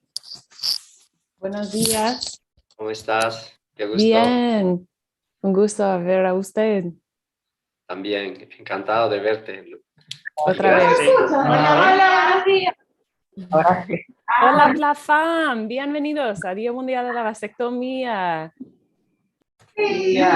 ¡Bravo! Hola, ¿qué tal? Muy buenos días. Hola, por acá le habla Yalin Rico. Yo soy especialista de programas del equipo de Plafam. Soy psicólogo de profesión y soy la encargada en este momento de la parte logística y operativa de lo que es la vasectomía. ¿Okay? Nosotros llevamos ya más de 3 o 4 años implementando estas jornadas. Y bueno, las voy a dejar en manos de ahorita de la gerente de programas para que les cuente un poquito más. Un gusto saludarlos. Buen día. Mi nombre es Delmari Díaz. Yo llevo la gerencia de programas de Plafam. Plafam se une un año más al Día Mundial de la Vasectomía. Súper emocionados. Tenemos ya 5 años trabajando en esta participación, en este Día Mundial donde vasectomizamos a los hombres. Por estos 5 años ya hemos vasectomizado a más de 1000 hombres en esta inclusión a este Día Mundial. Nosotros somos una ONG que trabaja por los derechos sexuales y reproductivos, y bueno, nosotros tenemos ahora un eslogan que dice hombres responsables. Y además los hombres dicen, ya me la hice, ¿no? Y además es algo muy particular para nosotros, porque cuando hablan de otras situaciones de sexualidad dicen, ya me la hice. Y esto incluye entonces a los hombres en lo que tiene que ver con la toma de decisiones, también con el empoderamiento y además con ese disfrute de la sexualidad, de esto de los hombres responsables. Entonces, para nosotros es un gusto, un año más, participar en el Día Mundial de la Vasectomía. Bueno, buenos días, un placer por acá saludarles. Mi nombre es Rosa Torres, especialista de programas también de Plafam. Actualmente, con el apoyo de la gerencia, estoy coordinando las actividades que llevamos a cabo en Venezuela con Plafam de la Fundación Bestrom. Y bueno, gracias a la Fundación Bestrom hemos logrado en los últimos 3 años vasectomizar de forma gratuita más de 400 hombres. Actualmente todas nuestras jornadas son gratuitas gracias al apoyo de la Fundación Bestrom. Entonces, si tienen algunas dudas, preguntas, algo que quieran conocer desde acá, desde nuestra organización, nosotros estamos encantadísimos y habíamos armado toda una logística para mostrarles un poco cuál era el proceso que se estaba llevando a cabo el día de hoy en nuestra clínica. Qué bueno, un gusto a conocer a todos ustedes. Felicidades en el trabajo que ustedes están haciendo. Y yo sé que sí, ya ustedes conocen muy bien Bergstrom.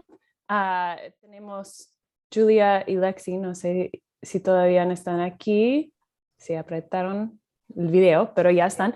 Y ustedes conocen a Johnny López de Bolivia. No sé si ustedes están bien conectados ya. Sí, sí, lo hemos conocido ya en otras actividades con la Fundación Bergstrom también. Sí, yo creo que también es importante destacar que, bueno, Venezuela vive una crisis humanitaria compleja donde el acceso a servicios no es fácil, sobre todo el que tiene que ver con salud sexual y reproductiva y métodos anticonceptivos. Y el hecho de brindar, por ejemplo, de manera gratuita vasectomías a los hombres como un recurso también de protección, también nos ha ubicado o nos ha puesto en esto del marco de los derechos, de también incluir lo que tiene que ver con cuidados en años pareja, que a veces dejábamos esta carga solo a una persona de la pareja, en este caso a las mujeres, y esto es de tener otra visión donde los hombres también son tomadores de decisiones, donde los hombres también cuidan su cuerpo, donde los hombres también son responsables, y también tener esta nueva visión de género que rompe algunos estereotipos. Entonces yo creo que el incluirnos en el Día Mundial y a la vez en esta crisis humanitaria tener acceso a esto de manera gratuita nos posiciona donde, bueno, tenemos muchas solicitudes y más de gente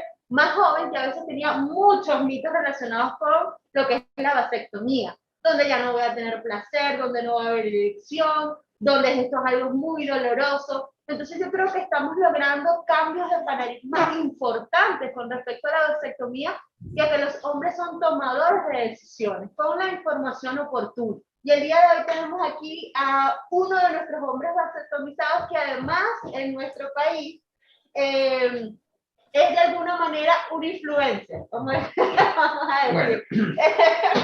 Y lo podemos ubicar en, bueno, yo te sigo, como Papá Payaso, además participó con nosotros por muchos años en algo que se llama improviso sexual, que era una manera de llevar información también a jóvenes y adolescentes desde el teatro, entonces de hace mucho tiempo también con unas alianzas, y bueno, queremos presentarlo hoy para que también nos hable de su experiencia como un hombre vasectomizado aquí en Plaza. Gracias. Y bienvenidos al Club de Hombres Responsables.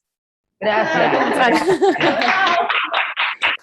Gracias. Sí, recién estaba escuchando incluso otra gente, otros comentarios, otras charlas, y me parecía eso, que en común, creo que el primero que escuchaba era alguien de Perú, que los hombres no tenemos la información, tampoco a lo mejor la buscamos, y es importante desde el otro lado que nos llegue la información.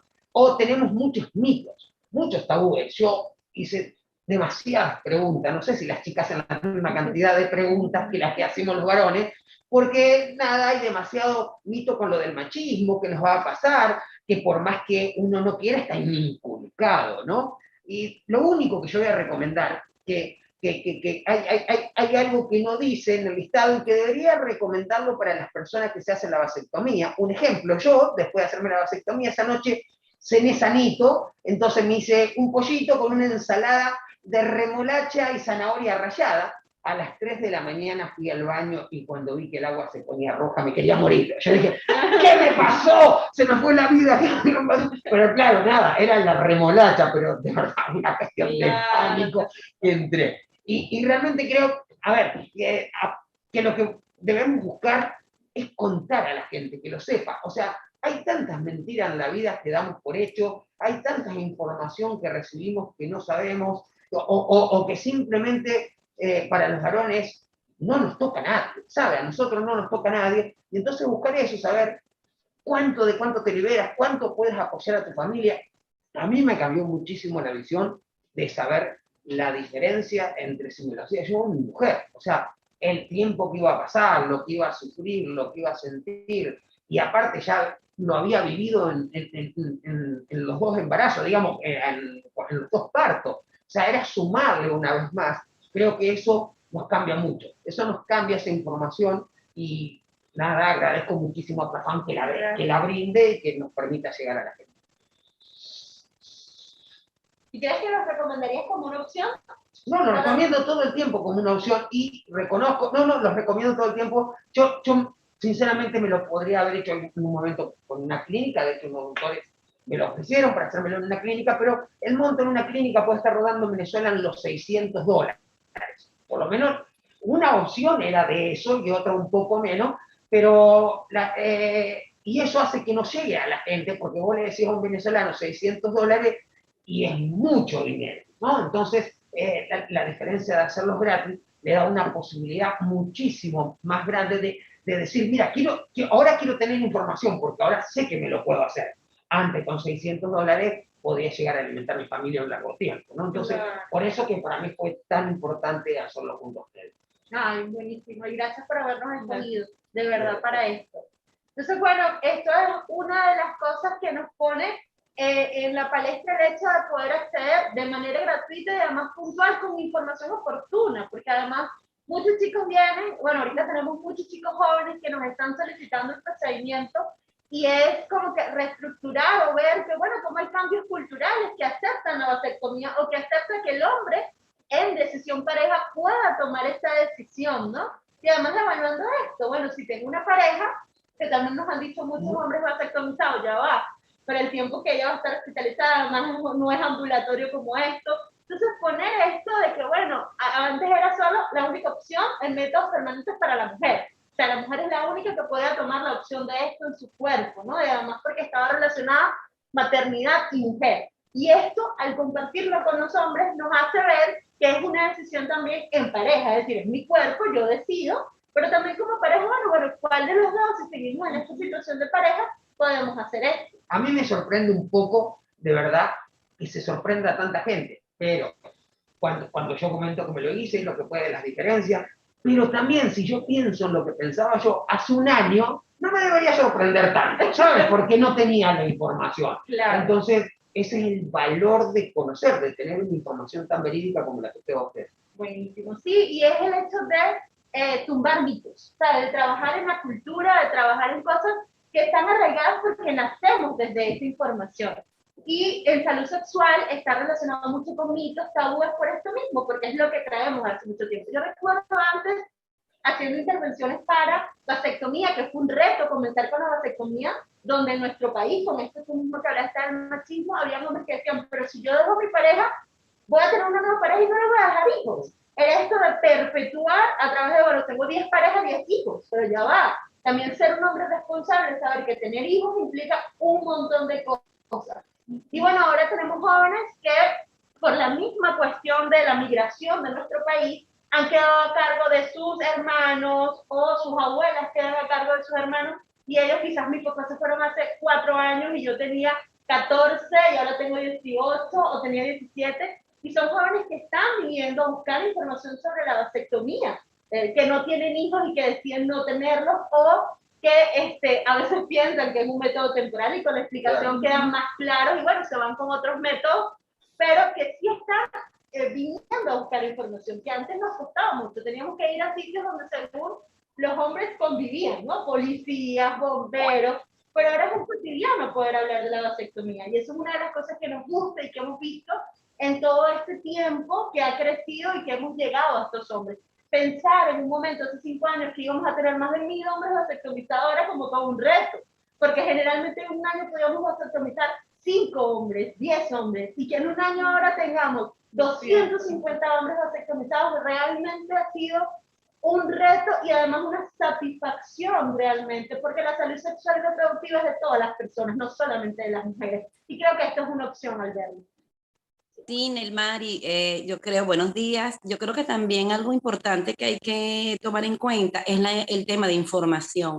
Mientras más podamos informarles a las personas, sobre todo a los jóvenes y a los hombres, que esto es un método sencillo, un procedimiento sencillo, que es ambulatorio, que se realiza en nuestros consultorios, que no son necesarios exámenes tan intensivos, ¿sabes? Y que tiene muchos beneficios y no tienen de verdad contraindicaciones. Creo que es algo que puede llevar a que las personas puedan conocer este método y lo puedan asumir. Le agradecemos también ahorita que está Laura, que es una periodista de Crónica 1, que me encanta que esté allí con nosotros, porque bueno, la idea es que se pueda, allá está Laura en el fondo, que se pueda visualizar y que se haga visible todo este tema que lo estamos haciendo desde Plafán desde hace mucho tiempo, como decía Nelmari, que a nosotros nos costó un poco el tema de que los hombres pudieran entender que esto es algo muy sencillo de hacer, que no tiene efectos secundarios, que es un derecho también de las personas, de los hombres especialmente, que se puede tomar en decisión también con las parejas. Y bueno, y que realmente es una técnica muy sencilla la que aplicamos nosotros en Plafán. Y bueno, y que Laura, y así como otros periodistas, nos puedan acompañar a visualizar el Día Internacional del Día de la Vasectomía, nos parece súper interesante. Que esto se pueda ver en los medios de comunicación para que las personas puedan saber que es un método que realizamos en Plafán y que se puede realizar de una manera muy sencilla, con los costos súper mínimos, inclusive nosotros lo hacemos de manera gratuita. Y de verdad que estoy muy agradecida también con Domingo, porque Domingo es un influencer que de verdad nos ha permitido que esto se viralice, ¿no? En los medios y que la gente pueda entender la importancia de tomar esta decisión. De verdad que estamos muy contentas con eso y muy agradecidos siempre con Jonathan y con todo su equipo, pues bueno, que siempre están de la mano con nosotros en el Día Internacional de la Vasectomía. Gracias, estoy totalmente de acuerdo de que la información se importa tanto, es lo máximo, ¿no? Que necesitamos dar la información porque el procedimiento de vasectomía es tan sencillo, efectivo, ayuda con mucho, menos riesgos.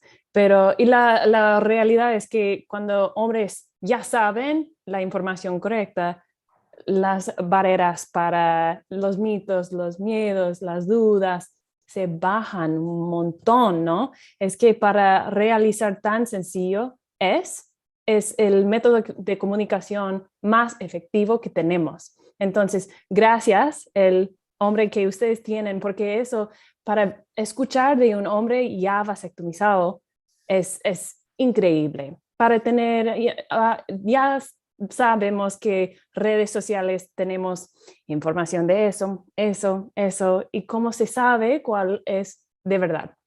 Entonces, para escuchar de un hombre, personas más real, ¿no? En vez de un post, ayuda un montón. Entonces, sí, eso es exactamente lo que estamos intentando hacer con estas conversaciones, ¿no? Durante el Día Mundial de la Vasectomía y también en páginas de Facebook con las entrevistas de los hombres quien ya han realizado la vasectomía, es para dar la información más que nada. Sí. Así es, de verdad que sí, creemos que mientras más personas conozcan que otras personas realizan el procedimiento, es más creíble. Y por eso creemos que con Domingo, que es un influencer y que además su esposa, su compañera también lo es, entonces eso hizo que tuviéramos muchas visualizaciones en las redes y la importancia de que los hombres reales se vean y digan, sí, yo también me lo hice, soy una persona como tú, ¿sabes? Y tomé mi decisión. Creo que es súper importante esto se lo podamos conocer y se pueda ver a través de los medios. Y por eso la importancia también de los comunicadores sociales que puedan llevar esta información de salud a la mayoría de las personas que a veces no tienen acceso quizás a otro tipo de redes, pero lo puedan hacer a través de sus medios, ¿no? Impresos o medios digitales para poder conocer estos servicios. Sí, y bueno, gracias por la oportunidad, porque también es el hecho de mostrar a los demás países que están el día de hoy en esta transmisión de todo el trabajo que se hace desde Venezuela, que a pesar de un contexto limitado, a pesar de una crisis, seguimos trabajando desde la resiliencia institucional para poder llegar a las personas reales, como decía Dalmar, que es nuestra directora ejecutiva, y como nos decía Domingo, ya va, el hecho de que es gratuita me puede permitir, y sobre todo en esto que en la crisis humanitaria compleja incluye mucho lo que tiene que ver con la parte de la economía, ¿no? Porque tenemos una inflación muy, muy alta, que bueno, por la Fundación Mextro hemos logrado llegar a hombres de manera gratuita, con todos sus exámenes, que no solamente el procedimiento, todo lo que tiene que ver con los exámenes. Hoy tenemos, vamos a tener nuestra jornada hoy de atención por el Día Mundial, y tenemos varios hombres del interior del país, que además es un proceso rápido, que vinieron un solo día, se hicieron todo y listo, ya me puedo sectorizar sin tenerme que quedar una semana hospitalizado o hacer un montón de cosas, y esto también favorece el acceso a salud sexual y reproductiva. Eso también le da el hecho a los hombres de disfrutar no solo del placer, sino del acceso a mi derecho, como ser humano también, que a veces, bueno, por lo mismo de la cuestión cultural, era solo a las mujeres con respecto a decidir sobre su cuerpo. Entonces creo que es para nosotros siempre un placer poder participar en el Día Mundial de la Vasectomía. Como decía Belmar, Jonathan siempre está allí pendiente a través de todo el año, y bueno, sobre todo reforzando en estos últimos días para que siempre tengamos una participación, y eso a esta Venezuela que está pasando por estas situaciones nos hace sentir desde la organización muy complacidos y además tomados en cuenta, que bueno, que Plafán empezó desde pequeñito y ahora tenemos otros sitios donde hemos llegado en el interior del país. Rescatando también que no solo son vasectomizados hombres venezolanos, sino que también hemos tenido otros casos de hombres extranjeros que han confiado en Plafán y han venido hasta acá, así sea porque estén de turismo o que su pareja sea venezolana, pues tienen una gran confianza en lo que nosotros realizamos día a día. Hasta hace muy poco, hasta hace más o menos como un mes, tuvimos uno de estos hombres extranjeros que confió nuevamente en Plafán para realizarse su vasectomía acá, ya que en su país no contaba con estas opciones o eran muy, muy costosas realmente para acceder a ellas.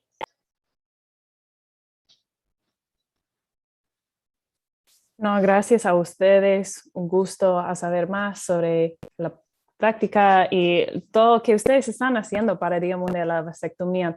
Y también es una cosa muy importante también para tener servicios gratuitos, ¿no? Eso puede ser una barrera muy grande para mucha gente en todo el mundo, y para eliminar esa barrera de acceso a los servicios también se importa casi tan grande como información algunas veces, ¿no? Porque pueda tener médicos bien capacitados, hombres que quieren realizar la vasectomía y ya tienen información, pero si no hay servicios accesibles, ¿cómo se hace? ¿No? Felicidades a ustedes que ustedes tienen servicios médicos, demanda y también es tan accesible. Entonces, en serio, felicidades, y especialmente con todo lo que está pasando en Venezuela, que ustedes siguen con eso. Wow, estamos muy, muy emocionados. Para despedirnos, quisiéramos mostrarle un poco cómo va nuestra logística y para que puedan conocer un poquito más de cómo se lleva a cabo las intervenciones. Acompáñenos.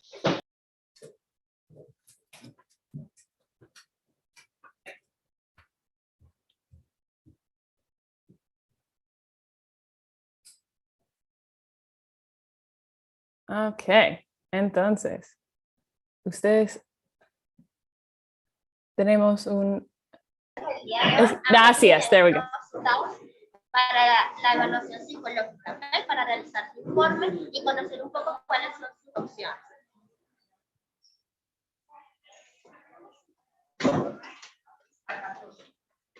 Además de ellos, han pasado por el servicio de orientación. Esta es nuestra sede principal, que es Plaza Acacias, ubicada en la Avenida Victoria, en el Distrito Capital. Además de eso, por el lado derecho pueden observar la espera para las consultas de urología que también se están llevando a cabo el día de hoy. Acá está la de psicología, donde los caballeros han sido atendidos el día de hoy para el informe de la vasectomía.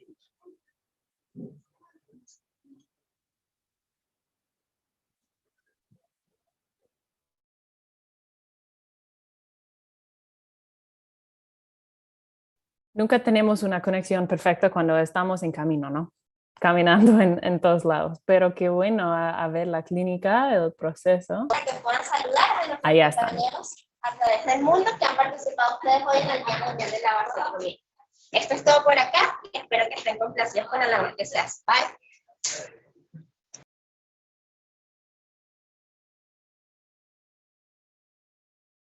Wow, qué bueno. ¿Y alguien tiene una pregunta para el grupo de Plafam aquí en Venezuela?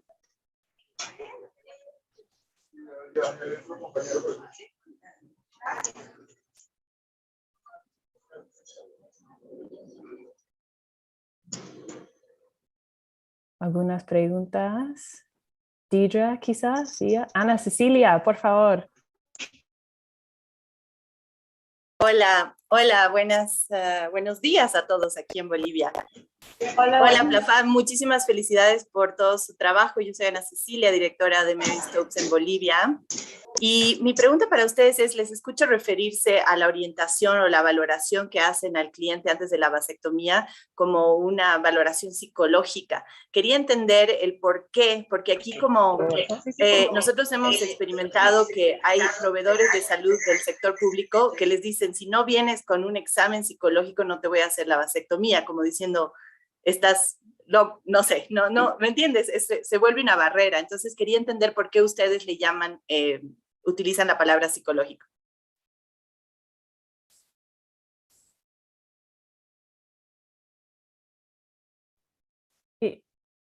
Sí, ustedes están... Gracias. Chévere.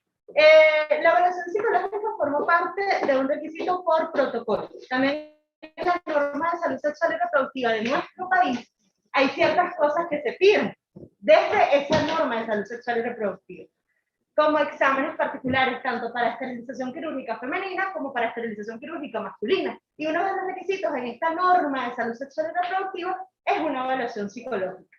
En nuestro caso tenemos psicólogos y psicólogas sensibilizados que trabajan en el tema de derechos sexuales y reproductivos que nos ayudan a cumplir con este requisito.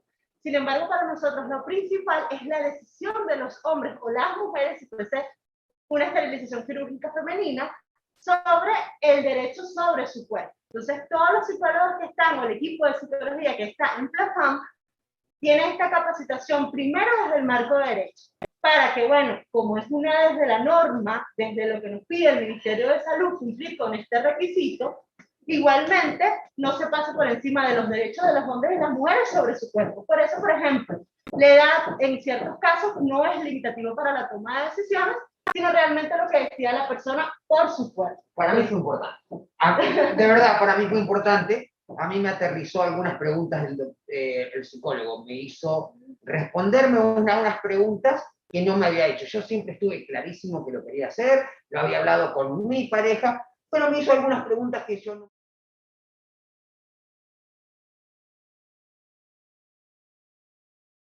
no sabía que no se hacía en otra parte, pero bueno. Sí, bueno. y además es eso, es decir, no es sobre su decisión, ¿sabes? Sino vamos a tomar esa decisión de manera informada, que es una de las cosas que siempre en Plafam se hace, brindar información oportuna para esa toma de decisiones. Entonces, esta intervención no era para, bueno, ya va, tú no eres capaz de decidir, o voy a cambiar el hecho de lo que tú estás pensando. No, es para acompañarte en esa toma de decisiones. Sí, muchísimas gracias. Y no, lo entiendo perfectamente. Nosotros también, obviamente, hacemos una orientación muy extensiva para garantizar que la persona está tomando la decisión informada y de su propia voluntad, ¿verdad? Solo les comentaba eso porque aquí se ha utilizado este requerimiento como un impedimento de acceso, pero se ve que ustedes lo tienen en la norma y que no es más bien es un servicio adicional complementario muy importante, ¿no? En nuestra situación la norma no lo requiere y lo utilizan como un paso más que tienen que ir a un psicólogo externo y conseguir esa certificación. No es que nos ha pasado de testimonios de algunos clientes, ¿no? Por eso lo preguntaba. Muchísimas gracias y felicidades por su trabajo.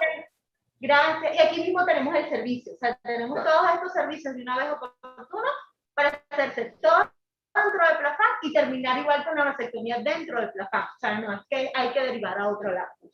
No, igual también no solamente se realizan para los caballeros, ¿no? Eso es un requisito también para las chicas cuando se van a hacer la anticoncepción quirúrgica voluntaria, ¿no? O sea, no es que solamente sean porque sean hombres y entonces vamos a ver si los hombres quieren o no quieren, ¿sabes? Para quitar esos mitos, sino que aquí se realiza, en Plafán se realiza tanto para hombres como para mujeres.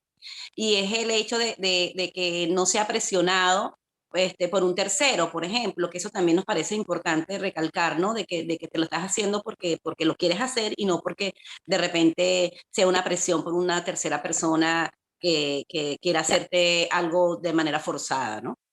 Creo que eso es un poco lo que hacemos ahí en Plafán. Pues gracias a ustedes, muchísimas gracias por todo el trabajo que ustedes están haciendo y felicidades Día Mundial de la Vasectomía. Eso es una transición perfecta porque ya vamos a comenzar con el grupo de Maristopes Bolivia, con el grupo de Ana Cecilia. Entonces, otra vez, felicidades, muchísimas gracias a ustedes en Plafán a unir con nosotros en estas esfuerzos, que les vayan súper bien y voy a dar el micrófono a directora Ana Cecilia de Maristopes Bolivia. Bienvenidos. Y gracias, Alison. A ustedes. Ana Cecilia. Gracias, Julia. Bueno, muchísimas gracias, Alison. Muchísimas felicidades a todos los presentadores. Realmente están haciendo unas 24 horas muy emocionantes. He estado siguiendo desde temprano esta mañana. Y bueno, muy emocionada de poder generar un movimiento tan grande a nivel global y muy agradecida de ser parte de este movimiento y trabajar junto a World Vasectomy Day, Jonathan y todos los aliados, ¿no? Como Serverstrom, CIES, tenemos muchos aliados que estamos en esta misma lucha. Así que le voy a ceder la palabra a Silvana, quien se va a encargar de moderar nuestra sección de hoy. Hola Ali, gracias Ana C. Alison, qué gusto verte otra vez. Jonathan, igualmente. Y a todos los amigos de World Vasectomy Day. Decirles que ha sido una experiencia, sigue siendo fantástica. La seguimos viviendo aquí en Bolivia. Entonces, y esta es la oportunidad para poder compartirlas con todos, ¿no? Y eso nos emociona muchísimo. La verdad, antes de ceder la palabra a Ana Cecilia, nuestra directora de país de Médico Bolivia, comentarles que hemos pasado por un proceso de aprendizaje muy fuerte, lo seguimos viviendo, y compartir este espacio con ustedes también nos permite seguir aprendiendo. Y vamos a hablar un poco de esa experiencia, ¿no? Desde la generación de demanda, que también ha sido un desafío enorme en el campo de los hombres, la generación de demanda, la parte central de todo nuestro equipo con la capacitación, y cómo vamos yendo, y qué tenemos ahora y qué vamos a tener más adelante. Y para eso le dejo la palabra a Ana C, que nos va a poder ya colocar en el asunto. Ana C. Estoy compartiendo mi pantalla, ¿me avisan cuando la ven? Sí, ya podemos ver. Perfecto. Bueno, quiero rápidamente hacerles una pequeña presentación de los esfuerzos que hemos hecho este año en particular con World Vasectomy Day en Bolivia. Pues nosotros estamos muy agradecidos. Este es nuestro segundo año participando de este gran movimiento. Y lo que nos fue muy bien el año pasado, pero lo que reconocimos es que necesitábamos construir más capacidad dentro de nuestra institución para poder dar mejor acceso a la vasectomía, tanto en nuestras clínicas como también en nuestras unidades móviles. Por lo que este año en particular trabajamos con World Vasectomy Day para capacitar a capacitadores dentro de nuestro equipo, ¿no? Nosotros dependíamos mucho de los urólogos, que a veces tienen tarifas muy altas, que hacen que el acceso sea a un costo más alto, ¿no? Entonces, un poquito sobre Mary Stokes en Bolivia. Nosotros estamos en Bolivia hace 27 años, somos parte de MSI Reproductive Choices a nivel global, que está en 37 países. Nosotros aquí en Bolivia tenemos una cobertura nacional a través de 3 canales de servicio, que son nuestras clínicas o centros, nuestras unidades móviles y nuestros consultorios para jóvenes. Nuestra misión es hijos por elección, no por azar, y nuestra visión es un mundo donde cada nacimiento sea deseado.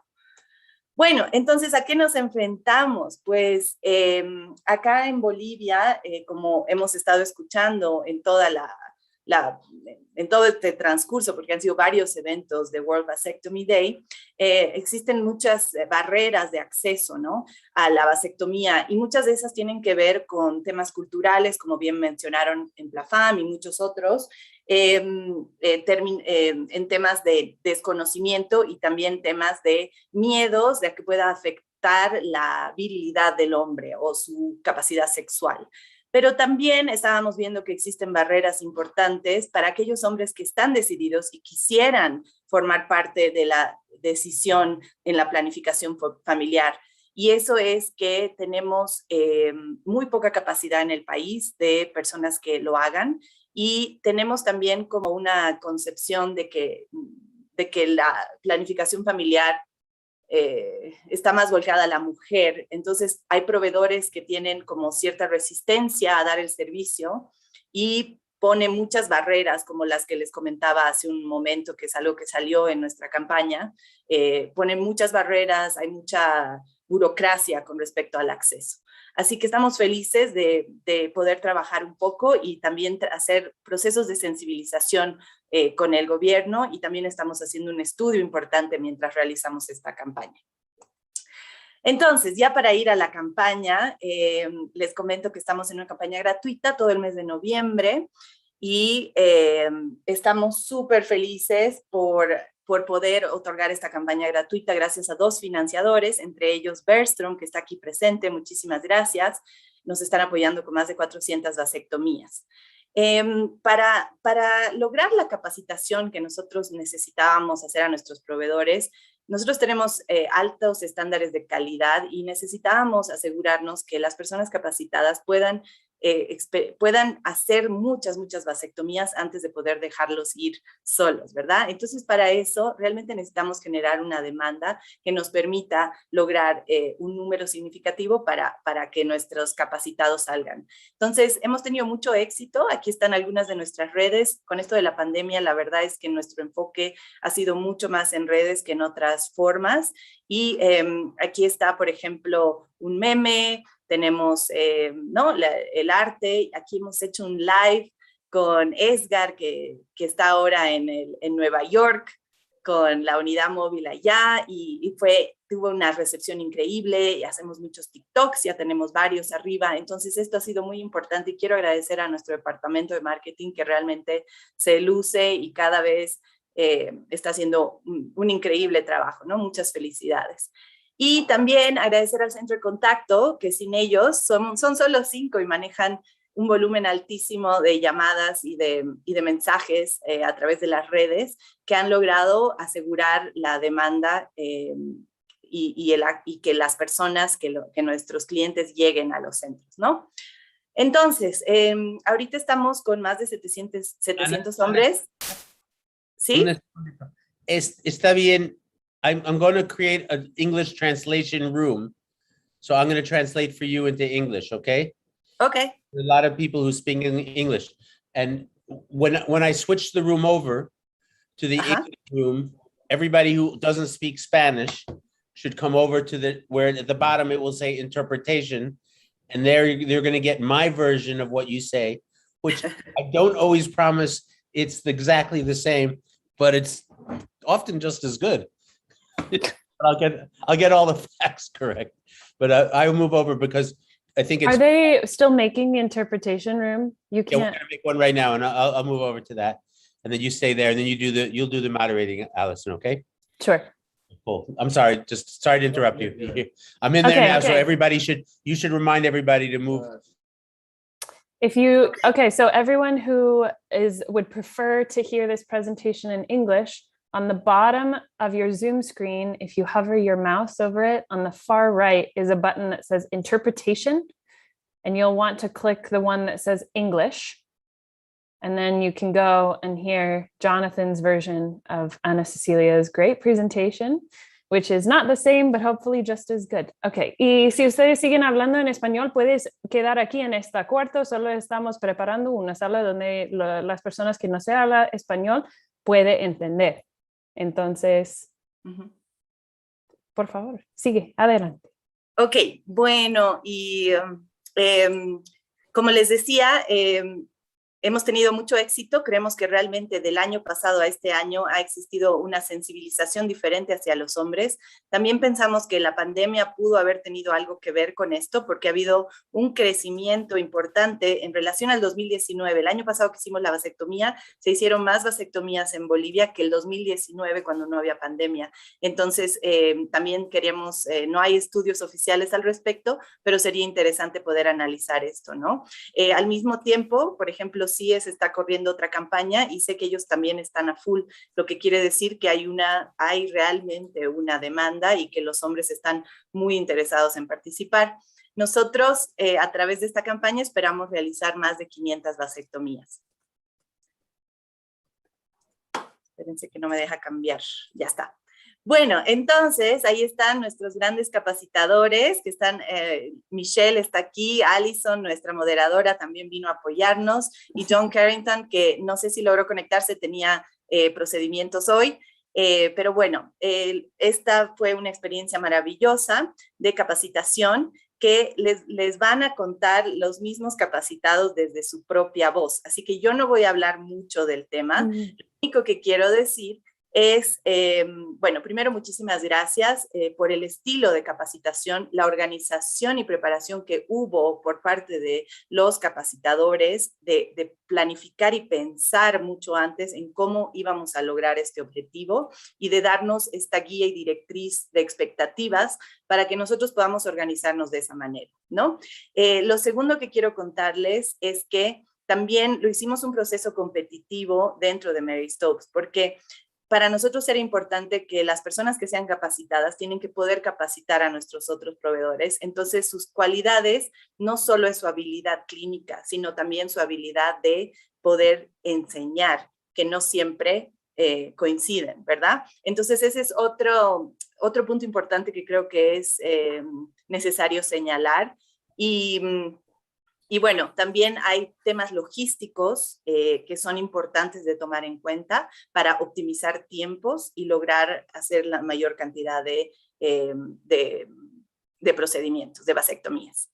Así que bueno, los detalles ya se los contarán el equipo de los 4 capacitados, ahí los tienen. Este es un poquito de la parte teórica, ¿no? El trabajo en maquetas y ya cuando están en clínica.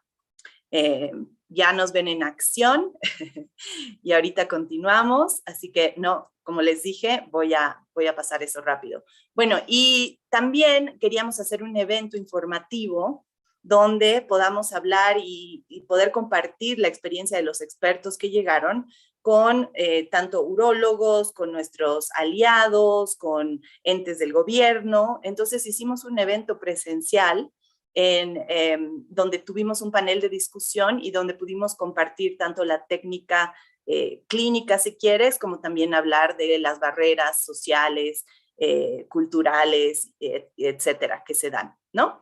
Entonces, eso es. Este es el último día de World Vasectomy Day, donde estuvimos todos ahí, todo el equipo. Así que ahora no quiero acaparar esto porque quiero que este espacio sea realmente de los capacitados y los capacitadores que nos puedan compartir su experiencia. Gracias conmigo. A ti, Silvana. Ok, gracias, Anacet. Bueno, y la verdad es que, como les decía, sí nos emociona mucho. Seguimos muy emocionados con cada actividad, con cada acción que hacemos, el compromiso que ha inspirado a otros. Entonces, queremos compartir, antes de pasar con nuestros capacitados, y también decirle a Michelle, que sé que está con nosotros, que también pueda participar, pero antes de eso queremos compartirles un video pequeñito que hemos hecho con uno de nuestros clientes, y la emoción que siente y todo lo que transmite, y todos, como decían, ¿no? La vasectomía es un acto de amor, sí, desde diferentes perspectivas. Entonces, les voy a compartir, por favor, ustedes me dicen ya si ven mi pantalla. Ok, entonces ahí corre el video. ¿Pueden ver la pantalla? Sí, perfecto. Muy bien.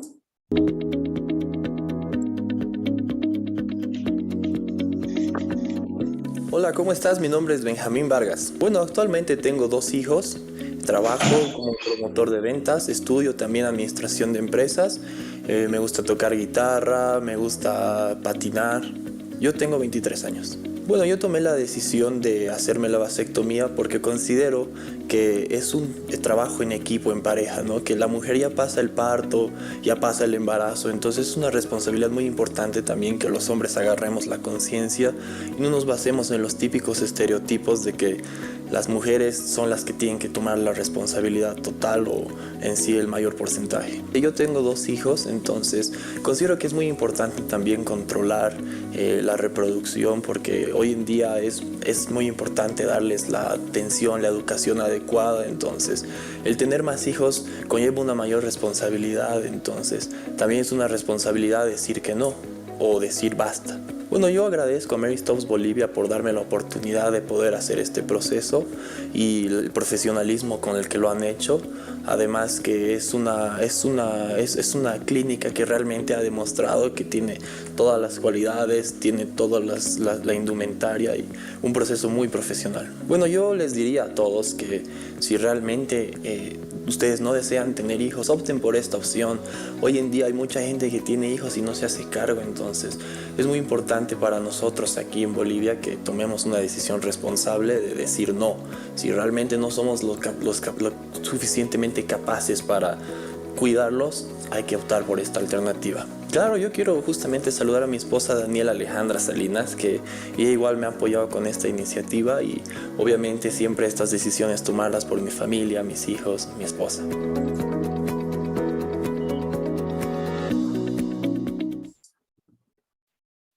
Y eso queríamos compartir con ustedes. ¡Wow, qué lindo! Gracias. Sí, ellos nos siguen inspirando. Michelle, gracias por estar aquí con nosotros. De verdad, ustedes han sido parte fundamental de todo esto que vamos a continuar haciendo. Y ahora ya, para no tomar más tiempo, aquí está nuestra compañera Maciel, una de las personas capacitadas, y que va a compartir con nosotros su experiencia. Masi. Hola Silvana, ¿cómo están todos los presentes? Para mí es un honor, una alegría poder estar aquí presente. Estamos siguiendo de cerca como Mary Stopes Bolivia. Nos consideramos muy privilegiados nosotros de haber recibido capacitación de alto nivel. Y permítanme un segundito, voy a retirarme la ropa tradicional, me encuentro en Tarija y me voy a poner la camiseta del World Vasectomy Day. Voy a compartir mi pantalla.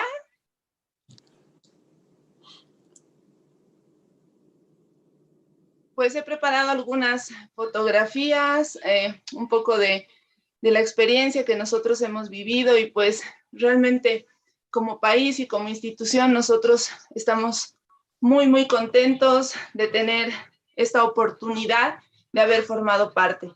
De entradita podemos ver una fotografía que muchas veces en nuestro país dentro de los procesos de capacitación no se tienen, puesto que por diferentes situaciones y circunstancias nuestro país pocas veces se ve beneficiado de este tipo de capacitaciones. Les presento a mis compañeros, para los que no los conocen, pues Luis, Claudia, Belén, que hoy se encuentran en diferentes puntos de nuestro país. Nosotros hemos formado parte de un proceso de evaluación. Ha sido una competencia, igual que los espermatozoides cuando tienen que llegar a cumplir su propósito. Y pues nosotros fuimos los espermatozoides ganadores. Cada día trabajamos por cumplir nuestra misión y visión institucional. Queremos construir un mundo donde todos los nacimientos sean deseados y donde los hijos sean por elección y no por azar. bajo este principio, estas 4 personas han sido pues seleccionadas dentro de este proceso de evaluación, a quienes pues seguramente nos han venido muchas palabras a la cabeza. Varias de estas palabras realmente han generado en nosotros alegría, han generado responsabilidad, ejecución, paciencia, el hecho de un agradecimiento realmente a las autoridades y bueno, a todos nuestros representantes en Mary Stopes, en la oficina de apoyo, porque nos han facilitado mucho el hecho de sistematizar todas estas palabras y toda la información que se venía, nuestros capacitadores, el doctor Michel, un saludo, al doctor John igual, Allison, pues ya nos han empezado a mandar información que pues es basada en evidencia, información que no realmente pocas veces los profesionales estamos acostumbrados posiblemente a leerlas tan actualizadas, entonces pues se nos han venido retos y esa es la verdad. Todos los retos que nosotros hemos enfrentado, el aprendizaje y dominio de la técnica quirúrgica en el tiempo asignado, porque fue una semana que nos visitaron, ampliar los conocimientos teóricos sobre el procedimiento, aplicarlos e implementarlos en el servicio. Ana C. comentaba muy bien, realmente ha sido un movimiento no de la semana, ha sido de hace mucho tiempo, generar la demanda, que vengan los pacientes, que ellos también de alguna manera disminuir e identificar las complicaciones de la vasectomía. Estos pacientes también iban a ser atendidos por un equipo en entrenamiento. Otro reto importante es que los proveedores en capacitación en su mayoría éramos mujeres. Entonces todo esto generaba un reto realmente muy grande y para nosotros ha habido un proceso tan interesante y tan importante, el cual nosotros agradecemos a World Vasectomy Day, una entidad que nos ha demostrado y a quienes realmente estamos muy agradecidos de enviarnos a profesionales cuyo proceso de enseñanza ha sido sacado del planeta. Han utilizado modelos, la aplicación de la técnica ha sido progresiva y tenía un sentido lógico, pues cualquiera pensaría que primero vamos a la anestesia, pero no, todo tenía una razón de ser y lo más importante es la evaluación periódica, ¿no? Esta evaluación que a nosotros nos permitía, un día salía todo bien y era una alegría y al otro día había nuevos retos que hacer, que las manos, que los dedos y pues realmente ha sido muy, muy gratificante el hecho de que este equipo que está en entrenamiento diariamente seguía este proceso, ¿no? Estaba pues propuesto por nuestros capacitadores y lo hemos enfrentado también con mucha responsabilidad y no puede faltar el buen humor, la viveza criolla boliviana. Recopilo aquí unas cuantas, bueno, el proceso propiamente que nosotros hemos experimentado, hemos utilizado los modelos, el sustento teórico, el buen humor y realmente la paciencia y ese amor por enseñar que no siempre lo tenemos, no todos tenemos una habilidad, pero realmente los que nos han acompañado, el doctor Michel, el doctor John, Allison, siempre han procurado pues demostrarnos que es posible. Y esta experiencia ha sido tan gratificante puesto que nosotros veíamos el progreso, ¿no? Individual, era constante, el crecimiento era grupal, era complementario y cada reto, cada día era un nuevo reto. Los pacientes realmente pues han quedado muy, muy felices y creo que de las muchas cosas que hemos podido aprender, quiero rescatar 3 frases que a nosotros nos han quedado y nos han marcado. Y eso están garantizando, doctor, no se preocupe, todo está yendo bien en las vasectomías, lo estamos haciendo cada vez mejor. El doctor Michel siempre nos recomendaba, hablaba con nosotros, que es mejor una vasectomía no tan buena al principio y que no haya una vasectomía. El doctor John, amarrado, cauterizado, pero bien equipado. Y Allison, bienvenidos al Club de Hombres Responsables. Son 3 de las frases que han marcado en nosotros el hecho de llevar la responsabilidad hacia adelante y de representar también a una institución y a un movimiento universal que nosotros ahora nos ponemos la camiseta. Tenemos aquí 6 rostros. No tenemos que olvidarnos de las personas que han estado también dentro de este proceso. Nuestras compañeras de enfermería, a quienes pues un agradecimiento infinito. Ha habido aprendizaje, ha habido dedicación, pulcritud en lo que estábamos buscando, exigencia, iniciativa y esfuerzo. Y quiero que conozcan al equipo que pues hemos recibido esta capacitación y que ahora podemos decir que estamos llevando adelante este movimiento en nuestro país que tanto lo necesita. Hubieron desafíos, es cierto, muchos profesionales han acompañado este proceso y los desafíos más importantes son perfeccionar la técnica. Realmente hay que documentarla y, doctor, no nos olvidamos del compromiso de que en la vasectomía número 100 haremos un video que será no perfecto como el suyo, pero intentaremos hacerlo mucho mejor. Queremos completar el cupo de vasectomías del mes. Realmente hay mucha demanda y agradecemos mucho también a nuestra población boliviana. Nosotros estamos para ustedes y hoy estamos aperturando un espacio en nuestro país que ha tenido seguramente varios vacíos. Así que como Mary Stops Bolivia, nosotros también estamos dentro de este proceso y pues es interesante y es muy gratificante poder pertenecer a un movimiento tan importante a nivel mundial. Queremos implementar este servicio en nuestras atenciones como Mary Stops Bolivia de forma periódica para garantizar el propósito de llevar adelante esta iniciativa. Pues no me queda nada más que decir. Realmente yo quisiera cederles la palabra a mis compañeros. Bolivia ha abierto un gran paso y nosotros estamos muy agradecidos de formar parte de él. Si pudiéramos mandar así un abrazo súper gigante, mandar litros de vino y cada cosa que hay aquí en nuestro país, pues lo único que nosotros podemos enviar es un agradecimiento por ahora y esperemos que todos ustedes en algún momento puedan visitarnos. Bolivia está abierta para todos ustedes. Muchas gracias.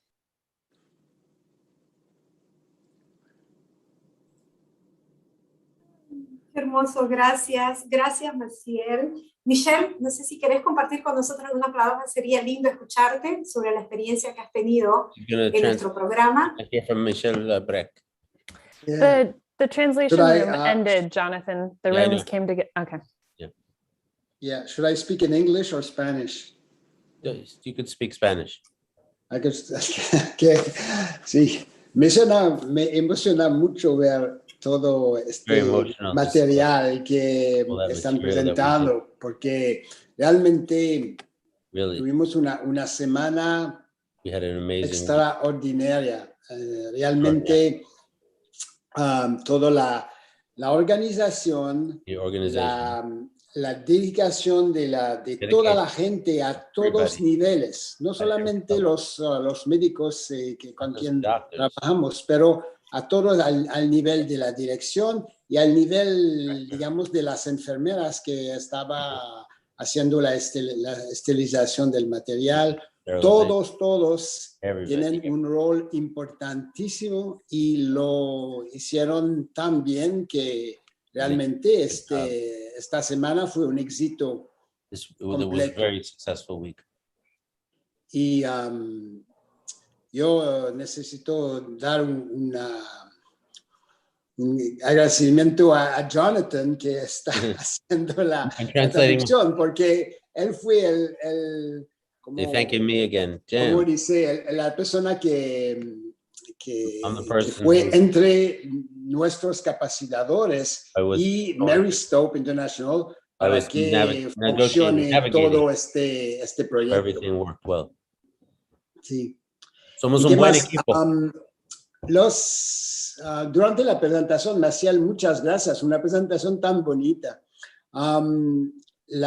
Un desafío que van a tener es que ustedes, los 4 médicos, deben enseñar la vasectomía a otros médicos para que se amplíe el ofrezco la ofrezca de servicio en el país. Se deben darle. Entonces, eso debía ponerlo en los desafíos que realmente para ampliar los servicios ustedes van a ser los profesores del futuro en Bolivia. Future trainers of Bolivia. Doctor, esa es una gran responsabilidad y realmente hemos aprendido de los mejores, seguramente los que van a venir por nuestro detrás. Esperemos que sean lo suficientemente buenos. Bolivia está comprometida con hacer las cosas bien. Y seguramente no perderemos la oportunidad de conocerlo también al doctor Jonathan. al resto de las personas. Realmente nosotros estamos muy agradecidos y seguramente para los procesos de evaluación tendremos que llamar a nuestros profesores para ver cómo los nuevos profesores están haciendo el trabajo. So they have to go back. Tienes que volver. You have to go back, Michelle. In a year. But I think this experience, we can build for World Vasectomy Day on this experience, because we have been doing good work in Quito and Guayaquil and Ecuador. También we have very good contact in Venezuela also. I know the situation in Venezuela is a little bit difficult. We heard this morning what they're doing now. They're very dedicated. But I think the more we do those training sessions, the more we learn, and I think they're improving a lot of what we're doing. Now we thought that we needed a good model. We have a good model now to do training. So I think it's just a work in progress, and it's improving all the time. And I think hopefully other countries will be able to benefit from that program for World Vasectomy Day. Where I would say a bunch of good trainers from all parts of the world. We had the example of Eloisa Gonzalez from Mexico, who's now a full good trainer. He's an excellent trainer. Tava Antonio from Mexico, also Diana Torres and her group in Colombia. So there can be an exchange all over the world to promote the good practice of vasectomy. Could I just say one thing? When Michelle, there was so much going on, but Michelle was really like, we got to record this and we have to do this right. And it is Aunque true. ya teníamos un montón de cosas que hacer. Michelle dijo que necesitamos grabar todo eso, necesitamos mejorar cada vez. I don't know if those charts that Maciel made, are those her charts or were those yours? Because they look really good. Like, that really made sense to me. Did you do that, Michelle? Las pantallas de Masi son tan buenas, no sé quién lo hizo, pero son increíbles. ¿Quién lo hizo? I'm sorry, you were Masi. You were talking about, Masi, the slides she did. It's a beautiful work. Bonitos slides. Maciel, queremos esas diapositivas. We want those slides. I think estamos ya casi terminando esta media hora, pero obviamente queremos volver a Bolivia, y también lo que dice que lo que aprendimos en Bolivia vamos a llevarlo a otros lugares. We're going to bring to other places. So, thank you guys. Y quiero añadir mis agradecimientos de una semana increíble, que es un gusto monumental a conocer a ustedes. Son increíbles, estamos tan felices a ver todo el éxito que ustedes están teniendo allá, y estamos celebrando el equipo de Marie Stopes Bolivia y los esfuerzos, el ánimo, la energía que ustedes tienen es otro nivel, otro mundo. Entonces, felicidades a todo el éxito que está solo comenzando. Michelle. Ani, perdón, solamente antes de concluir, quería solamente decirles que hemos preferido saltar el vídeo, y tenemos a Mauricio Flores, que fue una de las personas beneficiadas con la vasectomía, que quería estar presente hoy. Quería darle la sorpresa, sobre todo al equipo que ha sido capacitado, y Mauricio está aquí con nosotros. Hey, we're going to listen to it, man. Got his vasectomy just for a bit. He's going to speak. Bienvenidos, Mauricio. ¿Cómo están? Very well. Bien, gracias. ¿Qué cuenta, Mauricio? ¿Cómo estás? Quería ser corto porque conocí a Mary Stopes de una forma casual hace unos 6 años, porque me invitaron a hacer unas fotografías como propaganda de sexualidad segura, compartida, información. Y después volví para hacerme una vasectomía, porque sabía que era un lugar serio y donde los médicos y los profesionales hacen bien su trabajo y se dedican a eso. Y lo que quería más que todo es decir de que no me ha dolido, o sea, no tengo hijos, ha sido una decisión personal que la tenía pensada hace mucho tiempo.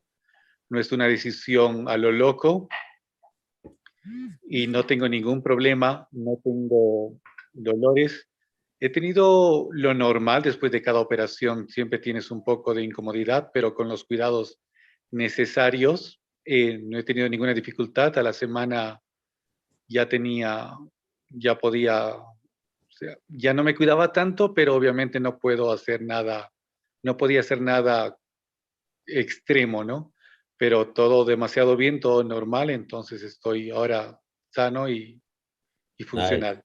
So he had his vasectomy during the training. He's felt a little sore like you do after any procedure, but now, you know, he took it a little easy as they tell you to do, but everything now feels normal and he feels good.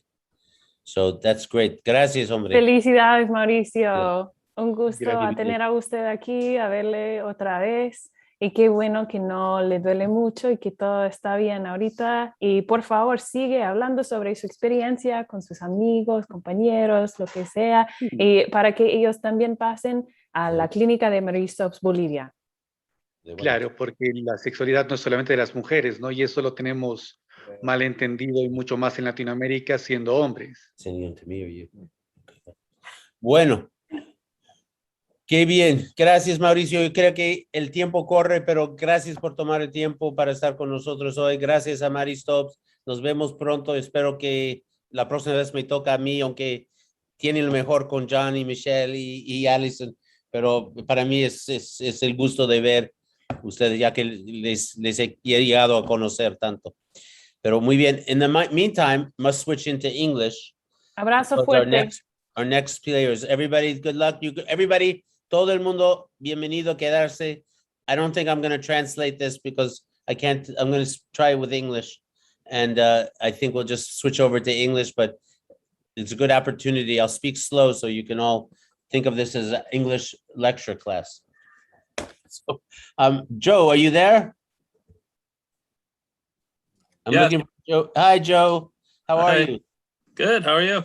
Good. This is Joe Bish, and Joe is part of an organization called PMC, which was formerly known or still known as Population Media Center, and you know, kind of came out of an interest in combining media, storytelling, and education. You know, just making it entertaining and educational, and is doing extraordinary work all over the world. But I'm sure he's going to give us all those details. I think are you in Buffalo or are you in Vermont? I'm in Ithaca, New York. Ithaca, New York. Okay. Yeah. All right. And then and Bill Ryerson is also here with me. Oh, good. Excellent. Good morning, Jonathan. We're delighted to be following Marie Stopes Bolivia, part of the land of telenovelas, to talk about storytelling. And we also have Missy Thurston, our head of marketing and communications, who's going to start off for us talking about the power of storytelling for changing social norms on issues like male involvement in family planning. All right, Missy, you're now co-host, so if you need to show slides or anything, you have all the power in your hands, and I'm going to pass the mic to you, Missy.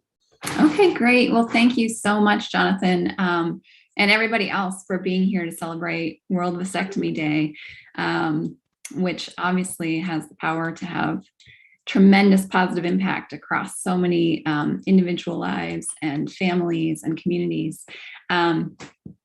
So I'm just going to talk for a couple of minutes, and then actually we're just going to show a short video before Joe and Bill kind of take it away. But I wanted to just start out just by chatting about how we all here are so excited about the topic of vasectomy. But many people might say, you know, vasectomy, that's kind of a tricky thing to talk about. And just in general, you know, when conversations go into personal spaces, sometimes it can be hard to have that conversation. Reproductive health and choices about having a family or not, or what size, are obviously really personal decisions. So at Population Media Center, we are storytellers, and we look to tell stories that support people's needs, you know, at a local level, that have a global impact. And so we often find ourselves addressing sexual health, reproductive health. And we're often asked how we do this because some of these topics are so taboo. You know, we work around the world. So different social norms really play heavily into how comfortable people are with these different conversations. In many places, you know, it's understood socially that some of these topics will never be discussed. And so then how do you start that conversation? So that's why we lean on storytelling. Stories are a way to share or watch or listen to other people's experiences. And the stories we create, they're popular, you know, entertainment that draws people in because they're real entertainment. They're not tuning in to watch a show about sexual health. But our stories are based on formative research so that we know that the characters and plot lines, you know, what we're building are realistic situations for that location, and realistic solutions for our audiences so that they can learn from the shows, think about the content in the shows, and discuss the shows. And it's important to realize that the shows make the topics so much less scary. So as an example, instead of me having a conversation with my husband that I think, you know, women should have equal status, or that I think men should get a vasectomy after we're done with childbearing, any of these different topics, if it's not common in my community to have those conversations, then I can tell my husband, you know, hey, I've started listening to this new radio show and I'd love for you to listen with me. And then we can point out, or I can point out, some of the things that are different or the same in that show compared to how our marriage is currently structured. So it allows you to point out the pros and the cons and just the differences in a more observational style, making the conversation safer and less personal. So it opens up this space for conversations and thinking that might not be possible without the existence of that radio or TV show. So rather than me talk about this too much, Jonathan, I think we sent you a video in advance to just play a short 5-minute video that really shows how we tell these stories and how they work on these kind of taboo subjects or commonly avoided or just really personal conversations. And if you guys don't have that, I can also pull it up. On my end. Oh, we have it actually. We do have it. Oh, we have it.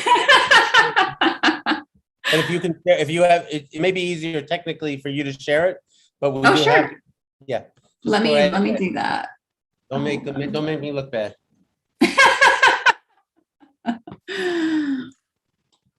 Actually, within this video, there's a little bit of your footage, Jonathan. So, you know, we thank you for that. Let's see here. I'm glad we served some good purpose. Always. All right, let me see what I'll do here. I'll make this full screen and then I'll share my screen.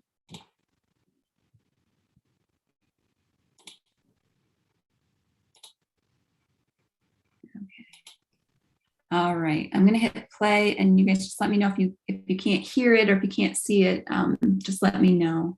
Yep. What is real and what is fiction? Play it a little louder if you can. Story helps us forget the line that separates the two.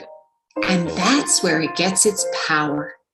It's time to harness the power of stories to entertain huge audiences and positively affect the lives of millions of people around the world. Population Media Center has used entertaining stories to help 500 million people live healthier lives in more than 50 countries.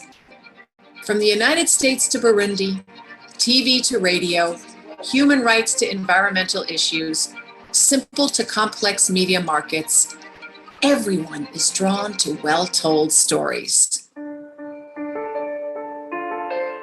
The opportunity initially to fund a Population Media Center radio serial drama in Burundi was pretty obvious from the beginning for us. We thought in a country where 90% of the population doesn't have access to television or even print media, that radio would be a good medium to reach Burundians with positive health-seeking behavior messaging. In Burundi, audience surveys showed 81% listenership of PMC's radio serial drama, Hagashi.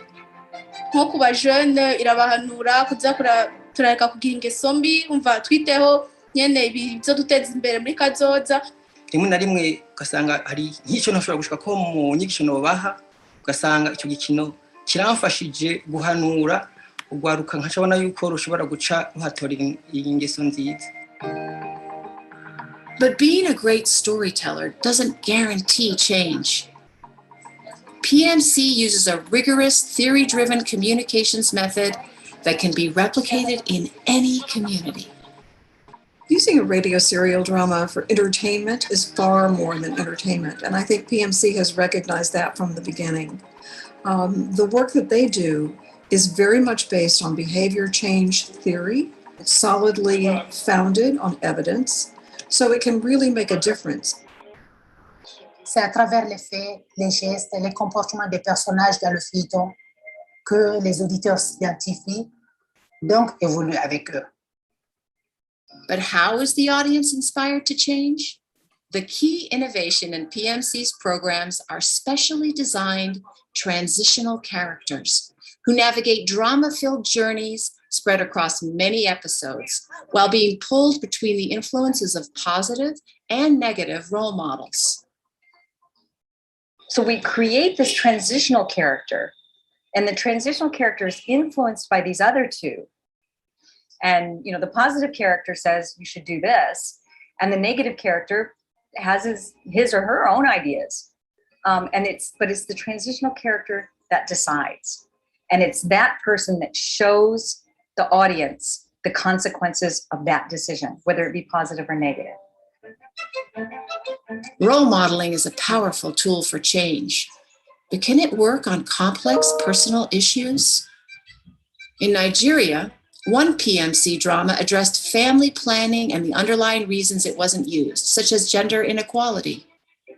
The program attracted 12.3 million loyal listeners and helped empower 1.1 million new users of family planning. PMC's form of entertainment is designed to tackle deeply entrenched beliefs across regions or nations at very low cost. In Nigeria, it cost a mere 89 cents per new adopter of family planning.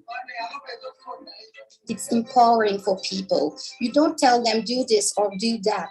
They choose. They are just seeing the different options that are available, and they choose what is better to get better life, and they can create life change for themselves.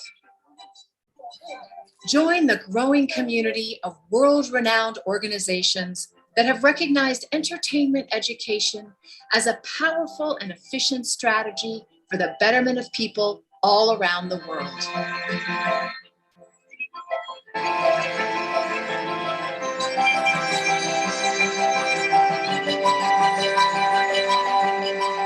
What's the world you want to see? Population Media Center can create the story that brings it to life.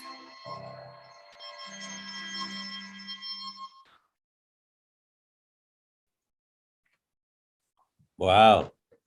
It's beautiful, that video. Did you see your footage in there, Jonathan? Yeah, it went by. I counted 3 seconds. No, it was like 1.1 second. Yeah. Counter. Well, I'll follow up here, and I just want to say a few things about what we saw in the video, and then the bigger picture, I guess, of men's involvement in family planning.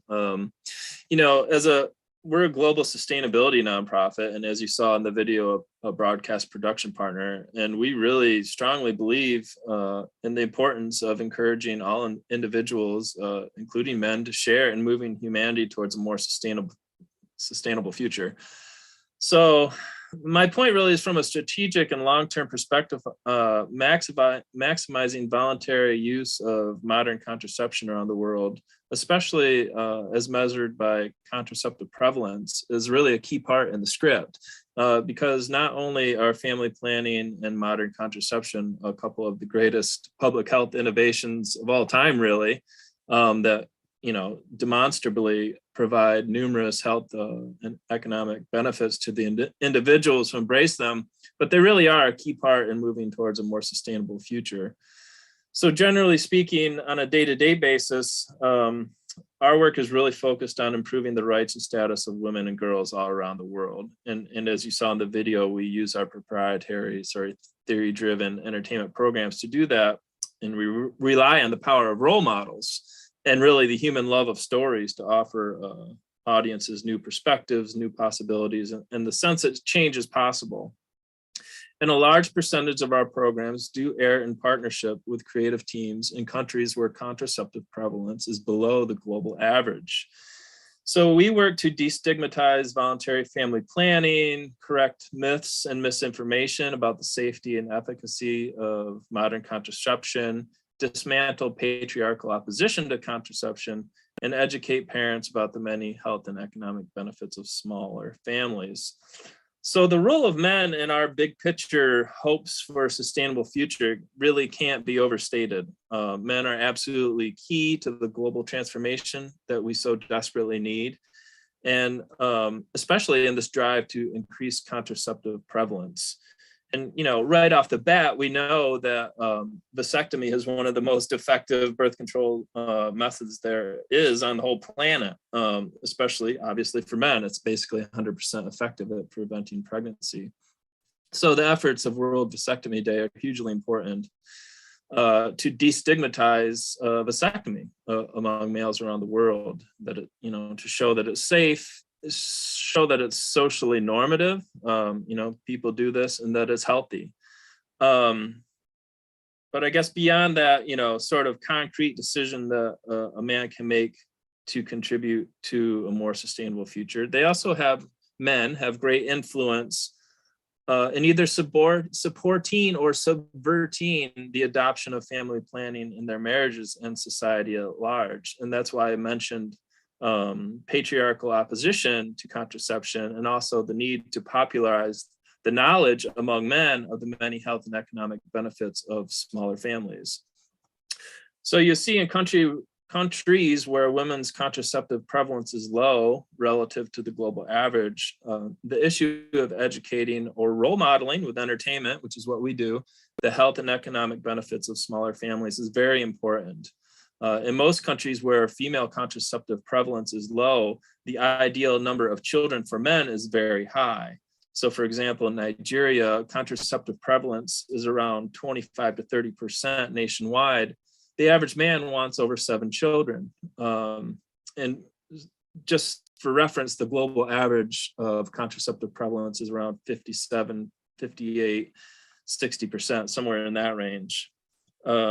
Another example would be Mali, where men want 8 children, and contraceptive prevalence is only about 15%. Another interesting study in 2017 found that male fertility in sub-Saharan Africa was above 8.5 children per man in at least 20 countries. So this is the actual number of children that a man had in his life. And importantly, many of these countries score poorly on childhood poverty and human development indexes. So that hopefully will give you a sense of why it's important to popularize those benefits of smaller families among men. And it's also worth pointing out that while fewer than 1% of African men have had a vasectomy, men in the United States are also behind their peers at about 10% of men in the United States, whereas men from the UK and New Zealand have rates above 20% for vasectomy.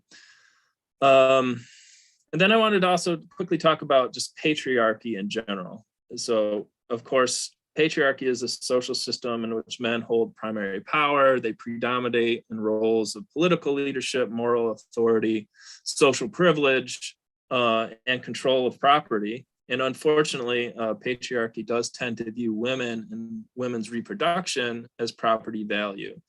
And you can see evidence of this as it relates to family planning uptake really all over the place. For example, there was a study in Pakistan several years ago that found that the strongest obstacle to a woman's intent to use contraception was the belief that family planning decisions were made by the husband and fertility was determined by God's will.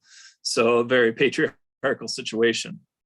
But what was interesting about that study was that the same study found that the perception that a responsible, caring husband, quote, uses family planning to improve the standard of living of his family and to protect his wife's health was the most important determinant of a man's intention to use condoms. So I think, you know, as World Vasectomy Day is predicated upon, it's great that those thoughtful men were willing to use condoms, but at some point when men have decided that their reproductive careers are over, then those same values, responsibility and caring for their wives, can and should lead to considerations of the benefits of vasectomy, I think. So I'll just wrap up by saying, you know, in addition to whatever other benefits vasectomy may have for men and couples, there's this really important notion that world's growing demand for a truly sustainable future really has to include an increasing contraceptive prevalence rate, and vasectomy is a wonderful and powerful contributor towards that end. All right, cool. You're going to be on your phone? Are you going to, so you got something to film? Unintended pregnancy currently constitutes about 45% of all pregnancies on the planet right now.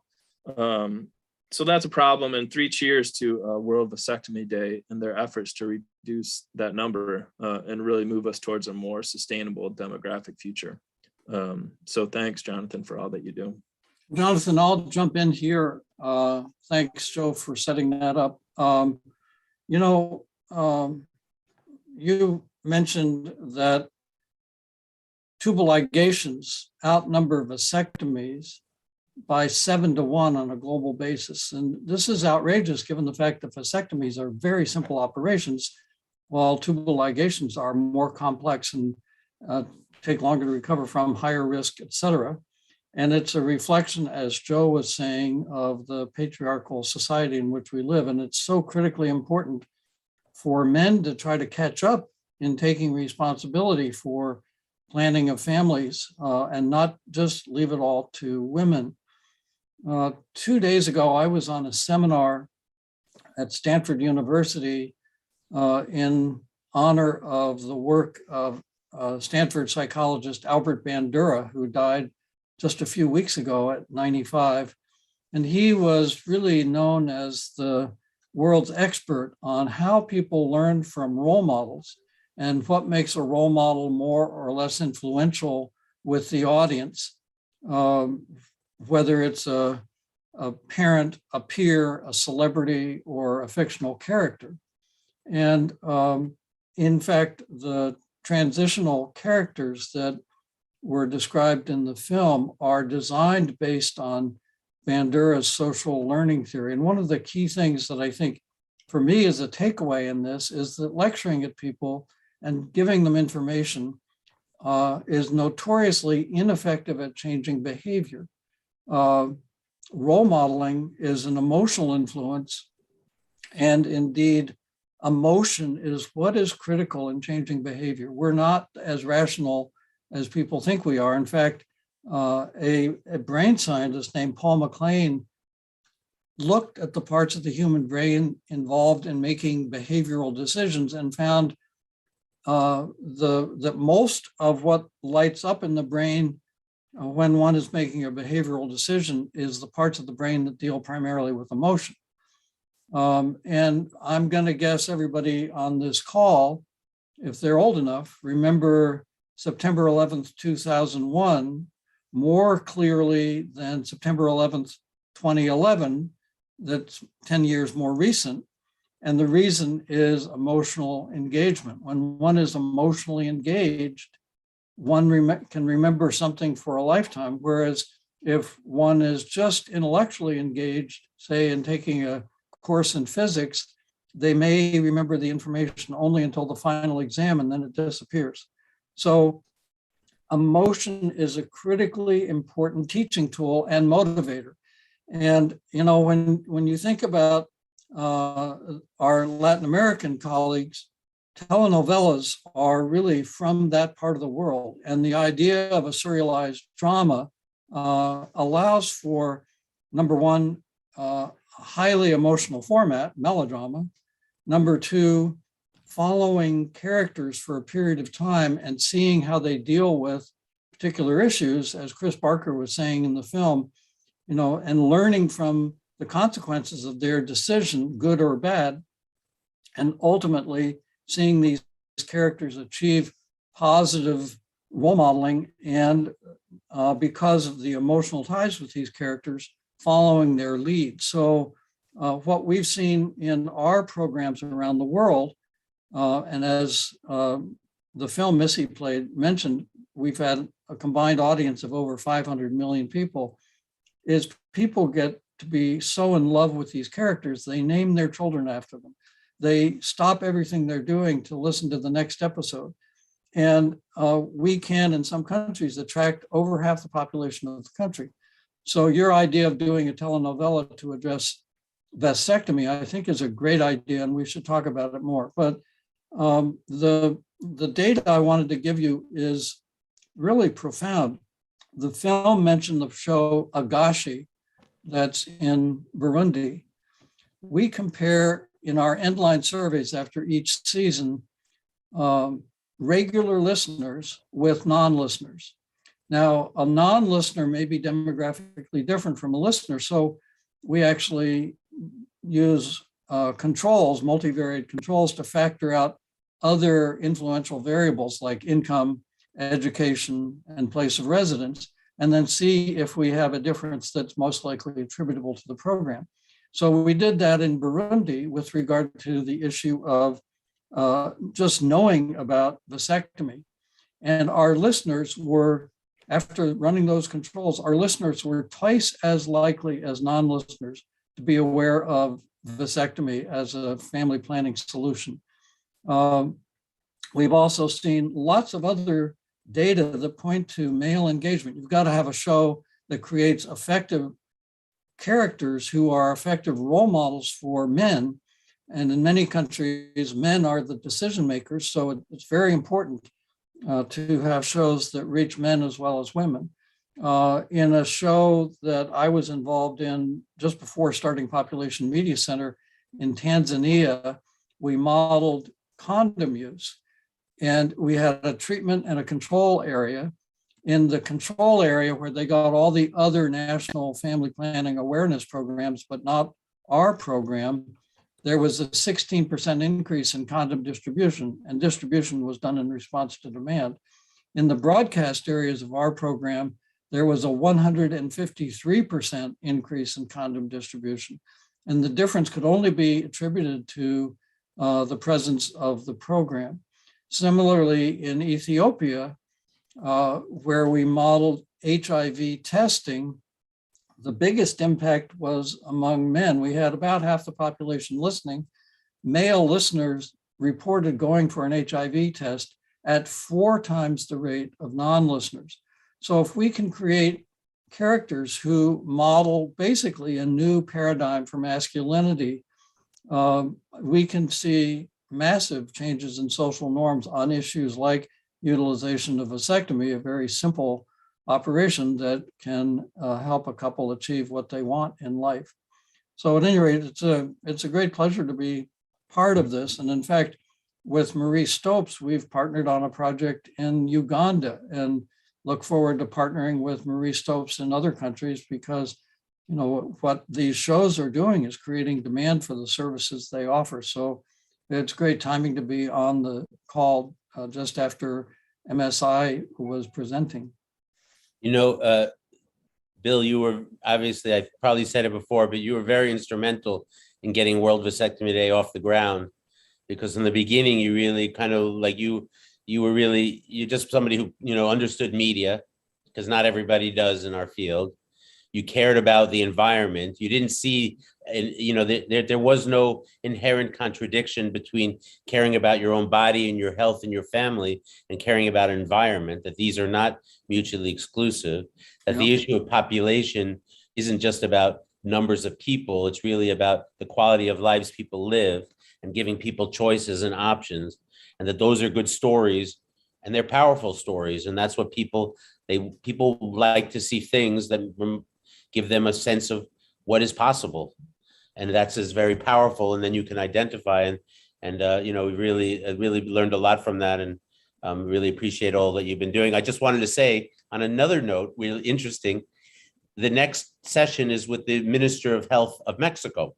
Oh. And I think you're going to appreciate this, because sort of believing in the inherent talent of people, we started a film competition among the doctors to do like short TikToks and little videos, and wonderful. And they've had ones that 1 million people have downloaded or seen. And, you know, just a couple of things it tells you. First of all, people know how to tell their own stories really well, and that you don't know where talent is going to come or what's going to work. But, you know, the more people who contribute to a story and more participate in telling the story, the more likelihood is that that story is going to have the kind of impact you want. And, you know, it's a new way of stories, like just like the radio serials create that character identification, the sort of social media experience creates a collective narrative that we all contribute to. And that's really what World Vasectomy Day's idea is. Like, we all share a certain interest in making the world a better place. And we figure out, you know, what do we share? How do we teach those messages? How do we get more groups working together? You know, because there's a lot of negative stories. If you read the New York Times today or tomorrow or any newspaper, it's going to make you feel a little hopeless. If you watch stories that are told that come from the people's hearts, it gives you a little bit more hope. And I think that's a lot of what you guys have done at PMC. And I'm going to switch over to Spanish and bring on the people from El Centro Nacional de Equidad de Género. Just before you do, they probably know PMC and Televisa, the biggest network in Mexico, collaborated last year in producing a telenovela dealing with teen pregnancy, and it was hugely effective. And it also played in the US. So at any rate, with that, we thank you very much for the participation. Of course. Thanks, you, Jonathan. Missy, and thank you, Joe. It's always great to hear from you. Joe, you got to get back in your newsletter, man. I don't know what. Definitely do. I'll go fix that right now. Anyhow, thank you so much. We'll be in touch. Bill, I'm gonna this year, I'm really gonna track you down early. No problem. Okay, sir. Take care, everybody. Have a lovely. Everybody's welcome to stay, pero voy a cambiar a español para las próximas dos sesiones. The next 2 sessions will be in Spanish, and since I can't translate my own language and stay healthy, you know, I've been awake now since 24 hours, so I'm losing my mind, but I'm still loving all this. Keeps me awake. So I'm gonna pass the message on to Jose Antonio, if you're there, and he's mi amigo en El Centro. If you're there, Jose Antonio. If not, Mariana. Oh, ahí está, Doctor Castro. Hola, ¿cómo estás, Jonathan? Muy buenos días, muy contento de regresar a esta sesión. Una pregunta, what's the name of the show, Bill? It's called Vencer el Miedo, Overcome the Fear, and it dealt with teen pregnancy and had huge effects on both use of contraception and parental involvement in discussing teen pregnancy issues with their children. José Antonio, ¿conoces una telenovela que se llama Vencer el Miedo? Era una telenovela que salió con Televisa en México el año pasado, y este grupo lo coprodujeron con Televisa. ¿Conoces el? He only does vasectomy, so maybe he didn't get to watch the TV show. Pura vasectomía conozco. Habla su mujer. He's not the target demographic. He's not the target demographic. Well, anyhow, José Antonio, un gusto verte. Ya te has vestido de doctor. Ya, como debe de ser para estar festejando con ustedes y con todo este gran equipo de colegas, el Día Mundial de la Vasectomía, y bueno, aprovechar el espacio que le toca a México, pues para presentar algunas de las propuestas que hicieron todos mis compañeros. Les quiero comentar que tenemos en México más de 350 médicos acreditados y tenemos I'm más de going to translate. Yo voy a traducir un poquito. Okay. So basically, we've been working with Mexico since 2016. In 2017, we hosted World Vasectomy Day there. That year we did, the first year we were there, they said we could do almost 1,000 vasectomies they did for World Vasectomy Day. The second year they did 2,500. The year we did World Vasectomy Day, there was around 5,500. And the year after we left, they were up to over 8,000. So the movement has been growing because the doctors are the ones who are very passionate. Los doctores son los más apasionados de todo lo que ya. Y ahora este año, this year there's 350? Hey. There's 350 doctors working on World Vasectomy Day doing vasectomies in every state in Mexico este año de la celebración. Sigue, hombre. Ok, y bueno, pues estuvimos platicando con Jonathan y se nos ocurrió que podíamos hacer como que para promover la participación del personal de salud y promover el Día Mundial de la Vasectomía. Entonces a Jonathan también se le ocurrió que podíamos hacer un concurso de videos, un concurso de TikToks y un concurso de memes.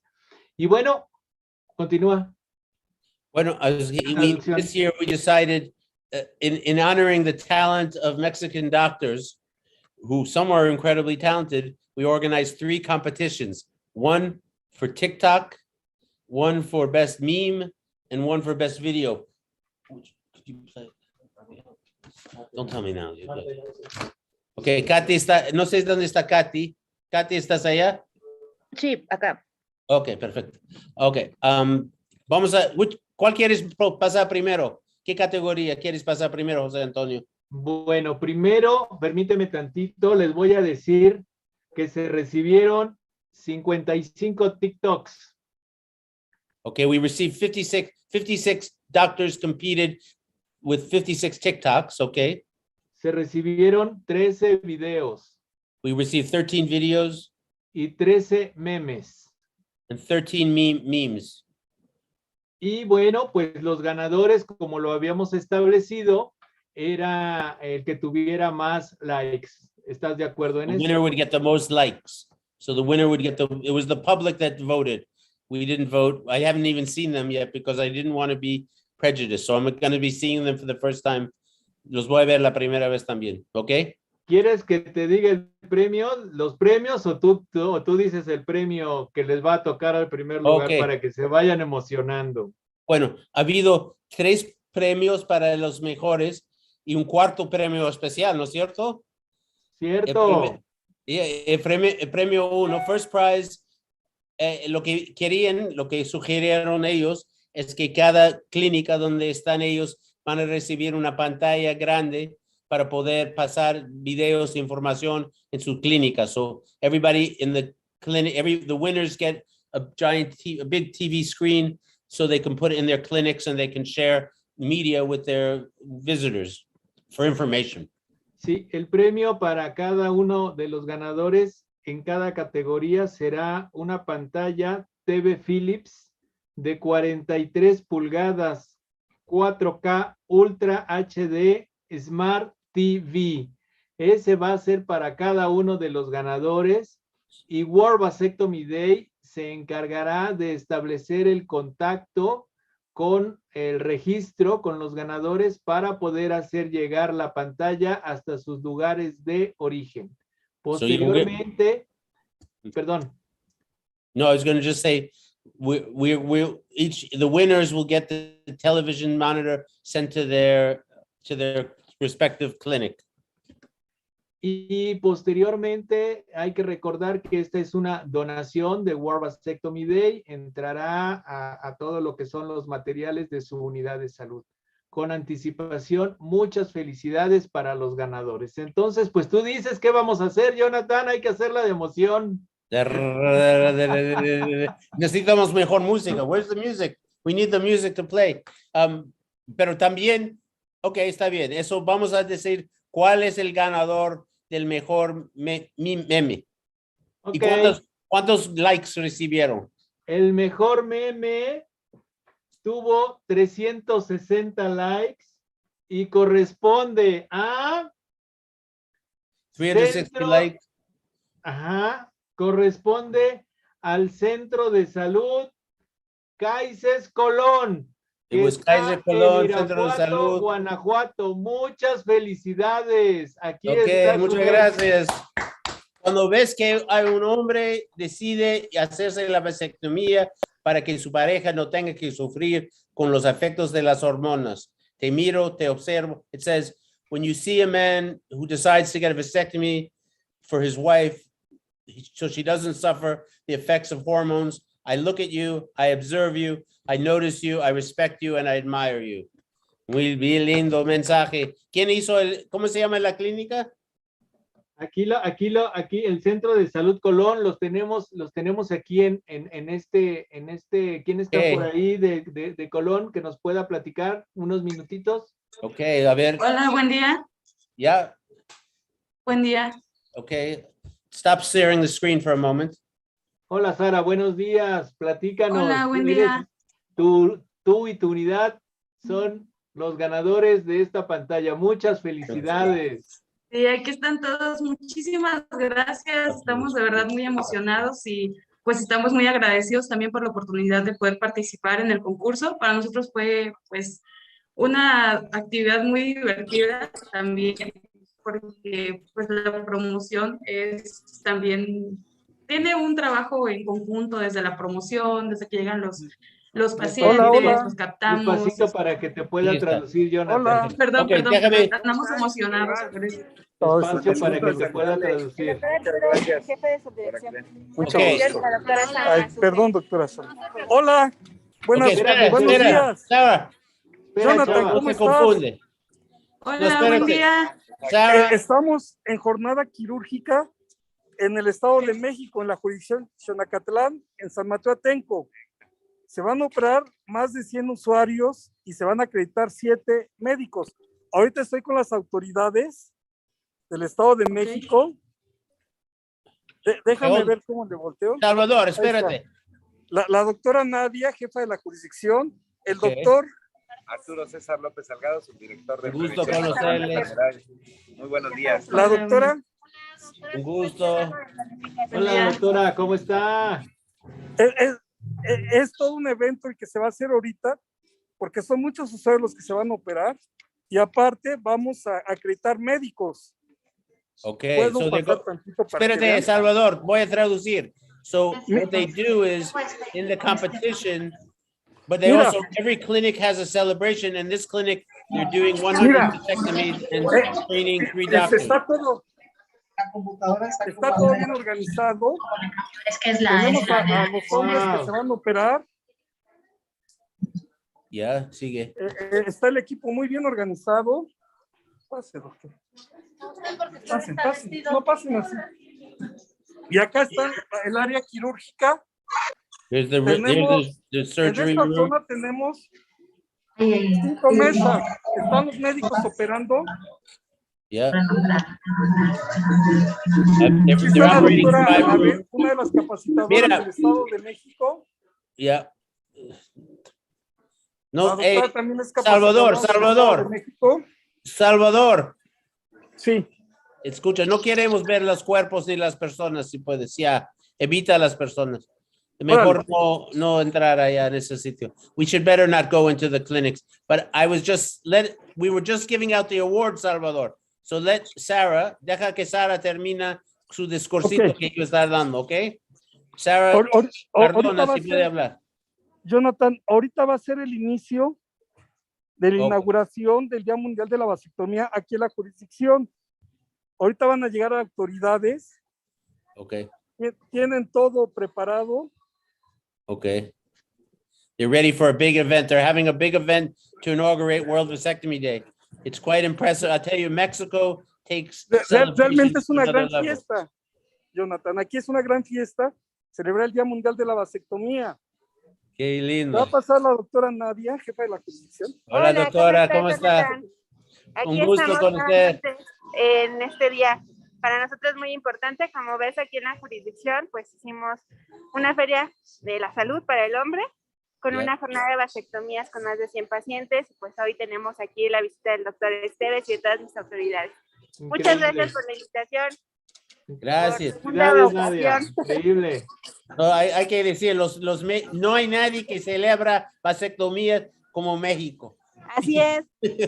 En cada clínica hay fiesta, hay baile, hay música y hay amor.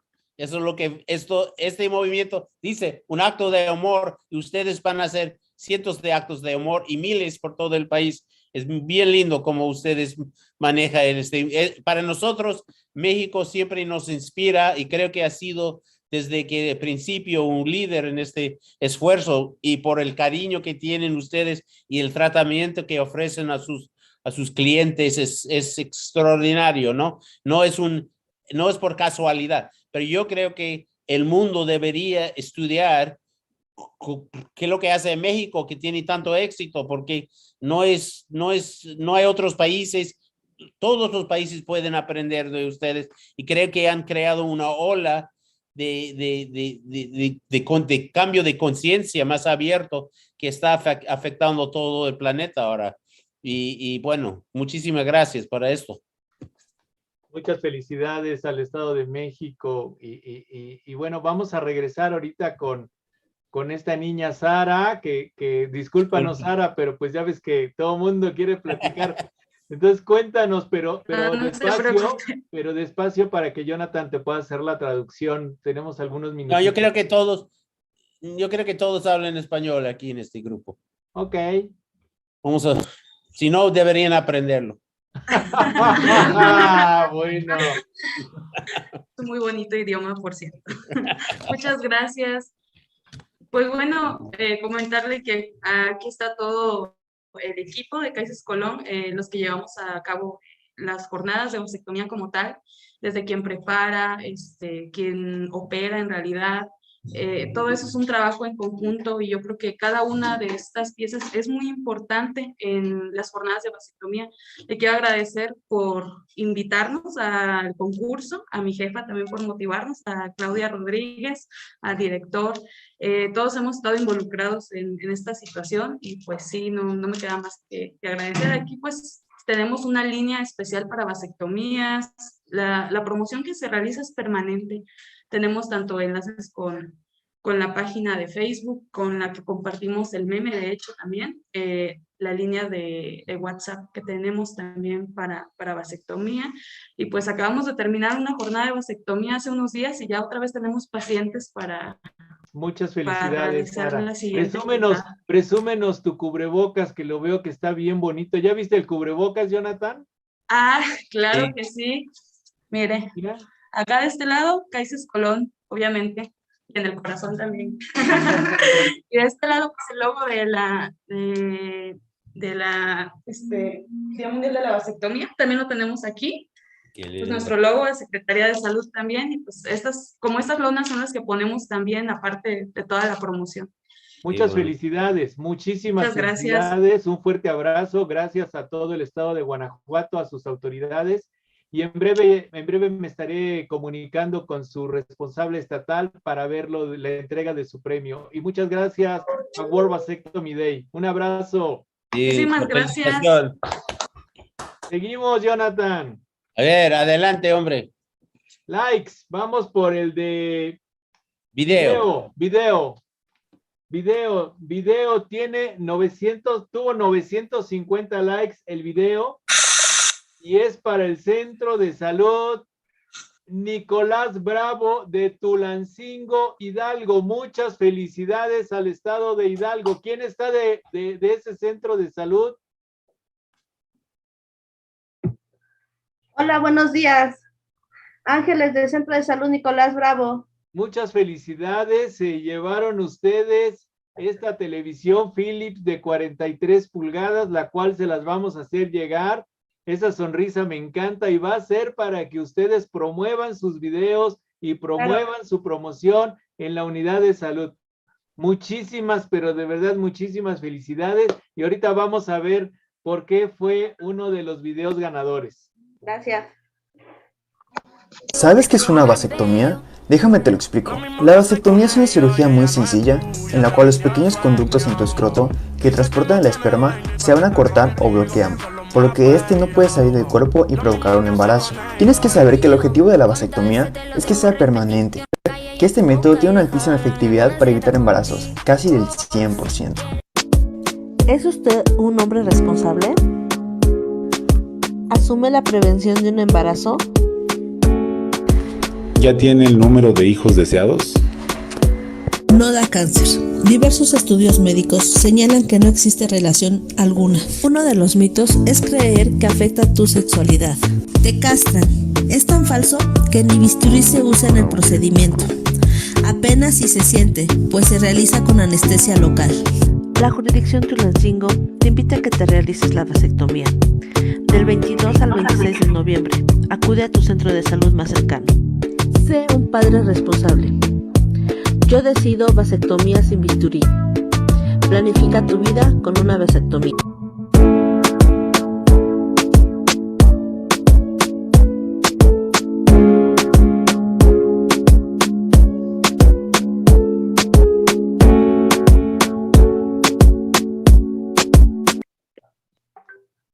Muy bien, pues muchas felicidades. Tengo una pregunta. ¿Sí?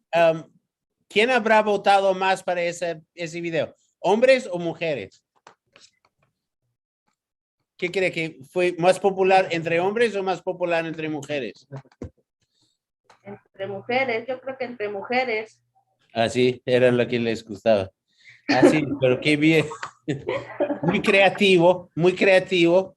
Es un poco, es como no double X, como un X, pero muy bien hecho. Pero, ¿y y que tenía casi 1000 likes, ¿no es cierto? 952 likes, Jonathan. Qué bien, 952. qué bien. Sí, felicidades. Muchas gracias, Tulancingo, y felicidades al estado de Hidalgo. Les damos un fuerte abrazo, un fuerte aplauso. Gracias. Gracias. Bien, vamos con el primer lugar. ¿Estás de acuerdo, Jonathan? Sí, muy bien, vamos adelante. No, yo quería saber, quiero que ellos dicen algo de la experiencia de su video, a ver. Ok, adelante. Ángeles, que nos platiques qué experiencia con tu video. Bueno, la idea era dar a conocer que los hombres puedan hacerse la vasectomía. Por eso pusimos uno con un listón que es el pene responsable, el otro que es con el sombrero, que es el hombre macho, que a veces no se niegan a hacerse ese tipo de procedimientos, y también el hombre fuerte, que a veces solo quieren pues hacer ejercicio, ¿no? La idea era concientizar a todos los hombres que la vasectomía es un procedimiento rápido y fácil y que no les va a doler. Por ahí está mi director, no sé si puede hablar, creo que ya se fue. Aquí ando. No sé si nos yo lo conozco, al doctor, yo lo conozco, es un médico acreditado, eso no se vale. Hola, muy buenos días a todos. Me presento, el doctor Ulises López Mila, director del Centro San Nicolás Bravo. Y bien, como bien dice mi compañera María de Los Ángeles, pues fue un video en el cual se buscó los varios enfoques de los diferentes tipos de pensamiento que de repente llegamos a tener, ¿no? Y en el cual, independientemente de la situación en la que nos encontremos, pues la vasectomía siempre es una opción. En este caso, hoy en día, más en día es realmente una opción, y pues creo que el video fue muy bueno. Agradezco a todo el equipo de aquí de Nicolás Bravo que participó en él, en mi departamento de Trabajo Social y de Promoción a la Salud, a Angelos, a Lupita y a Patti, y creo que el mensaje es muy claro. La vasectomía es parte de una responsabilidad que el hombre puede llegar a tomar para planificar en la familia, independientemente de la situación en la que se encuentre. Qué lindo. Muy ¿Crees bien, que muchas gracias. me van a reemplazar en mi carrera de cineasta? Pero muy bien. Ok, qué bien, José Antonio, muchas gracias. Bien hecho. Gracias. Muy bien, gracias. Muchas gracias. Bien, pues vamos con el TikTok. Este TikTok tuvo más de 2000 likes, Jonathan, 2220 likes. y corresponde al Centro de Salud San Gabriel de Las Palmas. ¿Estará por ahí? Él parece que es del estado de Morelos. ¿Alguien está del Centro de Salud San Gabriel? Sí, aquí estamos. ¿Dónde? No los vemos. Ah, ya los vimos. Hola, hola, ¿qué tal? Buenas tardes. ¿Cómo están? Muchas felicidades. Se acaban de llevar su televisión que World Vasectomy Day amablemente está patrocinando este concurso. Estamos, bueno, no pudieron oír nuestro grito yo creo que se oyó. Vivimos en una localidad de Amacuzá, somos una pequeña localidad de Amacuzá, que yo creo que se oyó en toda la localidad. Hicimos el video con mucho gusto, con mucha pasión. La verdad es que somos un centro de salud aparte muy unido, muy participativo, y nos sentimos muy orgullosos de haber podido participar y lograr este objetivo, porque estuvimos trabajando arduamente en que se compartiera el mensaje y lograr todos estos likes. Entonces, pues estamos muy emocionados. La verdad es que no sabemos ya qué más decir de los Muchas nervios. felicidades. Vamos a verlo. Vamos a verlo, Sí. vamos a verlo. Pasarlo.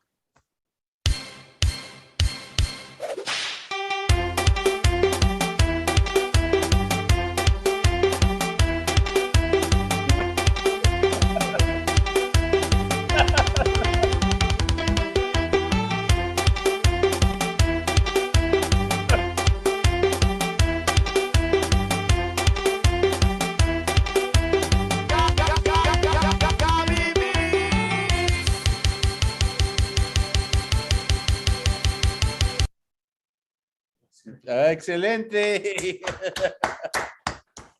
Qué bueno, qué bueno.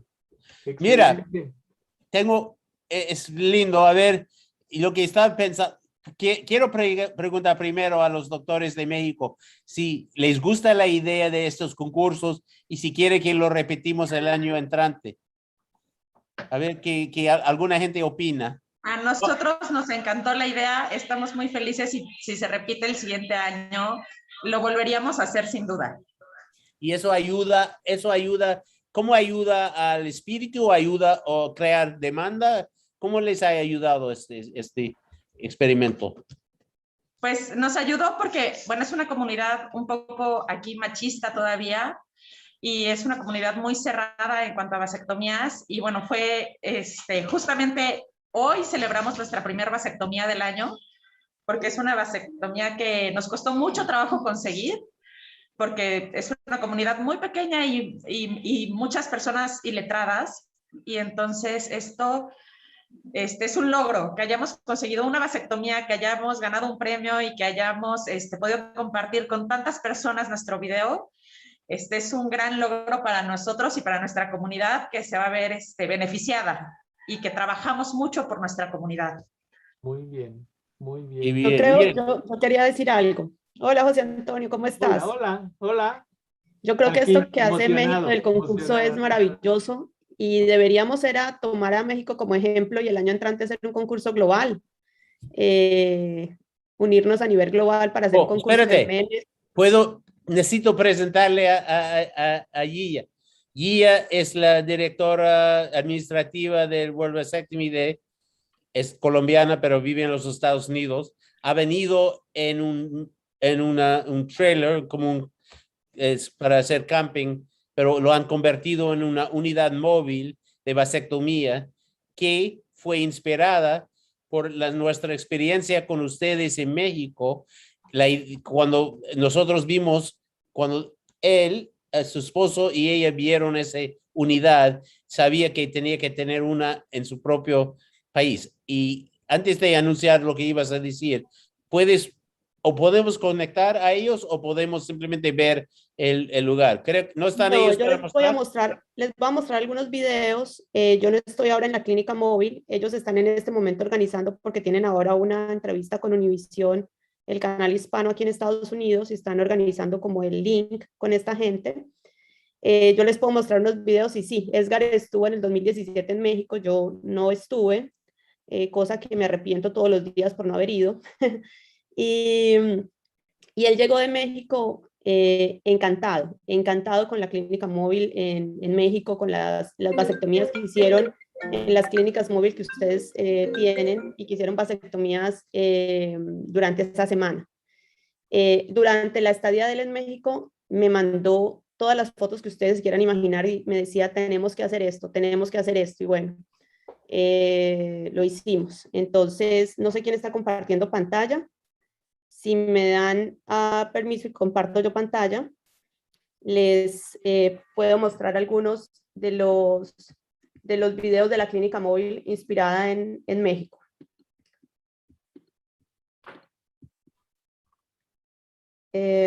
Vamos a ver, esta es una foto de la clínica en el Speedway de Indianápolis, donde se corren las 500 millas de Indianápolis, que yo creo que todos hemos visto en algún momento. Esta es la clínica móvil, es un tráiler de 24 pies. Vamos a ver si tengo algunas fotos de adentro, no sé si acá tenga algunas fotos de dentro de la clínica, creo que no las tengo a la mano. Esa es la clínica móvil. Pero puedo más tardecito hacerles un recorrido dentro de la clínica para que la puedan conocer. Déjenme mirar si tengo algunas otras fotos acá.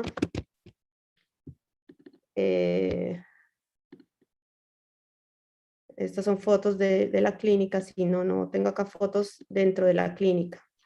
Esta es acá en Nueva York, que estuvimos haciendo en el Union Square vasectomías virtuales. Hemos estado paseando por Nueva York. En las redes sociales pueden ver más fotos. Jonathan, no tengo más fotos aquí a la mano en este momento.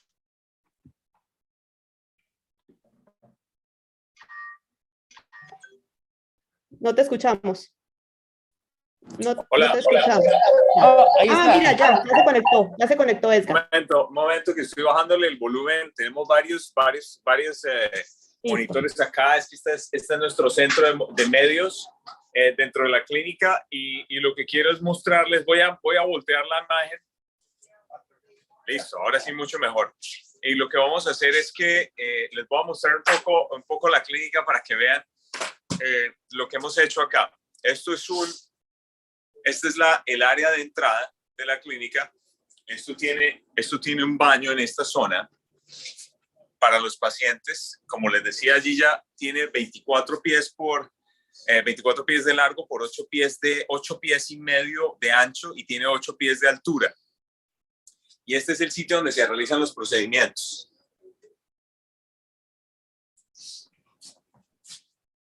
Bastante cómodo. Tenemos aquí algunas cosas porque hemos estado mostrándole a la gente qué procedimientos, qué instrumentos utilizamos.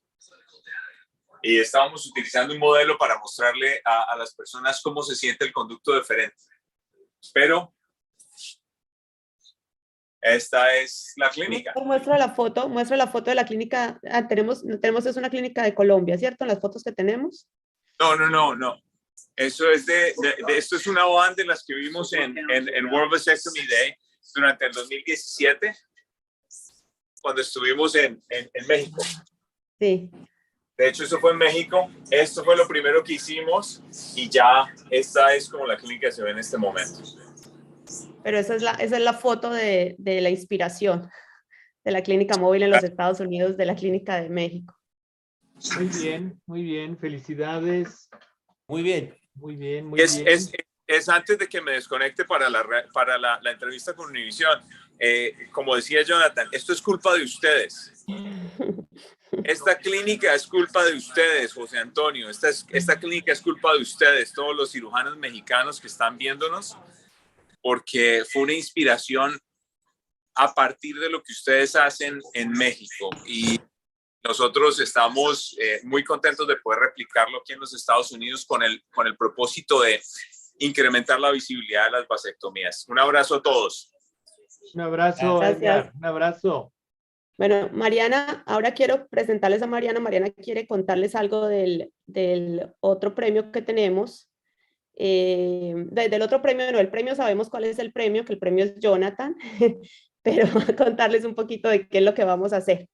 Entonces, Mariana, te dejo a ti para que les cuentes lo que tenemos. Muchas gracias, Gilla. Pues sí, estamos muy felices de que México sea tan activo y yo que estoy en México me llena de orgullo que siempre son de los líderes y que siempre presentamos y que siempre el trabajo es tan arduo y el compromiso tan genuino. Y eso siempre me genera mucha ilusión y me hace sentir mucho más orgullosa de estar participando. Y bueno, pues entre el cuarto premio era la presencia de Jonathan, que asista a México, y el paquete es la asistencia de Jonathan y realizarles un video a su clínica para la presentación y subirlo a nuestras redes sociales. El cuarto premio lo estamos por definir porque necesita una logística mayor, pero estamos muy felices de que Jonathan nos visite porque siempre es una motivación para todos. No, mira, pero una cosa, yo no sé cuál clínica o dónde voy a ir o exactamente cuándo, pero les prometo una cosa, cuando yo salgo... ¿Me llevas? Lo que digo es que cuando yo salgo de México, ese grupo, vamos a tener un video que va a ganar un premio, algo de alguna parte del mundo. Tenemos que hacer algo grande porque yo soy, ya se dará cuenta que soy ambicioso y yo me reconozco talento. Y lo que quiero ver es que si trabajamos juntos podemos hacer algo enorme, porque el próximo año es el 10º aniversario del Día Mundial de la Vasectomía. Año 5, México. Año 10, el mundo, pero vamos a tener que México sea algo como un modelo de lo que es posible, porque hemos visto en estas últimas, creo que ya son 19 horas, hemos visto de que en muchas partes del mundo están fallando, no están incluyendo a la masculinidad, a los hombres en la planificación familiar, están fallando. En muchos lugares no hay atención, no hay dinero, no hay recursos. Y creo que lo que ha mostrado en Sudamérica y México, Bolivia, Colombia, pero Ecuador, Venezuela, todos los lugares donde hemos trabajado, hemos visto cambios. Esos cambios son verdaderos, pero están basados en el trabajo que ustedes han cumplido y han demostrado su capacidad.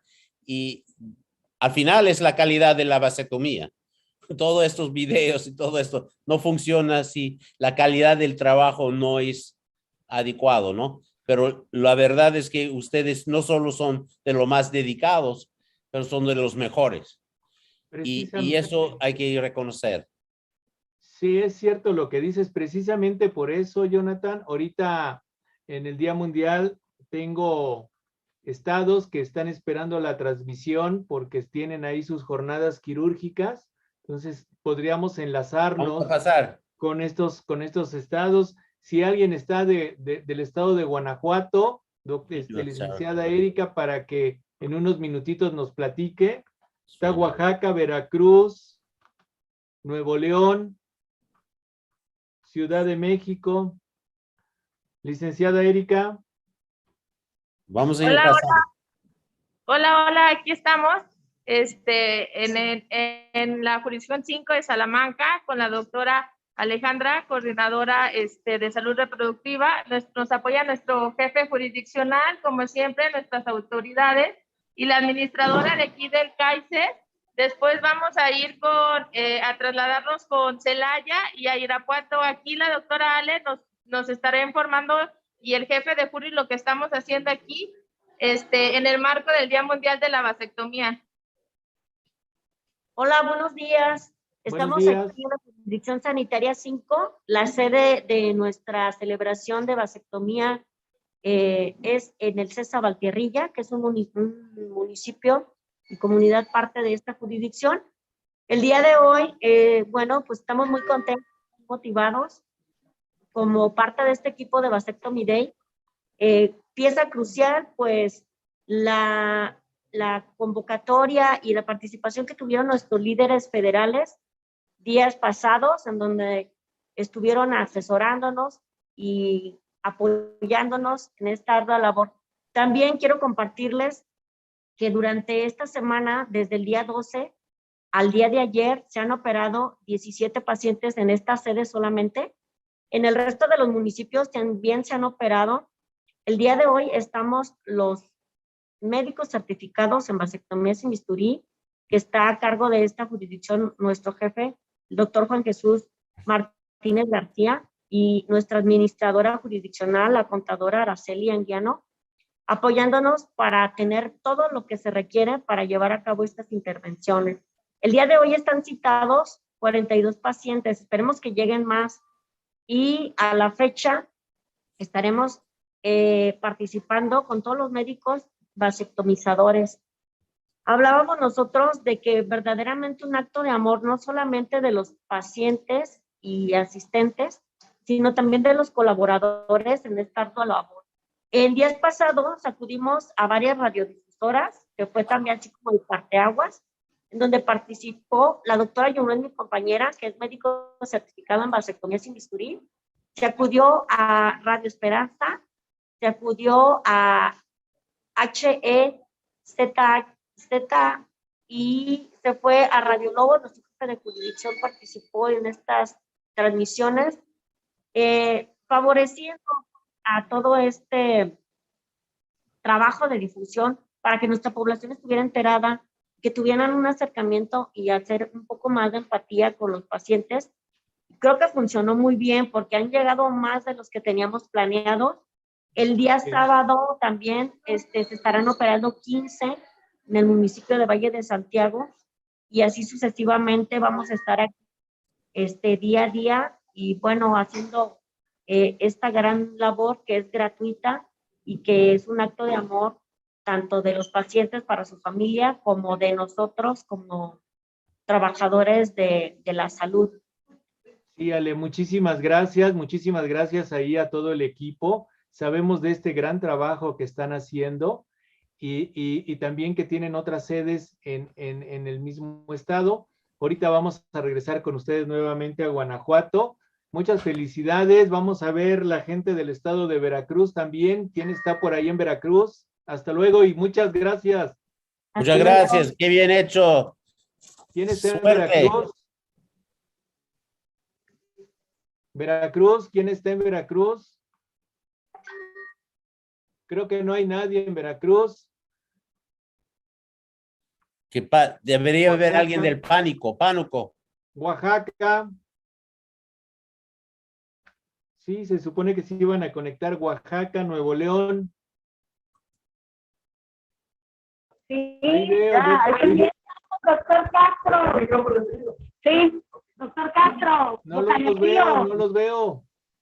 Aquí estamos. Ah, ok. Hola, doctora, ¿cómo está? Platíquenos, ¿cómo van? Son de Veracruz, Jonathan. Son de Veracruz. Hola, Veracruz. ¿Cómo están?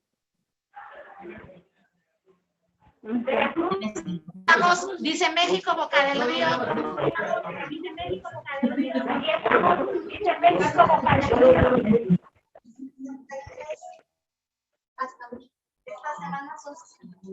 México. Hola. Hola, ¿cómo están? Platíquenos, ¿cómo van? ¿Me escucha, doctor Castro? ¿Cómo los ves todos emocionados, Jonathan? Increíble. Platíquenos, doctora. Hola, doctora.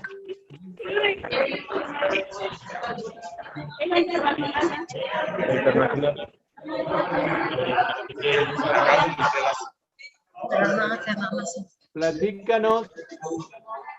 Doctor Castro. Hola. Hola. Aquí está Boca del Río. Muy bien, platícanos. Tienen unos minutitos para que nos platiquen sus actividades. 63 pacientes hasta el día de hoy. Wow. 63. Llevamos 4 días operando. Muy bien. ¿Y cuántos hoy? ¿El día de hoy cuántos? El día de hoy llevamos 20. Ayer hicimos 20 y antier 5. Ese es el equipo de vasectomía de Veracruz. Mario, Hola, nuestro director del hospital. qué lindo. Muchas felicidades, Veracruz. Un fuerte abrazo. Abrazos. Sigue adelante. Feliz de año nuevo. No digo año nuevo. Gracias, Jonathan. Te esperamos aquí ¿Quién sabrá? el próximo año en Veracruz. ¿Qué tal Veracruz? ¿Es lindo en Veracruz? Allá vamos, allá vamos. Sí. Pues, como sea. Hagan bulla. Son tremendos, yo los conozco. Un abrazo a todos. Vamos con Oaxaca. Oaxaca. Doctora Yesenia.